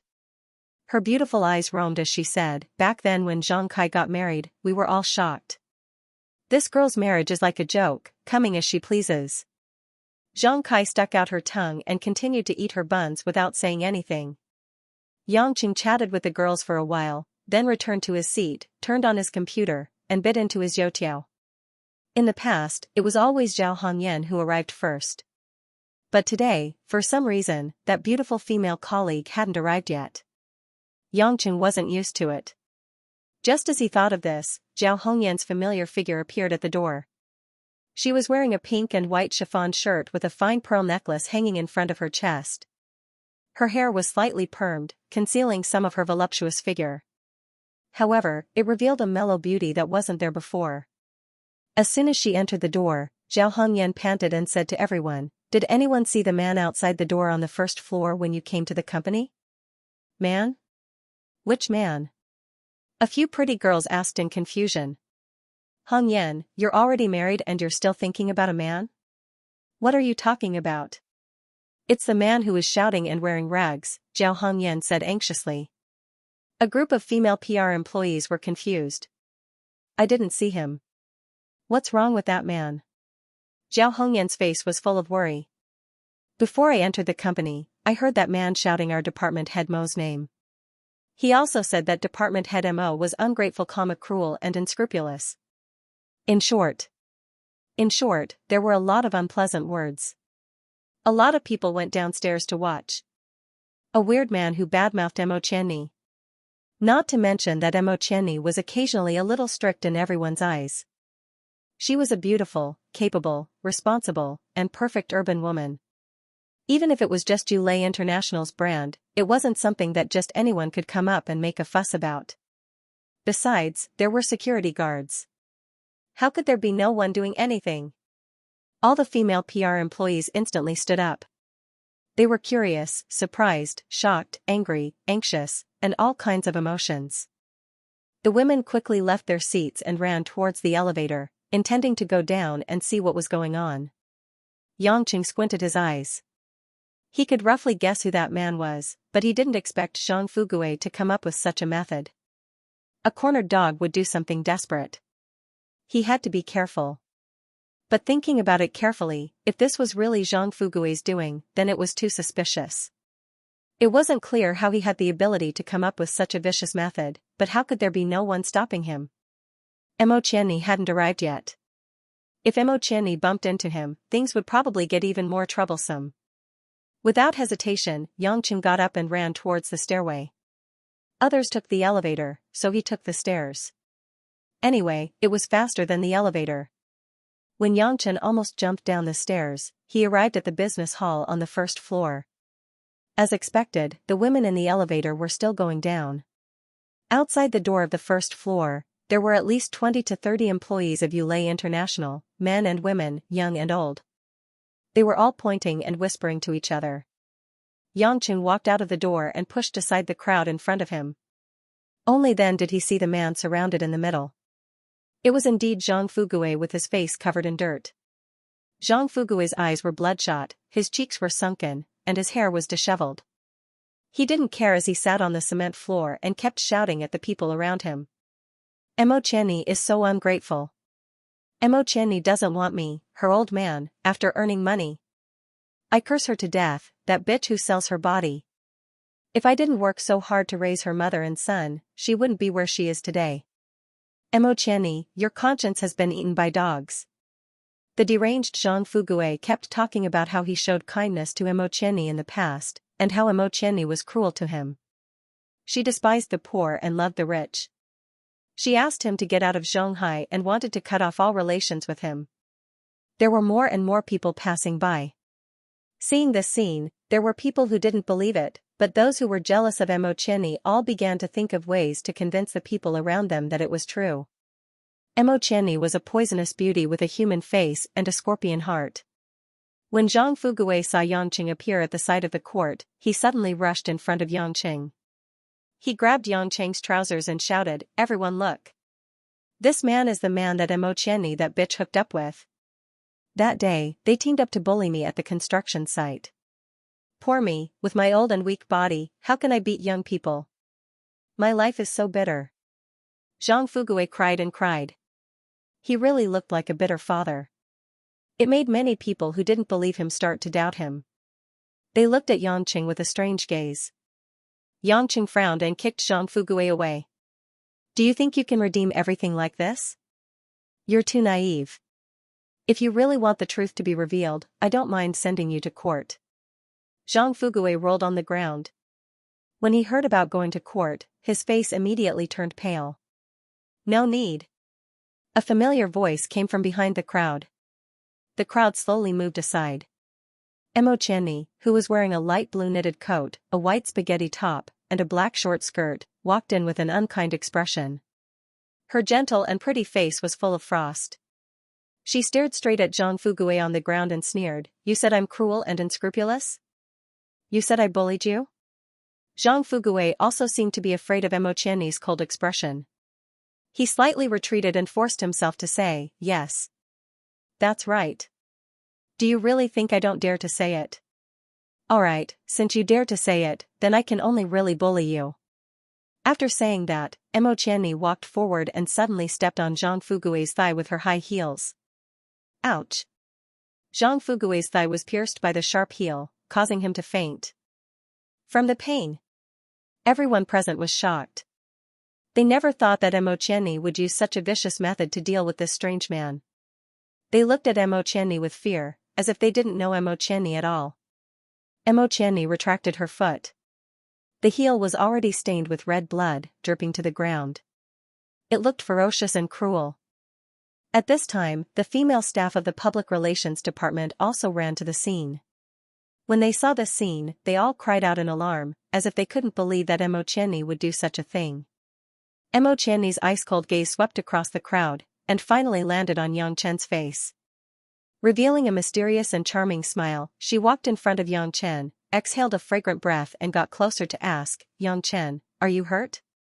This mad dog bites people randomly. If you were bitten, my heart would ache. This sentence was not spoken lightly. After everyone present heard it, they were even more convinced of one thing: Yang Qing and Mo Qianni had an affair. Yang Chen smiled faintly. He pointed at Zhao Hongyan, who was the closest to him, and asked, Department Head Mo, do you know her? Mo Qianni's face slightly changed. She glanced at Zhao Hongyan and chuckled, you're so annoying. Why are you mentioning other women? Mo Qianni exuded an unprecedented seductive charm, but Yang Qing wasn't in the mood to appreciate it. He shook his head and sighed, I think we should find a place with no one to talk about it. What do you think? Okay, follow me. Mo Qianni readily agreed and took the lead to the parking lot. After Yang Qing left the scene with Mo Qianni, the staff present looked at each other and discussed in puzzlement. Zhang Kai couldn't figure it out, so she asked the surrounding people, what's wrong with Department Head Mo? She seems to be a different person. Also, when did she get together with Yang Qing? Doesn't Yang Qing have a wife? I don't know. It's weird. I don't even know her. Another female staff nodded in agreement. What the two of them said is so strange. Zhao Hongyan felt the most inexplicable and asked Lu Mingyu, Big Sis Mingyu, why does Department Head Mo seem to not know me? Is she pretending? Lu Mingyu frowned and thought for a while. She then shook her head and said, it doesn't seem like it. I feel that she really doesn't know you. Although the matter was a bit too bizarre, after all, it had nothing to do with them. The employees and the company discussed it for a while before dispersing. Although rumors and slanders would spread, it wouldn't have too much of an impact. After all, which family didn't have something that couldn't be spread out? It just happened that it happened to a beautiful woman, so it wasn't something new. Poor Zhang Fugui, with the help of a few kind-hearted beauties, called the hospital, and no one cared about anything else. The group of people in the public relations department saw Yang Qing and Mo Qianni leave. Although they were full of questions, they could only go back to work and wait for the two to come back. As for Yang Qing, he followed Mo Qianni all the way to the company's parking lot. Yulei International's parking lot was divided into 3 floors. The 3rd floor was usually a huge open-air balcony, and almost no cars would park there. When they walked to the innermost corner of the parking lot, there was no one around. Mo Qianni smiled and turned around, stopping her footsteps. Yang Qing maintained a distance of a few feet from her. Seeing that Mo Qianni didn't speak, he wasn't in a hurry. He took out a cigarette and lit it for himself, then said, I remember reminding you last time, if we meet again, I won't hold back. Mo Qianni showed a confused expression, pouted and asked, Dear, what are you talking about? Don't pretend. Yang Qing smiled and touched his chin, you didn't imitate her at all. Aside from the appearance, figure, and aura, you didn't imitate her at all. Mo Qianni's eyes flashed a trace of light, are you doubting my imitation level? Yang Qing shook his head, no, I know you deliberately changed to be different from her. If you want, you have the ability to be exactly the same as her. Although the perfume on your body was originally of the same brand as hers, you purposely replaced the Gucci brand with the Lancôme brand. You were able to take such details into consideration. If you hadn't expressed it yourself, I don't think I would have been able to discover any clues so quickly. Then do you know why I don't care if you recognize me? Mo Qianni asked slyly. Yang Qing blew out a smoke ring and said with a faint smile, do you still need to think about it? Since the fake Xianxia is already in front of me, then the real Xianxia must be somewhere. So smart. The woman turned around slightly and quickly made some changes on her face. When she turned around again, her face had returned to its original appearance. She had a sexy and charming face that revealed a bit of wild beauty. She was none other than the female ninja who had once pretended to be Tang, Xianxia. Yangchen was a little distressed as he said, "Miss Xianxia, although I don't know why your Yamada sect is so daring to take action in Huaxia, I think you've found the wrong person. I'm just coming back to this land to live a retired life. In other words, it's called enjoying the rest of my life. I welcome all of you to come and drink tea or eat with me, but it's a little unreasonable for you to capture the people around me and impersonate them to cause trouble for them. No matter what, you are one of the 3 great ninjas of Yamada sect. How can you always do such ungentlemanly things?" Hanya's gorgeous red lips opened slightly. "Your Majesty Pluto, if you want to drink tea or eat, Hanya is happy to accompany you. If you have time, even spending the night with me is Hanya's honor. But can you first hand over the God Stone? I will guarantee that your friend, Miss Mo, will be unscathed. I can even help you return your clothes to her. Oh right, you might not know this, but I even changed into her underwear. I've said it before, I don't know what God Stone is." Yangqing spread his hands. "Impossible," Hanya said, "even if everyone in the world doesn't know what God's Stone is, as the only person in the world who survived under the light of God's Stone, you must know better than anyone else what God's Stone represents. Everything that happened in the past is enough to prove that only you can control God's Stone." Yangqing slapped his forehead. "Why don't you believe me? You speak Huaxia's language so well, don't you know that we, the people of Huaxia, regard honesty as a virtue? You're not human," Hanya sneered, "you don't need to follow everything that humans do." "I don't like what you said.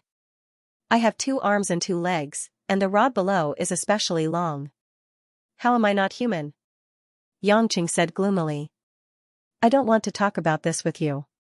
Whether you're human or not, your Majesty Pluto knows it best," Hanya said coldly. "I want God's Stone. As long as I get God's Stone, I can guarantee that our Yamada sect will treat your Majesty Pluto as our most reliable ally. Not to mention that I don't have any God's Stone, I really don't dare to become your Yamada sect's ally. Wouldn't being with your Yamada sect make me an enemy of everyone else? Not to mention, your Japan's Takamagara still has a bunch of lunatics who want to go against you. I don't want to get into too much trouble." Yangqing shook his head, determined not to do it. Hanya revealed a cold expression. "Then I'm sorry, perhaps we need to use other methods to negotiate. Also, your friend Miss Mo might become the sacrifice for your uncooperative behavior." Yangchen finished smoking, threw the cigarette butt under his feet and stepped on it, then said, "I don't think it's possible that you came here alone today, right? If I'm not wrong, there should be 2 other people in the same line of work somewhere nearby, and my superior Miss Mo Qianni should also be nearby." Hanya said expressionlessly, as expected of Pluto, "You thought of this so quickly. But so what, Tanuki's concealment ability and his stealth are the best in the world. Even if you're Pluto, you won't be able to find them. Tanuki, one of the 3 great ninjas. I heard that he's currently the #1 assassin in Japan. He's indeed a powerful character." Yangqing nodded in agreement. "Why? Does your Majesty Pluto want to change your plan? Is it better to cooperate with us? After all, your beautiful and charming superior is still in our hands." Hanya smiled proudly. "No, no, no." Yangqing waved his hand. "I don't think there's a need to go through so much trouble. Although I might not be able to find them in a short time, with you here, they will definitely bring them to me." When Hanya heard this, she immediately understood Yangqing's meaning. Being looked down upon made her unable to bear it and coldly snorted, "Pluto, do you really think I'm someone you can slaughter as you please? Don't underestimate the dignity of the 3 great ninjas of the great Japanese Empire. Whether or not I'm underestimating you, Miss Hanya can give it a try." Yangqing calmly looked at the woman. The corner of Hanya's mouth revealed a strange smile. Her figure gradually became blurry, like a knitted drawing. Gradually, the lines were pulled away from their original positions. Yangqing stood at his original position without moving. After a second or so, he stretched out one hand towards the left side and lightly pinched it with 2 fingers. Ding! The sound of metal rubbing against each other rang out. Xianxia, who was about to stab Yangqing with her ninja dagger in midair, suddenly stopped. The dagger in her hand, which didn't even have the chance to move, was magically pinched by Yangqing's fingers. Yangqing didn't give Xianxia a chance to react. His fingers slightly bent. Ding! Another crisp sound rang out. The broken dagger made of fine steel was forcibly broken into 2 pieces. In her anger, Xianxia abandoned the weapon in her hand. Her body once again dissipated in midair. So. 2 shurikens attacked Yangqing's abdomen one after the other. Yangqing didn't dodge and stood at his original position. His hands were like flowing water. After a gentle stroke, the 2 shurikens were perfectly caught by Yangqing's hands. Looking at the strange emerald green glow on the shurikens, Yangqing sighed. This poison can stun 3 elephants to death. In order to deal with me, Miss Xianxia is really willing to spend a lot of money. Xianxia's sneak attack failed again. Instead, she lost the 2 poisoned shurikens. While feeling dispirited about her own battle, she finally realized that the man in front of her had terrifying observation and movement abilities. She definitely couldn't beat him. If she couldn't beat him, then she would run. Ninjas weren't samurai or martyrs. Preserving her life was more important than completing the mission. Escape techniques were definitely one of the most essential skills for a ninja. As a jonin that surpassed jonin, Xianxia had naturally reached the point of perfection. After a few more ceiling shurikens flew out, Xianxia's body once again became illusory, making it difficult to see her specific location. The entire parking lot on the 3rd floor was filled with the sound of Xianxia's footsteps, but she was nowhere to be seen. Yangqing took large strides towards the left side of the parking lot's guardrail.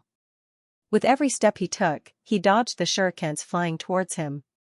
One of the shurikens was blocked by the poisonous sword in his hand. When Yangqing was less than 10 meters away from the guardrail, the shurikens that Yangqing had previously grabbed were suddenly shot towards the empty space in front of the guardrail. So. The shurikens made a sound of breaking through the air.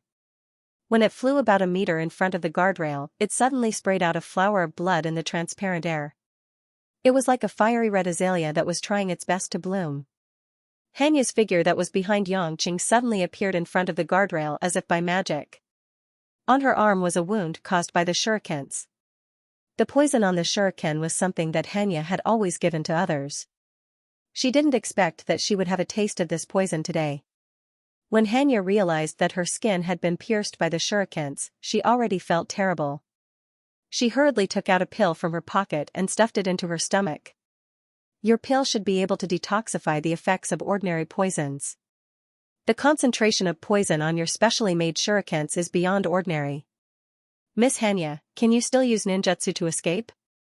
Yangqing walked up to Xianxia and squatted down in front of her, grinning at her.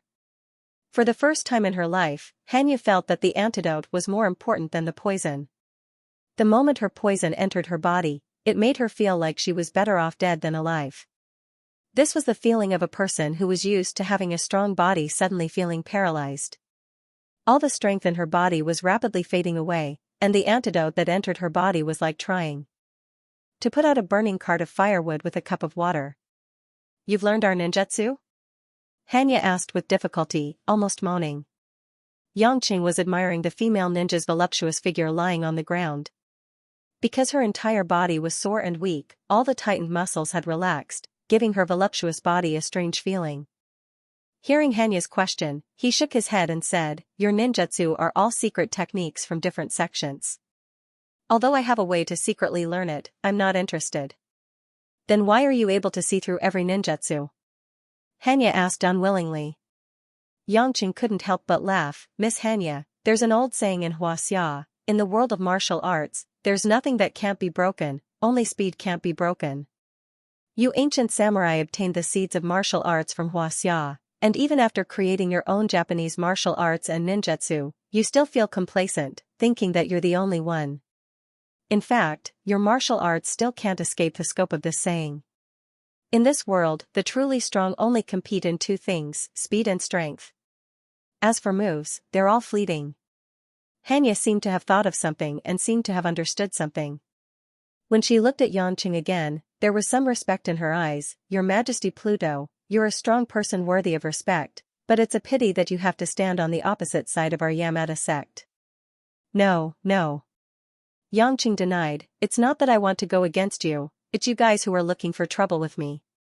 I've already said that I'm retiring and returning to this land to live a simple life. Even the Yellow Flame Iron Brigade has let me go, so why are you guys joining in? Hanya retorted with certainty, please believe me, Your Majesty Pluto, with your intelligence, it's impossible for you to not think of it. Please don't lie to yourself. The reason why the Yellow Flame Iron Brigade hasn't made a move yet is because they haven't found the most suitable opportunity. No organization or country would allow the God Stone to fall into the hands of others. Even if it's you, they would still challenge the dignity of the gods. It's only a matter of time before they take action. Yangqing smiled bitterly and said, when you put it like that, it's like tearing apart my happiness disguise and forcing me to have a headache. So you're saying that you admit that the God Stone is in your hands? Hanya took the opportunity to ask. Yangqing hurriedly shook his head. What do you mean by that? What I mean is, they are all the same as you. They mistakenly believe that I have that God Stone. In fact, I really don't. But. Alright. Yangqing shouted, Miss Hanya, you've already been poisoned, what's the point of shouting so much? Although I know that your poison will slowly be removed due to the antidote, before that, I still need to use you to exchange for my superior, Miss Mo. Hanya revealed a hint of helplessness. The mission plan failed once again, causing her to feel a sense of defeat. In the eyes of this young genius ninja, the man in front of her was like a high wall that she couldn't see the top of. No matter how hard she tried, she couldn't climb over it. Even if she forcefully crashed into it, it would be like crashing into an incomparably solid iron plate. Seeing that Hanya didn't speak, Yangqing said again, What, do you want me to specially find your two companions? Hanya was shocked and suddenly raised her head. You know it's two people? It seems that you didn't hear what I said just now. Mr. Li's concealment technique is indeed very powerful, but what I said just now is that I can't find them in a short period of time. Moreover, when you were injured by me just now, one of them exposed a trace of their aura. Yangqing smiled evilly. Hanya opened her small mouth, but she couldn't say anything. This man's strength was really unimaginable. Is this the power of the gods? Hanya asked as if she was talking to herself. Yangqing put his hands on his hips and looked around as if he was looking for someone familiar. I'm not sure about that. After all, we don't meet often. Hanya nodded her head. She seemed to have recovered a little strength. She raised her hand and made a strange gesture, similar to an ancient seal. Almost at the same time, two figures wrapped in dark ninja clothes appeared out of thin air and stood behind Yangqing. Yangqing turned around and smiled as he looked at the two people. One of them had a body that was especially well built. His eyes were like a fierce tiger's and there was even a scar at the corner of his eyes. The other man's body was much thinner, but the curves of his muscles showed that he definitely had a strong explosive power. Perhaps it was because of some kind of ninjutsu, but even when standing under the sun, his whole body emitted a black mist. Tengu, Tanuki? The skinny Tanuki chuckled and spoke in Xianxia language with a Japanese accent. As expected of the Pluto who stands at the top of the pyramid. The glory of our assassin world. Ever since I officially debuted, this is the first time someone could see through my tracks. Yangqing smiled modestly. You're too polite. However, your Xianxia language is really lacking compared to Miss Hanya's. That's because I only need to kill and don't need to speak. A hint of viciousness flashed in Tanuki's eyes. May I ask, how did His Majesty Pluto discover our tracks? Actually, if it wasn't for this brother beside you suddenly exploding with killing intent, it would have been really hard for me to find you so quickly. Yangqing said honestly. Tengu, you spoiled the mood. Tanuki said unhappily. The tall Tengu coldly glanced at Tanuki. You're trash, don't find excuses. What did you say? Tanuki's voice rose an octave. I said you're trash. Enough. Hanya, who was on the ground, scolded hatefully. What are you guys arguing about? You're all trash. This time, the two of them didn't say anything else. In an instant, their figures flashed, and when they reappeared, they were already beside Xianxia. Heavenly Hound helped Xianxia up and hugged her waist with one hand. Xianxia frowned. After glancing at Tengu, she said to Yangqing, His Majesty Pluto, we won't give up. We've lost today. We won't give you another chance to exchange hostages next time. You guys aren't going to make a move? Yangqing asked curiously. Hee, making a move after losing the initiative is one of the biggest taboos for ninjas. Moreover, we have no confidence at all, Tanuki said with a duck-like voice. If His Majesty Pluto wants to see your beautiful superior safely, please let us leave 200 meters away first. Yangqing rubbed his nose and said, Actually, 100 meters is enough. You guys don't have to be so nervous. I'm quite impressed by the Shuanpa of you ninjas. It's indeed very fast. It's a deal. As soon as they finished speaking, the two of them took Xianxia, who was unable to move, and disappeared from where they stood. Yangqing looked at the roofs of the buildings in the distance and muttered, 100, 150, 200. After counting to 200, Yangqing heard a voice that was as soft as a mosquito's whisper. Yangqing relaxed his tense muscles and revealed a smile. He wouldn't chase after them. It wasn't because he couldn't catch up. It was only a matter of time before he did. It was just that unless it was absolutely necessary, Yangqing didn't plan to completely fall out with them. After all, the other party hadn't really taken advantage of them. Moreover, he had other things to do. Turning around and leaving the parking lot on the third floor, Yangqing planned to go to the second floor to look for Imo Qianni's red Audi, because Tanuki told him that this pitiful woman was currently lying in her car, and was completely naked. At the same time, Xianxia and the other two who had jumped to a hidden billboard on a tall building stopped. Xianxia regained some strength. She glared at Tengu who was hugging her waist and refused to let go. She said in Japanese, let go. Tengu's expression was wooden. The hand that was hugging Xianxia's soft and slender waist tightened. It even extended towards Xianxia's perky buttocks. His palm grabbed onto Xianxia's soft and elastic flesh. Tanuki, who had a wretched look on his face, hid at the side and didn't make a sound. Tengu, wait for me to recover. I'll make you wish you were dead. Xianxia was so angry that her face turned red. Why? Xianxia, why aren't you willing to be my woman? Tengu was very agitated, but his tone was still very low. Xianxia said coldly, why do you want me to be your woman? I'm the strongest man in the organization. You can only belong to me. Tengu said firmly. Don't forget, there's still the leader. Xianxia laughed weakly, still as charming as ever. Tengu's eyes revealed a trace of fierceness, the leader is already old. The women he found are basically just dancing and drinking with him. The leader has already lost the pride and dignity that a man should have. If I were him, I would abdicate and scram. Shut up. Xianxia's delicate body trembled slightly, you're not allowed to insult my father. He's only your foster father, and only yours, not mine. Tengu pulled down his mask. His square face that looked like it was carved with a knife started to distort. Xianxia, wake up. He never saw you as his daughter. In his eyes, you're just a mother beast that he's tamed. He deserves to die. He's greedy for your beauty. He wants to dominate his foster daughter. That rotten old man wants to own you. But he doesn't have that ability anymore. Serves him right. Pa. Xianxia gathered all her strength and gave Tengu a slap. I've already said, you're not allowed to insult my father. Xianxia's eyes were covered with a layer of mist. Tengu covered his face that was slapped. His chest heaved up and down, then he laughed loudly, ha ha ha ha. You hit me. Xianxia, you hit me. You asked for it. Xianxia stared at him coldly. You'll regret it. When I get rid of that old man and become the new leader, I want you to be my female slave. You'll be naked in front of me every day and listen to all my orders.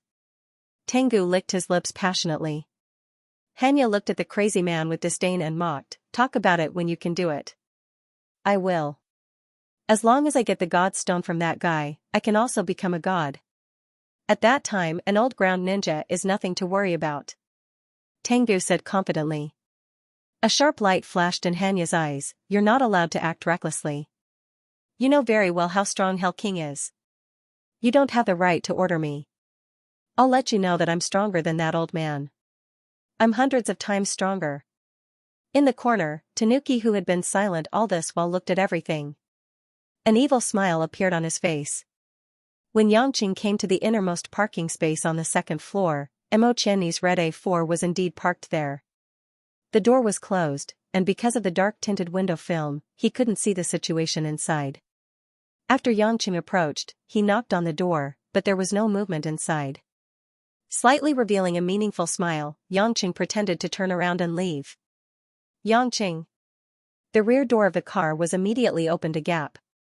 Mo Qianni's rosy and delicate face revealed a line, and nervously called out to Yangqing.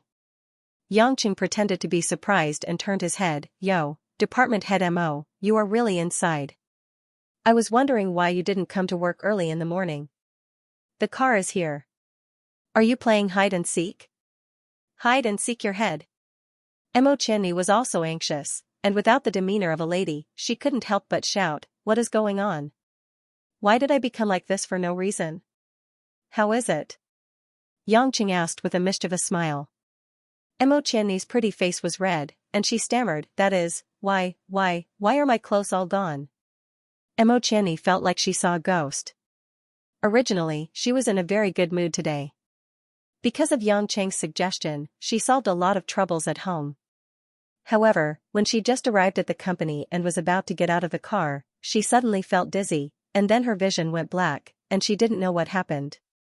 When she woke up again, she was lying naked on the sofa of her own car, and even her black stockings were pulled down. Not a single piece of clothing. Damn it. I'm not the female lead of a supernatural movie, what is this? Even movies are not so strange. Yangqing didn't joke with her anymore. It seemed that this beautiful female boss's psychological endurance was not bad. She didn't collapse, so he calmly said, if you want to know the cause and effect, I can tell you, but these things are a bit strange, so it's up to you whether you believe it or not. You first. It was rare for Mo Qianni to see Yangqing so serious. Although she was naked and embarrassed to hide in the car, she still calmed herself down and looked at Yangqing through the gap in the door. Yangqing sorted out his thoughts and began to narrate what happened early in the morning. The general story was that a group of bad guys wanted to steal something valuable from Yangqing, but Yangqing didn't have it, so he couldn't give it to them. Therefore, they wanted to use the people around Yangqing as a bargaining chip to force Yangqing to give them. However, they didn't expect that in the end they couldn't beat Yangqing, so their plan didn't succeed. As for what happened with Zhang Fugue in front of the company, it was more difficult to explain. Yangqing could only say that before the bad guys decided to use Mo Qianni, they had already investigated Mo Qianni's background. After Mo Qianni was bewitched, one of the women who was good at disguising, similar to the stunt of face changing, pretended to be Mo Qianni, and she even did it vividly. Thus, she used Zhang Fugue as a chess piece to bring trouble to Mo Qianni and Yangqing. Not only did it affect Mo Qianni's image, but it also made Yangqing accidentally become Mo Qianni's lover. However, things weren't too bad because Yangqing quickly took the woman away, but the rumors would probably spread for a long time. After Mo Qianni heard it, she was silent for a while before she looked up and asked with uncertainty, that thing is actually in your hands, right? Yangqing was stunned, what thing? The thing that they wanted to rob is actually in your hands. You lied to them, right? Yangqing quickly shook his head, how could that be? I really don't have it. Mo Qianni looked at him strangely and asked again, well, if there is, and you have that thing, and you can't beat them today, will you use that thing to exchange for my life? Yangqing wasn't mentally prepared for this sudden question. Even with his strong mental fortitude, he was still slightly shaken. Will I use God's stone to exchange for this woman's life? This? I don't think there's a need to answer. They can't beat me. Yangqing said ambiguously. I'm saying if you can't beat them. I want you to answer me now, right now. Mo Qianni asked stubbornly. The flush on her face gradually faded, and there was a bit of nervousness and apprehension in her eyes, but more than that, there was anticipation. Yangqing looked at her silently, and different images appeared in his mind. At the job fair, that elegant figure with an intellectual smile. When she sent him to the gangster company, that sly and domineering look. When she saw him receiving the check, that cute and surprised look. When she accompanied Lin Ruashi on the bed, that gentle and simple back. When she was kidnapped by Lin Kuan, she was so strong and strongly resisted and scolded. In the food stall, the woman poured herself a glass of strong sorghum and told him about the past. In the construction area, the woman's helpless and disheartened tears, and the tenacity of fighting with her inhuman stepfather for the briefcase. Not long ago, this woman suddenly hugged him and gave him a warm and trembling kiss. That kiss was mixed with the sweet smell of alcohol, and it seemed to linger in his nose. These scenes seemed to have become a short but unforgettable movie, constantly flashing in Yang Cheng's mind. Seeing that Yang Cheng was lost in thought, Mo Qianni's eyes were covered with a layer of gray, and she lowered her eyes. "Forget it, if you don't want to answer." "I will." Yang Cheng suddenly smiled and raised his head, looking at Mo Qianni with clear eyes. "I will exchange it, if I really have that thing. But, I don't think that day will ever come, because they really can't beat me." Mo Qianni only felt that her heart was pounding, and she could hear the strong vibration in her ears. Her ears were red, and her eyes were sparkling. Bang! The car door was quickly closed, and Mo Qianni shrank back. Yang Cheng was stunned. What was this? He quickly knocked on the car door. "Miss Mo, what are you doing? You're not a turtle, why did you shrink back?" "You're the turtle." Mo Qianni angrily opened the door again, pouting with dissatisfaction. Her eyes were red, as if she had just wiped away her tears. Yang Cheng's eyes immediately stared straight at Mo Qianni. It turned out that this time the door was opened too wide, and Yang Cheng could already see Mo Qianni's soft and plump figure in the back seat of the car. Although the light inside the car was very dim, he could still catch a glimpse of her delicate and smooth snow-white skin. Her towering pink flesh was like a ripe fruit, and under her enchanting and tight waist was her round and plump buttocks and two smooth and slender legs. Because Mo Qianni's body was bent in a sitting position, her whole figure was especially exquisite and attractive. This woman's figure was not inferior to Cheng Wei's, Yang Cheng secretly thought. Mo Qianni also realized that the situation was not good. She exclaimed and quickly closed the door again, and shouted in the car, "Yang Cheng, quickly find me clothes. You pervert. Pervert pervert." Yang Cheng's whole body shivered. This woman is still very hot-tempered. She is not cute at all. Looking at her won't make her pregnant. Shaking his head and sighing, Yang Cheng hesitated where to buy clothes for Mo Qianni. He didn't buy a little bit. She was even stripped of her underwear. It was the first time he bought underwear for a woman. At this moment, Mo Qianni slightly opened the back door of the car and stuffed the key of the Audi out. It fell to the ground. "Open the trunk of the car. There is a black AF bag inside. The bag is full of clothes that can be changed. You go take it out and give it to me," Mo Qianni said without a good mood. Yang Chen felt as if he had been pardoned. He quickly ran to the trunk and opened it. Sure enough, there was a huge pile of clothes inside. It made sense. In such a high-intensity working environment, how could they not prepare some clothes? After putting the bag in the car door, Mo Qianni said again, "Turn around and walk away. I want to take the bag." Yang Cheng obediently ran away before he heard the sound of Mo Qianni taking the bag in. When he thought of the beauty's wonderful figure in the car that was less than 5 or 6 meters away, Yang Cheng felt that he was indeed a pure and kind young man. He could even endure this. After about 10 minutes, Mo Qianni changed her clothes and opened the door to walk out. She wore a silver-gray professional suit with a white patterned pleated shirt inside. Her hair was tied up high, and she became that capable, intellectual, and charming department head Mo again. The way Mo Qianni looked at Yang Cheng was a little strange, but she didn't avoid it too much. Years of experience in the workplace had made this woman's psychological control unimaginably strong. Even though Yang Cheng had just seen her naked, she still maintained a good mood and said to Yang Cheng, "Thank you." Yang Cheng really didn't dare to accept this thank you. If it wasn't for him, they wouldn't have been involved in this case. He could only shake his head awkwardly. "No need to thank me. I'll be thankful if you don't hate me."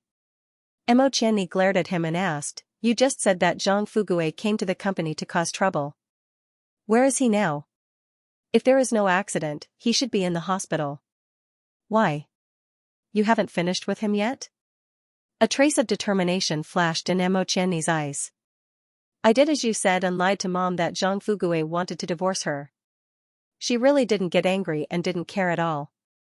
Only then did I confirm that Mom actually doesn't love him at all. Then you asked Zhang Fugui to sign the divorce agreement? With the information you gave me at the construction site last time, if he didn't want to sign, he would have to go to jail. He had no choice. Mo Qianni sneered and said, although he came here to cause trouble today because he was ordered by those bad people you said, it also brought me some trouble. But it's fine, so I can completely give up on him. I'll go to the hospital today and tell him. If he still causes trouble, I'll directly take him to court. That's a good idea. As expected of a strong woman, she did things swiftly and decisively. Yangqing touched his chin and thought for a moment, then asked, what about other things? You are now a mistress, and we have become lovers. This is not good for your reputation. Mo Qianni's pretty face turned red and she said softly, it's okay. What do you mean it's okay? It's not true. I'm a man, of course, it doesn't matter. You're a young beauty, it's too much of a disadvantage. Yangqing said seriously. Mo Qianni pursed her lips, you just said yes, so it doesn't matter to me. Yangqing was confused. What did she mean by yes, so it doesn't matter to me? Mo Qianni didn't seem to want to explain. She had already walked out of the parking lot, but after a few steps, she suddenly stopped and turned to Yangqing and said, Yangqing, when my mother completely ends her relationship with Zhang Fugui, I will find time to bring her to live in Zhonghai. It's convenient to take care of her. When the time comes, I want you to go with me to my hometown. You can't refuse. Her words seemed to have a hint of coquettishness. After that, the woman elegantly turned around and walked away quickly. Yangqing stood alone in the same place and fiercely scratched his head. He suddenly remembered something. A few years ago, he saw on TV a famous supporter of the United States interviewed one of the smartest scientists in the world, Hawking. The supporter asked him, what is it that a wise man like you can't figure out? Hawking, who was sitting in a wheelchair, tilted his head and answered without hesitation, women. The storm at the entrance of Yulei International didn't have as big of an impact as expected. Perhaps it was because of Yulei's good corporate culture that every employee accepted all the strangeness relatively calmly. To be more precise, in the big city of Zhonghai, this kind of gossip really wasn't a big deal. When Mo Qianni walked into the office of the Public Relations Department, many girls cast her inquiring and comforting gazes, making Mo Qianni feel warm in her heart. Even when she was assigning tasks to the female public relations staff, her voice was much gentler than usual. Seeing Yangqing return to his seat, Zhao Hongyan looked at Yangqing with a strange smile. You really hooked up with Department Head Mo? I'd rather have sex with you. Yangqing winked at her. Zhao Hongyan blushed and hit Yangqing. I'm serious. Don't make fun of me. Take a guess. Yangqing rolled his eyes at her. Women were indeed born with a strong sense of gossip. Zhao Hongyan seemed to be sure of the relationship between Yangqing and Mo Qianni. She asked again, is Department Head Mo okay? Do you think she's okay? Yangqing pointed at Mo Qianni, who was explaining work to the female PR employees. She was still full of energy and her eyes were firm. Zhao Hongyan felt relieved that Mo Qianni was fine. She said, actually, we've already discussed the matter with Department Head Mo. It's nothing. That man doesn't look like a good person. He must be the one who mistreated Department Head Mo first. It's fine if Department Head Mo is fierce, as long as she treats us well. Is she treating you well?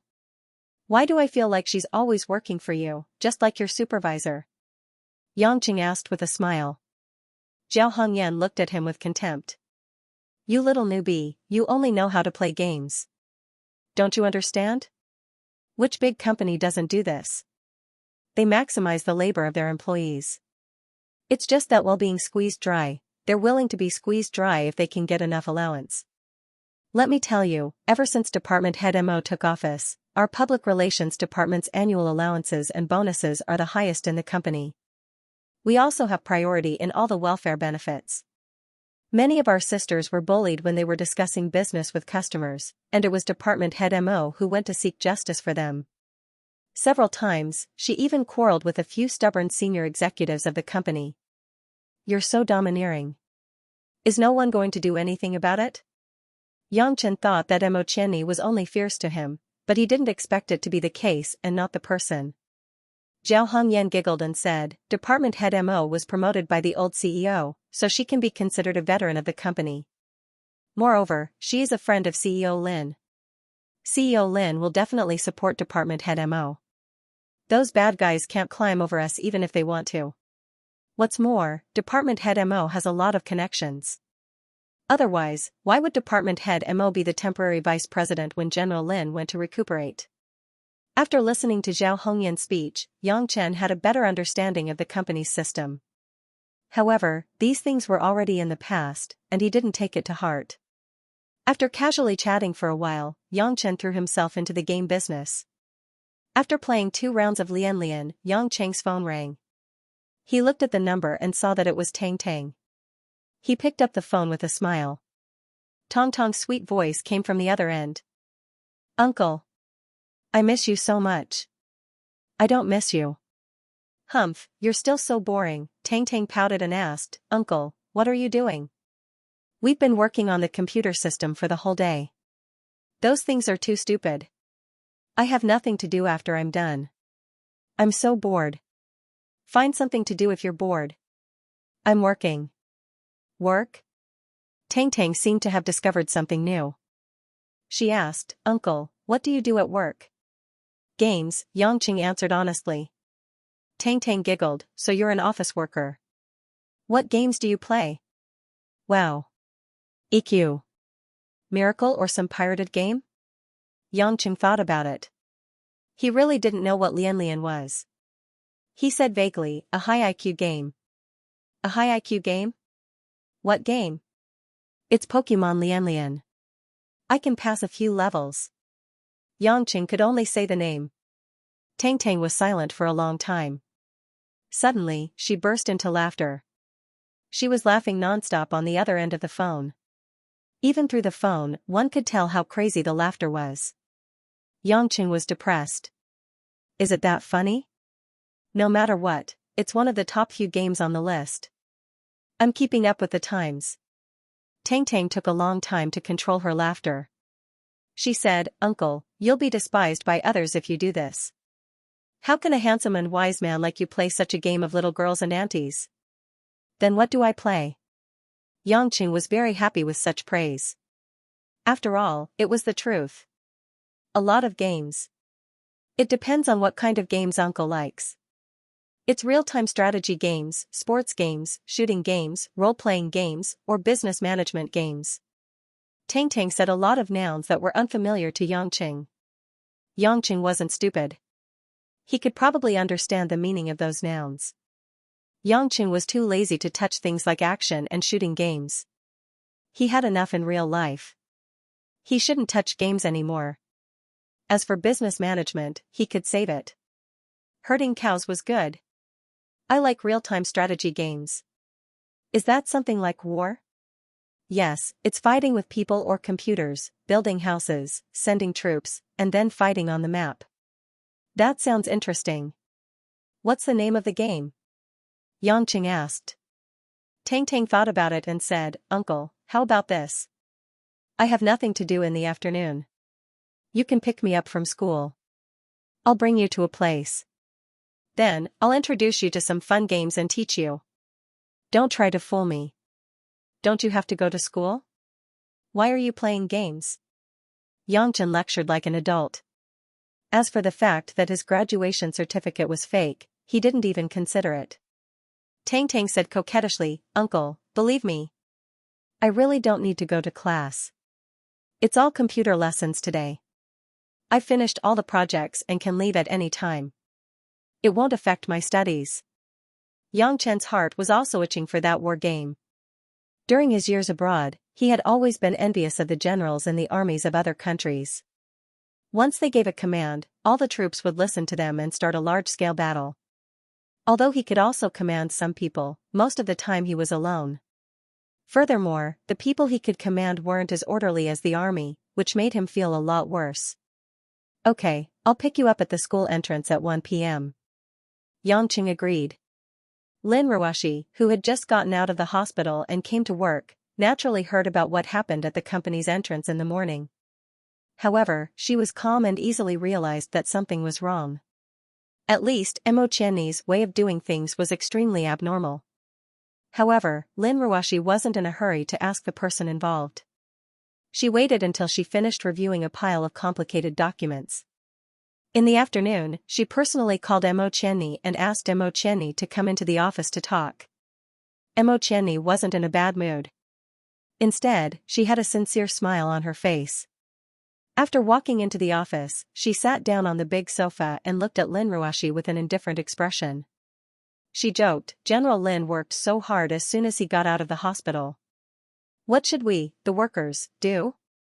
Lin Ruoshi, who was wearing a moon-white bubble shirt, looked a little more youthful. It was easier to remember that this breathtakingly beautiful CEO was a young girl in her 20s. Lin Ruoshi looked at Mo Qianni with concern for a long time. Qianni, are you okay? Although she was very concerned, Lin Ruoshi's temperament made her words seem monotonous. Mo Qianni smiled and shook her head. Do I look like someone who is not okay? That's good, Lin Ruoshi nodded and said casually, what you did this morning was a little abnormal. Mo Qianni wasn't surprised. The two had been friends for so many years. Lin Ruoshi knew her as well as she knew her. Others might not be able to see through the fake Mo Qianni, but she could naturally find the abnormality. In order not to make the matter bigger, Mo Qianni had already made up her mind to keep the matter a secret. She didn't panic and explained with a smile, I didn't expect it either. I couldn't control myself at that time. Maybe I was really too angry. Lin Ruoshi nodded and casually asked, have you known Xianxia for a long time? This question was a little mysterious. As Xianxia's legal wife, Lin Ruoshi didn't question Mo Qianni when she heard that Mo Qianni was intimate with Xianxia and was called a lover. Instead, she indirectly asked about this topic. Mo Qianni felt guilty in her heart. But as long as she thought of the word will that Xianxia said, she couldn't help but feel guilty. She knew that she couldn't deny it completely, so she didn't feel too embarrassed. Actually, we haven't known each other for a long time. We're just in a superior and subordinate relationship.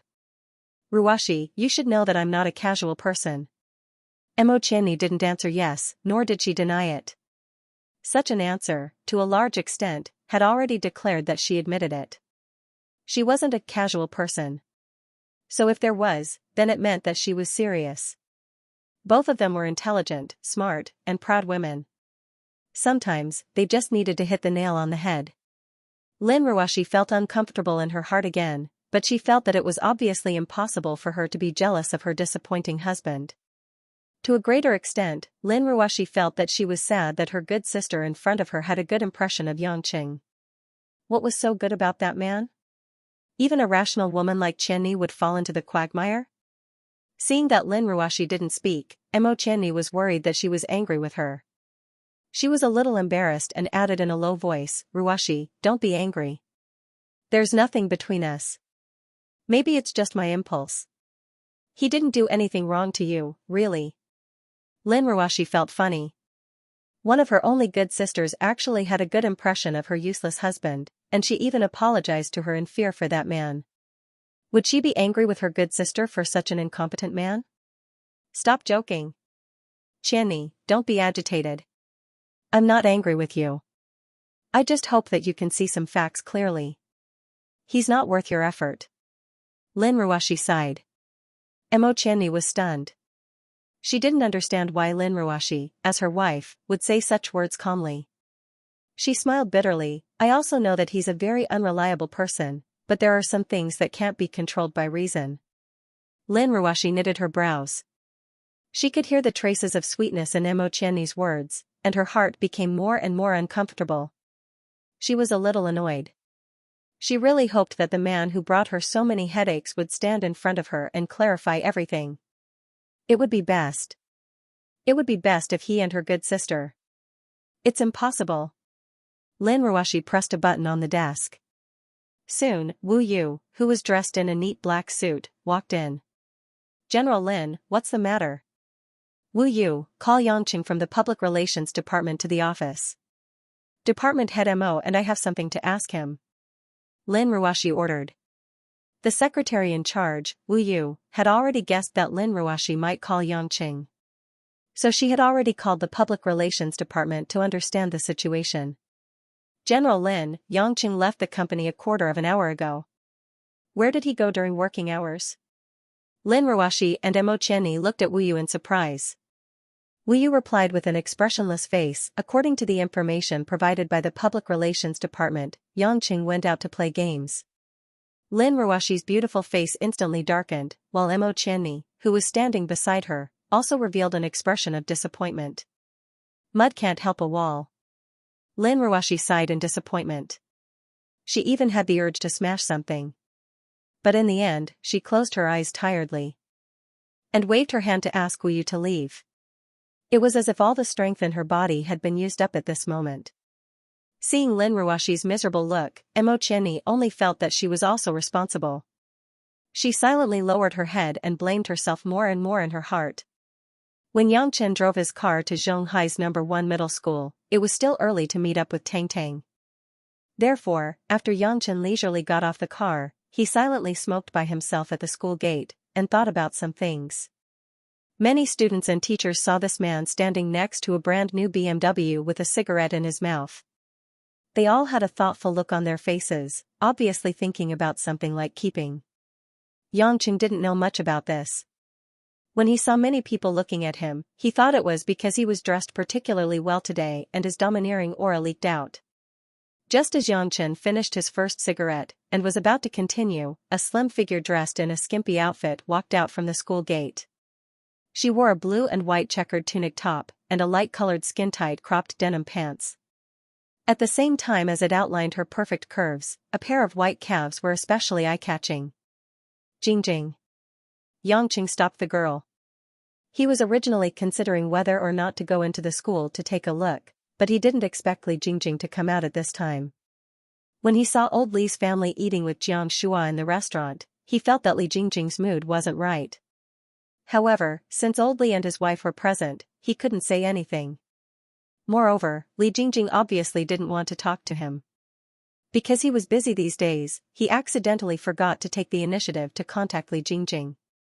Perhaps he didn't have the habit of taking the initiative to contact girls, so he had a lot of questions that he didn't clear up. Li Jingjing unexpectedly saw Yangqing.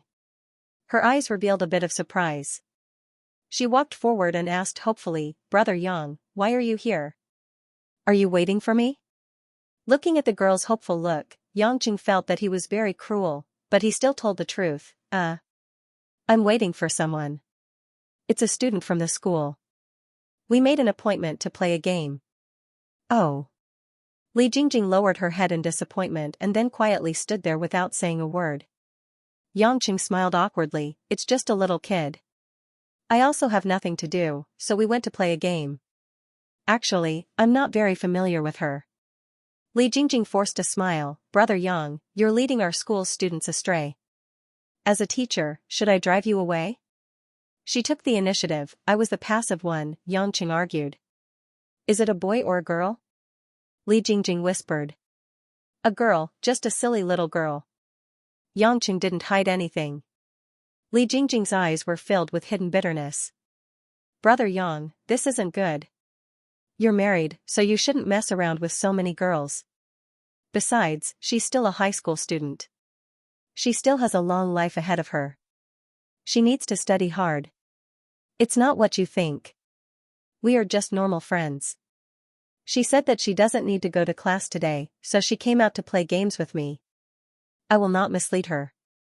"Don't worry, Teacher Li," Yangqing said with an embarrassed smile. Li Jingjing nodded and became silent again, but anyone could see the grievance on her small face. Yangqing sighed and asked, "I saw your family having a meal with that Jiang guy at the restaurant last time. Was it about you and him?" Li Jingjing bit her lips. Mom and Dad want me to go out with Team Leader Jiang. Team Leader Jiang has been chasing after me. I don't know what to do." "Do you like him?" Yangqing asked. I don't know. Li Jingjing shook her head. I don't hate team leader Jiang.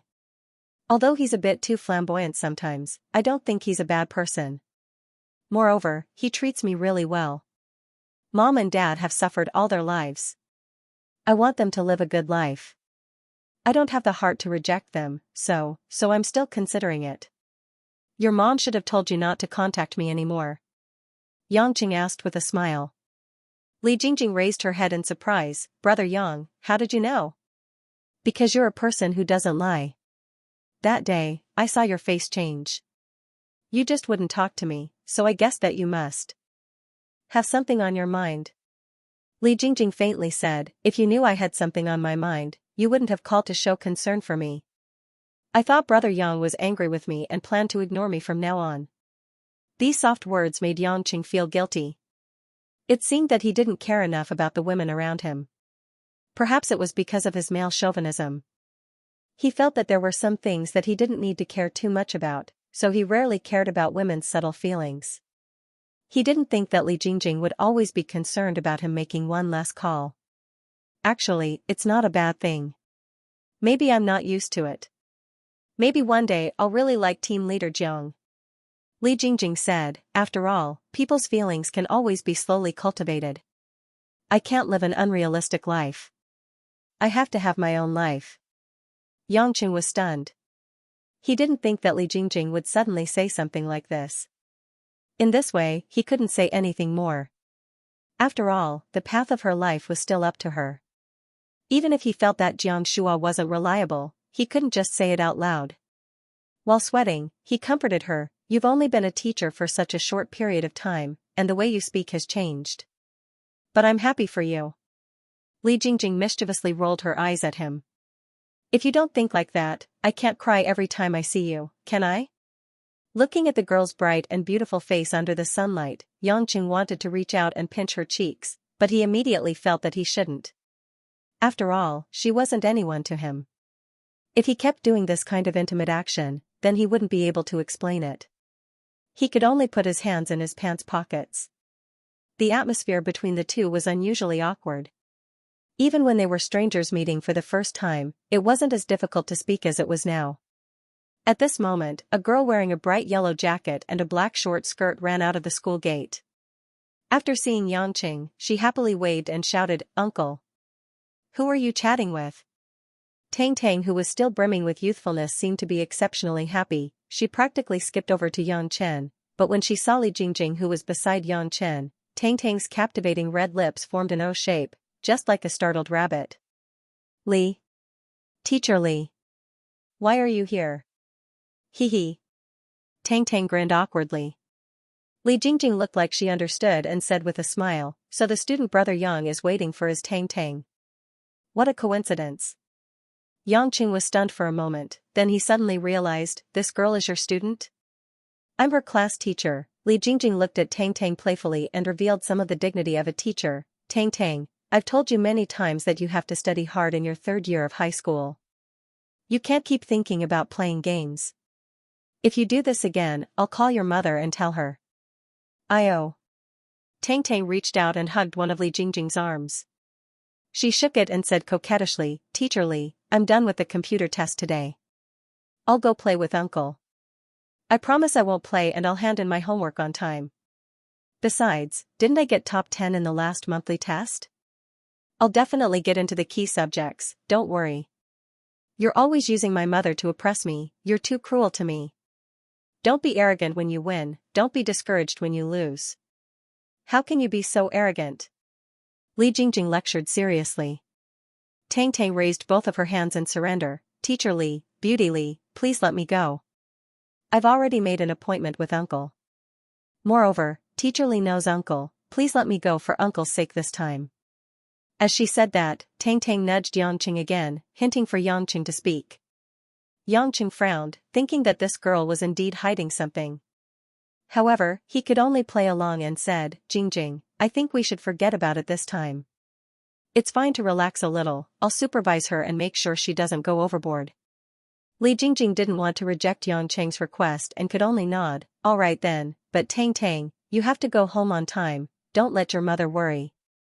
Don't worry, Tang Tang giggled, I promise I won't disappoint teacher and mother, is that okay? Li Jingjing jokingly scolded her, little fairy, and didn't say anything else.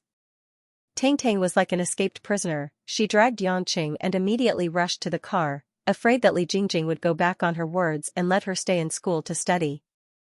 Yangqing smiled bitterly and greeted Li Jingjing, then sat in the car. Until the car disappeared into the distant street corner, Li Jingjing, who was silently sending the two off, sighed softly and slowly turned around. Her back view seemed a little desolate as she left alone.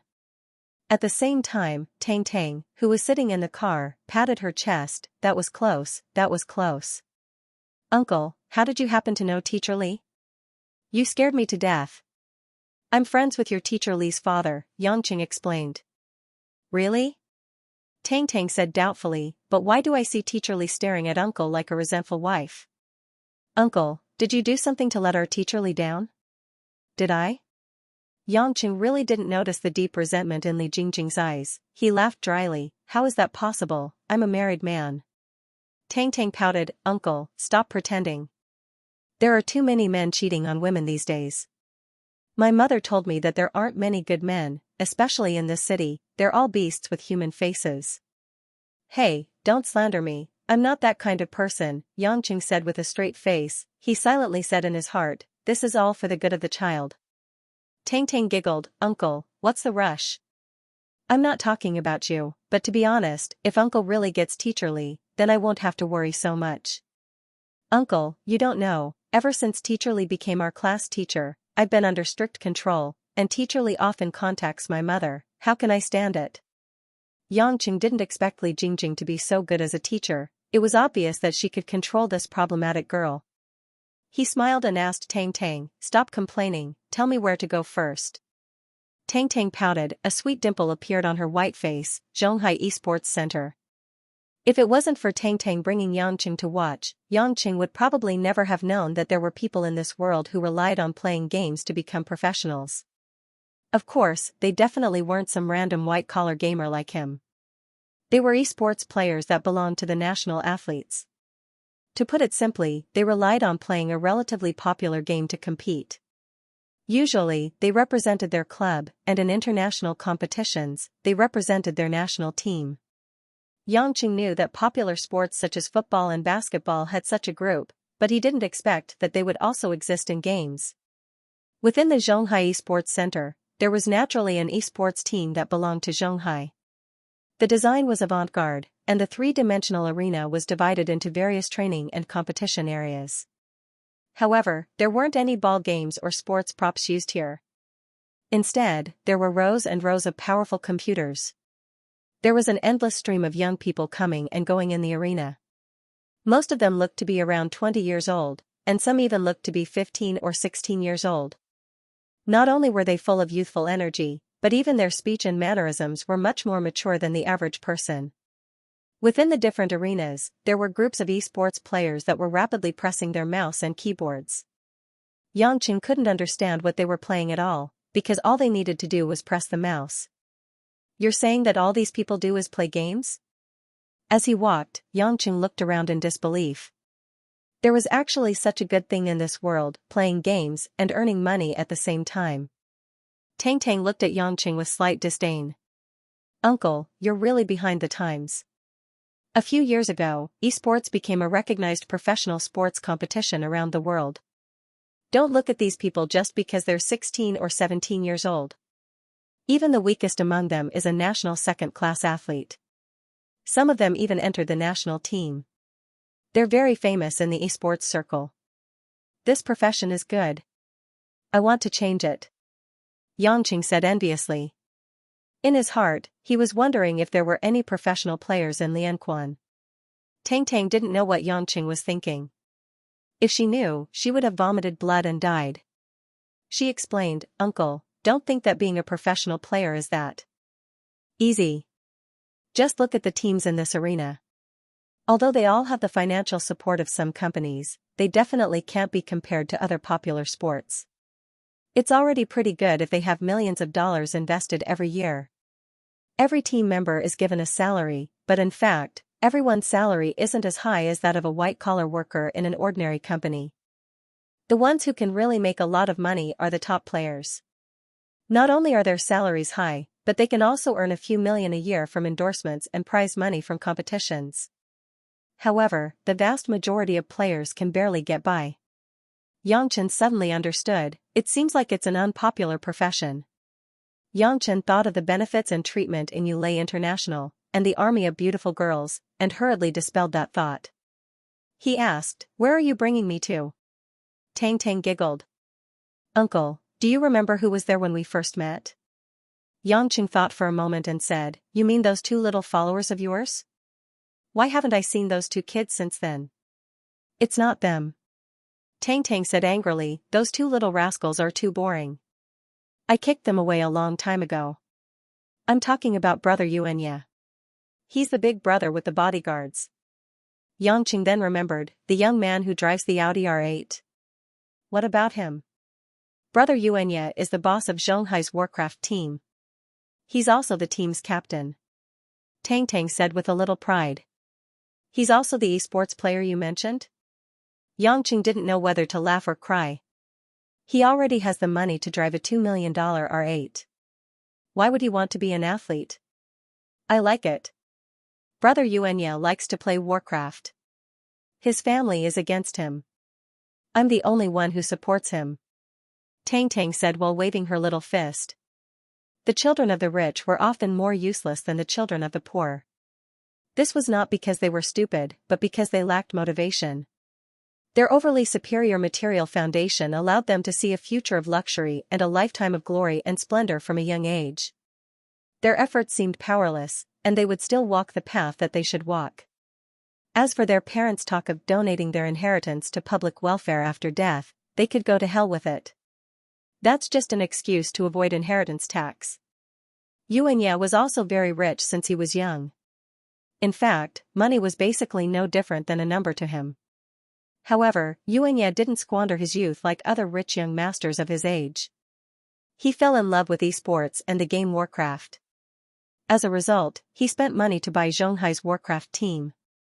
Relying on his hard work and innate qualities, he successfully entered the ranks of the national team and became a famous player. Although he was still a distance away from his dream of becoming a world champion, Xianxia lived a much more fulfilling life than other rich kids. He didn't seem to be useless. At least he had his own career. However, this success didn't change the fact that his family was against him playing games as a career. Even if Xianxia insisted and his family didn't interfere, it was still a painful thing to not have the understanding and support of his family. Fortunately, Xianxia had a friend's little sister who supported him since he was young. That girl was Tang Tang. What could be happier than having a career that you love and being supported by a girl who also loves you?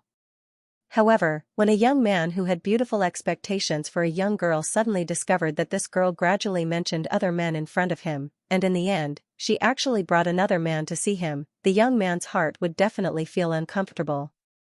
At this moment, Xianxia was like this. When he saw Tang Tang pulling Xianxia into the spacious training room with a bright smile on her face and walking towards him, Yuanya's heartstrings began to tighten, and an inexplicable sense of danger emerged. "Brother Xianxia, look who I brought." Tang Tang, who was in a good mood, didn't notice the subtle changes in Xianxia. "Hello, we meet again." Due to his good upbringing, Xianxia quickly put away that momentary abnormality and extended his hand to Xianxia in a gentle and refined manner. Xianxia shook hands with him briefly. He noticed Yuanya's vigilance and nervousness at that moment, and laughed inwardly. "You don't seem very happy to see me." "Of course not. I'm just curious why Tang Tang would bring you here. I've heard Tang Tang mention you a lot recently." "Thank you for saving Tang Tang once," Yuanya said sincerely. Xianxia had a higher opinion of Yuanya. Without a certain amount of social experience, he wouldn't be able to face the appearance of a love rival so calmly, and even be able to speak with such sincerity. Seeing that the two of them were speaking very politely, Tang Tang impatiently went straight to the point. "Brother Yuanya, uncle is too behind the times. He even plays games for little girls. I brought him here to watch you guys play Warcraft, so that he can broaden his horizons." Hearing this ridiculous reason, Yuanya felt much better. He felt that he still had an advantage, and smiled warmly. All right then, Tang Tang, show Mr. Yang around. Our team members are all training, but it will be over in about an hour. I'll look for you guys to play then. Naturally, Yangqing didn't mind. He was already a little interested in the colorful game on the computer screen in front of him. Following Tongtong's instructions, he began to run to an empty computer and began to listen to Tongtong's explanation. Although Tang Tang wasn't a professional player, she was also an amateur when it came to playing games because of Yuanya's influence. She explained the basic information of Warcraft to a rookie like Yangqing, and also guided Yangqing on how to play. She was able to explain everything clearly and logically. Yangqing's memory was far better than ordinary people. Although there were many things that he couldn't understand, as long as he heard it, he could forcibly remember it. So after waiting for half an hour, he had basically grasped the basic knowledge of the game. While he was surprised that the game could be so complicated, Yangqing also felt a little itchy to try it out. Tang Tang saw through Yangqing's thoughts and asked uncertainly, "Uncle, do you really want to try it out? Everything I said just now was just theory. It's a different matter when it comes to actually playing. Control, awareness, and tactics are all indispensable. I'll give it a try." "I more or less understand it," Yangqing said implicitly. The first time he played was naturally on the computer. The main thing was to familiarize himself with the specific controls. Yangqing was also too lazy to choose a race, so he used random. This was because, in Yangqing's opinion, every race had its own interesting aspects. He could try it out, and there was no such thing as whether it suited him or not. Tang Tang sat next to Yangqing. Originally, she wanted to be a commander and teach Yangqing well. Beginners would always be forgetful. If it wasn't for building buildings, it would be forgetting to deploy troops. However, when Yangqing started playing, Tang Tang realized that there was no need for that at all. Yangqing seemed to have memorized the steps of the battle a long time ago. Every step was exactly the same as what she had said before. Even as time passed, his other hand began to skillfully press the keyboard's shortcut keys, just like a veteran. "Uncle, are you messing with me? You already knew how to play, didn't you?" Tang Tang patted Yangqing's shoulder timidly. Yangqing shook his head, his eyes never leaving the computer screen. "Absolutely not. This is the first time I've heard of this game, but it seems to be quite fun." After more than 10 minutes, Yangqing commanded a large group of low-level troops to wipe out the simple computer enemies. He moved his fingers, smiled at Tang Tang, and said, "Looks like it's time to play the mid-level computer." Tang Tang looked as if she had seen a monster. Her big, watery eyes were filled with surprise. "Uncle, you're the first person I've seen who can beat the computer on their first try." Time passed very quickly. Under Tongtong's unwavering gaze, Yangqing quickly transformed from a newbie to a player who could oppress the crazy computer. The time it took him did not exceed an hour. In fact, Yangqing realized that the most basic aspects of playing this kind of game were the precise calculation of time and the microcontrol of the troops. His brain and body could easily handle these two aspects, so it was especially easy for him to get started. When Yuanyi finished with the team's training and came to Yangqing and Tongtong's side, Yangqing was already using Tongtong's BattleNet account to fight against the people on the online battle platform, and he was nearing the end of his victory. Yuanyi frowned. "Tang Tang, didn't you say that Mr. Yang doesn't know how to play? He's very skilled." Tang Tang was already stunned watching. "Brother Yuanyi, haven't you been looking for a Warcraft genius? Uncle seems to be." Following that, Tang Tang briefly recounted what happened in the past 2 hours, and by the end, even she found it unbelievable. Yuanyi looked suspicious. Seeing that Yangqing had just finished playing, he said to Yangqing, "Mr. Yang, why don't we play a round? I think you've learned enough." Yangqing was at the top of his game, and he nodded without saying anything. After the two entered the game together, within a few minutes, all kinds of harassment and restraints began. Tang Tang, who was watching from the side, was a little dazzled, but she was extremely shocked. If it was Yuanyi teasing Yangqing, it would have been fine, but no matter how she looked at it, the two of them were fighting back and forth, and it was hard to separate. Yangqing had clearly just learned it. When the big scene of the match reached the end, Yuan Yi finally defeated Yang with his financial advantage, and only then did he let out a long sigh. Tang Tang, who was watching excitedly, could not help but ask, "Uncle, why didn't you open a mine? If you open a mine, you will have money to continue playing." Yang touched his head and smiled awkwardly. "I forgot that I can still open a mine. I won't next time." Hearing this, Yuan Yi finally realized that Yang was really a beginner, but a beginner used such a short time to reach such a level. Wasn't it too amazing? Although Yuan Yi was a little shocked and unwilling, he was even more excited. He could clearly feel that Yang strength was far from what he had shown. If he could get Yang into his team, then wouldn't there be great hope for him to win the national championship, or even obtain a ranking in the international tournament? "Mr. Yang, I don't know if you have ever thought about joining the professional league. I think you have the ability to do so." Yuan Yi did not care about being rude and asked anxiously. Yang smiled, "I'm just playing a game, I have no other thoughts.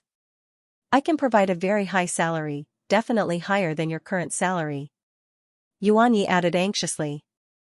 Yang was a little unhappy, but he also knew that the other party did not do it on purpose. "I don't lack money."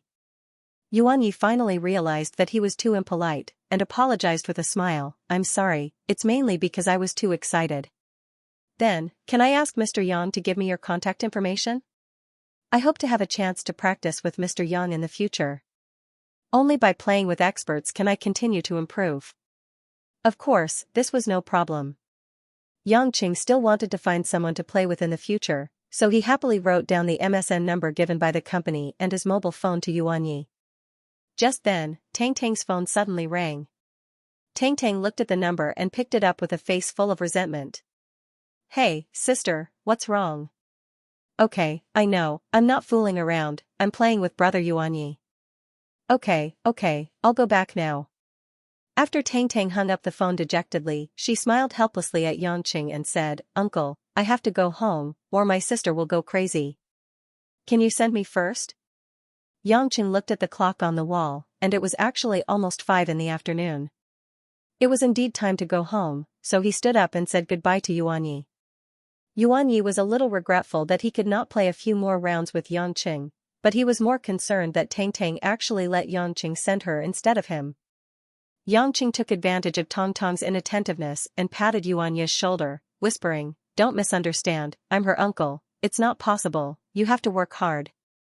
Yuan Yi's old face blushed when his thoughts were seen through, but he still nodded gratefully at Yang. Yuan Yi didn't forget to remind Yang to keep in touch with him all the way until they left the arena.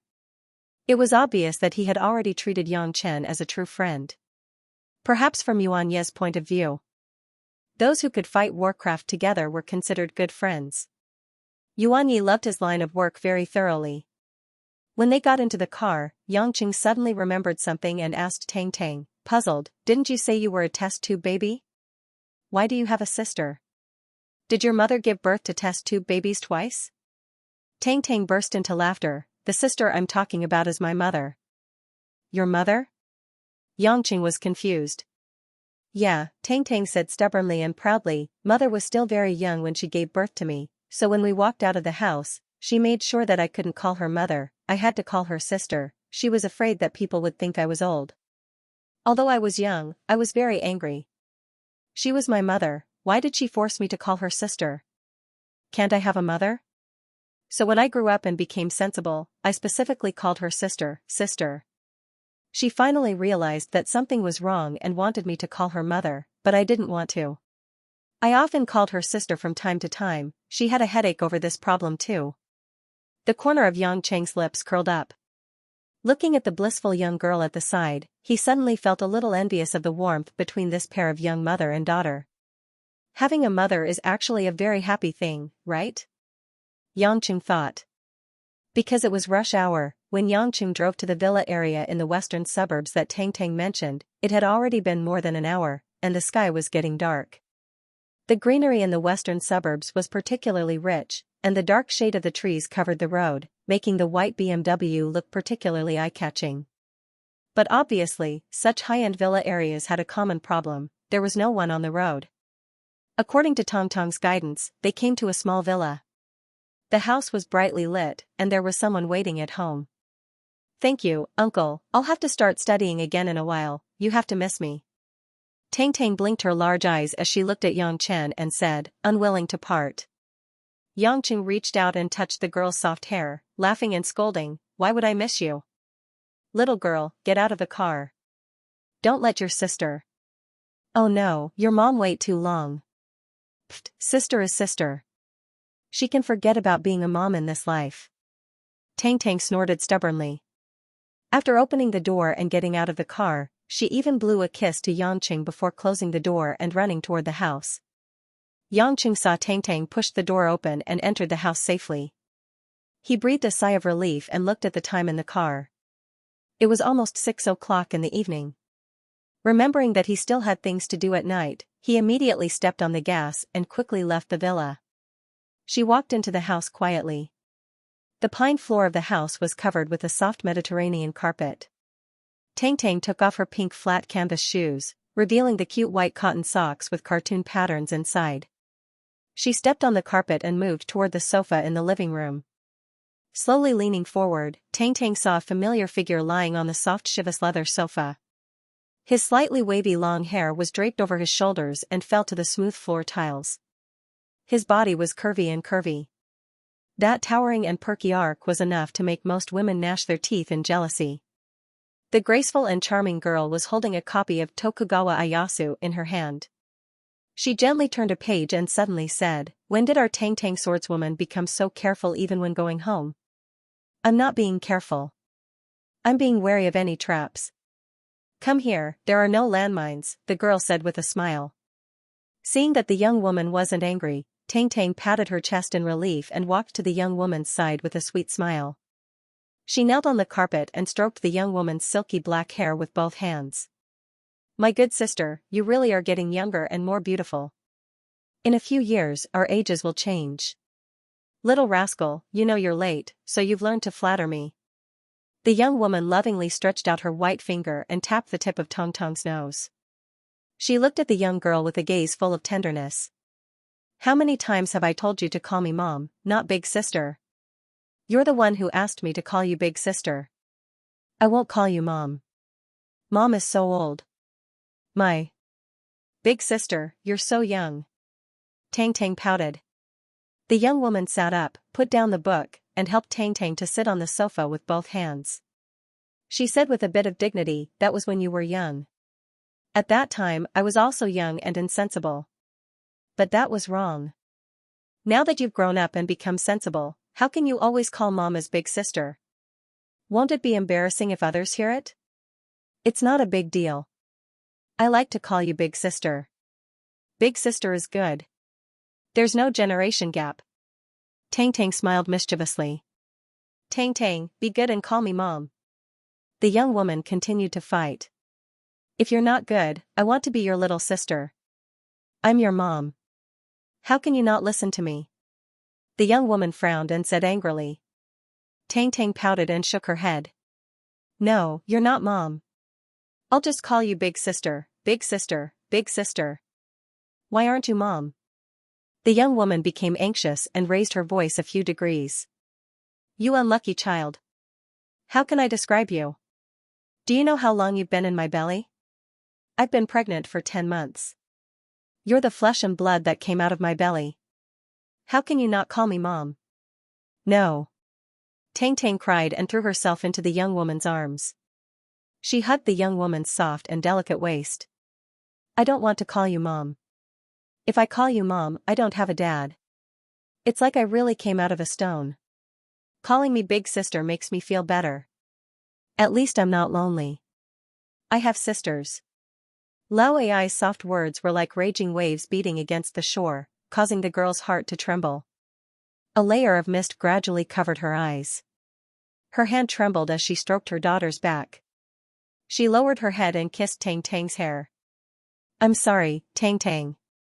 Mom brought you into this world but can't give you dad. Mom is sorry."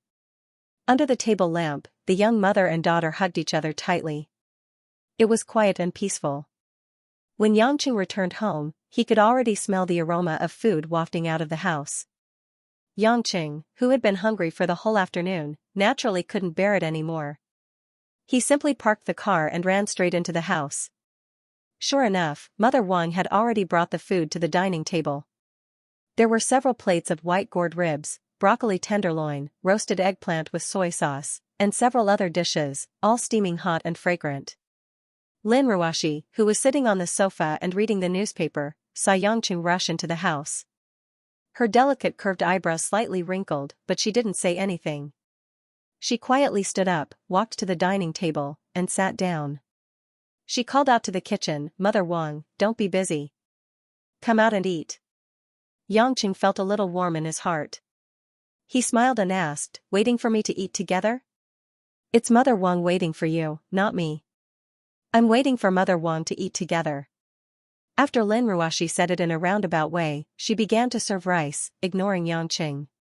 Mother Wang, who came out of the kitchen, smiled kindly and said, "Young master, don't listen to Mrs. Nonsense. In fact, Miss is waiting for you." After listening, Lin Ruoshi was a little impatient, but she didn't refute. She knew that Mother Wang was doing it out of kindness, so she began to eat with small bites. Yangqing was also used to the coldness between husband and wife. He smiled gratefully at Mother Wang and rushed to fill a bowl for Mother Wang before filling a bowl for himself. The atmosphere at the dining table was a little strange. Lin Ruoshi was silent, as if she didn't exist at all. Mother Wang had been trying to get closer to the couple and talk more, but when she saw that Lin Ruoshi seemed to be in a bad mood, she didn't know what to say. Yang Chen was the most carefree as he shoveled the rice into his mouth. Wang Ma's culinary skills made him not have the mood to care about why Lin Ruoshi was so cold today. It didn't take long for him to finish a big bowl of rice before filling it to the brim. "Young master, if there's not enough rice, I can go in and eat some noodles," Mother Wang said with a smile, worried that Yangqing wouldn't have enough to eat. Yangqing shook his head, it's enough, it's enough. I'll be full after this bowl." Lin Ruoshi said unhappily, "Mother Wang, why are you so nice to him? He only eats and doesn't work. He's just wasting the country's food if he eats too much." When Mother Wang heard that something was wrong, she immediately said anxiously, "Miss, how can you say that? It's a good thing that young master has a good appetite." "He has a good appetite, but I feel nauseous." Lin Ruoshi slammed her chopsticks on the table, stood up, and walked upstairs. She had been suppressing her anger since noon. This guy didn't work hard. Not only did he play games during office hours, he even went out to play games with others. Fine, he didn't even explain to her about his relationship with Mo Chinni. Even if he didn't want to, she would bear with it. But that wasn't all. He played games outside and came home so late. He didn't even know to call home in advance. Not only did he make her and Mother Wang wait for him to eat, he didn't even give a single explanation before he started wolfing down his food. Lin Ruoshi wanted to stuff the bowl in her hand into this guy's mouth and let him eat to his heart's content. Everything happened too fast. Before Yangqing's brain could process what happened, Lin Ruoshi had already run upstairs and slammed the study room door. "Mother Wang, did I do something wrong again?" Yangqing was puzzled. Did she get angry because he ate too much? Mother Wang smiled bitterly and shook her head. "Maybe Miss saw that you came home so late and didn't send her a letter, so she got anxious." "Young master, don't take it to heart. Miss is so angry because she cares about you. This caring is quite scary." Yangqing smiled embarrassedly. Wang Ma hesitated for a moment, choosing her words carefully before saying, "Son-in-law, actually, Mrs. anger isn't without reason.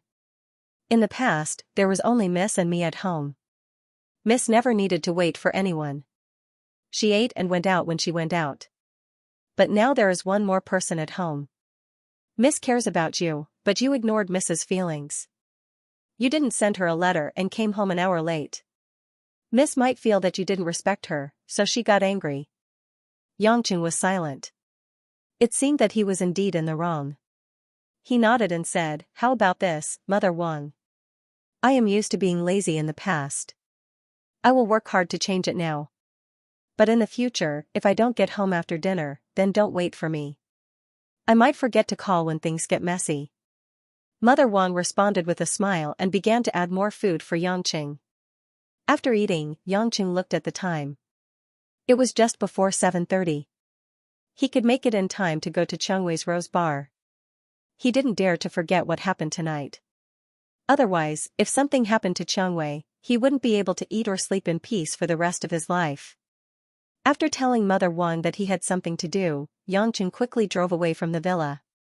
Lin Ruoshi, who was working in the study, heard the sound of a car starting downstairs through the open window. She frowned and put down her pen. She walked out of the study and looked downstairs. As expected, Yangchen was nowhere to be seen. Mother Wang, where did he go? Lin Ruoshi hesitated and asked. Mother Wang was wiping the table. After listening, she smiled and said, "It seems that Miss still cares about young master. In fact, it's good for young people to talk more. There's nothing to be angry about." Lin Ruoshi didn't reply. She didn't want to say some things and make Mother Wang worry. Mother Wang was also used to Lin Ruoshi's way of speaking. She continued to answer, "Young master said that he is going to attend a banquet hosted by a friend. He might not be back tonight. He asked us not to wait for him." Banquet. Lin Ruoshi took a deep breath and felt a little better. She sneered as if she was talking to herself, "Wait for him? There's no need to wait for him." With that, Lin Ruoshi turned around and returned to the study room, slamming the door shut with a loud bang. The Elk Garden in the West District of Zhonghai. At first glance, people would think that it was a place for reindeer, but in reality, it was a high-end clubhouse close to the suburbs. There were a total of 3 Italian-style fortress-like buildings, like the headquarters of a mafia family, full of a strong Gothic style. What was different from other places was that the surroundings were covered by lush trees, and it took nearly 10 minutes to drive from the main entrance, winding all the way to the inside of the garden. Usually, the members who could come here were basically businessmen and politicians with a reputation in Zhonghai. Although ordinary high-end clubhouses could have a good privacy environment, some people who didn't want others to spy on their private style could only feel more secure in such a hidden place. But tonight's guests were particularly sparse, as if they had secretly agreed to avoid tonight. Only a small number of guests quietly arrived outside the main building of the Elk Garden and walked into the venue hall. What made this square inch of land seem even more oppressive were the bodyguards in black and sunglasses standing outside the venue. Almost every 5 steps, there was a man standing there, coldly monitoring the passing guests and cars. A black Aston Martin slowly drove to the bottom of the stairs in front of the venue. The luxury car made by an old British brand was quiet and didn't make any noise. The round-faced little Zhao took off his bar underling attire and put on a suit. He respectfully got down from the front passenger seat and opened the door for the main character behind. A crystal-colored high heel stepped out of the door first, followed by a pair of jade-white legs. Gradually, a red and black evening gown appeared in everyone's vision, landing on the bright red carpet. Chengwei gently brushed the hair hanging in front of her eyes. Her meticulously combed long hair was coiled up to match the gown, leaving only a few strands of bangs swaying in the wind. On the left shoulder of the gown was a black lace Chengwei flower, and on the other side, a delicate and white shoulder was exposed. The style of the gown was classic and elegant. The upper body was covered with exquisite black and red floral patterns, and the puffy lower hem was covered with a layer of complicated vine-like tulle popular during the Baroque period, making it look mysterious and sexy. The woman who always gave off a lazy and charming aura tonight was like an outstanding royal princess, enchanting as always, but not thirsty to play with. Many guests who were about to enter the venue knew Chengwei. After all, she was one of the main characters of tonight's banquet, and also the powerful underworld queen of the West District. In a short few years, Red Thorn's society's control over the underground economy was already not inferior to West Union society. As the spiritual leader and brain of Red Thorn's society, no matter if it was the underworld or the underworld, they all silently remembered the name Chengwei. But, at this moment, the underworld leader that appeared in front of them was so beautiful that it made people ecstatic. Yet, the underworld leader didn't have the slightest bit of the underworld. This made many men fantasize. Perhaps even the underworld would like a mortal gentleman? But, this young family, and is of the society, and it, our union, and Chengwei sighed softly. She turned around and waved at the other figure in the car. Chen Rong, dressed in a plain white princess dress, walked out with a red face. Although she wasn't as enchanting as Xianxia, she still had a unique and pure charm.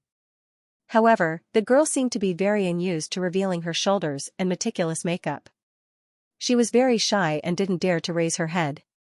Rong, raise your head. You're very beautiful, don't be afraid. Xianxia encouraged her with a smile. Only then did Rong muster up her courage. She discovered that the people around her were looking at her with appreciation. She was not being looked down upon.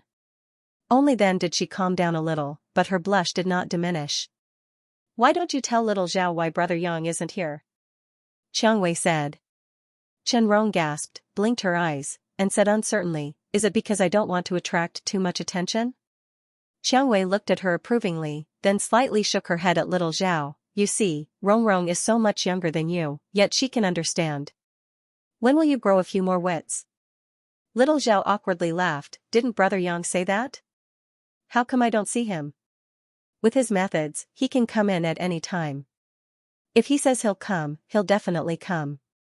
Let's go in first. Little Zhao didn't suspect anything, but was still a little worried. He said, Big sis, it's just the three of us, and we even brought Brother Yang who hasn't appeared. We don't have anything to defend ourselves with. Will something happen tonight? After all, this is West Union Society's territory. Since we're already here, we'll just take things as they come.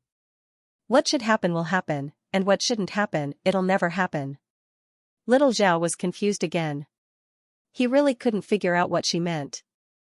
He quickly caught up and whispered to Rong, who was curiously observing the surroundings, Rong, what does big sis mean?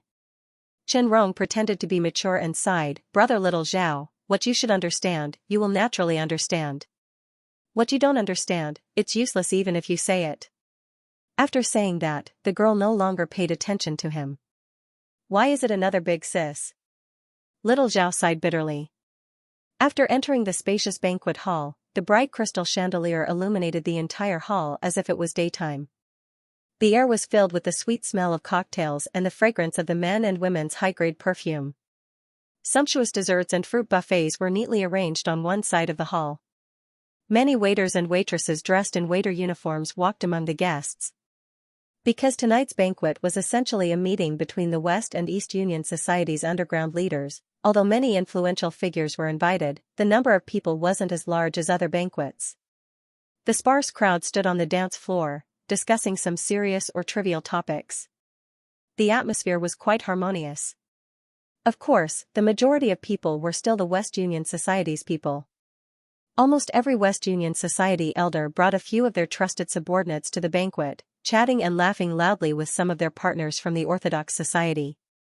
Once Xianxia appeared in the banquet hall, she attracted everyone's gazes. Astonishment, hatred, greed, playfulness, adoration, all sorts of emotions filled the guests. But no one dared to go up and strike up a conversation with Xianxia. After all, no one could predict how the wind would blow tonight. Many people had previously received news that Xianxia had been shot. Seeing a living and beautiful woman appear in the banquet hall, this rumor collapsed on itself. But even more people were flabbergasted that Xianxia dared to enter the West Union Society's banquet alone. Although she knew that Dong Xing's father and son would come tonight, she had no choice but to come even if she had to give them face. But to walk in without any defenses, not bringing a strong and powerful man, and instead bringing a beautiful unfamiliar girl, this Xianxia's guts were too big. At this moment, a man dressed in waiter uniform walked in front of Xianxia. Beautiful lady, may I offer you a sincere glass of champagne to praise your beauty? Hearing the familiar voice, Xianxia turned her head. As expected, it was Yangqing. Holding a tray of champagne, he became a waiter. Raising a glass of sparkling wine, Xianxia coquettishly glared at him like a happy little woman. She couldn't help but laugh. Could this be the legendary surprise? How did you become a waiter? I'm in a bit of a rush, it's inconvenient to come in with you guys. But I couldn't think of a better way to sneak in without fighting. I'm just lucky that the owner of this outfit went out to throw out a bag of trash. Yangji, you're so relaxed, I'm so nervous. You're here to play. Xiao Zhao said in disbelief. Yangqing smirked at him. Xiao Zhao, take off your clothes. What? Xiao Zhao covered his chest, looking like he was going to resist to the death. You change into my vest, I'll change into your suit. Yangqing winked at him. Xiaoxiao's resistance was futile because Changwei had already signaled him to listen to Yangqing with her eyes. He could only follow Yangqing to a corner with a bitter expression. Once again becoming a waiter, Xiaoxiao, who couldn't change his fate, pulled a long face. He picked up the tray that Yangqing was holding, wiped his tears innocently and went to work. That outfit suits Xiaoxiao better, Chenrong commented playfully. Yangqing was surprised that Changwei would bring Chenrong along. It seemed like Changwei was determined to groom Chenrong, otherwise she wouldn't have brought a girl to such a big event. He could only hope that tonight wouldn't be too exciting. If the girl couldn't take it, he wouldn't have the face to meet her brother. Changwei, my daughter, you're finally here. This bright voice appeared arrogantly at Rose Bar not long ago. It was Situmingza. Situmingza, who was wearing a white tuxedo, looked cultured and elegant. His bright and handsome face didn't look like he was in his 50s. He was like the most classical gentleman in England, calm and collected. Behind him were a few big shots from West Union Society and a few of Situmingza's bodyguards. At Situmingza's side was a short man wearing a black suit. His appearance was much older than the others, and it was hard to say whether he was handsome or not, but his entire person seemed to be shrouded in a dark fog. The smile on his face was like that of a zombie that had crawled out of a coffin, giving people a feeling that it was very sincere. Changwei's smile disappeared without a trace. I can't remember whether it was 2 or 3 years ago when I told you that I'm no longer your daughter. Tsk tisk. Situmingza didn't get angry at Rose's cold words and didn't give him any face. Instead, he warmly said, "What are you saying? Blood is thicker than water. It's fine for you to quarrel and quarrel normally, but in front of your elders, it's not appropriate to talk to your father like this." With this father and daughter meeting, the simple banquet that had been going on for quite a while finally entered the main show. Quite a few guests had already begun to quietly gather around, paying attention to the conversation on the stage. Changwei didn't argue with Situmingza on this topic, and instead turned her gaze to the smiling and friendly short man at the side. You must be Dongxing Group's president, Mr. Zhou Guangyan, right? Zhou Guangyan modestly waved his hand, just like a loving uncle next door looking at the little girl next door. It's a blessing that Miss Changwei recognizes this Zhou, but this Zhou has not been the president for many years, and is now the president of Dongxing Group. It's a pleasure to meet you. The meaning of the East Union's only underworld boss was very clear. This brother's level is higher than yours. Is that so? Changwei revealed a look of understanding and deliberately asked, could it be that Mr. Zhou Guangyan has already retired from the underworld and washed his hands of the underworld? Zhou Guangyan grinned and said, that's a little strange. I, Zhou, have never done anything. I've always worked conscientiously and conscientiously. I've worked hard with a large group of brothers in Dongxing to create the Dongxing Group that it is today. Miss Rose, you might have heard some biased comments. If a hoodlum shamelessly said he didn't steal a wallet, then the surrounding people would despise him because this guy really didn't know how to lie. But if it was Zhou Guangyan, a big boss who used bloody and sinister methods to unify the eastern region's underworld a few years ago, said that his past deeds were all fake and that he was very pure, the surrounding people wouldn't despise him for being shameless because to say such shameless words, it was clear that he didn't care about his face at all. Changwei finally realized what kind of person this legendary old man of Zhonghai's underworld was. A person who doesn't care about face is invincible. This saying was not false. It seems that Changwei has offended Mr. Zhou. For Mr. Zhou to come to our western region to participate in this small banquet, I don't know what you are here for.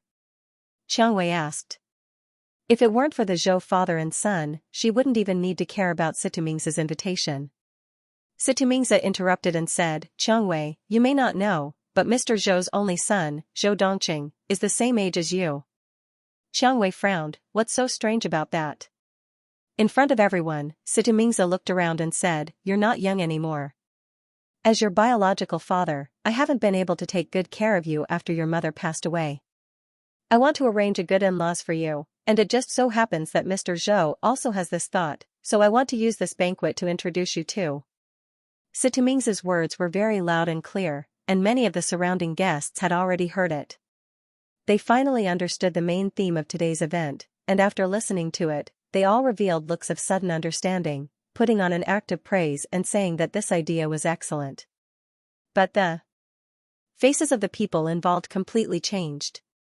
A trace of haze flashed in Xiangwei's eyes, and a trace of disdain appeared on the corner of her mouth.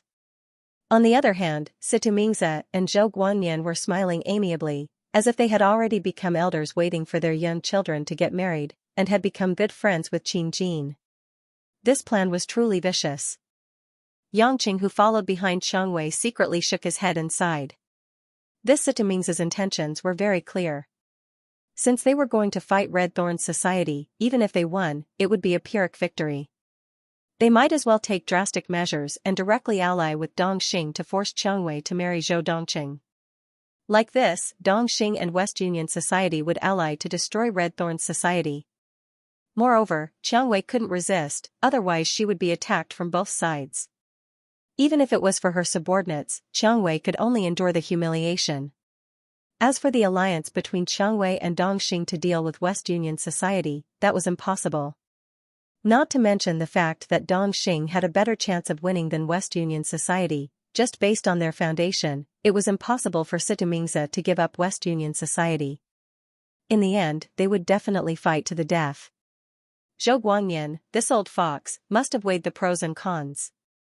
Since allying with West Union Society, Situmingza could push the boat with the current and obtain a large amount of benefits in the western region with minimal losses. Why would he neglect the essentials and help a little girl like Xiangwei? A schemer wouldn't reject a schemer, because both sides were schemers. That was the safest. An alliance that was constantly on guard would be safe and stable. If it was a few years ago, when there was only one West Union Society in the western region, Zhou Guanyan definitely wouldn't have any thoughts of interfering with the western region. He would just be content with being the boss of the eastern region. If he showed off too much, he would only be beaten up. But now, the western region was divided into two, and he was the only one. If he didn't take advantage of the situation to nibble away at the western region's cake, then he would be a tyrant of a generation. Miss Xiangwei might not understand my son very well. Our family's Dongqing has a gentle personality, and any girl that sees him will like him. I believe that if Miss Xiangwei can get along well with him, the marriage will be settled sooner or later. Zhou Guanyan advertised his son. We'll believe you just because you say it. Who knows, maybe your son doesn't like women. Who is it? Zhou Guangyan's face darkened, and he immediately asked loudly. Yangqing raised his hand from behind, and walked forward with a harmless smile. Mr. Zhou said that your son is so good, why don't you bring him out to meet him? Zhou Guanyan squinted his eyes, and like two rays of lightning, he stared at Yangqing's face. What's your name, little brother? His name is Yangqing, he's one of my daughter's followers. Situmingza smiled and took the lead to explain, then said to Xiangwei, my daughter, your subordinate's words aren't very pleasing to the ear. Shouldn't you discipline him? If you can't bear to do it, as a father, I can do it for you. No need. Xiangwei reached out and hugged Yangqing's arm, and tightly stuck to it. She revealed a blissful smile. Yangqing is my lover, not my follower. As for your good intentions, the so-called in-laws, there's no need for that. Yangqing smiled bitterly. Originally, he planned to keep his relationship with Xiangwei a secret, but who knew that the other party would set up a blind date, and even angered Xiangwei. Under such circumstances, the two of them hugged each other, and their relationship was exposed. Yangqing's plan to disguise himself and sneak in was also wasted. The surrounding guests were all dumbfounded. They didn't expect that this unremarkable man was actually Xiangwei's lover. Seeing such a beautiful woman as docile as a little lamb in the arms of a man, all the men tightly grasped the wine glass in their hands, as if they wanted to crush the glass. The glass was the current Yangqing. Yangqing reached out and caressed Xiangwei's delicate face, and lightly kissed her forehead. He then turned around and looked at Zhou Guanyan, who was already gloomy. Hey, you said so much about your son, why isn't he here yet? He couldn't have washed up and gone to sleep, right? Zhou Guanyan coldly glanced at Situmingza on the side. President Situ, what's going on with this young man? Mr. Zhou, rest assured, his brain isn't too good. I'll send someone to throw him out and send him to the mental hospital, and then we can continue to talk about our children. Situmingza was very patient, and said with a gentlemanly smile. But just when Situmingza was about to give the order, from the banquet hall's red carpet staircase, a figure walked down, and loudly shouted, "You're not allowed to be rude to my Yanqing." If this voice belonged to a woman, then it would be a bit rough, but if it belonged to a man, then these words would be too profound. Everyone looked at the staircase, and after seeing the person walking down, they were all stunned. Even Yanqing, who was mentally prepared, almost had his eyes pop out. They saw a woman wearing a pink off-shoulder evening gown walking down the stairs, wearing blue high heels. The woman's golden hair was like a European noble lady's, and after it was tied up in a princess style, she also wore a small diamond-inlaid crown. She had the flavor of Audrey Hepburn. She had an exquisite oval face with light makeup, red lipstick, and fake eyelashes. Her big eyes, which were in the style of European and American smoky makeup, were particularly attractive. On her earrings hung a large crescent moon-shaped earring. On her bare chest, there was a string of pearl necklace. The pinkish-white lace-patterned bra wrapped around the two quivering snow-white peaks. Under the tight waist was a fluffy white muslin skirt. With every step, the woman's body swayed like a water snake, and with a shy but confident smile, she walked all the way to the center of the crowd, and stopped in front of Yanqing. "Yanqing, this is what I meticulously dressed up for you today, am I beautiful?" I swear to God, Yanqing really felt that the woman in front of him was very beautiful, but it was very difficult for him to say it, because the person in front of him was Zhou Dongqing. What the hell? This guy could pretend to be anyone, but he had to pretend to be a woman. Moreover, he was as beautiful as a princess from a Western fairy tale. I'm not good-looking as a man, but this guy can be good-looking as a woman. After holding back for a long time, Yanqing sighed and smiled bitterly. "Beautiful, you're very beautiful." Zhou Dongqing smiled sweetly, and clapped her hands in an incomparably girlish manner. "I'm so happy, my results have been praised by you."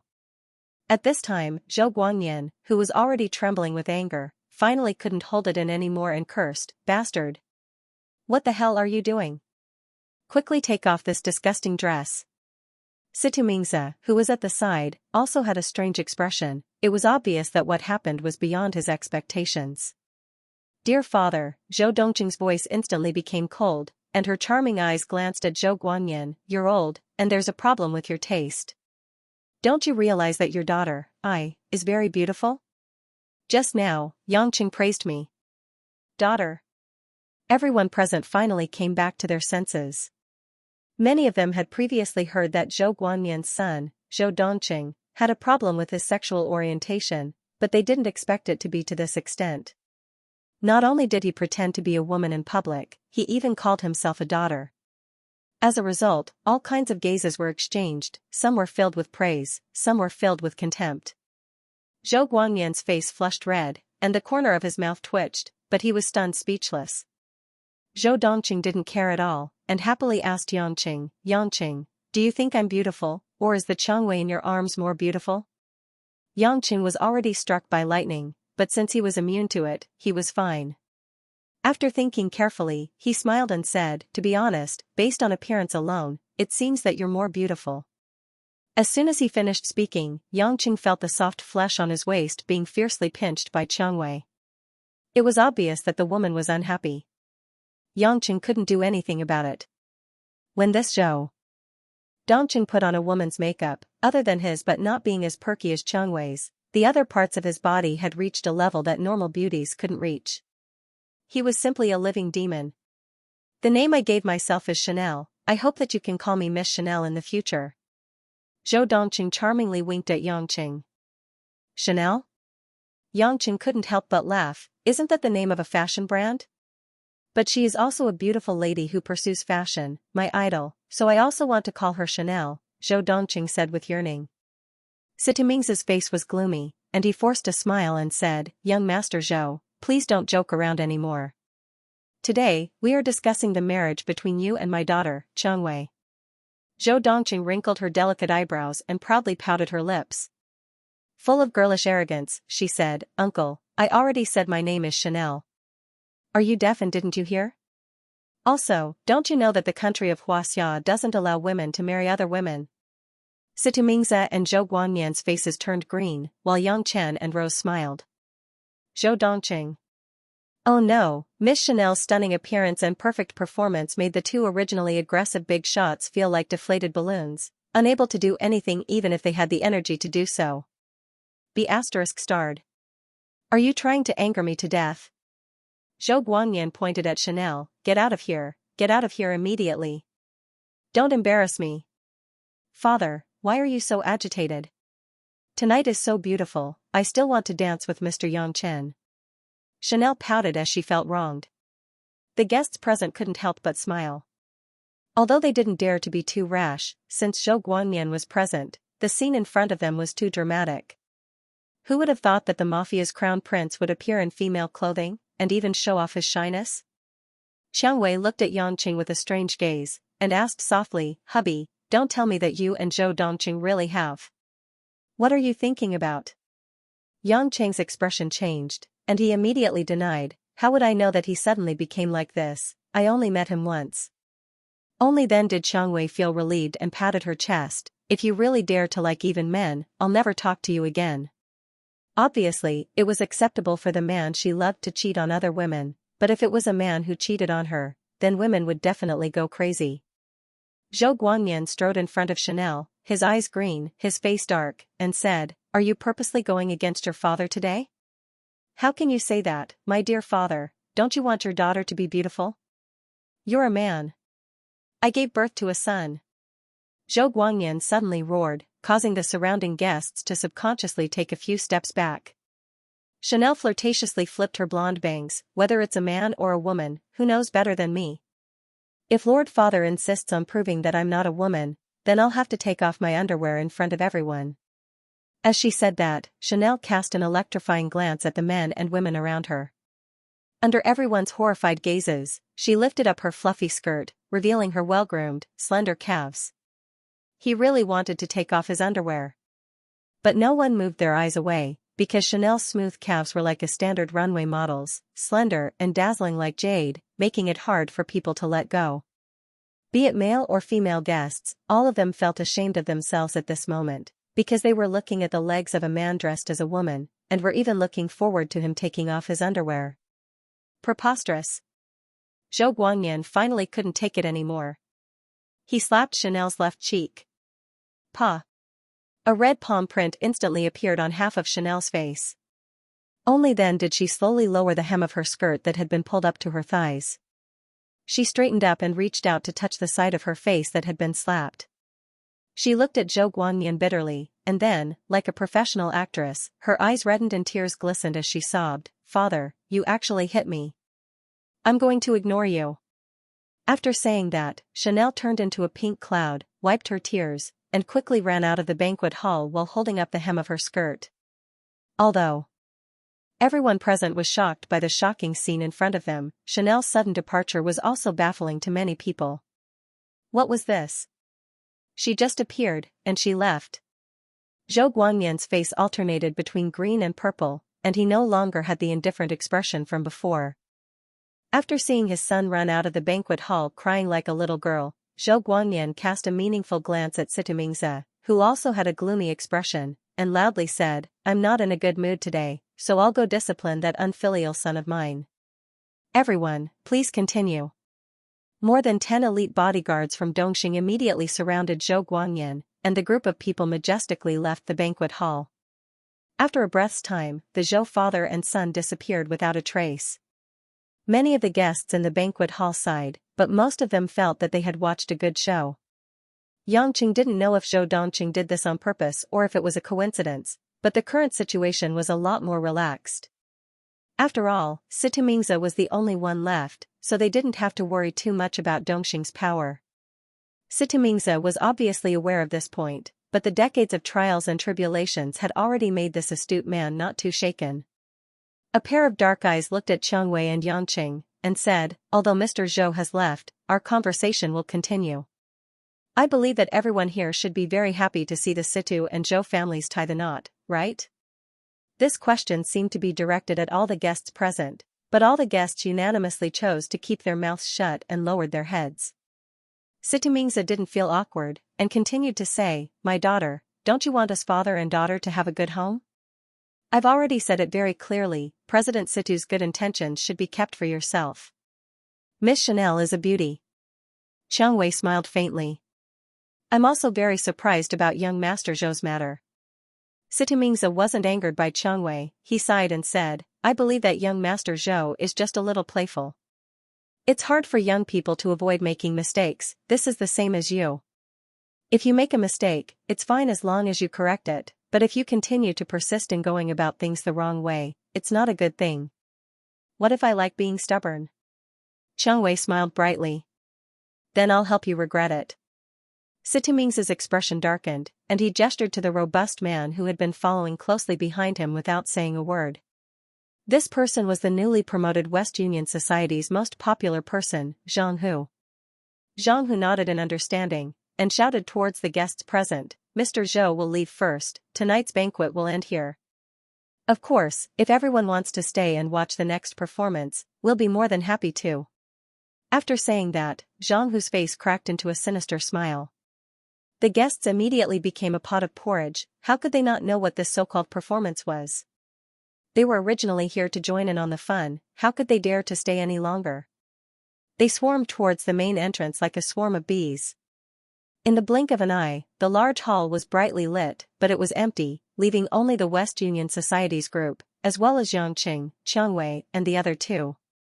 Xiao Zhao, who was wearing a waiter's uniform, had already run to Xiang Wei's side. He had an indignant expression as if he was facing death unflinchingly. It was obvious that the young man understood that the situation in front of him wasn't optimistic. As for Chen Rong, she had long since been frightened by the scene that had unfolded before her.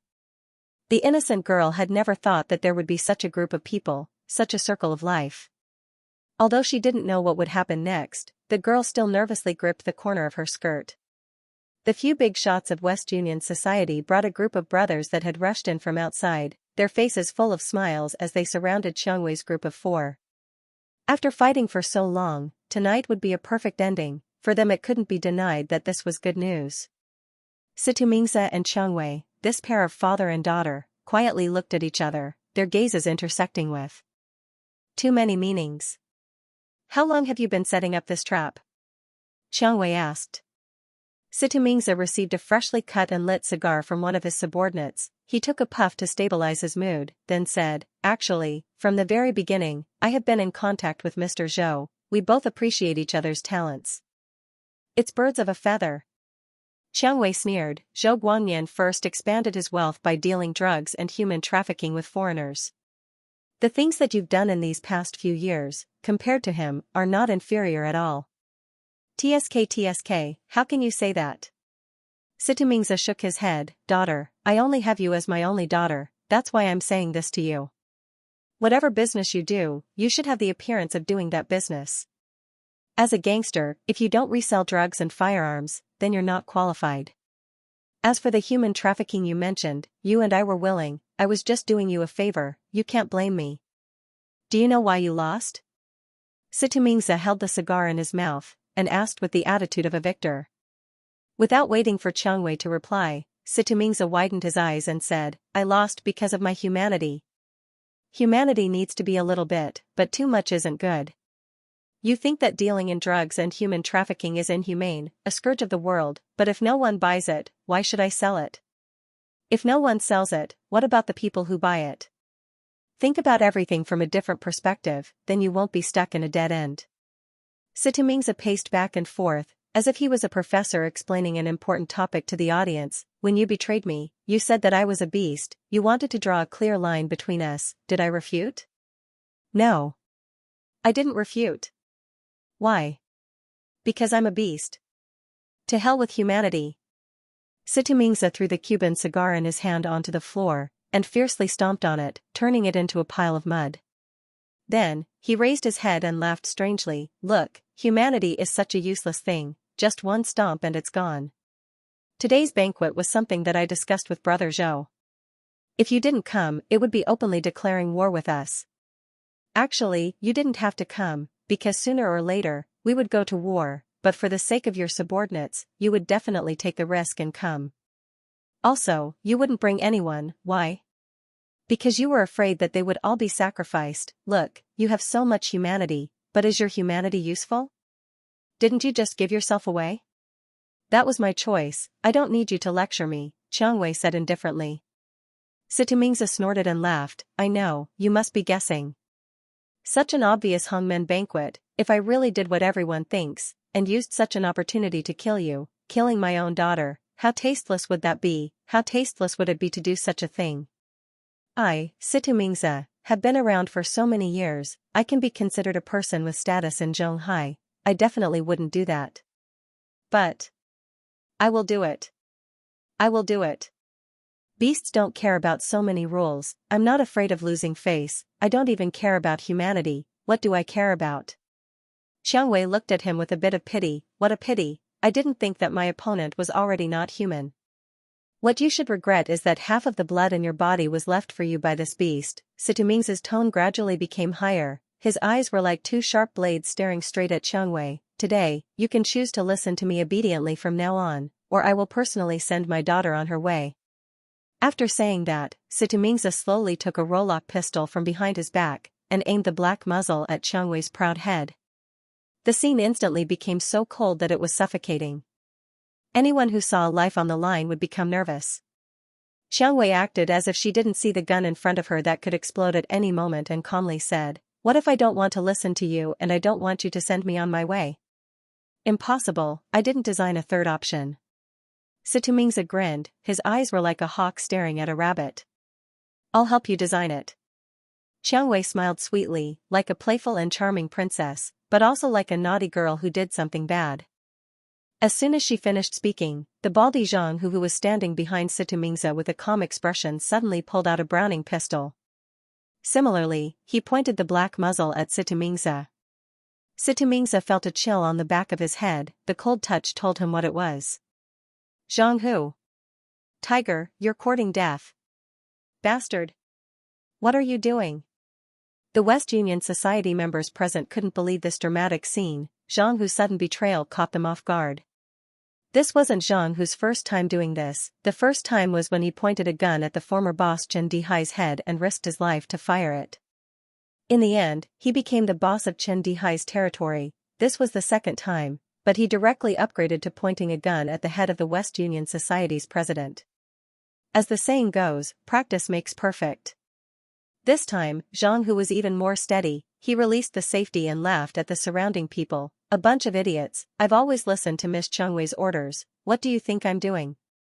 The surrounding West Union Society members were all stunned, they didn't understand what was happening. Tiger, Chen Dihai was actually killed by your betrayal, wasn't it? Situmingza who had the gun pointed at his head didn't panic, his face sunk like water and he asked calmly. That's right. Zhang Hu widened his eyes and said, I've always been unhappy with that bastard father and son, there's nothing wrong with getting rid of them and relying on Miss Xianxia. I knew it. Situmingza chuckled, how could there really be someone capable of destroying that fox Chen Dihai's lair by himself? Only a traitor would make sense. It turned out that Situmingza had never believed the rumor that a mysterious person had single-handedly destroyed Chen Dihai's nest. Yangqing, who was quietly watching the situation unfold, rubbed his nose and secretly smiled. On the side, one of the big shots, the smoking pipe man, Little Smoke Bro, already disliked Zhang Hu. At this moment, he scolded him fiercely, Motherf *Ker. Tiger, are you a man or not? You can even do something like betraying your master. Forget about killing that old fox Chen Dihai, but if you dare to touch the president, I'll chop you into minced meat and feed you to the dogs. I, Zhang Hu, haven't studied for many years. I'm not cultured and don't know any great principles. But at the very least, I've read about the Three Kingdoms. I don't care about hypocritical masters. This world is one where the strong prey on the weak. I know what I'm doing, and I don't need you to teach me. Zhang Hu wasn't afraid in the slightest. He had already risked his life once before. No matter how great the pressure was, it wasn't difficult for him to resist. Another fat big shot scolded him, Tiger, are you blind? Open your eyes wide and look, it's all our brothers inside and out. Even if you hold the president hostage, you and that bitch Xianxia shouldn't even think about leaving here tonight. The few big shots immediately jeered, and all kinds of vulgar curses were unceasing. At the same time, all the other West Union Society people also pulled out their pistols and aimed at Zhang Hu, Yangqing, and Xianxia. Dozens of pistols aimed at them made the atmosphere of the entire venue seem heavy. An invisible pressure filled the air. Almost everyone's heartbeat was already speeding up, and the sound of their breathing also became cautious. There were at least 7 or 8 pistols aimed at Zhang Hu's head, but the baldy didn't have much of a reaction. He grinned and said, "Do you think you're the only ones with so many people? Why don't you think about who set up the 20-something brothers outside the Elk Park tonight?" The few big shots were shocked, because they just remembered that this security mission was given to Zhang Hu. What was even more ironic was that the one who gave this mission to Zhang Hu was Xianxia, who was currently being pointed at by Zhang Hu. It was because of Zhang Hu's recent outstanding performance, and as a form of respect, it could also be said that it was to make Zhang Hu more loyal. But now, sure enough, after Zhang Hu whistled, 20-something men in black sunglasses and black clothes rushed in from the main entrance of the venue. They immediately scattered to every corner, and aimed their guns at the other big shots in the venue. Like this, the situation became more and more tense. Xianxia pointed his gun at Xianxia, Zhang Hu aimed at Xianxia, and the other West Union Society big shots and a few followers aimed at Zhang Hu and Xianxia. Outside, there were another 20-something well-trained bodyguards aiming their guns at the West Union Society people. The arrow was knocked on the bowstring. Good move, it seems like Zhang Hu has been a chess piece for a long time. Presumably, the territories that Zhang Hu collected recently were all deliberately given to him, right? Xianxia asked with a sinister smile. Xianxia calmly nodded, "That's right, your territory is decreasing at twice the speed, and after tonight, you might not have any territory at all." "That's not necessarily true. In the current situation, if I pull the trigger, then both you and I will die, and the western region cake will not belong to you," Xianxia said. "Then according to what you said, shouldn't we put down our guns, and then peacefully separate from here, and continue to compete in the future?" Xianxia smiled. In reality, the final goal of tonight's plan was to make Xianxia unable to do anything to her. Zhang Hu's exposure was something that would happen sooner or later, and what he wanted to do was basically complete. In the future, even if he had a falling out with West Union Society, with Red Thorn Society's positive power, he would not be too afraid. As for Xianxia and Dongxing's alliance, after tonight, Xianxia would not be afraid. Not to mention that the Zhou father and son would not be used as weapons. After the appearance of Zhang Hu, this great traitor, the other West Union Society members would definitely feel that they were in imminent danger, and there would be a rift between them, so much so that they would be even more vigilant against Xianxia. At that time, West Union Society would be even less of a threat. Xianxia's previously cold and hazy face suddenly revealed a relaxed smile. "Zhang Hu, Xianxia, do you think I'm stupid?" The sudden change in mood made Zhang Hu and Xianxia stare blankly for a moment. Xianxia continued, "Do you really think I'm so slow-witted, waiting for you to toy with me, forcing me to let you go?" "What do you mean?" Zhang Hu felt Xianxia's provocation, his gun slightly trembled, he had a bad premonition, he felt uneasy. The corner of Xianxia's mouth revealed a strange smile, he lightly sighed, and said, "Zhang Hu, look at the brothers you brought, just who are they pointing their guns at?" Zhang Hu was startled, a drop of cold sweat slid down his forehead, his back also began to feel cold, his eyes swept around, his heart was filled with fear. The 20 black-clothed bodyguards' guns all shifted. Aimed at himself, Xianxia, and the other 2 people. "Careful!" Xianxia suddenly warned, but she was still half a beat too late. Xianxia took advantage of Zhang Hu looking at the situation around him, slightly stunned. In an instant his body leaned forward, turned around, and elbowed Zhang Hu's lower jaw. "Ayo," Zhang Hu growled, in pain he wanted to raise his gun, but he did not expect that Xianxia's knee would already be raised, directly piercing Zhang Hu's waist. The bald man felt as if he was struck by lightning, both his legs went soft, his back was hit by Xianxia's elbow, his whole body fell to the ground. The 2 Xianxia bodyguards immediately kicked away Zhang Hu's gun, then fiercely tied Zhang Hu's hands behind his back, using their feet to step on Zhang Hu's body. In a moment of absent-mindedness, Zhang Hu was forced to the ground, unable to move. Zhang Hu continuously struggled, but no matter how much strength he had, he could not resist the power of the 2 strong bodyguards. he could only fiercely raise his eyes to look at the leisurely Situmingza with a red face. Such a dramatic scene once again occurred. The big shots of West Union society immediately cheered, loudly praising their president's courage and such. Xiangwei's face finally turned ugly, because at this moment, all the guns on the scene were pointed at the four of them. Little Zhao and Chenrong were already trembling, especially Chenrong. Her small face was deathly pale, without a trace of blood. Not fainting was the limit this girl could do. Yangqing frowned. He did not feel any danger because of this scene, he only felt a bit helpless and worried. Seems like I need to make an exception tonight. An exception that hasn't been broken for almost a year. Although my skills aren't that great, Xiangwei is still my daughter. As her father, I still have some good sports genes. Situmingza seemed to be doing some warm-up exercises. He shook his head, waved his arms, did some chest stretching exercises, looked at Zhang Hu on the ground, and sighed. Tiger, are you very unwilling to accept why your brothers would betray you? Zhang Hu did not reply, he only stared fiercely at Situmingza. Actually, this question is very simple. Situmingza answered his own question, smiled weirdly and said, because they are not your people. As he said that, Situmingza had the 20 bodyguards take off their sunglasses. He proudly clapped his hands and laughed. How is it, you don't know a single one of them? That's right, because they are all my people, the 20 bodyguards you chose. I know, they are all your confidants. So, I already helped you send them to the Yellow Springs Road. When Zhang Hu heard this, tears immediately flowed out of his eyes. Even when he was captured, he did not feel this pain. He did not expect that the most loyal brothers he brought would be secretly swapped by Situmingza, and all of them would be brutally murdered. Traitors, they will receive the consequences that traitors deserve. From the day you betrayed Chen Dihai, you should have completely betrayed him instead of being a spy in my territory, Situmingza said loudly. You think you are very smart. Do you think I am really that stupid after being the president of the West Union Society for so many years? I kept you alive just to find more potential traitors. Well, now I've achieved my goal, and you've gloriously completed your mission. You've made my precious daughter, Rose, obediently come here, ready to eat the bullet I'm going to give her. You're so naive to think that I'll let you play infernal affairs. Do you think everyone is as muddle-headed as Chen Dihai? You must have watched too many movies. Situmingza used all his strength to kick Zhang Hu's thigh, causing Zhang Hu's veins to bulge, but he could only endure the humiliation. Taking a deep breath, Situmingza, who was just a devil, once again returned to being an elegant gentleman, revealed a kind smile, and turned to face Xiangwei.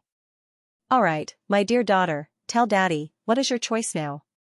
There were always too many ups and downs in life, but when a wonderful moment arrived, it would immediately be ruthlessly stripped away, beaten back to its original state, or even more unbearable than before. This was not something an ordinary person could endure, not to mention, this unbearable, was betraying their own soul, and even death. Xiangwei felt the surrounding air become much colder. It was reasonable to say that the air conditioning would not be turned on during this season, but she really felt a bone-piercing cold. For the first time, Xiangwei felt a bit of admiration for her father, who she had always refused to acknowledge. This guy was really not simple. Situmingza wasn't in a hurry, he looked at her with a smile that wasn't a smile, patiently waiting for an answer. The surrounding West Union Society's big shots and bodyguards naturally weren't in a hurry. They grinned and gradually surrounded Rose and the other 3 people within a 30 to 40 square meter radius. As long as Situmingza gave the order, everyone would raise the guns in their hands, and shoot the 4 of them full of hornet's nest. Xiangwei looked at the man beside her. At this time, only this man still maintained a casual smile, as if everything in front of him had nothing to do with him, he was just an onlooker. The most unremarkable passerby in the movie. I seem to have failed. Xiangwei bitterly smiled. She knew that Yangqing was very powerful, but the situation in front of her was not a situation where a single person could reverse the situation. Even if Yangqing had 3 heads and 6 arms, it would still be impossible for him to protect the 3 of them under the siege of 30 or 40 guns, right? Yangqing comfortingly held Xiangwei's cold hands, passing a trace of warmth to the woman. You failed, but after all, the opponent is older than you. When you reach his age, you will definitely have a better future than him. Can I still live to that age? Xiangwei muttered to herself. Of course. Yangqing straightforwardly laughed. I will absolutely not allow you to leave me. Qiang Wei's moist eyes stared at Yangqing for a moment, as if she had made up her mind. She turned to Situmingza and said, I can't die today. So you're saying that you should listen to me? Situmingza raised a victorious smile, and the maliciousness in his eyes increased. As long as Qiang Wei became a puppet, there would be many things he could do, his ambition would greatly expand. Qiang Wei took a deep breath. This decision could save her life, but it might really ruin her life.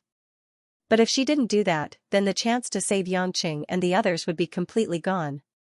He would not allow himself to leave him, and he would not let himself die because of his negligence.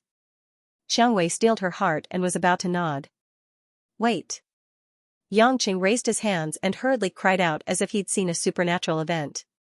He felt slightly baffled as he stretched out his hand to pinch Qiang Wei's tender face and asked with a puzzled expression, Darling Qiang Wei, what are you trying to say? Why do you have to admit defeat and listen to him?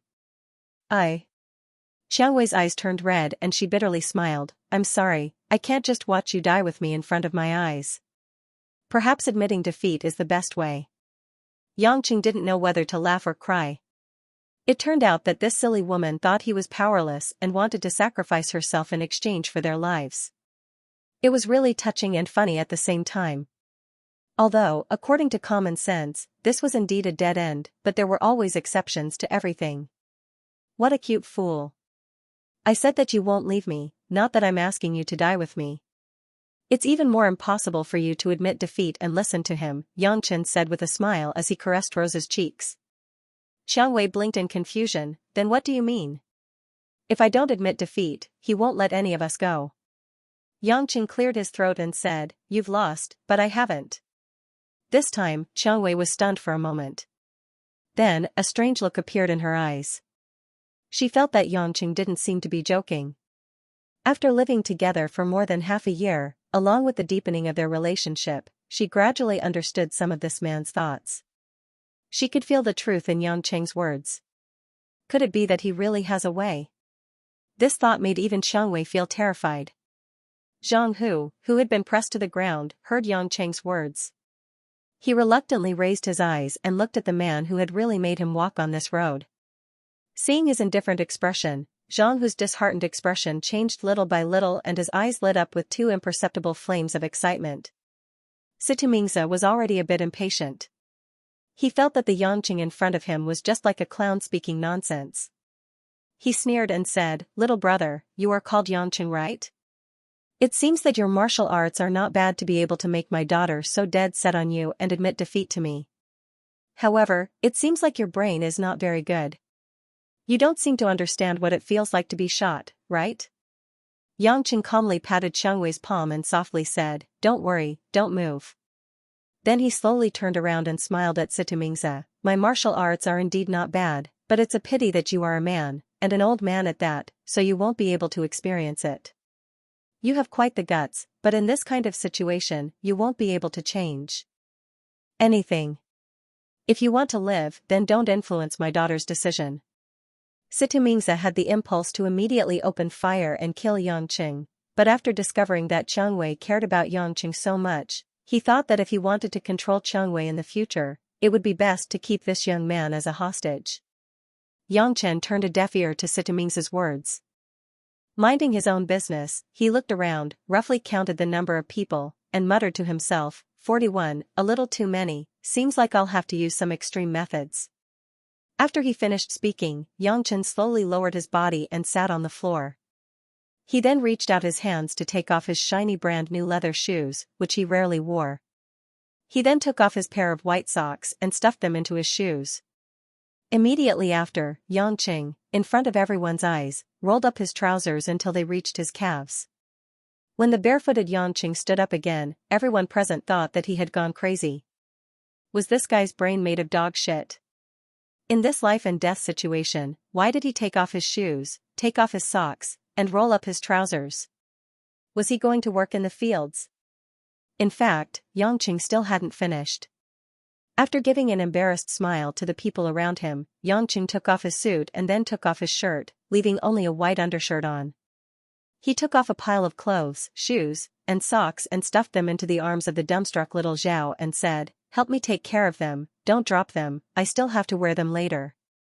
Xianxia, Little Zhao, and Shenrong all looked at him, not understanding what was going on. Situmingza finally realized that he couldn't see through what this young man was trying to do. This kind of situation that wasn't under his control made him very uncomfortable.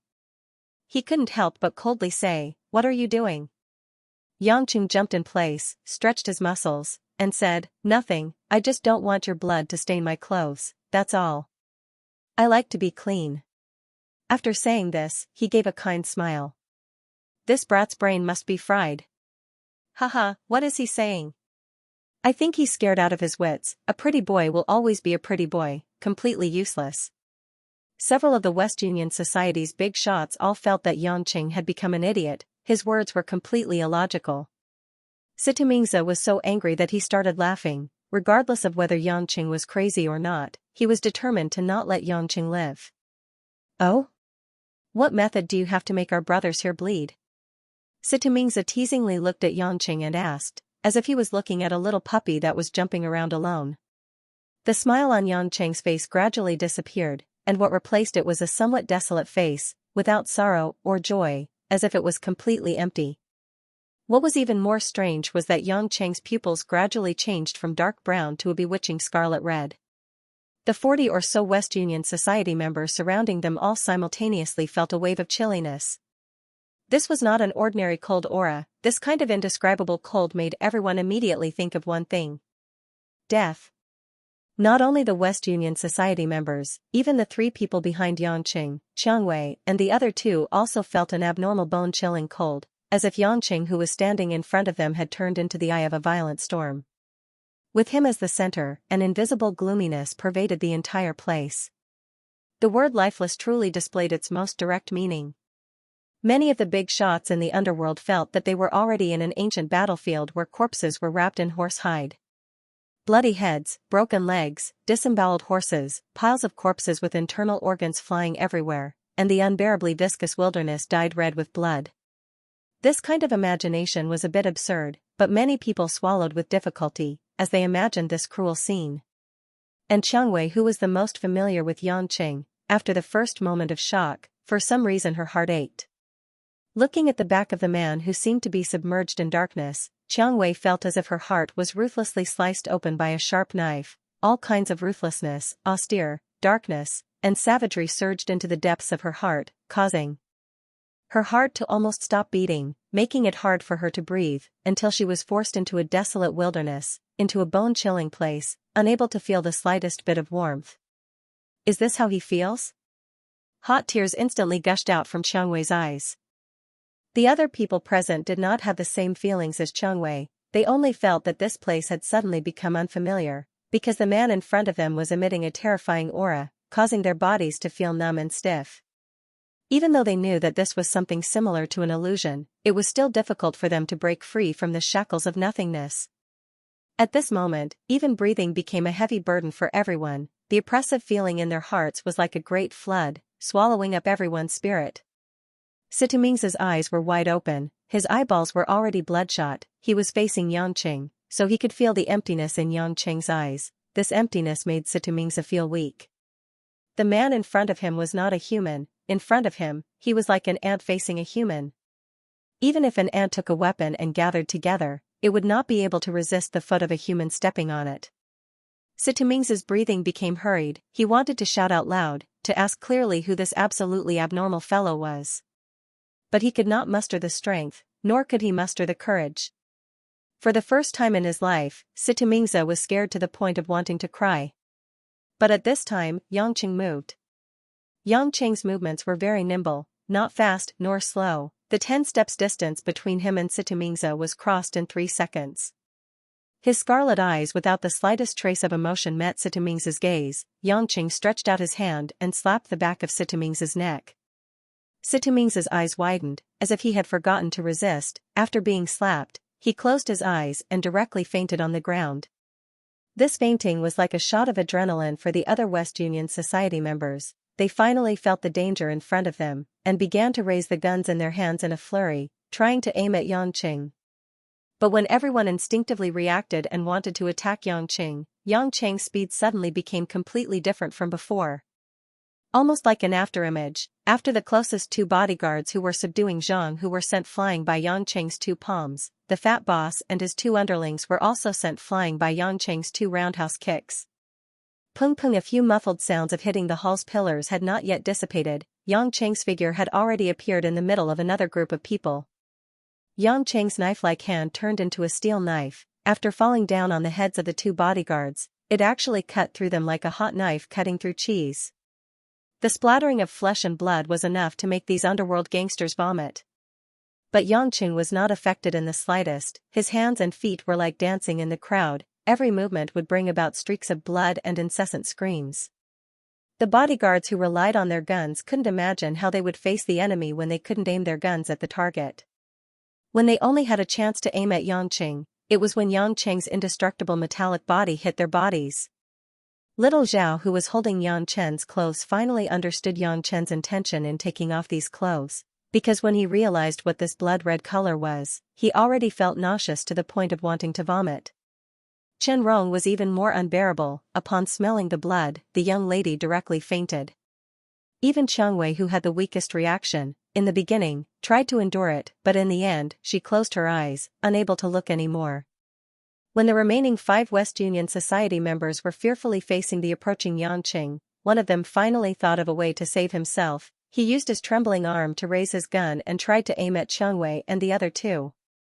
But he still underestimated Yang Cheng's current speed. Before he could raise his hand, Yang Cheng's knife-like hand already landed on his arm. Crack crack.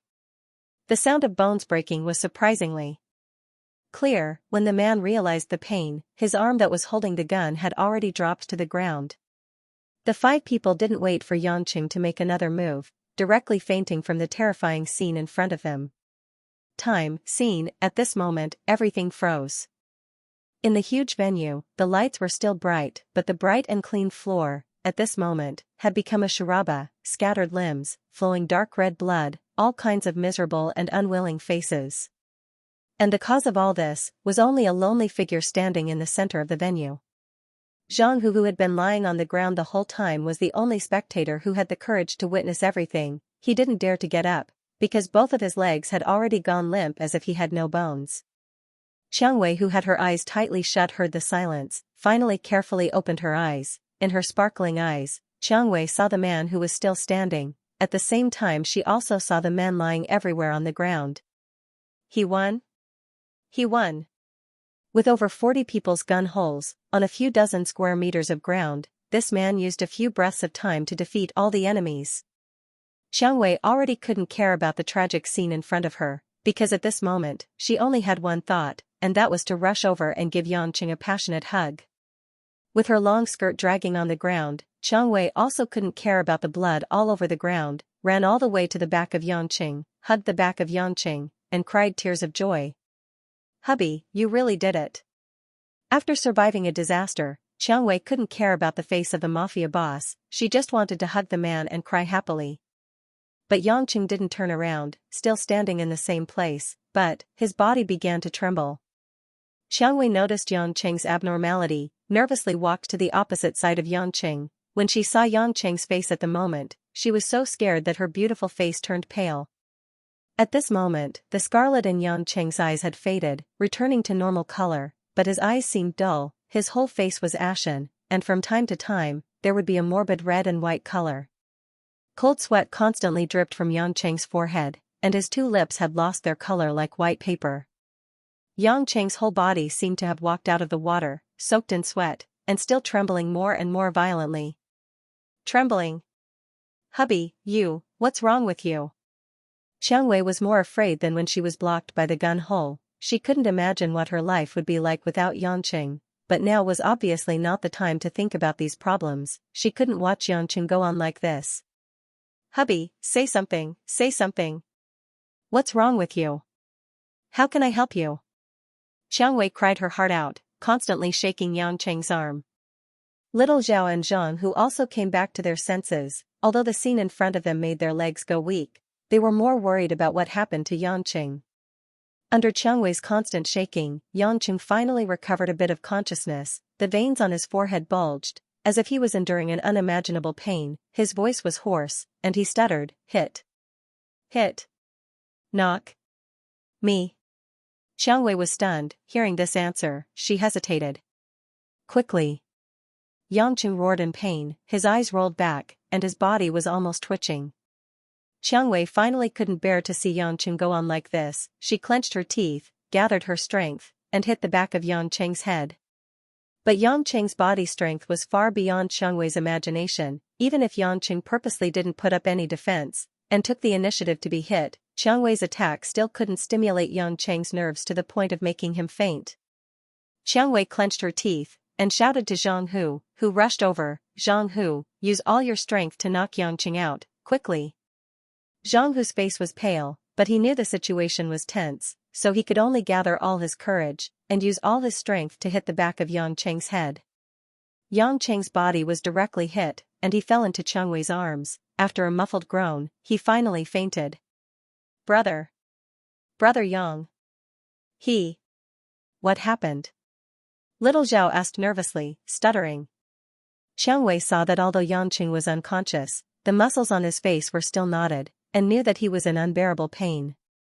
She didn't dare to delay any longer, and quickly ordered little Zhao, you and Zhang Hu will take care of the aftermath here. I will immediately take Yangqing to the hospital. If you have any urgent matters, don't bother me for the time being. After saying that, ignoring Zhang Hu and little Zhao's bitter faces, Xiangwei carried Yangqing and ran out of the hall.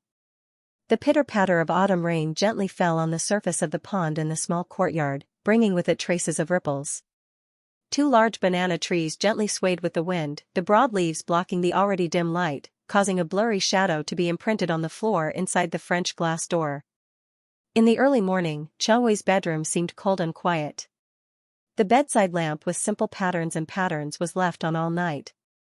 Because it was cloudy, the yellow light at the moment was particularly bright.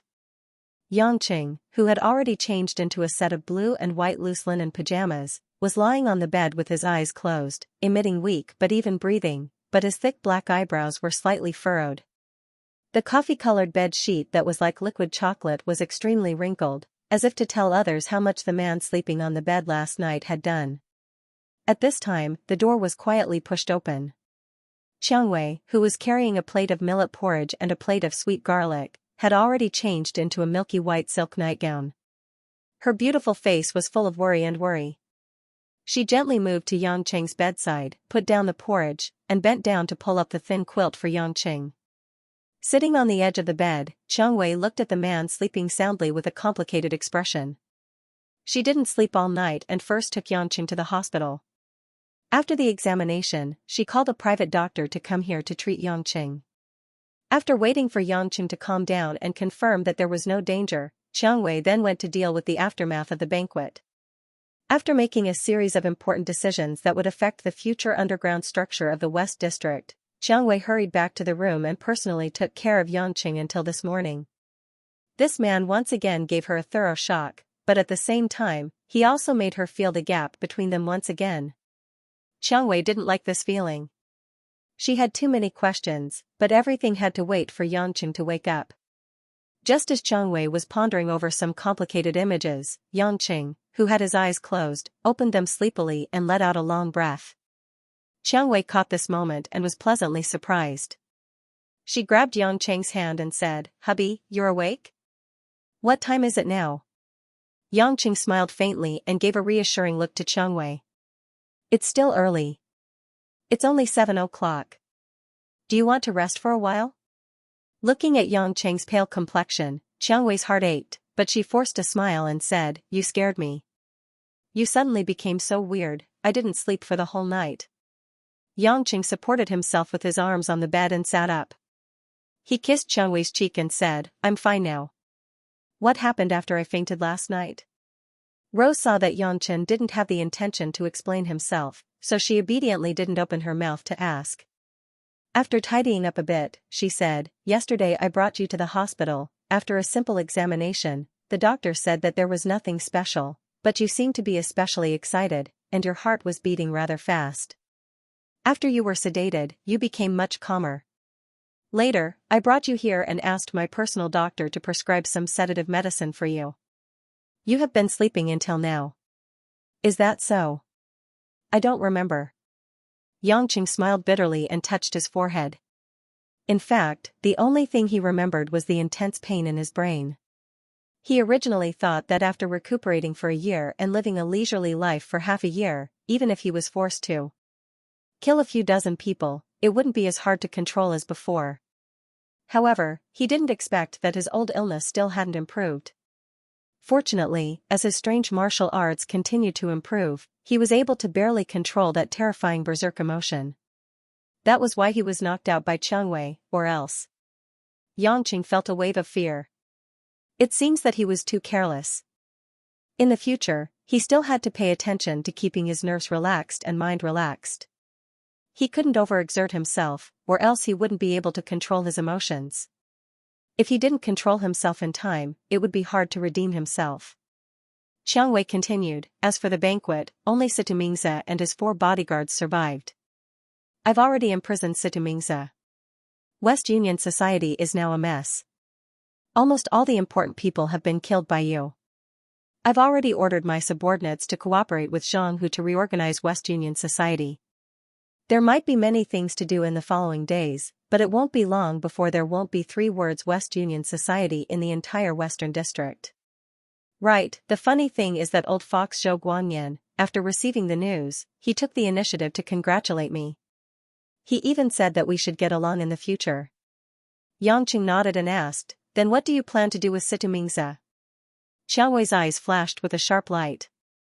After hesitating for a long time, she sighed and said, I don't know. I'm planning to send him abroad after a while. I'll choose a small European country and give him a sum of money to let him retire. You're not going to kill him? Yangqing was a little surprised. In his eyes, Xianxia clearly had the potential to become the Iron Blood Underworld Queen. Xianxia looked at Yangqing with a complicated gaze. If it was before, I would definitely kill him. But now, because of you, I feel that I can't kill him. Why? Yangqing felt that he wasn't smart enough. Xianxia smiled sadly and said, actually, one thing he said was right. No matter who he is, human or beast, my body flows with his blood. This fact will never change. He is my father. Although I hate him and look down on him, he and my mother brought me into this world. Without him, there wouldn't be me.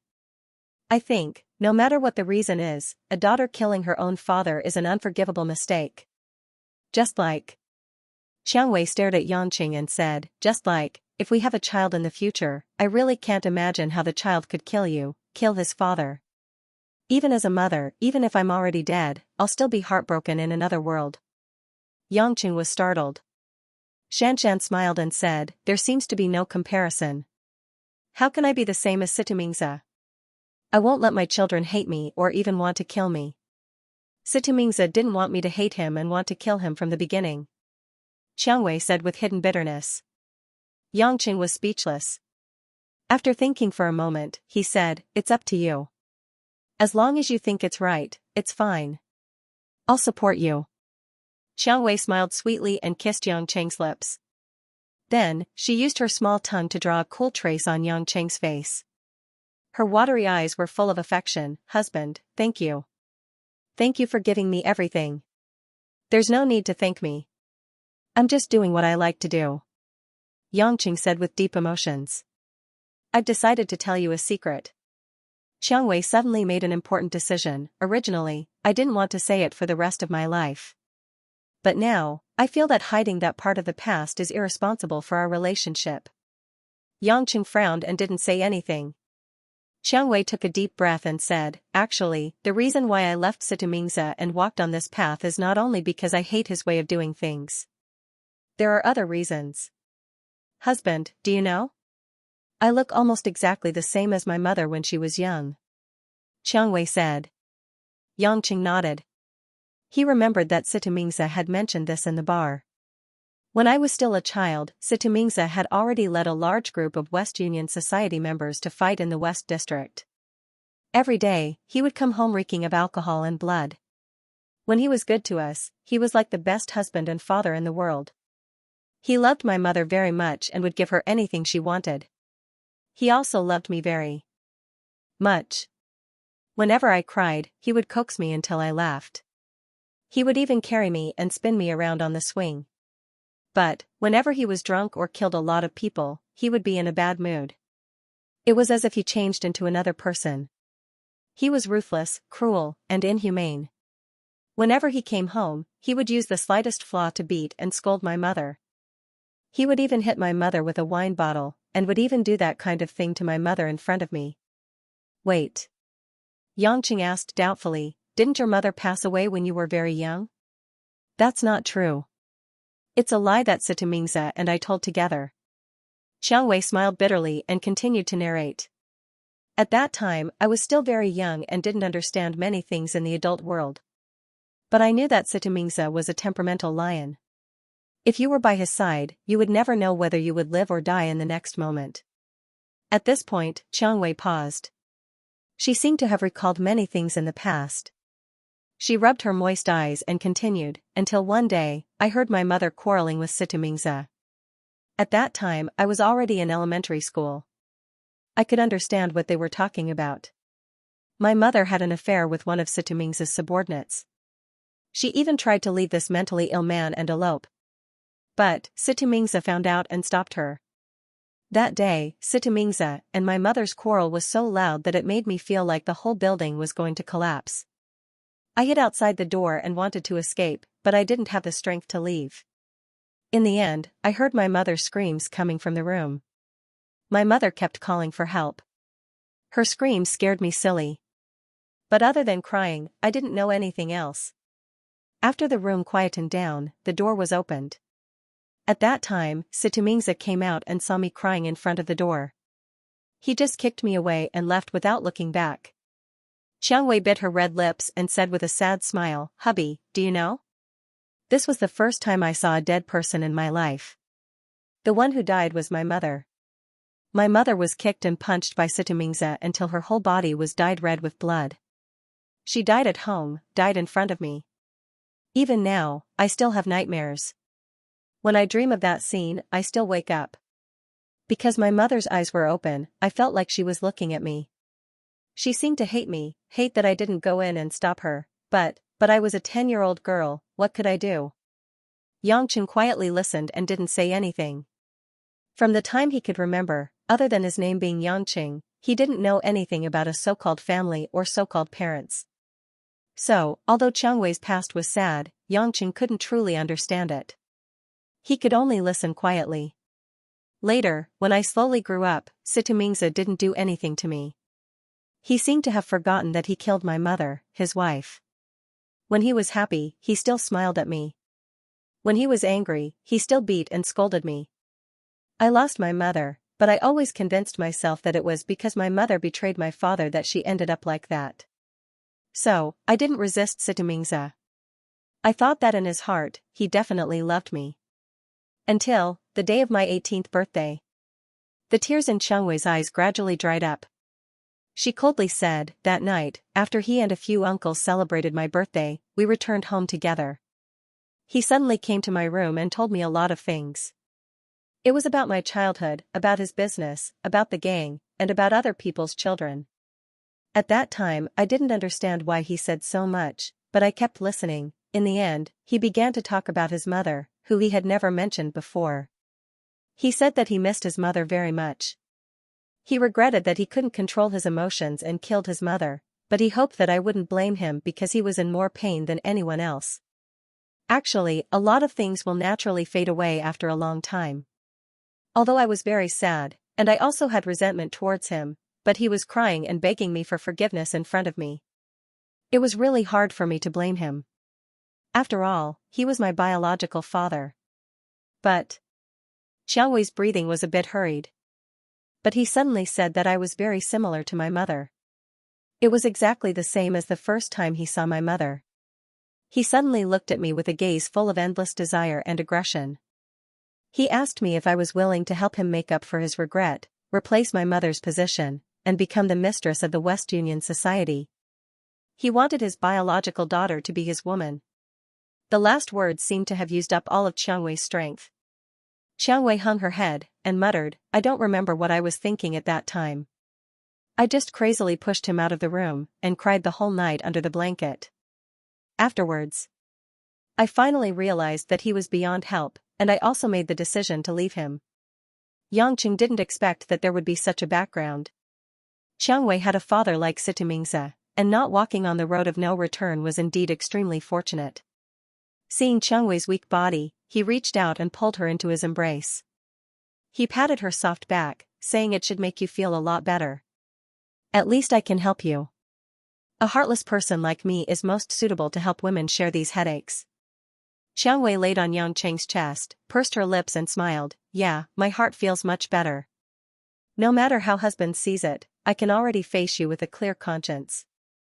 Actually, you didn't have to hide it from me. It wasn't your fault. You were just a victim. Yangqing said indifferently. Xiangwei suddenly struggled to turn around. She raised her head and stared into Yangqing's eyes. She was incomparably concerned, and asked with a bit of grievance, "Then husband, shouldn't you also tell me a bit about your past? At least, I want to know what happened to you last night?"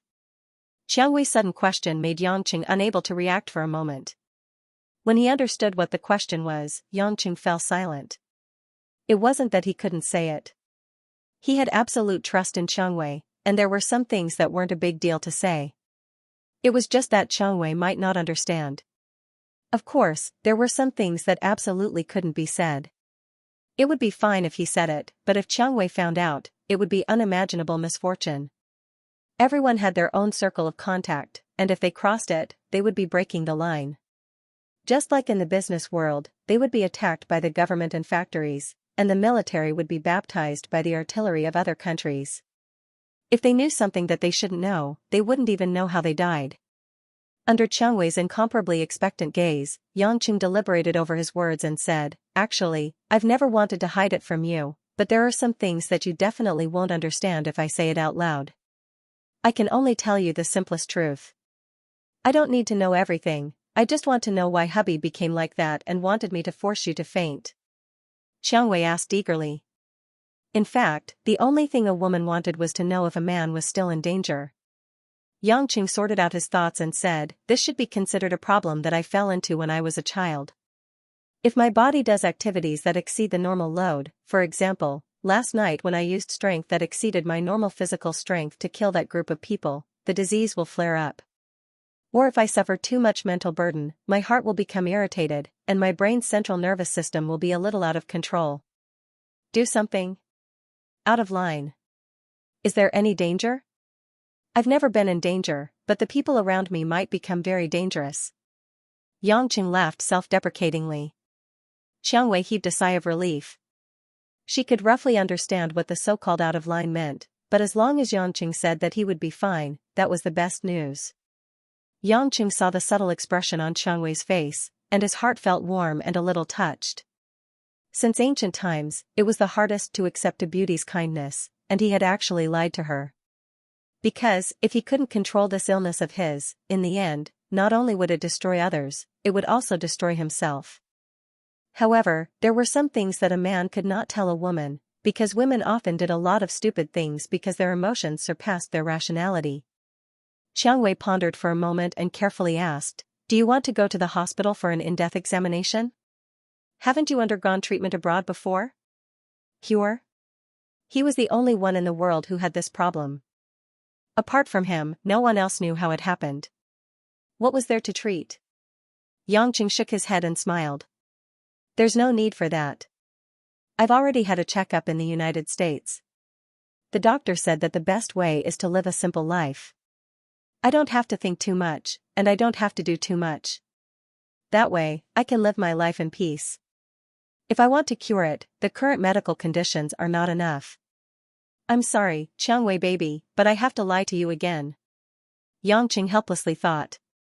Xiangwei nodded, not really understanding, and didn't force Yangqing. Although she felt that Yangqing was still hiding a lot from her, she was smart enough to choose to remain silent on some matters. Waking up early in the morning, Yangqing also felt a little hungry. He picked up the millet porridge on the bedside table, and after 2 or 3 big mouthfuls, he grinned at Xiangwei and said, "How can such a small bowl be enough? Go and get another bowl." Xiangwei regained her charming appearance, rolled her eyes at him, and said, "Don't drink it first, I still have something to show you." "What is it?" Xiangwei smiled mysteriously. I found it in Sitaming's study. I sent some people to turn his lair upside down, and sure enough, I found some good things. With that, Xianxia walked to the corner of the room, and after lifting up a wooden engraving, she revealed a black safe that was sunken in the wall. Turning the password, the safe opened. There weren't many things inside, only a few oiled paper envelopes, a few CDs, a few USB drives, and SD cards. Xianxia took out a USB drive, walked to the desk, and took an open white Apple laptop to the bed. After inserting the USB drive, she opened the contents inside. Yangqing took a look, and after the USB drive folder was opened, it was filled with video files and some statistical tables. What are these? Yangqing asked in puzzlement. Xianxia was like a proud little fox. Husband, why do you think those businessmen and officials are willing to mix with Sitamingza? Because it's profitable? This is the most basic, but if he wants to take the initiative in this situation, Sitamingza still needs other means. With that, Xianxia opened a digital video file on the computer. When the video was played, Yangqing suspected that he was seeing things, so he rubbed his eyes and confirmed that the scene in front of him was indeed real. In the video, a naked, middle-aged bald man was lying like a dead pig on top of a beautiful young woman with a slim waist and fat buttocks. The two's lower body was joined together, and the bald man was shaking his fat buttocks, and the beautiful woman was making all kinds of strange and excited roars. Xianxia baby, if you want to watch this kind of video, you should choose a more beautiful one, but this kind of video is disgusting, and there's no need to mention it. If you watch too much, you might even have a twisted mind, so don't watch it in the future. Yangqing waved his hand, feeling very dissatisfied. How can my woman be so tasteless? At the very least, look at how photoshopped it is. Xianxia immediately blushed, and angrily said, What do you mean by adding to the fun? You only think about that. I don't mean what you think. Even though she had already had the most intimate contact with Yangqing, Xianxia's degree of acceptance in this aspect was like that of a young girl. Then what do you mean? Xianxia immediately closed the video and opened a form file inside. After opening the file, there was a long list of names marked with numbers. Xianxia pointed to a number and explained, Husband, look, this number is the same as the one in the video just now.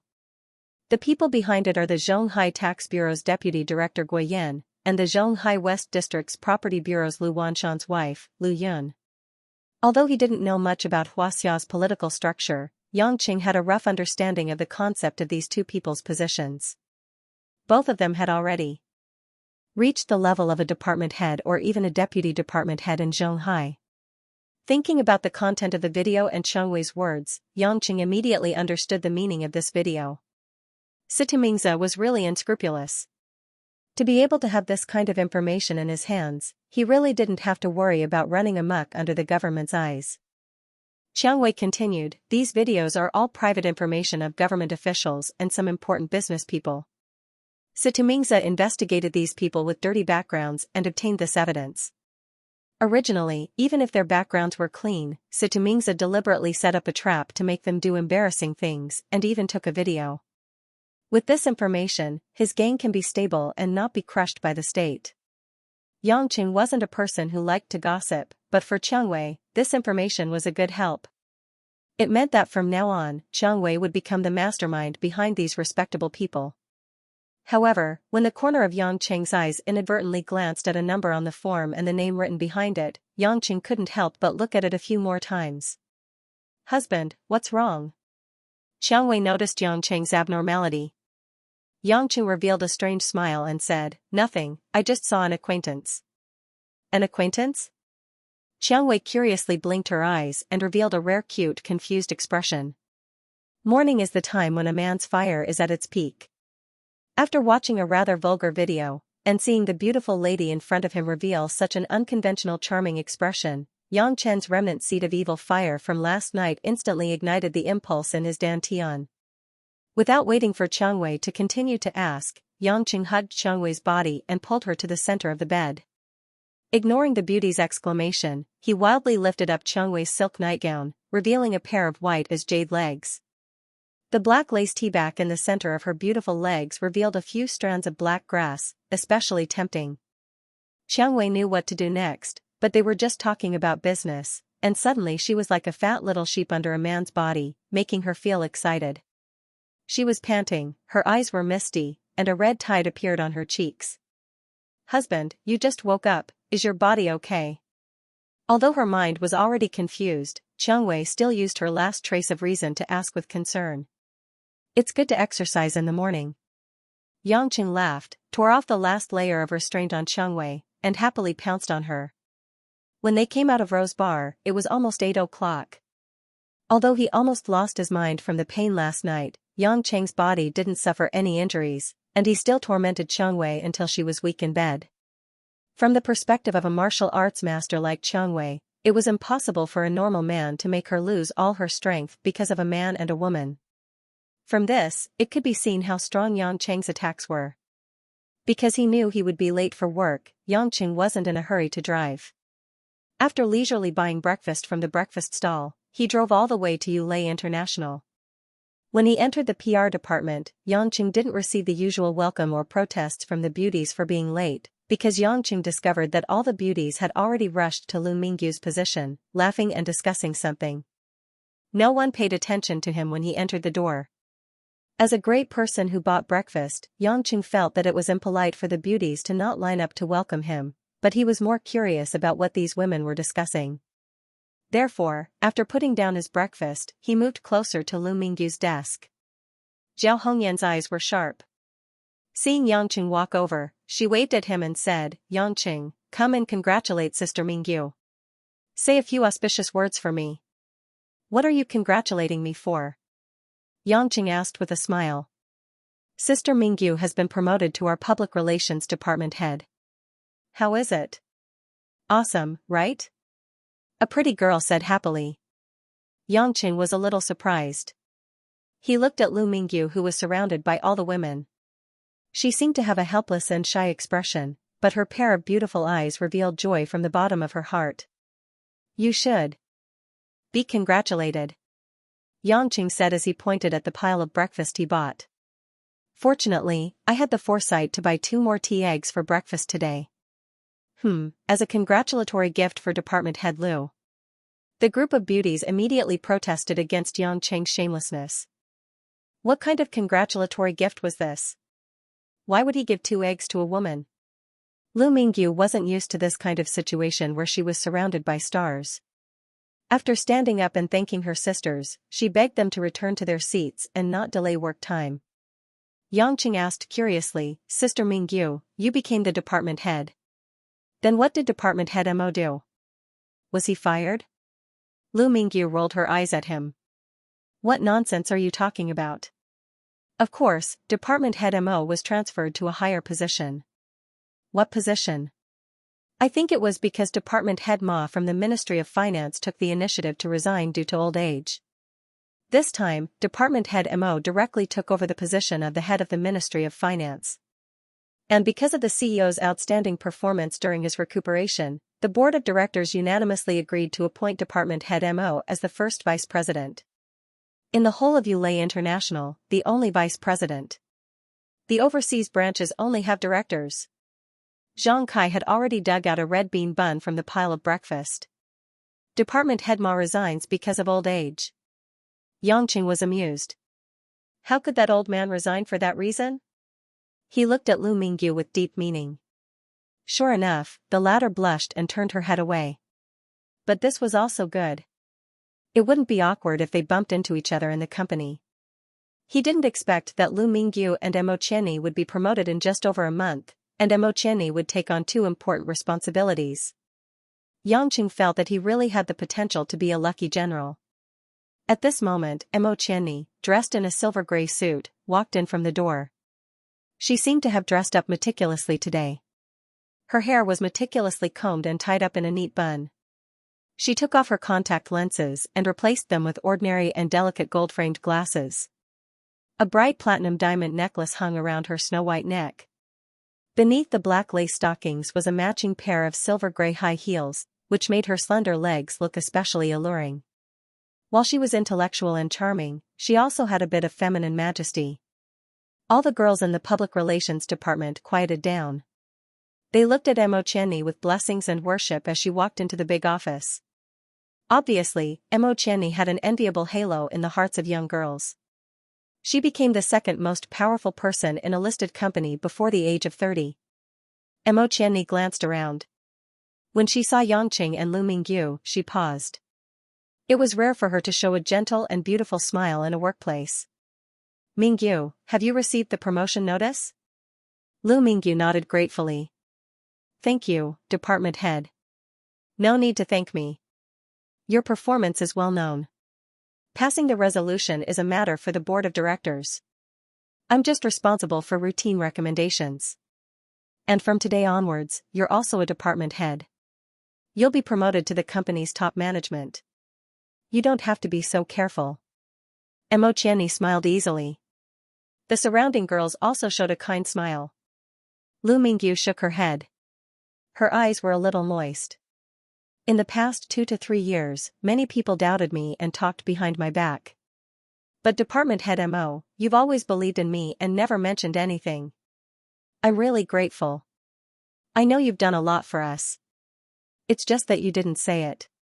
Many girls also nodded in agreement. Obviously, everyone had been taken care of by Mo Qianni.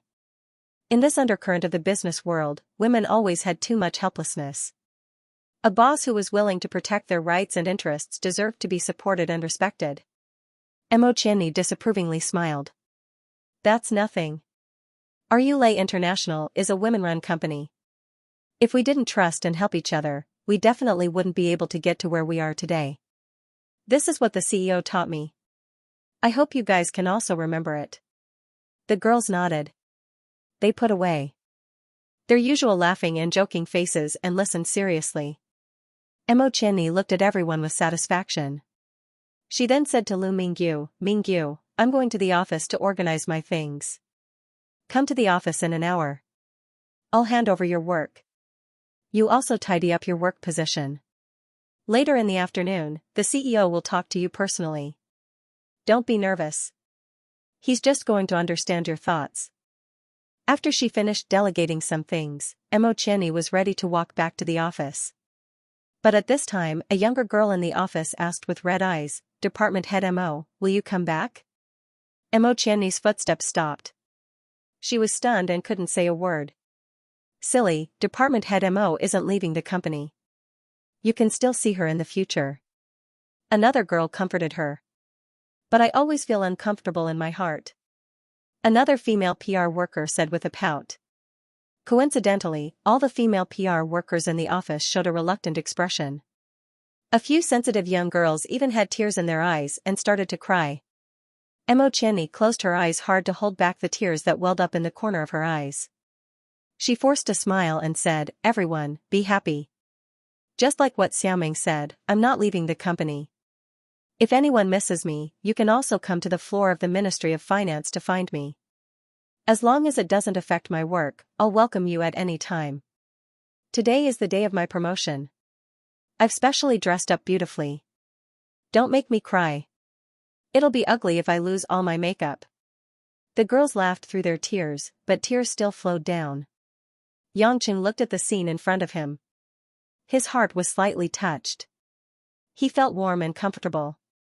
It was these beautiful faces that formed this group and made this office full of warmth. Yangqing finally confirmed how wise he was to come to this company. Wasn't this the kind of warmth he wanted to feel?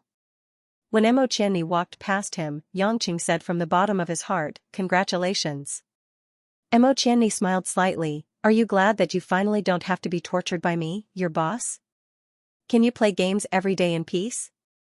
A little bit, but I'm still reluctant. I'll miss you more in the future. Yangqing said truthfully. Mo Qianni's face flashed a trace of redness, you have a glib tongue. Fortunately, I don't have to be your boss anymore. After that, she walked back to the office without looking back. The personnel change in the company didn't have much of a change. Perhaps such a transfer wasn't surprising to most people. The only difference was that the two department heads changed their photos at the door of the office. After work in the afternoon, Yangqing turned off the computer and was ready to go home. At this moment, the phone rang. Yangqing looked at it. It turned out to be Lin Ruoshi calling. Yesterday afternoon, his wife's temper wasn't very good. After that, he didn't go home for the whole night. He thought that she would be so angry that she wouldn't want to talk to him for a while. He didn't expect her to call so soon.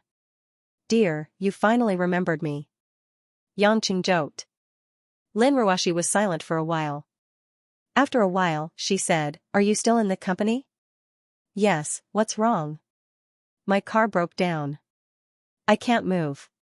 Lin Ruoshi's car was an original British Bentley Elegance. British cars were famous for their classic and elegant design and exquisite workmanship. Unfortunately, the cars made in this stubborn country had a relatively helpless problem. Compared to its exquisite workmanship, the performance and adaptability of the car were in many aspects inferior to Germany, Japan, and other countries. What was even more embarrassing was that British cars, whether it was Aston Martin, Bentley, or Rolls-Royce, all had some small problems. One of them was various kinds of breakdowns. Of course, there was no need to doubt the technology of these cars. But it was precisely these sophisticated advanced technologies that caused these luxury cars to break down unexpectedly under the influence of many external factors. The most typical example was the British Queen Elizabeth II £10 million Bentley. It once left the Queen in the middle of the road and it broke down. In the end, the Queen had no choice but to sit in a jeep and return home dejectedly.